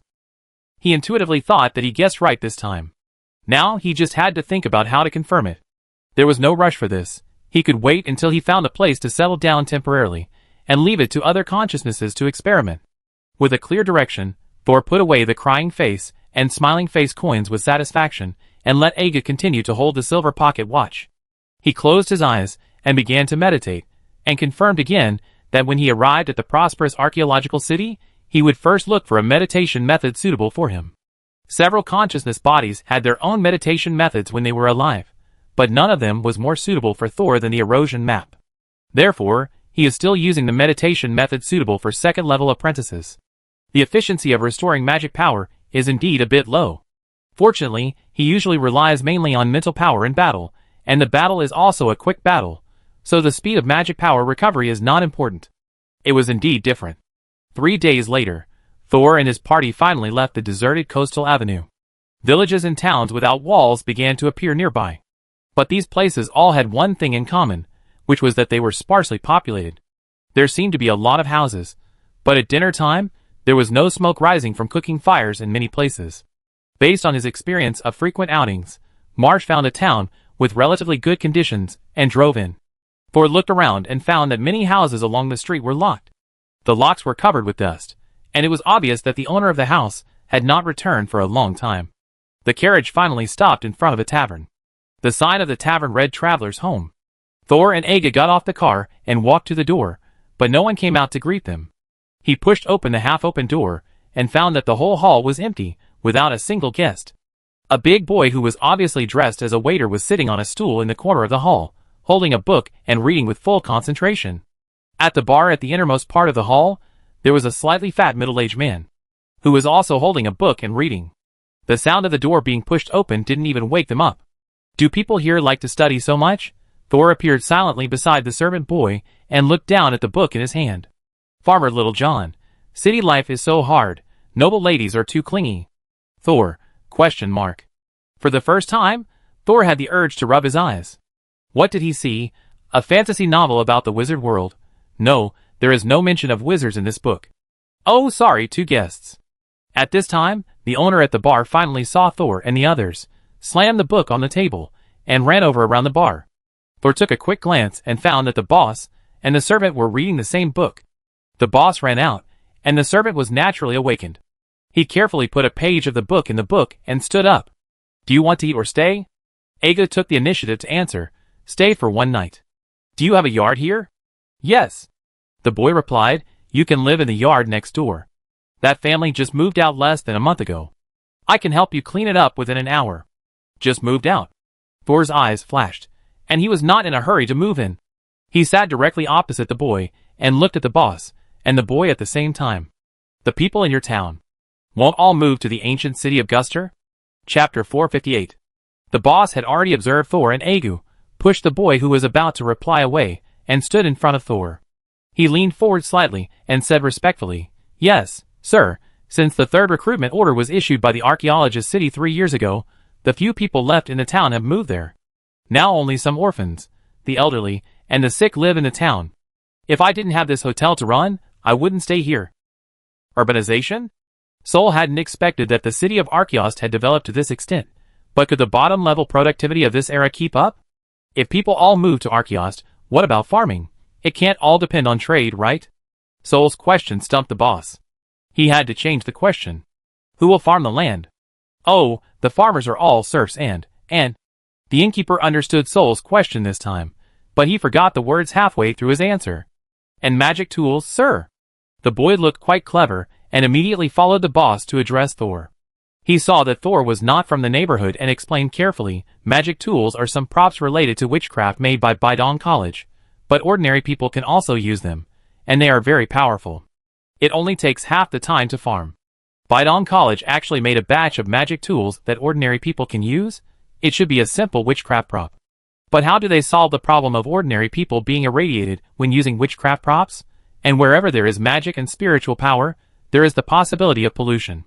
If it is a wizard, even if it is only a second-level wizard apprentice, there are certain means to solve the pollution. But how should ordinary people solve the pollution after using witchcraft props? They may not even have the ability to protect themselves. Sol originally wanted to ask them what those molds look like, but thought about it and gave up. Even if these people have seen it, they don't know the real core. It's better for him to see it himself.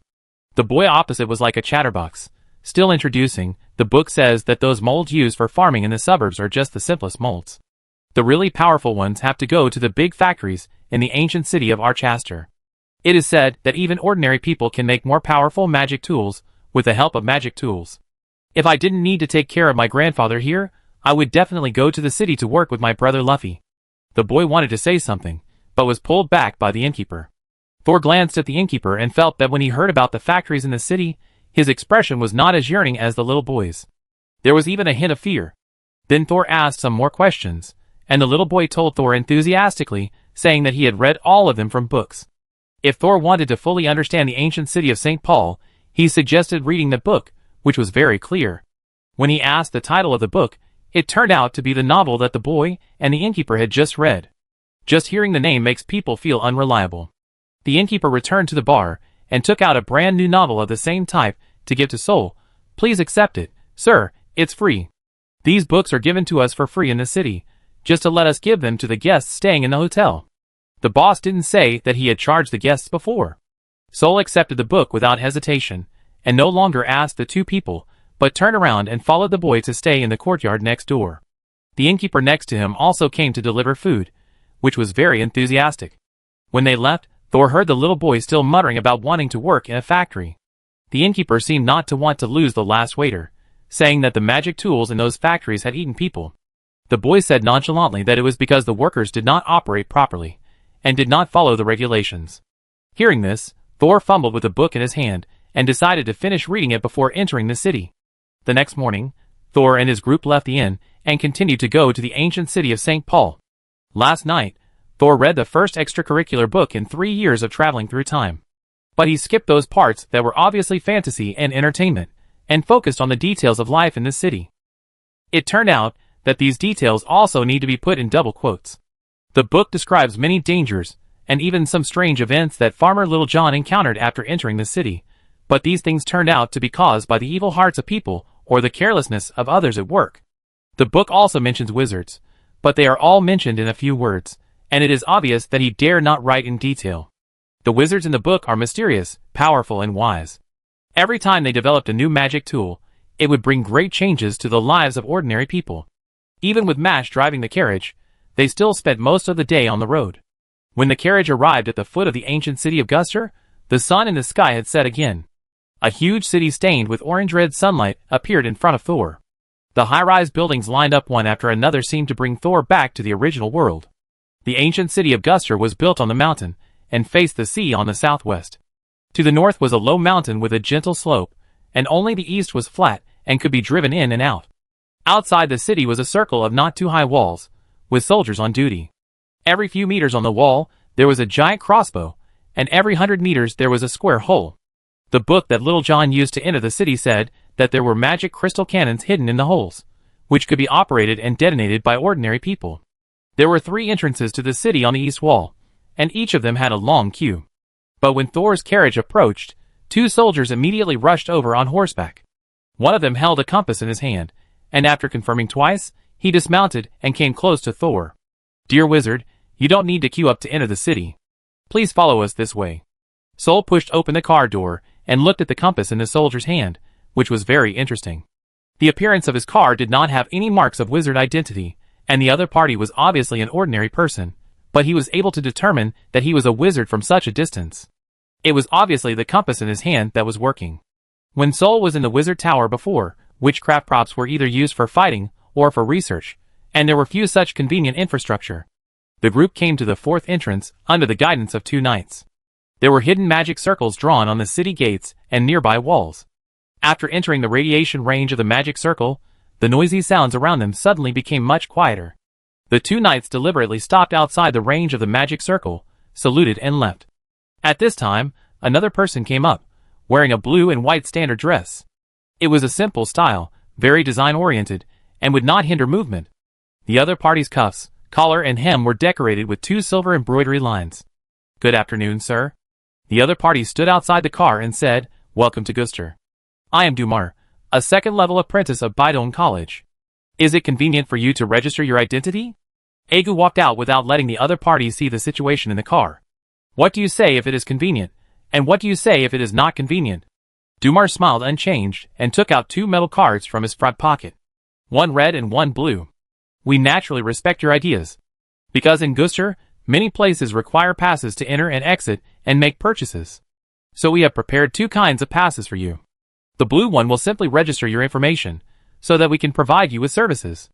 The red one is an anonymous pass, which can also be provided for most services, but for core services, you may need to show relevant certificates before you can process it. Of course, your basic living needs are absolutely no problem." Dumar politely handed both passes to Agu. Let him choose. Chapter 459. Blue ID cards require registration of identity information, and can do more things. Red cards do not require registration of information, and may not allow access to some key places, unless you supplement your information. This is the first time that Agu has encountered such a situation. Even if you can choose a red card to keep your identity confidential, you may get more attention if you choose a red card. Agu had no choice, so he said, "Wait a minute," and turned around to walk to the front of the carriage. Although Thor was sitting in the carriage and did not get out, he was paying attention to the outside world and naturally heard the conversation between the two. Without this procedure, he would definitely enter the city in a low profile. But, wait, the choice of red card and blue card is actually not important for people entering the city, because they can register their information at any time according to their needs, and unless they are just passing by, there will be many occasions where they need to register their information. So, blue card and red card are not important at all. What is important is that wizards entering the city will have a card issued by Bidon College. Thinking of this, Thor simply got off the car. "Then let's take two blue cards. My driver is not a wizard. Does he need it? If he is your property, you can register his information on your pass." "Oh, are you Lord Thor?" Dumal's originally calm smile twitched immediately when he saw Thor getting off the car. "Do you know me?" Of course, we all pay attention to the students of Lord Gursada, and we cannot neglect our guests. Dumal tried to make his smile more natural, but Thor could still feel the uneasiness emanating from him. "What are you afraid of? Your mentor is a third-level wizard after all. I'm a little nervous." Could it be such a simple reason? Thor lowered his eyes and looked at the blue pass in Dumar's hand. But Dumar suddenly retracted his hand. "Oh, you don't need this kind of pass." He quickly opened his coat and pulled out a silver pass from the inner pocket. "You can use this pass directly without recording your identity information. Please follow me." Dumar's attitude just now was very polite, but it was still a formulaic and mechanical introduction. But when he faced Thor, the mechanical feeling suddenly became cramped but vivid. The other party led Thor to the inside of the Forest City gate. There was a passage more than 10 meters long, with torches on both sides of the passage. The wall was a bit old, and there were no witchcraft circles carved. But in the middle of the passage, there were two small things flying in the air. They looked a bit like birds, but if you look closely, you will find that they are made of wood and feathers. But the bird's head is a large flat disc. When one of them flew towards the entrance, Thor saw 36 black balls embedded on the disc. There seemed to be a darker black dot inside the black ball that kept shaking, like the eye of the fake bird. "Monitor?" Thor guessed, looking up to observe carefully. Just then, the fake bird flew less than 3 meters away from Thor, and lowered the angle of the disc, as if looking at Thor. For a moment, Thor felt that the black eyeballs of the fake bird were all looking at him, and he felt someone watching him from behind the eyeballs. But Thor and the fake bird only looked at each other, and then the bird turned around and flew in another direction. They seemed to fly without rules, and without subjective will, but they would try their best to scan the surrounding scenery. Such irregular patrols would make it difficult for people to find loopholes. Is this to prevent someone from sneaking in? But the city walls here are not very high, not even as high as the waist of the skyscrapers in the city. A slightly more powerful third-level wizard apprentice could fly over it. Oh, I think there are things on the city walls. Really rich. Doomer led Thor and his party and the carriage through the empty city gate passage. Until behind the opposite gate, a sentry box appeared with two people sitting inside. The two new people sat there expressionlessly, one of them still lowered his head to read a book, and even though Doomer had walked in front of him, no one raised his neck. Until Doomer lowered his head and said something to them, the two stood up at the same time and looked at Thor. There was curiosity and inquiry on their faces, but they were not as nervous as Doomer just now. One of them was still talking to Doomer in front of Thor, using the teleportation technique. When the two finished talking, a silver metal butterfly flapped its wings from Doomar's shoulder and flew back to Thor's head. One of them asked, "He doesn't have gray skin. How did you recognize him?" The man named Doomer said that he might have disguised himself or changed his physical appearance. Penny translated diligently. When the two saw me, their eyes were completely unfamiliar, and they didn't fall into recollection, more like they had never seen me before. Their uniforms are the same as Dooma's. They should all be from Biden Academy. But there is no magic fluctuation on them. Are they really ordinary people? However, two ordinary people are casual with a second-level apprentice. Is there a class division in Biden Academy besides strength? Doomer talked to the two of them for a few words. This time, he did not use the communication spell, and took back a thin booklet. He handed the booklet to Thor, with both hands, and introduced, "Arceus is different from other cities outside. The living facilities may not be in line with your habits. If you have any needs, you can refer to the content in the guide, or I can find a local guide for you directly." The booklet reads Guide to Living and Guest. Soul took the booklet. "No, I read it myself." "Okay, I won't bother you then." Doomer stepped aside to make way, his smile still a little stiff. "I wish you a pleasant stay in Guest." After saying that, Doomer turned and walked to the other end of the passage. Soul was about to return to the carriage, with the guidebook in his hand, to read it again. Suddenly, he saw something wrong with Doomer's back from the corner of his eye. Soul turned his head, leaned back slightly, and tightened his fingers holding the guidebook slightly. The head of Doomer, who was entering the city gate passage with his back to Thor, turned out to be a flat disc. Soul immediately glanced at the two fake birds above the passage. Yes, Doomer's head looked the same as the two fake birds from the back. I just wonder if there are 36 black eyeballs embedded on the disc when he turns around. What's going on? Soul pretended to rub his eyes, and when he opened them again, he found that Doomer, who was walking in the city gate passage, still had a disc-shaped head. "Dummel." Soul simply called out to him. Dummel turned around immediately, but the moment he turned around, the flat disc-like head turned back to its normal state. "Do you need me to do anything else, Lord Soul?" Dummel shrank his neck slightly, like a naughty child suddenly caught by his mother. "Well, I thought about it." "Forget it." Dummel said nothing, but smiled and saluted Soul again, then turned around and continued to walk out. This time, Thor kept staring at him and found that his head did not turn into a disc again. Just as Thor was about to get on the car with doubts, he suddenly saw something flashing on Doomer's head. Squinting his eyes, Thor saw a very unclear thin line extending from the center of Doomer's head. Slightly white and slightly transparent. The thin line curved upward, swaying like smoke at dinner time. The length of the thin line exposed outside was less than 1 meter, and the end disappeared into the air. "What is this?" Thor got on the car, holding his chin, and saw the scenery of the city slowly unfolding like a scroll from the car window. He suddenly smiled. This city is quite interesting. Chapter 460. Looking at the city of Guster from the outside is a completely different feeling than living inside. The carriage was driving on a not-so-wide road. Compared with the dozens of high-rise buildings on both sides of the road, the narrowness of the road made the originally magnificent buildings suddenly become oppressive. Especially walking between 2 rows of buildings, the huge shadows cast down, and the bottom floor was dark, damp and heavy. And when you look closer, those high-rise buildings are not that magnificent. The windows are very small, and it is difficult for adults to get out from inside. The densely packed windows made people feel depressed, as if eyes hiding behind the walls were coveting everything on the street. In sharp contrast to these dense and depressing buildings, there were not many people on the street. Occasionally, A few strange-looking rickshaws sped by. Thor glanced at them, and it seemed that they were also moving forward through gears and other machinery, but at a very fast speed.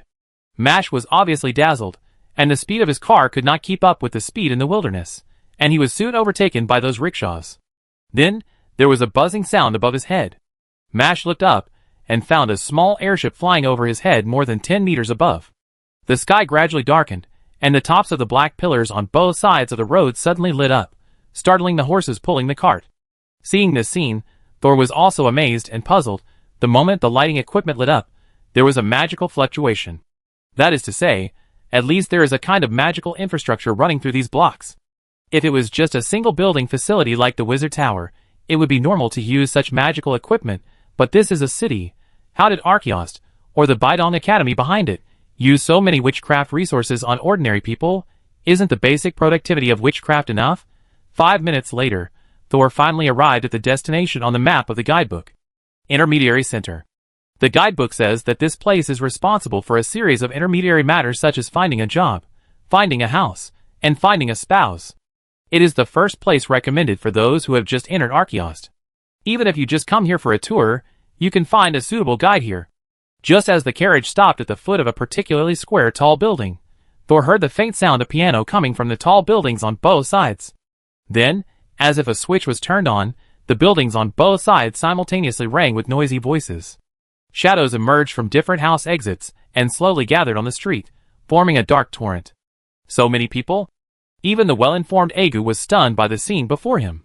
Not only the buildings on both sides of him, but also the tall buildings in front of them, the buildings in front of them, and the buildings on the street in front of them were all pouring out people.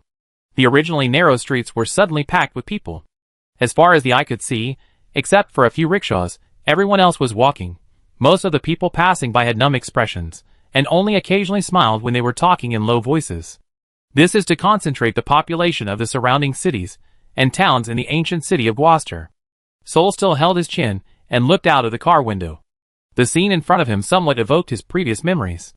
Concentrated a large population, a very regular lifestyle, and the use of novels to continuously attract people into the city. The owner of this city has turned people into parts of the city. What does he want to do? After listening to Thor's analysis, Aegu whispered, the real owner of Archaeost City is Bidong College. The current person in charge of Bidong College is their old dean, Pound, a second-level wizard. Bidong College also sells various witchcraft props to the outside world, and it is said that as long as you have money, even people with poor magic and mental qualifications can become wizard apprentices. Bidong College casts a wide net, and the net not only catches wizard apprentices, but also ordinary people. These small fish fry. They are probably doing a big project. At this time, the crowd coming out of the buildings on both sides had become sparse, so Thor jumped off the carriage. There is no point in thinking so much. We are just a group of tenants looking for a house. On the surface, Mash stayed where he was, but in secret, there were actually clones of algae burrowing into the soil to guard. Thor only brought the compressed bag with important items and Aegu, and the two entered the red square building on the right.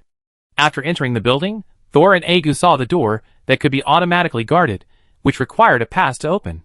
A cabin that can go up and down like an elevator, but it requires a special person to control it manually. Just now, it seemed to be the sound of pianos going off work. Now there are few people in the building. Elevator. Take the 2 to the 20th floor, which is the top floor of the building. The top floor is an oval hall, and there should be hidden rooms on both sides. The middle is empty, with only a few benches and a circle of counters around.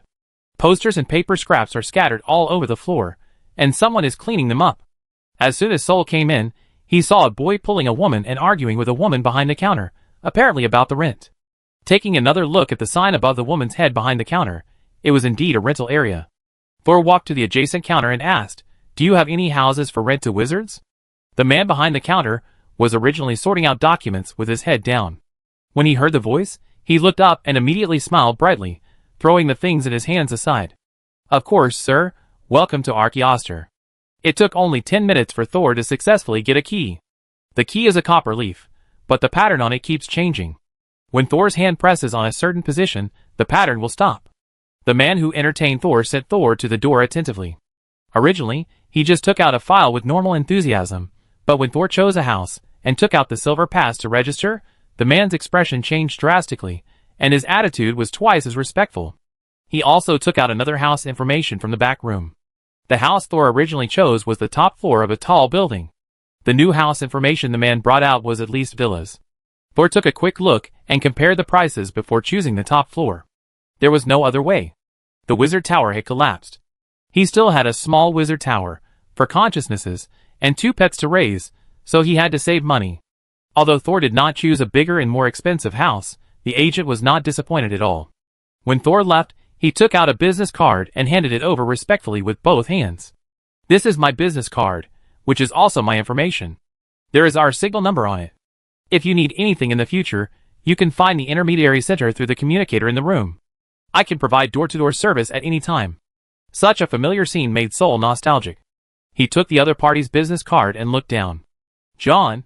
Thinking of a certain novel, Sol looked up and asked, "Are you the farmer John in the book?" The man named John smiled honestly. In fact, after this book was promoted, many people changed their names to John. I hope to be as lucky as him. After accepting John's business card, Thor once again refused the service of traveling in the flying cabin. "No, it's not free." Back in the carriage, Egu was so shocked that he couldn't close his mouth. Thor looked calm on the outside, but he was actually very surprised on the inside. If he hadn't found that the underlying logic of many props had the shadow of witchcraft runes, he would have really thought that there was an all-round time traveler who came here to be the city lord. But he finally confirmed that although some things were very similar, the essence was still very different. After returning to the carriage, Thor asked Xiaozao to take back the clone hidden underground, tell Mash the direction, and prepare to go to the new home. However, as soon as the wheels started, Xiaozao suddenly stretched out from the back of Thor's neck and rushed to Thor's face. Xiaozao, what are you doing?" Xiaozao wrote a word crookedly in the air. "Big tree." Several people came over at the same time. "Big tree? What big tree? Which big tree?" Penny asked in a nagging manner. "The word tree is missing a dot." Aga frowned and said. Thor was stunned. "It seems that there is no tree here." He slowly lowered his head and looked at his feet. "The big tree you mentioned. Is it underground?" Chapter 461. Sol did not delve into what the big tree that Xiaozao mentioned was. Based on Xiaozao's current ability to express, the big tree could be a tree root, a tree-shaped object, etc. At the same time, the emotions that Xiaozao conveyed to Sol were nervousness and doubt, but not much fear. Sol comforted Xiaozao and asked Mash to drive away. The process of moving into the new home was very smooth, and no one noticed anything unusual during the period. Sol's temporary residence is located on the top floor of a 33-story building. Now the entire floor belongs to Sol, and the rooftop part can also be used for free. Ordinary people live on the floor below Thor's feet. John, the agent, said that there is a radiation isolation board between the top floor and the bottom floor, and Thor and ordinary people will travel in 2 elevators that do not intersect each other. Ordinary people will never disturb Thor. After Thor moved in, he stood on the rooftop and observed, and found that the tops of the surrounding buildings were arranged in the same way. If the wizard's residence is lifted to the top floor, it will not be disturbed, but if there is a wizard living above, especially a formal wizard, will it really have no impact on the ordinary people below? Thinking about the witchcraft props everywhere under his feet, the apprentice whose head would become a monitoring disc, and the big tree growing under the land. Sol shook his head, and just used the warning witchcraft array to decorate the entire room, and also let Xiaozao plant clones here and on the rooftop. After spending a day to tidy up the new temporary residence, Sol began to plan to go out. He came to Archaster to stay temporarily in order to use this prosperous metropolis to complete the collection and preparation of some props and materials, and at the same time to improve his knowledge and re-solidify his foundation. Because he was promoted too quickly in the Wizard Tower, while being enviable, it was inevitable that some omissions would occur. First of all, the meditation method. Although the erosion map is very suitable for me, it can no longer keep up with my current usage environment. It would be best to find an advanced meditation method similar to the erosion map. Sol spoke to Egu and the 3 consciousness bodies that were still in the diary. As for Luo Kai, who was about to disappear, and Gudo, who had not been used much, they were blocked. In addition, we need to collect other 3rd-level witchcraft. Egu, I leave this to you. Go around and explore to see if there is a place similar to the registration room of the Wizard Tower, and then find out the market price. Egu nodded. In addition, we need to continue to study soul fishing and consciousness battlefield. These 2 spiritual witchcraft are my trump cards, and the confidence for me to go to the borderlands. The two biggest problems now are that it is difficult to kill a formal wizard with soul fishing, and the other is that when using the consciousness battlefield, you must pay attention to your own physical safety, so the conditions for use are more stringent. Also, although the 4 consciousness bodies have rich theoretical knowledge, they are not up to my current level in actual combat. Although the corpse can allow them to use magic, the magic reserve is too small, and the spiritual body of the consciousness body is not as stable as before death. Morton suggested in his diary at this time. Morton, Master, in fact, you don't have to be too obsessed with finding a body for us to fight. I still remember some of my memories when I was a demon. Although I couldn't use magic at that time, I could easily kill a 3rd-level apprentice when I was mixed with a large number of resentful spirits. Morton's words made Thor suddenly enlightened. Yes, I let the consciousness live in the container, probably because of the resurrection experiment. But the consciousness in the container is actually subject to many restrictions. Although it can help a lot in life, it is always restricted in battle. Thor thought of the research ideas of armed souls that he had obtained before. If he can ensure that the consciousness is not polluted and give them the fighting power of evil spirits, then can he become a master of ghost control. Moreover, it is much more convenient to carry a consciousness body out of the container, both in terms of concealment and convenience. Okay, then Agu, let's pay attention to whether there is witchcraft or other knowledge similar to armed spirits. Okay. Agu nodded without hesitation. Herman continued to express his loyalty in his diary. Herman, Master, if you do any experiments, I will cooperate with you. Morton, no, let me do it this time. I had the experience of becoming an evil spirit, and I have a better grasp of the signs of losing control than you. Soul tapped his hand on the table a few times, and did not make a decision immediately. When it comes to experimenting directly on the consciousness, we still have to see who is more suitable. In addition to improving the consciousness, Thor also has to work hard to improve himself. This is the root of the root. He looked at his hands on the table. Since the last time he solved the soul toxin, his skin has changed from gray to normal skin color, but it is still pale. I still need to improve my defense. If I can keep my body in absolute defense for a certain period of time, then even in front of outsiders, I can use the consciousness battlefield without worrying about my body being attacked by others. After deciding on the short-term and long-term plans for future development, Soul stood up and said, "Let's go now." Staying in the house will not yield any results. Before leaving, Soul still used the consciousness platform to pull out the most clever in. Now most of the supplies on the carriage have been placed in the place where Soul lives, and someone needs to stay to look after the house. However, Soul's plan to go out was interrupted as soon as he arrived at the door. There is also a stairwell with a closed door next to the special elevator for Soul's new house. If other people want to come to see him, they can take another elevator to the 32nd floor and then go up the stairs. When Thor walked to the door of the elevator and pressed the switch to open the door, footsteps suddenly came from the stairwell. Agu immediately went over and stood behind the door. "Who is it?" The footsteps paused, then quickened. "Sir, I'm the postman. Here's a letter for you." Thor and Agu looked at each other. They just moved to this place, and the only person who knew that they lived here should be John the agent. Did he write a letter to Thor? But why would an ordinary person take the initiative to contact a wizard? Agu looked over and found that there was indeed an ordinary person outside the door, so he opened the door of the stairwell at Thor's instruction. The postman outside the door was a teenager. He glanced at Agu carefully and curiously, then retracted his gaze, and handed over a thin letter sealed with wax. Agu took it and asked, "Who sent the letter?" "Sorry, sir." The postman lowered his head and said, "This is a letter automatically activated by the post office. I don't know the sender's information." Agu checked it, and there seemed to be no traps on it. There was only a line of small words on the seal. "My younger brother." Could it be sent to the wrong address? Agu was a little confused. He was a dead man, and as far as he knew, the owner was also an orphan and had no brother. It shouldn't be. The letter was sent according to the information on the pass. Or you can unfold it and take a look. If it is indeed not your letter, I can send it back to the post office. Just as Agu was about to open the letter, Thor suddenly reached out and pulled the letter out from Agu's fingertips. His face was a little serious, and he turned around and walked inside with the letter. "I know who the letter is from. You can go back." The postman got permission and quickly responded, bowed and left. He obviously knew that the person living here was a wizard. Except for not suppressing his curiosity at the beginning, he had always been very careful. After closing the door again, Agu caught up with Thor, who sat back in the living room. "Master, do you know who sent the letter?" "Who else could it be?" Thor had already opened the envelope and shook the letter paper. "Kismet." Chapter 462. Dear brother, I am happy to read your letter. I thought you would come to Guster after leaving the Wizard Tower, so I left a letter here to help you. If Gorza loses the battle at the Wizard Tower, I think you will find a way to escape. In order to avoid being hunted down, you will definitely venture into the No Man's Land.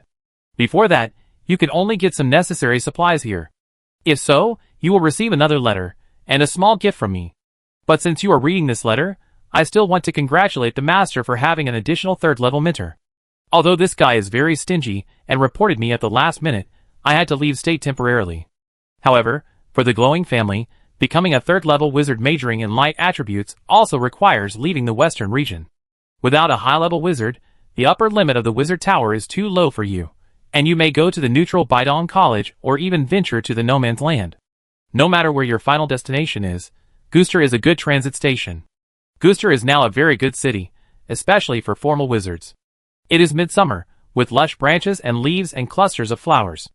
I believe you are also enjoying a pleasant study time on a rooftop or a small courtyard. How can such a leisurely life be in line with your status? So, when you enter Guster as a winner of the first battle of the Wizard Tower, I have to give you a big gift. I hope you like it, and I hope it can add some new fun to your future life. Your loyal, considerate, brother Kismet, who is reported by Gorza. After reading the contents of the letter, Thor wanted to tear it up directly. This guy is really, as he said before, he wants to make trouble for me when he sees that I am safe. What a big gift, it's more like a big trouble. Thor muttered in his heart. Master? As vassals of the diary, Agu and other consciousness bodies also know more or less the special relationship between Thor and Kismet. That person is sometimes a helper, and sometimes an enemy, and his real purpose is still unclear. It's okay, let's do things as usual. If the trouble is too great, we can just leave Archaeost. Is it okay to refuse a gift you don't like? As soon as Thor opened his mouth, he saw the letter in his hand crumble into foam bit by bit.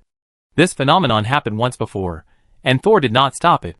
Unexpectedly, at the moment when the letter burned, a black shadow suddenly came out from it, and entered Thor's mind directly. Seeing this, Agu and him were both horrified and hurried forward to check on Thor's body. But Thor was stunned for a few seconds before he came back to his senses, and waved his hand at the two of them. It's okay. It turned out that, after the black shadow entered Thor's head, it entered his spiritual body, and entered the diary suspended in his spiritual body. Then the diary was opened, and went straight to Luokai's page. There was only a little energy left on Luokai's page, and the last handwriting was so faint that it was difficult to distinguish. The black shadow barged in like a bad guest, not paying any attention to the writing on it, and began to write on the black page. The master of Archaster planted a tree. My young master, don't you want to take this tree for yourself? Tree? Sol immediately thought of the big tree that Xiuzhou found underground. Could it really be a tree? A tree that Kismet paid attention to must be extraordinary. But, you can enter the diary at will? Isn't this your complete soul? Of course not. This is just a consciousness controlled by me, making him think he is me. I named this witchcraft I Kill Me. If the master likes it, I can teach you when there is a chance. Originally, if the nightmare butterfly can be caught, this witchcraft can be more perfect. However, since the master wants to keep it, the nightmare butterfly should be given to the master. You actually controlled other people's consciousness to leave me a message? Is Kismet's ability getting stronger and stronger? Thor is more afraid of Kismet. If possible, he would like to make him become like Penny, and be absolutely controlled by the diary. Unfortunately, this matter can only be thought about for now. Who I am, it doesn't matter. Master, the little tree in Archaeost is growing vigorously. If you want to steal it, you have to do it as soon as possible. Its owner is not easy to mess with, but I believe the owner of the diary doesn't care. Sol's mouth twitched, and he couldn't help but curse. Don't care about your sister. The owner of Archaeost City is Bidong Academy, and Bidong Academy has a 2nd level wizard. I must be crazy to take the initiative to provoke a large organization with a 2nd level wizard. Thor came to Archaeost just to find a safe place to settle down temporarily and collect supplies, not to stir up trouble. Okay, why doesn't the master like to die? The closer you are to death, the closer you can get to the diary. Thor pursed his lips. He admitted that with the diary, he could actually avoid many dangers. But he believed that wizards should take risks for the knowledge they want, not for excitement. At present, Thor did not want the tree under Archaeost. That would only disrupt Thor's advancement plan. What a pity my master doesn't want my great gift. But you can't steal the tree, but you can secretly pick some fruits. What fruits do you mean? Evil spirits. A lot of evil spirits. Thor folded his arms across his chest and leaned back. This time Kismet hit the spot. Whether Thor wants to improve his soul fishing and consciousness battlefield, or to transform the consciousness in the diary, he needs spirit fragments. And evil spirits are one of the sources of spirit fragments, and they are of very high quality. Thor originally thought that he might have to go to a place full of death, like the Borderlands, to collect enough evil spirits or vengeful spirits, but he didn't expect that this seemingly prosperous ancient city of Arceus actually had a large number of evil spirits. Since Kismet recommended it to Thor, the number of evil spirits must be more than just a few. This is good. But where should I find evil spirits?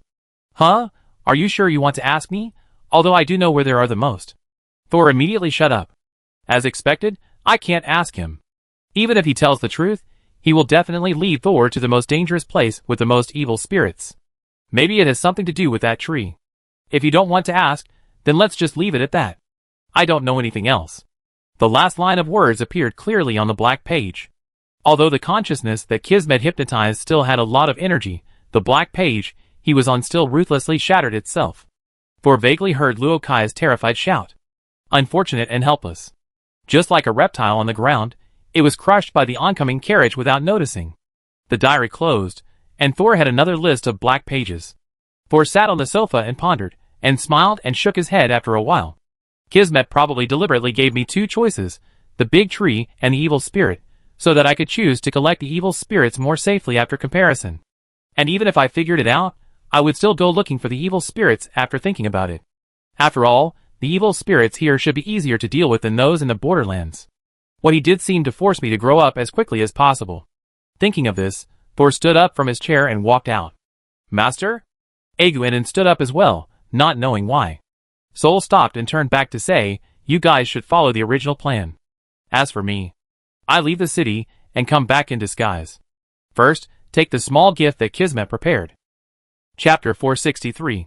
From Kismet's letter, it can be seen that he prepared two gifts for Thor. One is a small favor when he is down, and the other is a big trouble when he is proud. Thor didn't know whether the other letter was destroyed when he received the previous one. But he has plenty of time now, so he might as well give it a try. It's not that I miss the things Kismet prepared. Well, I am still a little curious. I mainly want to see how Kismet can send me a letter if I sneak in under an assumed name, and see what other arrangements he has made in the ancient city of Gustur. So Thor spent half a day to leave Arceoster and enter in disguise. Finally, he found Kismet's special mark in a place where people were queuing to register their identities, and found a small gift left by him in a high-rise building near the city wall. They were a bottle of healing potion, a bottle of mental stabilization potion, and a new identity of an ordinary person. As soon as Thor got the things, another person came in with a key. Thor hid immediately. The other person looked stiff and rigid, most likely someone who was hypnotized by Kismet. When he walked in and found that the things were gone, he suddenly looked up and looked around the room, revealing a strange smile. Naughty. Then, the man returned to his stiff expression, threw the key on the ground, turned around and walked out. Is this person also hypnotized by Kismet to become himself? Thor walked out of the corner and picked up the key on the ground. There was no warning in the diary for this series of actions, and it can be basically confirmed that this was not a trap set by Kismet. Thor put away all the potions, wrote down the identity information prepared by Kismet, and then kept the spare green pass in the room. The green pass is the pass for ordinary residents here. Then he left the city of Arceoster and took back his first silver pass before taking Mash's car back into the city. The reason why he didn't hide the pass on his body, and didn't put the two passes together, was that he was worried that Arceoster would set up a special mechanism on the pass to expose his whereabouts. After re-entering the city of Arceost, Thor followed his original plan and asked Marsh to drive to Bidong College. He wanted to see the novel witchcraft props made by Bidong College first, and by the way, find out if there are any ways to make money and magic crystals. Bidong College is located on the cliff in the southeast corner of Arceost, with the surging waves below. From the guidebook, it can be seen that the entire college occupies 1/3 of Arceost. Between the college and the city is a small villa and a small manor. If Thor had chosen a villa at the agency, he would have lived in this area. West gate of Bidong College. There were also people waiting outside the gate to enter. Some of these people wore the same robes as Thor. They had different expressions, some were anxious, some were excited, and some had sinister faces. When Thor's carriage approached, many people looked over and looked at this latecomer. At this time, a person followed the wizard apprentice wearing a blue and white uniform with a silver line on the edge of his clothes. Thor recognized it at a glance. It was Captain Harry, whom he had just met not long ago. Captain Harry looked sad and depressed at this moment, as if he had encountered some difficulties. Thor, who had just shown his silver pass, was warmly invited in by the Bidong wizard apprentice at the door. Harry heard the noise, and numbly looked up, and immediately recognized Thor, whom he had met twice before. He rolled his eyes, and suddenly trotted to the window, before Thor's carriage started. "My lord, I didn't expect to meet you here." Harry took off his soft hat, and held it tightly in his hand. Thor leaned out, and was happy to see an acquaintance. "Captain Harry, we meet again." He saw the wizard apprentice walking behind Harry, but did not greet him. If Harry knew the other party, he would take the initiative to introduce himself. "Why did you get off the ship? Is the airship not repaired yet?" Since Harry had no intention of introducing himself, Thor asked casually. "Ah, thank you for your concern. It has been repaired. I came here to do something. I just happened to see you, so I came to say hello." Then Harry took 2 steps back very measuredly. "I know you are busy, so I won't bother you." The other person bowed, and made a gesture of farewell. Sol smiled and nodded, and returned to the car. After the car started and drove for a while, the driver Marsh's mumbling voice came in. "Sir, I think the captain of the airship is using you." While enjoying the scenery inside Bidong College, Sol smiled and said, "Sometimes, being used by others is not necessarily a bad thing." Behind Thor, Harry straightened up after seeing the car go away, sighed softly, and then smiled apologetically to the wizard apprentice, who had been silent behind him. "Sorry, sir, I met a familiar sir and came to say hello. I will go back now to prepare for the handover." The wizard apprentice thought for a moment, and said, "Wait a moment." Then he went to the registration place at the west gate entrance to ask a few questions, and came back. "Although your renewal materials are not qualified, the difference is not much. Go back and prepare a new one, and come back for review tomorrow." Harry immediately showed a pleasantly surprised expression, and bowed to the wizard apprentice repeatedly. "Thank you so much. I am so grateful to you. I will definitely prepare more seriously this time." After saying that, Harry turned around and left the academy without waiting for the other party to urge him. Other ordinary people waiting at the door looked at Harry's brisk back, and many of them showed envy and jealousy. On the other side, Thor came to the exhibition hall of Bidong Academy, according to the instructions. It is called an exhibition hall, but it is actually a market for selling things. There are more people here, mostly wizards. There are 2 who look like official wizards. Others will respectfully stay 3 meters away from them. Many wizards are accompanied by a beautiful woman who is similar to a shopping guide, giving them detailed introductions. As soon as Thor showed his pass and came in, 2 people came up immediately. A handsome man and a beautiful woman. "Good morning, sir. Do you need any of us to help you?" The woman spoke first with a smile. The other man smiled and looked at Thor. Thor felt something was strange, but he couldn't put his finger on it. He casually said to the woman, "Then please introduce me." A hint of joy flashed in the woman's eyes. The other man was slightly disappointed, but he didn't bother her. He bowed respectfully and retreated. The woman was also wearing a blue and white uniform, but there was no silver thread on it. The style of the clothes was no longer a robe, but a more fitted dress. The dress was very short and white. "Are you all from Bidong College?" Thor was not in a hurry to look at the merchandise in the exhibition hall, but instead looked at the woman from head to toe. He was not mistaken. This woman and the man just now were both ordinary people. Bidong Academy actually let a group of ordinary people stay in an exhibition hall full of countless props, and let them serve wizards. Do these ordinary people know that they may die soon because of this? Chapter 464. Bidong College may have regarded ordinary people as consumables. Now, the city of Archaster may lack everything, but it will not lack people. Are the man and woman in front of them aware of the dangers that their work may bring? This is not as simple as sub-health. The waitress waiter didn't know that Sol was worried about her physical condition. She was whispering to Sol to enter the exhibition hall and introduce several special products of the college. This is the best-selling experimental equipment set of Bidong College. Each piece of equipment has an extremely precise scale. The control panel here can be used to input formulas in advance, and the equipment set will automatically complete the basic medicine configuration, saving manpower and material resources. Wire said with a smile.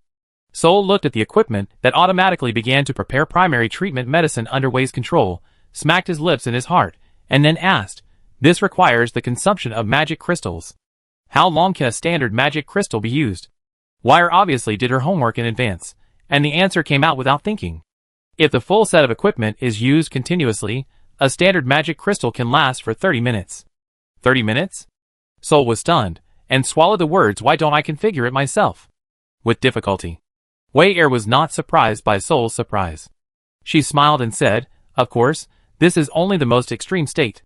If it is used normally, it can generally be used by a wizard for 2 days. It doesn't feel that cheap." Sol Cheong-er shook his head.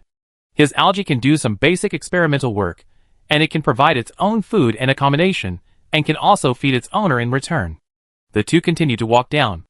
After looking around the outer hall, Thor found that the things on display here were basically used by wizard apprentices and wizards for experiments. And most of them, hard to describe. I don't know how many they can sell. In short, after Thor walked around, he didn't plan to pay for anything. "Isn't there a compressed bag I saw on the airship? I heard that there are larger ones now. Is it a daily witchcraft prop?" Wire said the name of the witchcraft prop very naturally, as if she was a wizard. Thor nodded, and Wire immediately led her along a corridor into the other half of the exhibition hall. As soon as he arrived at the new hall, Thor immediately felt like he was in a science and technology exhibition hall. This was the first time that witchcraft was applied to daily life in such a concentrated way. He also saw many facilities he had seen in the ancient city of Saint Archaeology. For example, the engines of the elevator and flight cabin, as well as the radiation-proof partitions that can be installed in the walls, short range, medium range, long range, and ultra-long range transmitters, etc. The common feature of these witchcraft props is that ordinary people can use them as long as they master the method. It does not require magic power or mental power to initially activate the props. Thor could not help but think of making witchcraft guns and even powerful explosives. In that case, can ordinary people also threaten formal wizards? Guns are fast at 10 steps away, but within 10 steps. Well, wizards and martial arts are still different. Just like Thor, he can activate the first-level witchcraft spirit armor for self-defense with just one thought. With his current strong magic power and strong mental power, even if he only uses the first-level defensive witchcraft, he can block the second-level offensive witchcraft of the same level wizard. The level classification of witchcraft not only represents strength, but also represents the degree of difficulty and complexity. Many formal wizards still prefer to use low-level witchcraft when fighting. It is quick to activate, and as long as enough magic power is gathered, the strength can be increased by 1 or 2 levels. While Thor was thinking, Wire finally brought him to the target product. This is the new version of the compressed bag you are interested in. It now has a new name, called the Composite Space Storage Device. Of course, if you want to continue to call it a compressed bag, that's fine. Wire directly picked up the Composite Space Storage Device and showed it to Thor. The volume of this new version of the compressed bag has been further reduced to the size of a matchbox, which is very concealed and easy to carry. The internal space has also increased from the original 3 cubic meters to 10 cubic meters, and the space can be freely customized to separate the space to prevent the goods from piling up in one place and being inconvenient to find and take. But the storage device has not been fully developed yet. Seeing Thor's increasing interest, Wire reminded him, "Oh, is there any flaw?" Thor frowned and asked immediately, "Are you kidding? He is about to pay for it, right? Because the space inside the storage is too large, more energy is needed to maintain the stability of the space, so more energy is also needed when opening and closing the storage. The starter developed by the Academy cannot currently provide such a large amount of energy, so ordinary people cannot use the storage, and you will also consume more energy when using it. In order to maintain the stability of the storage at ordinary times, additional magic crystals are also required. It can be used, but it costs magic and money." Thor crossed his arms and thought about it. If you go to the Borderlands, you may have to be ready to run away at any time, and you can't run away with a car full of luggage. When Thor left the Wizard Tower this time, his compressed bag was basically full, leaving only a small part of the space for emergencies. The rest of the things were still on the carriage, which was also loaded with a lot. Or I can buy 3 or 4 compressed bags, so there will be enough space. The compressed bag is the size of a backpack, and Thor thinks it's okay to carry 3 or 4 backpacks. If I were you, I would definitely choose to pack my bag. Suddenly, an old man with white hair and a braided beard that hung down to his chest came over. "Dean!" Wire, who could talk freely to Sol, immediately bowed her head with a little fear when she saw the old man. "Well, you go down? I will explain to this guest." The old man waved his hand to let Wire leave. Wire bowed deeply again and walked towards the entrance. Sol glanced at the old man, and then at Wire's back as she left. In terms of visual enjoyment, he still preferred the latter. However, at the moment when Thor looked away, his eyes froze again. In his peripheral vision, the waitress Wire, who had just a pretty face and a slim figure, turned into a dark brown and horrible figure like a burnt corpse. The slight twist of the hips when walking turned into a stagnant mechanical stutter. But when Thor looked back again, Wire had returned to her original appearance. It seemed that the burnt corpse, just now, was just an illusion caused by the overlapping of light and shadow. Thor narrowed his eyes slightly, and also saw a slightly transparent thin line above Wire's head, twisting and stretching towards the sky. If Lord Thor likes, I can let the Academy transfer her contract to you. Sol was not surprised that the old man could call out his name. The second-level apprentice at the city gate also recognized him. Obviously, his appearance was not a secret in the wizarding world of Bidong Academy. Does Bidong Academy still trade in people? Sol put away the doubt in his eyes, turned his head and said jokingly, "It's just a work contract. Of course, I think she is happy to transfer the contract to your name and provide you with all services." The old man emphasized the word all and looked at Thor in the same teasing way. Chapter 465. Sol and the old man made a joke to offset the unfamiliarity of their first meeting. "Excuse me, who are you?" Sol had a vague guess in his mind. "I am Pound, the dean of Bidong College," the white-haired old man said with a smile. "The dean of Bidong College, isn't that a second-level wizard?" Sol hurriedly performed the etiquette between wizards. Of course, he didn't need to perform a big ceremony, since he had a third-level wizard as his mentor. "Dean Pound, hello." "Haha, don't be so polite." "Well, I see that you are already a formal wizard, worthy of being the apprentice of Wizard Gorza. I believe you will advance to the third level one day." Dean Pound obviously treated him differently because of mentor Thor.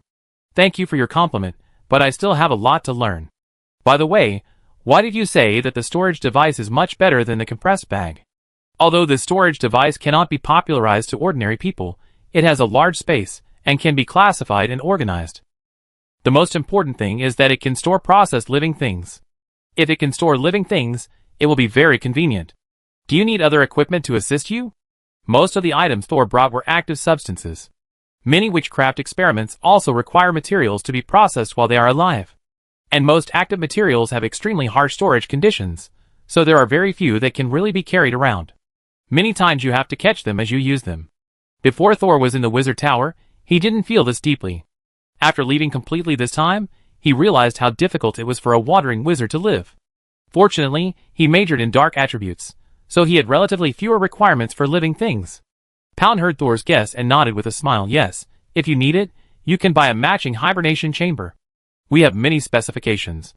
In addition, we can also provide other storage equipment, such as soul-catching chambers." Dean Pound was not unfamiliar with selling goods, and he was obviously used to it.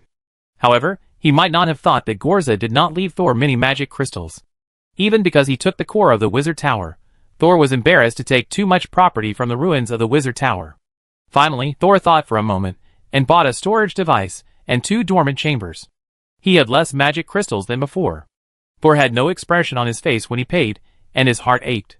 Because Dean Pound accompanied him throughout the whole process, the purchase procedure was completed very quickly. The staff were mostly ordinary people, trembling around the dean, and it was obvious that the latter had a very high prestige. After paying the money and taking the goods, Thor looked back at the exhibition hall behind him, and did not dare to stay any longer. Dean Pound also walked out with him. The buildings in Bidong College are more distinctive than the tall buildings in Guster. There are large flats, tall towers similar to Wizard Towers, and even a lake with a swaying crystal house under the water. Our college was established not long ago, but our philosophy is to recruit talents. You can see the buildings around here are where our college tutors conduct experiments and classes. Dean Pound introduced them to Thor as he walked. This made Thor more certain of his previous guess. When we reached the door of a building that looked like a haunted house, 3 or 4 wizards came out. The leader wore a black cape with a pair of epaulets on his shoulders, black with a blue and white wave symbol in the middle. The people following him wore the most common Bidong Academy uniforms, with 2 silver edges on the clothes. "This is Master Jonah, who majored in dark attributes like you. The ones behind him should be his apprentices." Well, judging from their uniforms, they are all second-level apprentices. More than 10 meters away, Bond introduced Thor. The people on the other side had already seen Thor and Dean Bond, but they didn't come over to say hello. He tilted his head to look over, and the 2 normal eyes on his face suddenly squeezed above the bridge of his nose. Thor immediately felt a spiritual force covering him. He glanced at Bond and saw that the other party was smiling and had no other reaction. His spiritual power moved slightly, and countless translucent tentacles appeared on the surface of his body like sweat hairs. The spiritual power that enveloped him was instantly swallowed up by the even smaller suction cups on the tentacles. The faces of the wizard apprentices who followed the black-cloaked Jonah showed horror instantly. Jonah's eyes, which were squeezed together, quickly separated, and then continued to stare at Thor, and the other one turned over, leaving the white of the eye to the two. Then Jonah's mouth opened and said, "Why does a formal wizard pretend to be a third-level apprentice? Does he want to sneak attack and hurt people?" Before Thor could say anything, Dean Pound immediately rebuked, "Nonsense again, deduct your salary." Jonah's mouth immediately closed, twisted and twitched, and it was obvious that the deduction of salary was a big harm to him. After a few seconds, he struggled to open his mouth again, but didn't say anything nice. "You hired another formal wizard with dark attributes. What, are you going to fire me? If Lord Thor is willing to join, I will be very happy to do so. Then I will send you to the corpse refining building." "Lord Thor?" Jonah looked over again, and this time his eyes, which had just turned around, were only white, and rolled back again. "Is that Thor?" Thor looked at him without hesitation, and suddenly heard Penny laughing in his mind. "What are you laughing at?" Thor asked in his heart. "Brother Thor, there are many voices in that guy's body. Some say they want to please you immediately, some say they should fight you to determine their strength, and one says they just disrespected you and want to kneel down to you. Ha ha, they are all going to fight." "Many voices?" Thor glanced at Jonah's body. "Could it be that there are many souls living in this guy's body? I really want to study it." Jonah was stared at by Thor, and he gathered his cloak a little uneasily. Of course, would I accompany others like this? Although Bond was quite old, he was always flattering, and didn't care about his face. Jonah's mouth twitched again, and he winked, as if his facial nerves were spasming. "Go to the corpse refining building if you want. Anyway, I won't cancel the contract on my own initiative." He waved his arms, and said viciously. Then, as if he was afraid that Dean Bond would deduct his salary again, he turned around and ran away. The apprentices who followed him saluted Bond and Soul in a panic, and then hurriedly chased after them. "Ah, I'm sorry to have embarrassed you." Dean Pound sighed, and turned to Thor. "Our college recruits talents and accidentally recruits some weirdos." Thor smiled. This Bidong College, which emerged from the Borderlands, seems to be different from what he had imagined before. "You are too modest. It is normal for wizards to be free and straightforward. Hee hee, I hope you are not angry. Jonah has this kind of personality. He is foul-mouthed and hard-headed, but he is still very serious about doing things." Dean Pound looked back at the gloomy building behind him that looked like a haunted house, and suddenly continued the previous topic. "By the way, I was not joking just now. If you are willing to join Bidong College, I will drive Jonah to the corpse training building. This laboratory is given to you directly. How about it?" Chapter 466. Did he say it so soon? Soul thought the other party would at least insist on taking him around the academy. When Pound first appeared and praised him generously, Soul guessed that the other party might want to recruit him. Since he even told the students at the city gate his appearance, they must have known about the collapse of the Wizard Tower and Gorza's departure. Although Soul was still Gorza's apprentice, he actually had no organization. At this time, recruiting him and supporting him well would not only get a powerful official wizard, but also please Gorza. "Brother Thor, this place is so interesting. Why don't we stay here?" As a nightmare butterfly, Penny really likes crowded places. It would be even better if she could let it dream freely. If Thor could stay here longer, he could consider recruiting him. However, he still has a wizard tower to maintain, and looking at the prosperous Biden Academy in front of him, the salary deduction can threaten a formal wizard, and it is obvious that they are not well off. Or, some key resources are monopolized by the dean. Thor bowed his head and pretended to think for a moment, then said with an apologetic smile, "Sorry, Dean Pound, the tutor will have other arrangements. I may not be able to stay here for long." Pound was a little surprised. "Why, will Wizard Gorza come back?" The tutor didn't say it clearly. Dean Pound didn't give up immediately. He took a step back and said, "Then, what about the honorary tutor? You don't need to stay in the academy every day to teach students, as long as you participate in some research projects." Thor smiled, but didn't respond this time. Pound sighed, and understood what Thor meant. "What a pity. After hearing about you, I really admire you. I never thought that the strength of magic, mental power, and elemental perception can represent a wizard's talent. I think the real talent should be the wizard's mind, and the spirit of never giving up." Dean Pound pointed to the vast Bidon Academy behind him. There were many seniors and juniors who followed my mentor, but in the end, only I became a second level. My talent is almost the lowest among them, but I have never given up my research. It is with this spirit of never giving up that I have developed the Bidon Academy, a remnant of a major general, to what it is today.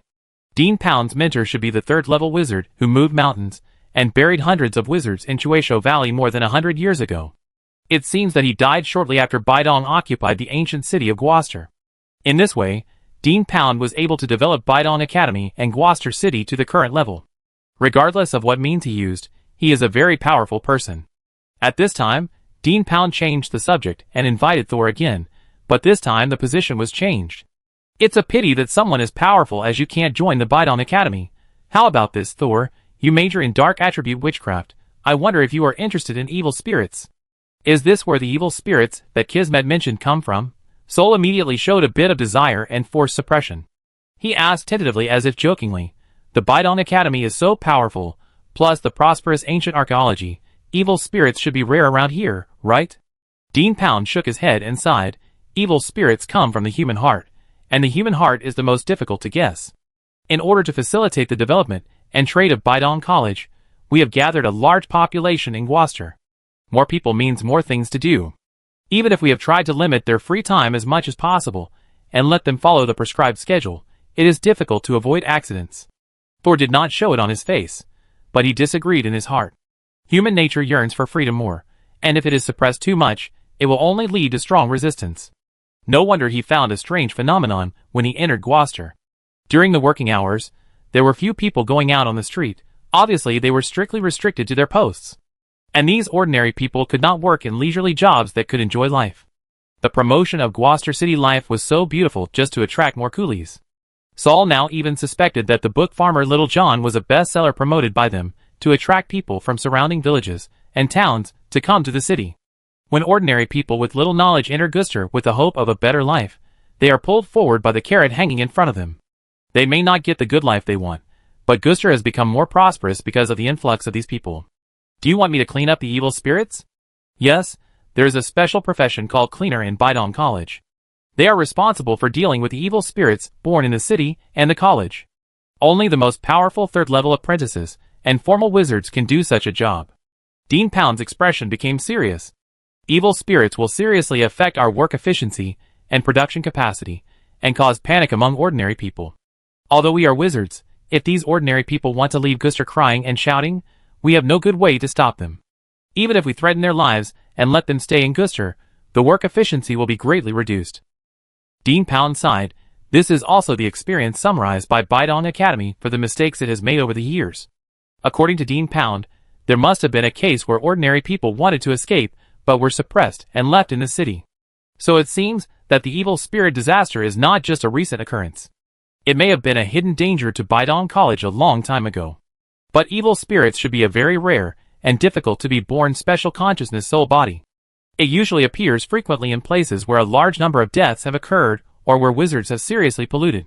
If it is a place where ordinary wizards live, even if they often conduct research experiments, at most many vengeful spirits will be born. There shouldn't be so many evil spirits that would give the dean a headache. Thor blinked. I'm afraid there are bigger secrets inside this academy and the entire Archaeos city.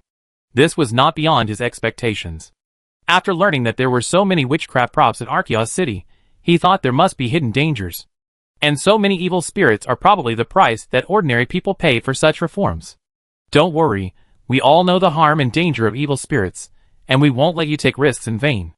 We have a rule that once an evil spirit appears, the first person to discover it will be rewarded, and the person who handles the evil spirit can gain more witchcraft resources, and the evil spirit also belongs to the person who handles it.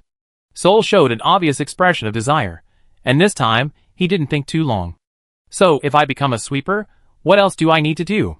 Chapter 467. Sweeper, what an ugly name. Penny flew around the sofa in circles, and soon made Xiuzhou, who was staring at it, dizzy.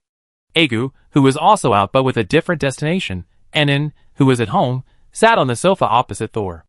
It's already necessary to organize special personnel to clean up the evil spirits. It seems that the problems in Archaster and Bidong Academy are more serious than we thought. Aga frowned and analyzed. Anne's eyes were erratic, as if he remembered something. It is not a good thing for ordinary people to have long-term contact with witchcraft materials and witchcraft props. I have also asked Dean Pound about this. Thor has been looking down at the information he just received in his hand. He said that there is a partition between the workplace of ordinary people and the wizards to prevent the radiation of magic and mental power. The most dangerous jobs will take a potion on a regular basis every day. Thor raised his hand and shook the information in his hand. Their anti-radiation potion is also sold to the public, and both wizards and ordinary people can buy it. But the formula of the potion is kept strictly confidential. Aga took the information handed over by Thor and found that it was a list of goods. It lists all kinds of items. From small daily necessities to large house equipment, everything is available. Does Archaeos want to continue to develop? Evil spirits have already appeared. Do they still want to expand the scope of the city? If the benefits are enough, it will drive people to take risks. Thor leaned back to the soft sofa. This is not something we can control. He looked at Agu. How was your field trip today? Agu immediately put down the information and said seriously, I checked some nearby factories, residences, and shops with my blue pass and found that when entering and leaving public areas, you need to stick the pass on a waist-high wooden stake. There is a miniature witchcraft array in the center of the wooden stake, and you need to pass the array verification before you can enter. I have recorded this array. Aga took out a piece of paper from his arms and spread it out. It was a magic circle written in ordinary ink. However, the key nodes of this magic circle were covered, so it cannot be completely reproduced. Sol recalled the list of goods he had just seen. There is no such magic circle for sale on the list. It should be the core secret of the city of Archaeos. And also lowered his head and came over. The covered part is not big. From the outside it should be reading and recording. Morton and Herman, who were in the diary, were not idle either. It's just that Herman saw it a little slower and didn't find a chance to interrupt. Morton has already put forward his own views. Based on the structure of this magic circle, the covered part will not be too complicated, and at most there is only one function. The advantage of having many people around is that Thor doesn't even need his body, and several consciousnesses will solve the answer. Okay, Agu, you and I will try to analyze the internal structure of the pass in the next 2 days. I will go to Baidong College to continue looking for suitable meditation methods and witchcraft. New meditation methods and witchcraft must be exchanged for magic crystals or resources. Thor has some money, but he can't just sit there and eat it all. Let's wait and see how much profit Dean Pound can bring him from the task of the sweeper. If there are not many tasks and the profit is limited, then Thor has to think of other ways to increase his income. Ordinary people working in Archaeos are actually very hard.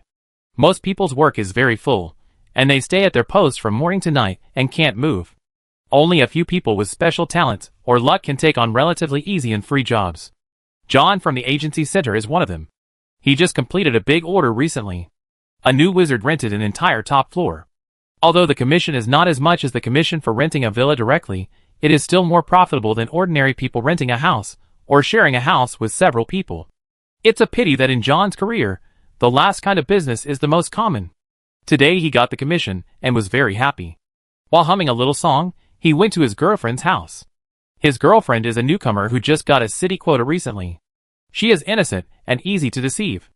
Although her face is ordinary, she has a very good figure. John planned to buy some delicious food for his girlfriend today, and then take the opportunity to completely win her over. However, when he stood on the street corner with 2 large bags of food waiting for his girlfriend to get off work, he didn't wait for her. It was almost an hour after the agreed time, and the crowd of people going home from get off work gradually became sparse and basically disappeared. The lights on the road became John's only company. Even as a man in the midst of a passionate love affair, John's face could not help but darken. He had not yet obtained the right to enter and exit his girlfriend's apartment, so he could only wait for someone outside. Wait another 10 minutes. If she doesn't show up, I go back and eat these things by myself. John glanced at the clock hanging outside the building opposite, tapping his right foot. Finally, the familiar figure appeared at the corner of the street, with her long brown hair that was neatly combed and tied behind her head now hanging down. John's girlfriend lowered her head and walked slowly towards the apartment, her arms swinging slightly in front of her. Why are you back so late? Did you forget that we had an appointment to have dinner today? Do you know how long I've been standing here with these 2 bags? I was stared at by all those people like a fool. Halfway through complaining, John saw his girlfriend brush past him without any reaction. He felt a surge of anger. Swoosh. From the bottom of his heart to the top of his head. It almost burned his hair. Me. He gritted his teeth, thought of the big plan for tonight, and swallowed the anger. At this time, the girlfriend had already arrived at the door of the apartment, and John hurried over and followed her closely. "Did your supervisor scold you again today?" This time, John changed his tone, making himself seem much gentler. "Don't be sad, you are a newcomer after all, and the props used by the wizards are very complicated even if they are only a part of the small parts, and it is difficult to get started quickly. Next time, I will talk to your supervisor and ask him to take care of you more." The girlfriend stopped and looked back at John, and the depression in her eyes seemed to be covered by other emotions. Seeing that his consolation was effective, John smiled and raised the bag in his hand. "Look how many delicious foods I bought today, and your favorite honey wine." The girlfriend's eyes circled the 2 bags, and finally fell on John's smiling face. "Yeah," she hummed softly, and her mood seemed not to have fully recovered. John did not notice this. He could not wait to follow his girlfriend's footsteps into the apartment. Take the elevator, go upstairs, walk to the small rental house, open the door, the 2 enter, and close the door. 3 hours later, it was completely dark. Sol, who was studying new witchcraft in his room, suddenly received a message that abnormal radiation appeared 3 blocks away from him, and asked him to go and check. When Sol arrived at the designated location, he found that it was an apartment building, and many people had gathered downstairs. Some of these people were terrified, and some were numb, looking at the entrance of the apartment covered by a white light cover. When Sol approached, a man in a blue and white uniform, but without silver edges on the collar and cuffs, came forward. "Sir, this place has been blocked by the security team. Please do not approach." Thor raised his hand, and a small blue and white brooch appeared in his palm. There were some complex runes on the brooch, and Thor's name was engraved in the middle. This was Thor's identity certificate as a sweeper. "Ah, Master Wizard, please come in." The security team member did not dare to look closely, and immediately stepped aside to make way. Thor passed through the white translucent barrier, and entered the apartment. Under the guidance of the security team members inside the apartment, he came to the scene of the incident. This is an apartment that looks small. The door is open, and the tables and chairs inside are a bit messy. 2 huge bags fell on the ground. Several vegetables and fruits are exposed from the open opening. A brown bottle fell on the ground, and the bottom of the bottle was broken. The smell of inferior alcohol mixed with a faint honey fragrance floated in the air. In this somewhat messy scene, a woman wearing a tight leather miniskirt and long white wavy hair was squatting beside it, looking down at the broken bottle on the ground. Her skin was so white that it seemed to be glowing. Hearing the footsteps, the woman turned her head and looked at Thor up and down, with a bit of interest in her eyes. "Very good, everyone is here, we can start tracking." Chapter 468. Do we need several people to act together every time? Thor walked in, and saw a skinny man in the corner of the room. The man leaned against the wall, with dark circles under his eyes, as if he hadn't slept well for several months. Of course, this is for safety reasons. The woman supported her knees, and stood up with a frivolous smile on her face. "In this mission, we are temporary teammates. Let me introduce myself, Julie, a first-level wizard, majoring in light attribute witchcraft." The female wizard, whose age was not obvious but who was very hot, pointed at another thin male wizard who had not spoken and said, "He is Xia, also a first-level wizard, majoring in thunder attribute." Thor nodded and said to the 2 of them, Thor, the youngest first-level wizard in the western region, majoring in dark attribute, is the apprentice of Wizard Tata Lord Gorza. Julie crossed her arms across her chest, and she didn't see how hard she was exerting, but she saw the scale of her arms surge. "Don't worry, we not only know your name, but we have also seen your portrait. Only ordinary people, and a few wizards, who don't care about worldly affairs don't know. It's just that your appearance seems to have changed a little." Julie was about the same height as Thor. She leaned forward as she spoke, as if she wanted to see more clearly. When she got closer, Thor felt the warmth of the sun after the rain from her. It was relaxing. "It's better to look at the real person." Julie smiled with her eyes curved. "If you want to get in bed, finish the task quickly. I don't want to waste time here." Shea, who was hiding in the corner, seemed to be unable to bear it anymore and took a few steps to the center of the room, but he was still a long way away from Thor and Julie. He almost walked to the bedroom door by sticking to the wall. Looking at the static electricity reaction, it's a new evil spirit, or even just a vengeful spirit. Char only took a glance and immediately looked at Thor and Julie. "I really don't understand why 3 wizards are needed for this level of abnormal radiation. Isn't this a waste of resources?" Julie rolled her eyes. "When the situation is unclear, 3 people must be called over. If one wizard is missing, At least 3 third-level apprentices are needed to replace one official wizard. No! Char suddenly shouted, causing Thor, who hadn't noticed any danger, to suddenly become nervous. You two are so familiar with each other, you must have known each other before. This must be a trap you set for me. I'm quitting this mission. Char seemed to have gone crazy, with his back against the wall, his eyes fixed on Thor and Julie, and he quickly moved out of the room. Then the high-frequency footsteps gradually moved away. Thor was stunned. How did the other parties suddenly come to this conclusion? Julie slapped her forehead, sighed helplessly, and said to Thor, Char is mentally ill, and he always feels that someone wants to kill him. Especially when he is with strangers. Wait until you get familiar with him. After saying that, Julie also walked to the bedroom door and looked, but his judgment is correct. The new evil spirit is not very dangerous. Julie turned around and raised her eyebrows at Thor. Now there are only 2 of us left. What do you think? Do you dare to continue the pursuit without external help? Sol flexed his wrists, why not? Anyway, he always had his external aid with him. Julie's eyebrows relaxed. Very good, just what I want. The 2 began to look for the missing evil spirit in the room. Julie closed her eyes, stood in the middle of the bedroom with her head down, as if listening. Sol squinted his eyes, and used semi-immersive meditation to observe the traces in the house. He saw a lot of black smoke on the bed and on the ground. The smoke seemed to be produced by burning, with obvious granularity. The smoke left the heaviest marks on the bed, and it seemed to have stayed there for a long time. Sol followed the smoke step by step out of the bedroom, and then came to the outside of the room. The abnormal radiation was in the room, but now it seems that after the evil spirit erupted, it restrained its breath fluctuations and left the room. Not long after, Julie also walked out of the room and walked straight to the public bathroom of the apartment on this floor. Unlike Sol, who followed the marks on the ground, she seemed to know the final location first, but was not clear about the process in between. Finally, the 2 of them walked into the men's restroom almost at the same time, facing a somewhat rusty wash basin. TSK. Really? Julie rubbed her nose. Although it has become an evil spirit, it still has a human appearance. Can't it take a more normal passage? Thor turned on the faucet and felt a slight fluctuation of magic power, and then clear water flowed out. Let the people outside block the water pipes of this building. If this evil spirit is very good at hiding, we may have to search for it piece by piece. The strong emotions I could sense ended there. Apparently the evil spirit was satisfied to some extent afterwards, so the traces faded. It seems that we can only search like you said. Julie bit her lip, obviously not liking this way of hunting. At this moment, a scream suddenly came from downstairs. Sol and Julie looked at each other, and they ran downstairs together.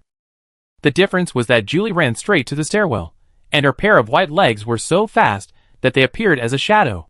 But Sol went straight out of the window in the corridor, and jumped down directly without caring that he was in a high-rise building with more than 20 floors. He did not use the flying technique, but waited until he landed at the height of the sound source, and immediately let Xiuzhao swing him to the corresponding floor. At his current location, he saw an old woman lying on the ground in the bathroom next to him, moving out with her hands and feet, with tears streaming down her face. She was obviously very scared. In the bathroom, a faucet was turned on, and a flesh-like fluid was dripping down from it. Thor walked over and took off the faucet directly. The meat paste splashed into the pool, but there was no soul mixed in. Not even a fragment. At this time, Julie also rushed here and looked at the scene in the pool. Although she was not pale and vomiting, she was obviously not used to such a scene. She saw Thor took out a glass rod and stirred it without changing her expression. The corners of her mouth finally twitched, and she silently said in her heart, as expected of a wizard tower, he is quite perverted. Thor didn't know what Julie thought of him. In order to do the resurrection experiment, he had studied the human body a lot before, and also read a lot of other people's experimental data. Such a scene did not even make him feel disgusted. Of course, he still disliked it, but professional research allowed him to temporarily block his personal preferences. 2 minutes later, Sol cleaned the glass rod, put it back in the storage container, and walked out of the bathroom. The old woman was still looking at the door, and seemed to be scared. Sol squatted down and performed a spiritual comfort on her. Julie's eyes flashed when she saw this scene. The guards came to this floor at this time, and they muttered, "There are still people who haven't evacuated yet." The old woman who had fainted was quickly carried away. "Did you find anything?" Julie stepped forward. "The meat paste is very clean." Sol said, "Do you know where these pipes lead to?" Julie's glowing white face suddenly dimmed a little. "The underground sewer." She paused, her eyes empty. I should change my clothes. Chapter 469. If the infrastructure of a big city like Archester is not well laid, life here must be very painful. Fortunately, the owner of this city still pays more attention to these invisible building facilities. When Sol and Julie entered the underground waterway, they immediately saw the witchcraft props used for diversion and filtration in the main pipe. On one side is clean water, and on the other side is a quagmire. It should be this side. Julie pointed to the pipe with clean water flowing. Sol also nodded. He saw black particles suspected of smoke near the clean water pipe. Following Sol and Julie, 2 guards came down with them. They held straight tube lights in their hands, which had a certain effect on driving away evil spirits. They did not come down to fight, but to assist. One of the team members held a communicator, and after a conversation, he looked up and said to Sol and the others, "Sir, all the water valves along this main road have been closed, and the purification facilities have been opened." Sol, who had read the guidebook, knew that this purification facility was not a water purification device, but a witchcraft prop to prevent pollution from flowing back into the superstructure along the water. Although this prop can only solve simple pollution transmission problems, it is already a very reassuring facility for the residents living upstairs. Julie tilted her head towards Thor. "Let's go." As soon as the voice fell, Julie's fair skin really radiated light. When she jumped down the water pipe, she floated on the water like a colorful soap bubble. Thor followed and jumped down, and suddenly 7 or 8 black tentacle-like vines grew out of his neck, stretching in all directions, directly hanging him in the air. Xiao was like a big spider, using his many legs to crawl forward. With the advantage of his long legs, he was very fast, and soon caught up with Julie, who had set out first. Julie felt the shadow behind her and looked back. Wow, every time I act with a wizard who specializes in dark attributes, I can never tell who is the evil spirit to be hunted. Thor thought to himself, "You haven't seen my transformed appearance yet." The two ran all the way, and finally found the figure of the evil spirit before the pipeline was about to merge into the underground reservoir. The evil spirit was a woman in blue-black overalls, with long hair hanging down from behind, looking very much like a female ghost. She was holding a man's head in her hand, and the two were whispering, and it seemed that they were discussing what to eat in the evening. Seeing the man's head, Sol was a little surprised and whispered, "Is it him?" Although a few days had passed, Sol still recognized the agent who introduced the house to him. He didn't expect that the other party would change so much when they met again. When Sol observed the agent John, Julie had already stepped on the water with one foot and rushed out directly. The evil spirit, who was talking to her boyfriend, finally noticed the movement behind her. She turned around, and the expression on her face changed from sweet to ferocious in an instant, as if she was blaming Julie for disturbing their world of two. The woman's mouth opened wide in an instant, and her mouth was empty, with only a red twisted tongue left. A dazzling ball of light instantly condensed in Julie's palm, and she threw it directly at the evil spirit. The ball of light emitted an even more dazzling light in midair. The light fell on the evil spirit, and her body was roasted and black smoke came out. The evil spirit immediately covered his face in pain, and the man's head in his palm fell into the water with a plop. Just as Thor was about to go over to help, he heard Julie shouting, "That man is also problematic, go after him." It was his first mission, and Thor did not force himself to take the lead. Since Julie asked him to go after the man, he must have the confidence to solve the evil spirit of this woman alone. Thor immediately asked Xiaozhao to rise higher and observe the water surface, and soon found a strange water wave. He dived over, ready to fish the head out. Thor originally thought that John's head was drifting with the current, but when he got closer, he found that this guy was actually paddling seriously. On the hideous fracture of his neck, tiny legs, like centipedes, grew out, and they were struggling desperately in the water. It seemed that he wanted to run to the deep pool. But swimming is not as fast as flying. Thor directly soared, and a black tentacle drilled under the water surface. As soon as the algae entered the water, it opened its mouth and went straight to the head, without worrying about refraction. But at this moment, several black shadows, like ghost claws, suddenly grew out from under the human head, breaking through the underwater resistance and quickly approaching Xiaozhao. "There are still evil spirits?" Thor immediately retracted Xiao's and pushed his other palm into the water. Similar tentacles stretched out from his palm, but this time the tentacles were light gray and translucent. However, when his tentacles first touched those ghost claws, they drilled directly through them. Not evil spirits, not even spirits. So he raised his eyebrows. The direction of the tentacles did not change, still stretching towards the human head, and those ghost claws suddenly stretched out several sharp nails, fiercely grabbing at Thor's translucent soul, fishing. The ghost claw that just couldn't stop the soul fishing this time directly grabbed several 5 or 6 centimeters deep cracks on the gray translucent tentacles. Almost tore Thor's tentacles apart. Instantly switched between material and spiritual attacks? What kind of creature is this? Thor was immediately alert, and a black torture touch instantly replaced the position of the soul fishing. The ghost claw continued to grab Thor's tentacles, but was injured by the corrosive damage attached to the torture touch. Matter and spiritual conversion, I can do it too. Since discovering that soul fishing would be targeted by Gudo's soul toxin, Thor took advantage of this peaceful period to develop a little trick. That is to let soul fishing perform the abuse at the moment of being targeted, and take the attack instead of it. Soul fishing is essentially an extension of Thor's spirit body, so it can naturally perform witchcraft. At the same time, a burst of destructive force also eroded the ghost claws towards their bodies. However, the painful erosion force disappeared soon after entering the ghost claws, and never returned. Thor frowned. This thing is very big. Thor ventured closer to the water surface, and finally found that those ghost claws were not the hands of evil spirits or monsters, but something similar to branches. No, something similar to tree roots. Tree? Thor suddenly rose up, his back directly pressed against the upper wall of the water pipe. The second he left the water, a gnarled tree root instantly pierced the water surface.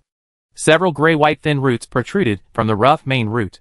Like a human hand, it grabbed 2 handfuls in the air and slowly retracted into the water.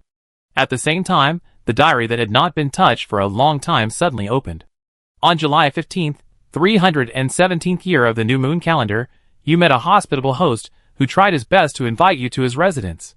You were careless and were taken away by him for a little while. From then on, you will gradually change from a guest to a slave. It is a crisis warning. It is written very clearly that you cannot be taken away by him. A little bit? Soul suddenly rushed forward, and the whole person moved horizontally 10 meters to the bottom of the water pipe in front. Looking back, he saw several slender tree roots sticking out from the gap in the pipe above. The roots were like claws, as if they wanted to grab Thor. The pipe is full of tree roots. Why is it not leaking? Thor was nervous, but he still had the mood to complain. He began to fly, and the algae kept moving, and the gray-white tree roots kept piercing the water pipe and grabbing Thor. Soon the pipe was full of gray-white tree roots and black algae.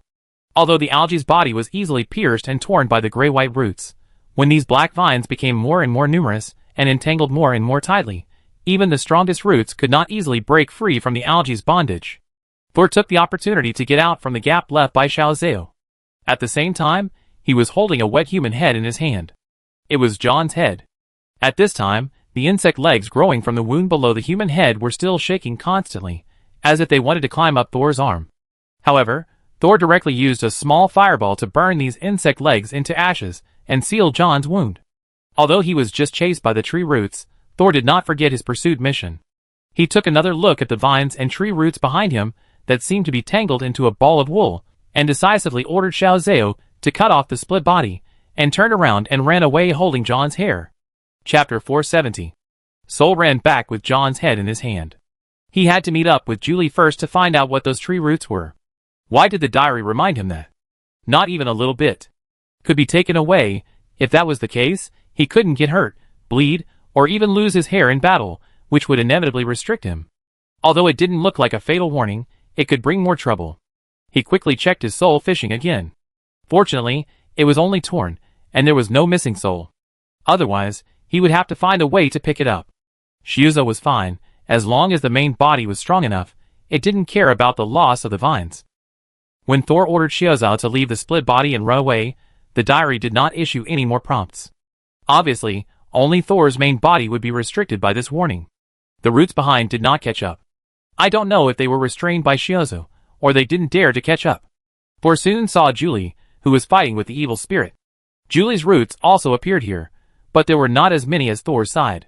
There were only 2 main rhizomes with thin branches distributed on them. But Julie's witchcraft didn't seem to be very good at dealing with this kind of plant monster. One of her thighs had been strangled to purple, and although the roots on it had traces of being burned, they were still not broken. On the other side, a woman with long hair as thin as paper was floating on the water. The other party was originally staring at Julie with vicious eyes, but when Thor came, her eyes instantly turned up and stared at Thor and the head in his hand. Ah! The evil spirit screamed, and a visible mental shock rushed towards Thor. Thor was not afraid of a simple mental attack. Not to mention that it came from a new evil spirit. Thor just shook his spirit body and easily resolved the opponent's attack. Considering the presence of tree roots, Thor did not use soul fishing, but just used the touch of torture to suck the evil spirit into the water. But it was precisely because of the buffer of water that the evil spirit was not dispersed. After sinking, it floated up again and looked at Thor with a more vicious look. With Thor facing the evil spirit, Julie was finally able to breathe a sigh of relief and concentrate on removing the roots on her body.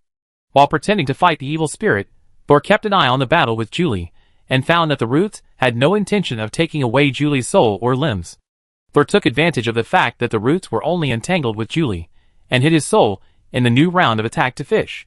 For spirits that were not stronger than him, this trick was the most useful, and could quickly resolve the battle. So, when Julie finally got out of the roots, Thor had already told her to run away. It's solved. Hurry up. This kind of roots is hard to cut off. Thor continued to escape in the same way as before, throwing out small algae to block the roots. And the claw-like roots here did not chase him relentlessly. After a few turns, there was no movement behind him. This time, Julie exhaled, standing on the water and looking at Thor in the air. You also encountered that kind of monster with unknown roots? Yeah. Where is the head that ran away? She asked. Here. Thor took out the evil spirit bottle he had stored in the storage device.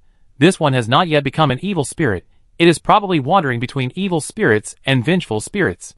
Ah, even if that's the case, you at least got one. Julie's pretty face fell. She originally asked Thor to chase the head, hoping to monopolize the evil spirit, and gave the head that was obviously not at the level of an evil spirit to Thor. Evil spirits like this, which have been born not long ago and are not too powerful, can be captured with a greater chance. The reward for the sweeper task is only a small head, and what everyone really wants is the complete evil spirit. Whether it is used for experimental research or sold and exchanged, it is a very popular witchcraft material. Unexpectedly, those strange tree roots appeared halfway, hindering her actions. Not only did she fail to catch the evil spirit, but she almost got herself trapped. Julie concentrated on breaking free from those roots, and did not notice how Thor dealt with the evil spirit. But in her opinion, since the evil spirit was solved so quickly, the other party must have directly dispersed and eliminated the evil spirit. In the end, her selfishness made Thor take a big advantage, and became the only one who gained. Although Julie heard that Thor also encountered those strange roots, she did not know that the number of roots Thor encountered was several times that of hers. Just thinking that the human head is easier to deal with, Thor was able to escape the entanglement of the roots and harvest the vengeful spirit. Although Julie can get magic crystals or other resources from the academy after the mission, this is not enough for her. Julie's eyes turned, and she licked her lips lightly. No, I have to get something tonight. She flew directly to the air and leveled with Thor. You have a lot of gains today. Do you want to celebrate? Thor was stunned. Even if he wanted to celebrate, it was none of Julie's business. Why was this guy so enthusiastic? Go to your house or mine. Julie twisted her waist and winked at Thor, and a scent like grass after rain spread in the underground sewer. Sol frowned, not realizing what Julie was saying. Is she going to share the spoils with him? Wow, brother Thor, finally another beauty is interested in you. It doesn't matter whose house it is, go and knock her down. If you're in a hurry, you can do it here. I promise to cover my eyes and not peek. Penny's chattering voice sounded in his ears, and finally made Thor realize the hint in Julie's words. No, it's basically the same as an explicit instruction. Thor was a little speechless. Brother Thor, are you embarrassed? I help you. Xiaozao, go, just like those tree roots just now, tie up this woman. Feeling some movement on the back of his neck, Thor quickly scolded in his heart, Xiaozao, don't listen to Penny's nonsense. He scolded Nightmare Butterfly again, Penny, don't teach Xiaozao bad things. Because he was teaching the two pets, Thor didn't reply. Julie was a little proud, thinking that Thor was still a little boy, and he was so nervous that he couldn't speak. Unexpectedly, the next second, a cold reply came out of Thor's mouth. No appointment. This time, it took Julie 2 seconds to realize that Thor was rejecting him. Why? Julie was puzzled. Although most wizards have strange tempers, due to their superior status and lack of constraints, most of them will not refuse to enjoy themselves, especially among wizards, which is not comparable to maids or noble ladies. Thor shrugged his shoulders. In fact, I also have a little paranoia, especially shy. After saying that, Thor left Julie and continued to walk back. Julie was left there, her chest shaking with anger, but after a few seconds, she suddenly laughed again. Although this Thor majored in dark witchcraft, There is no smell of corruption on his body, so his body should be fine.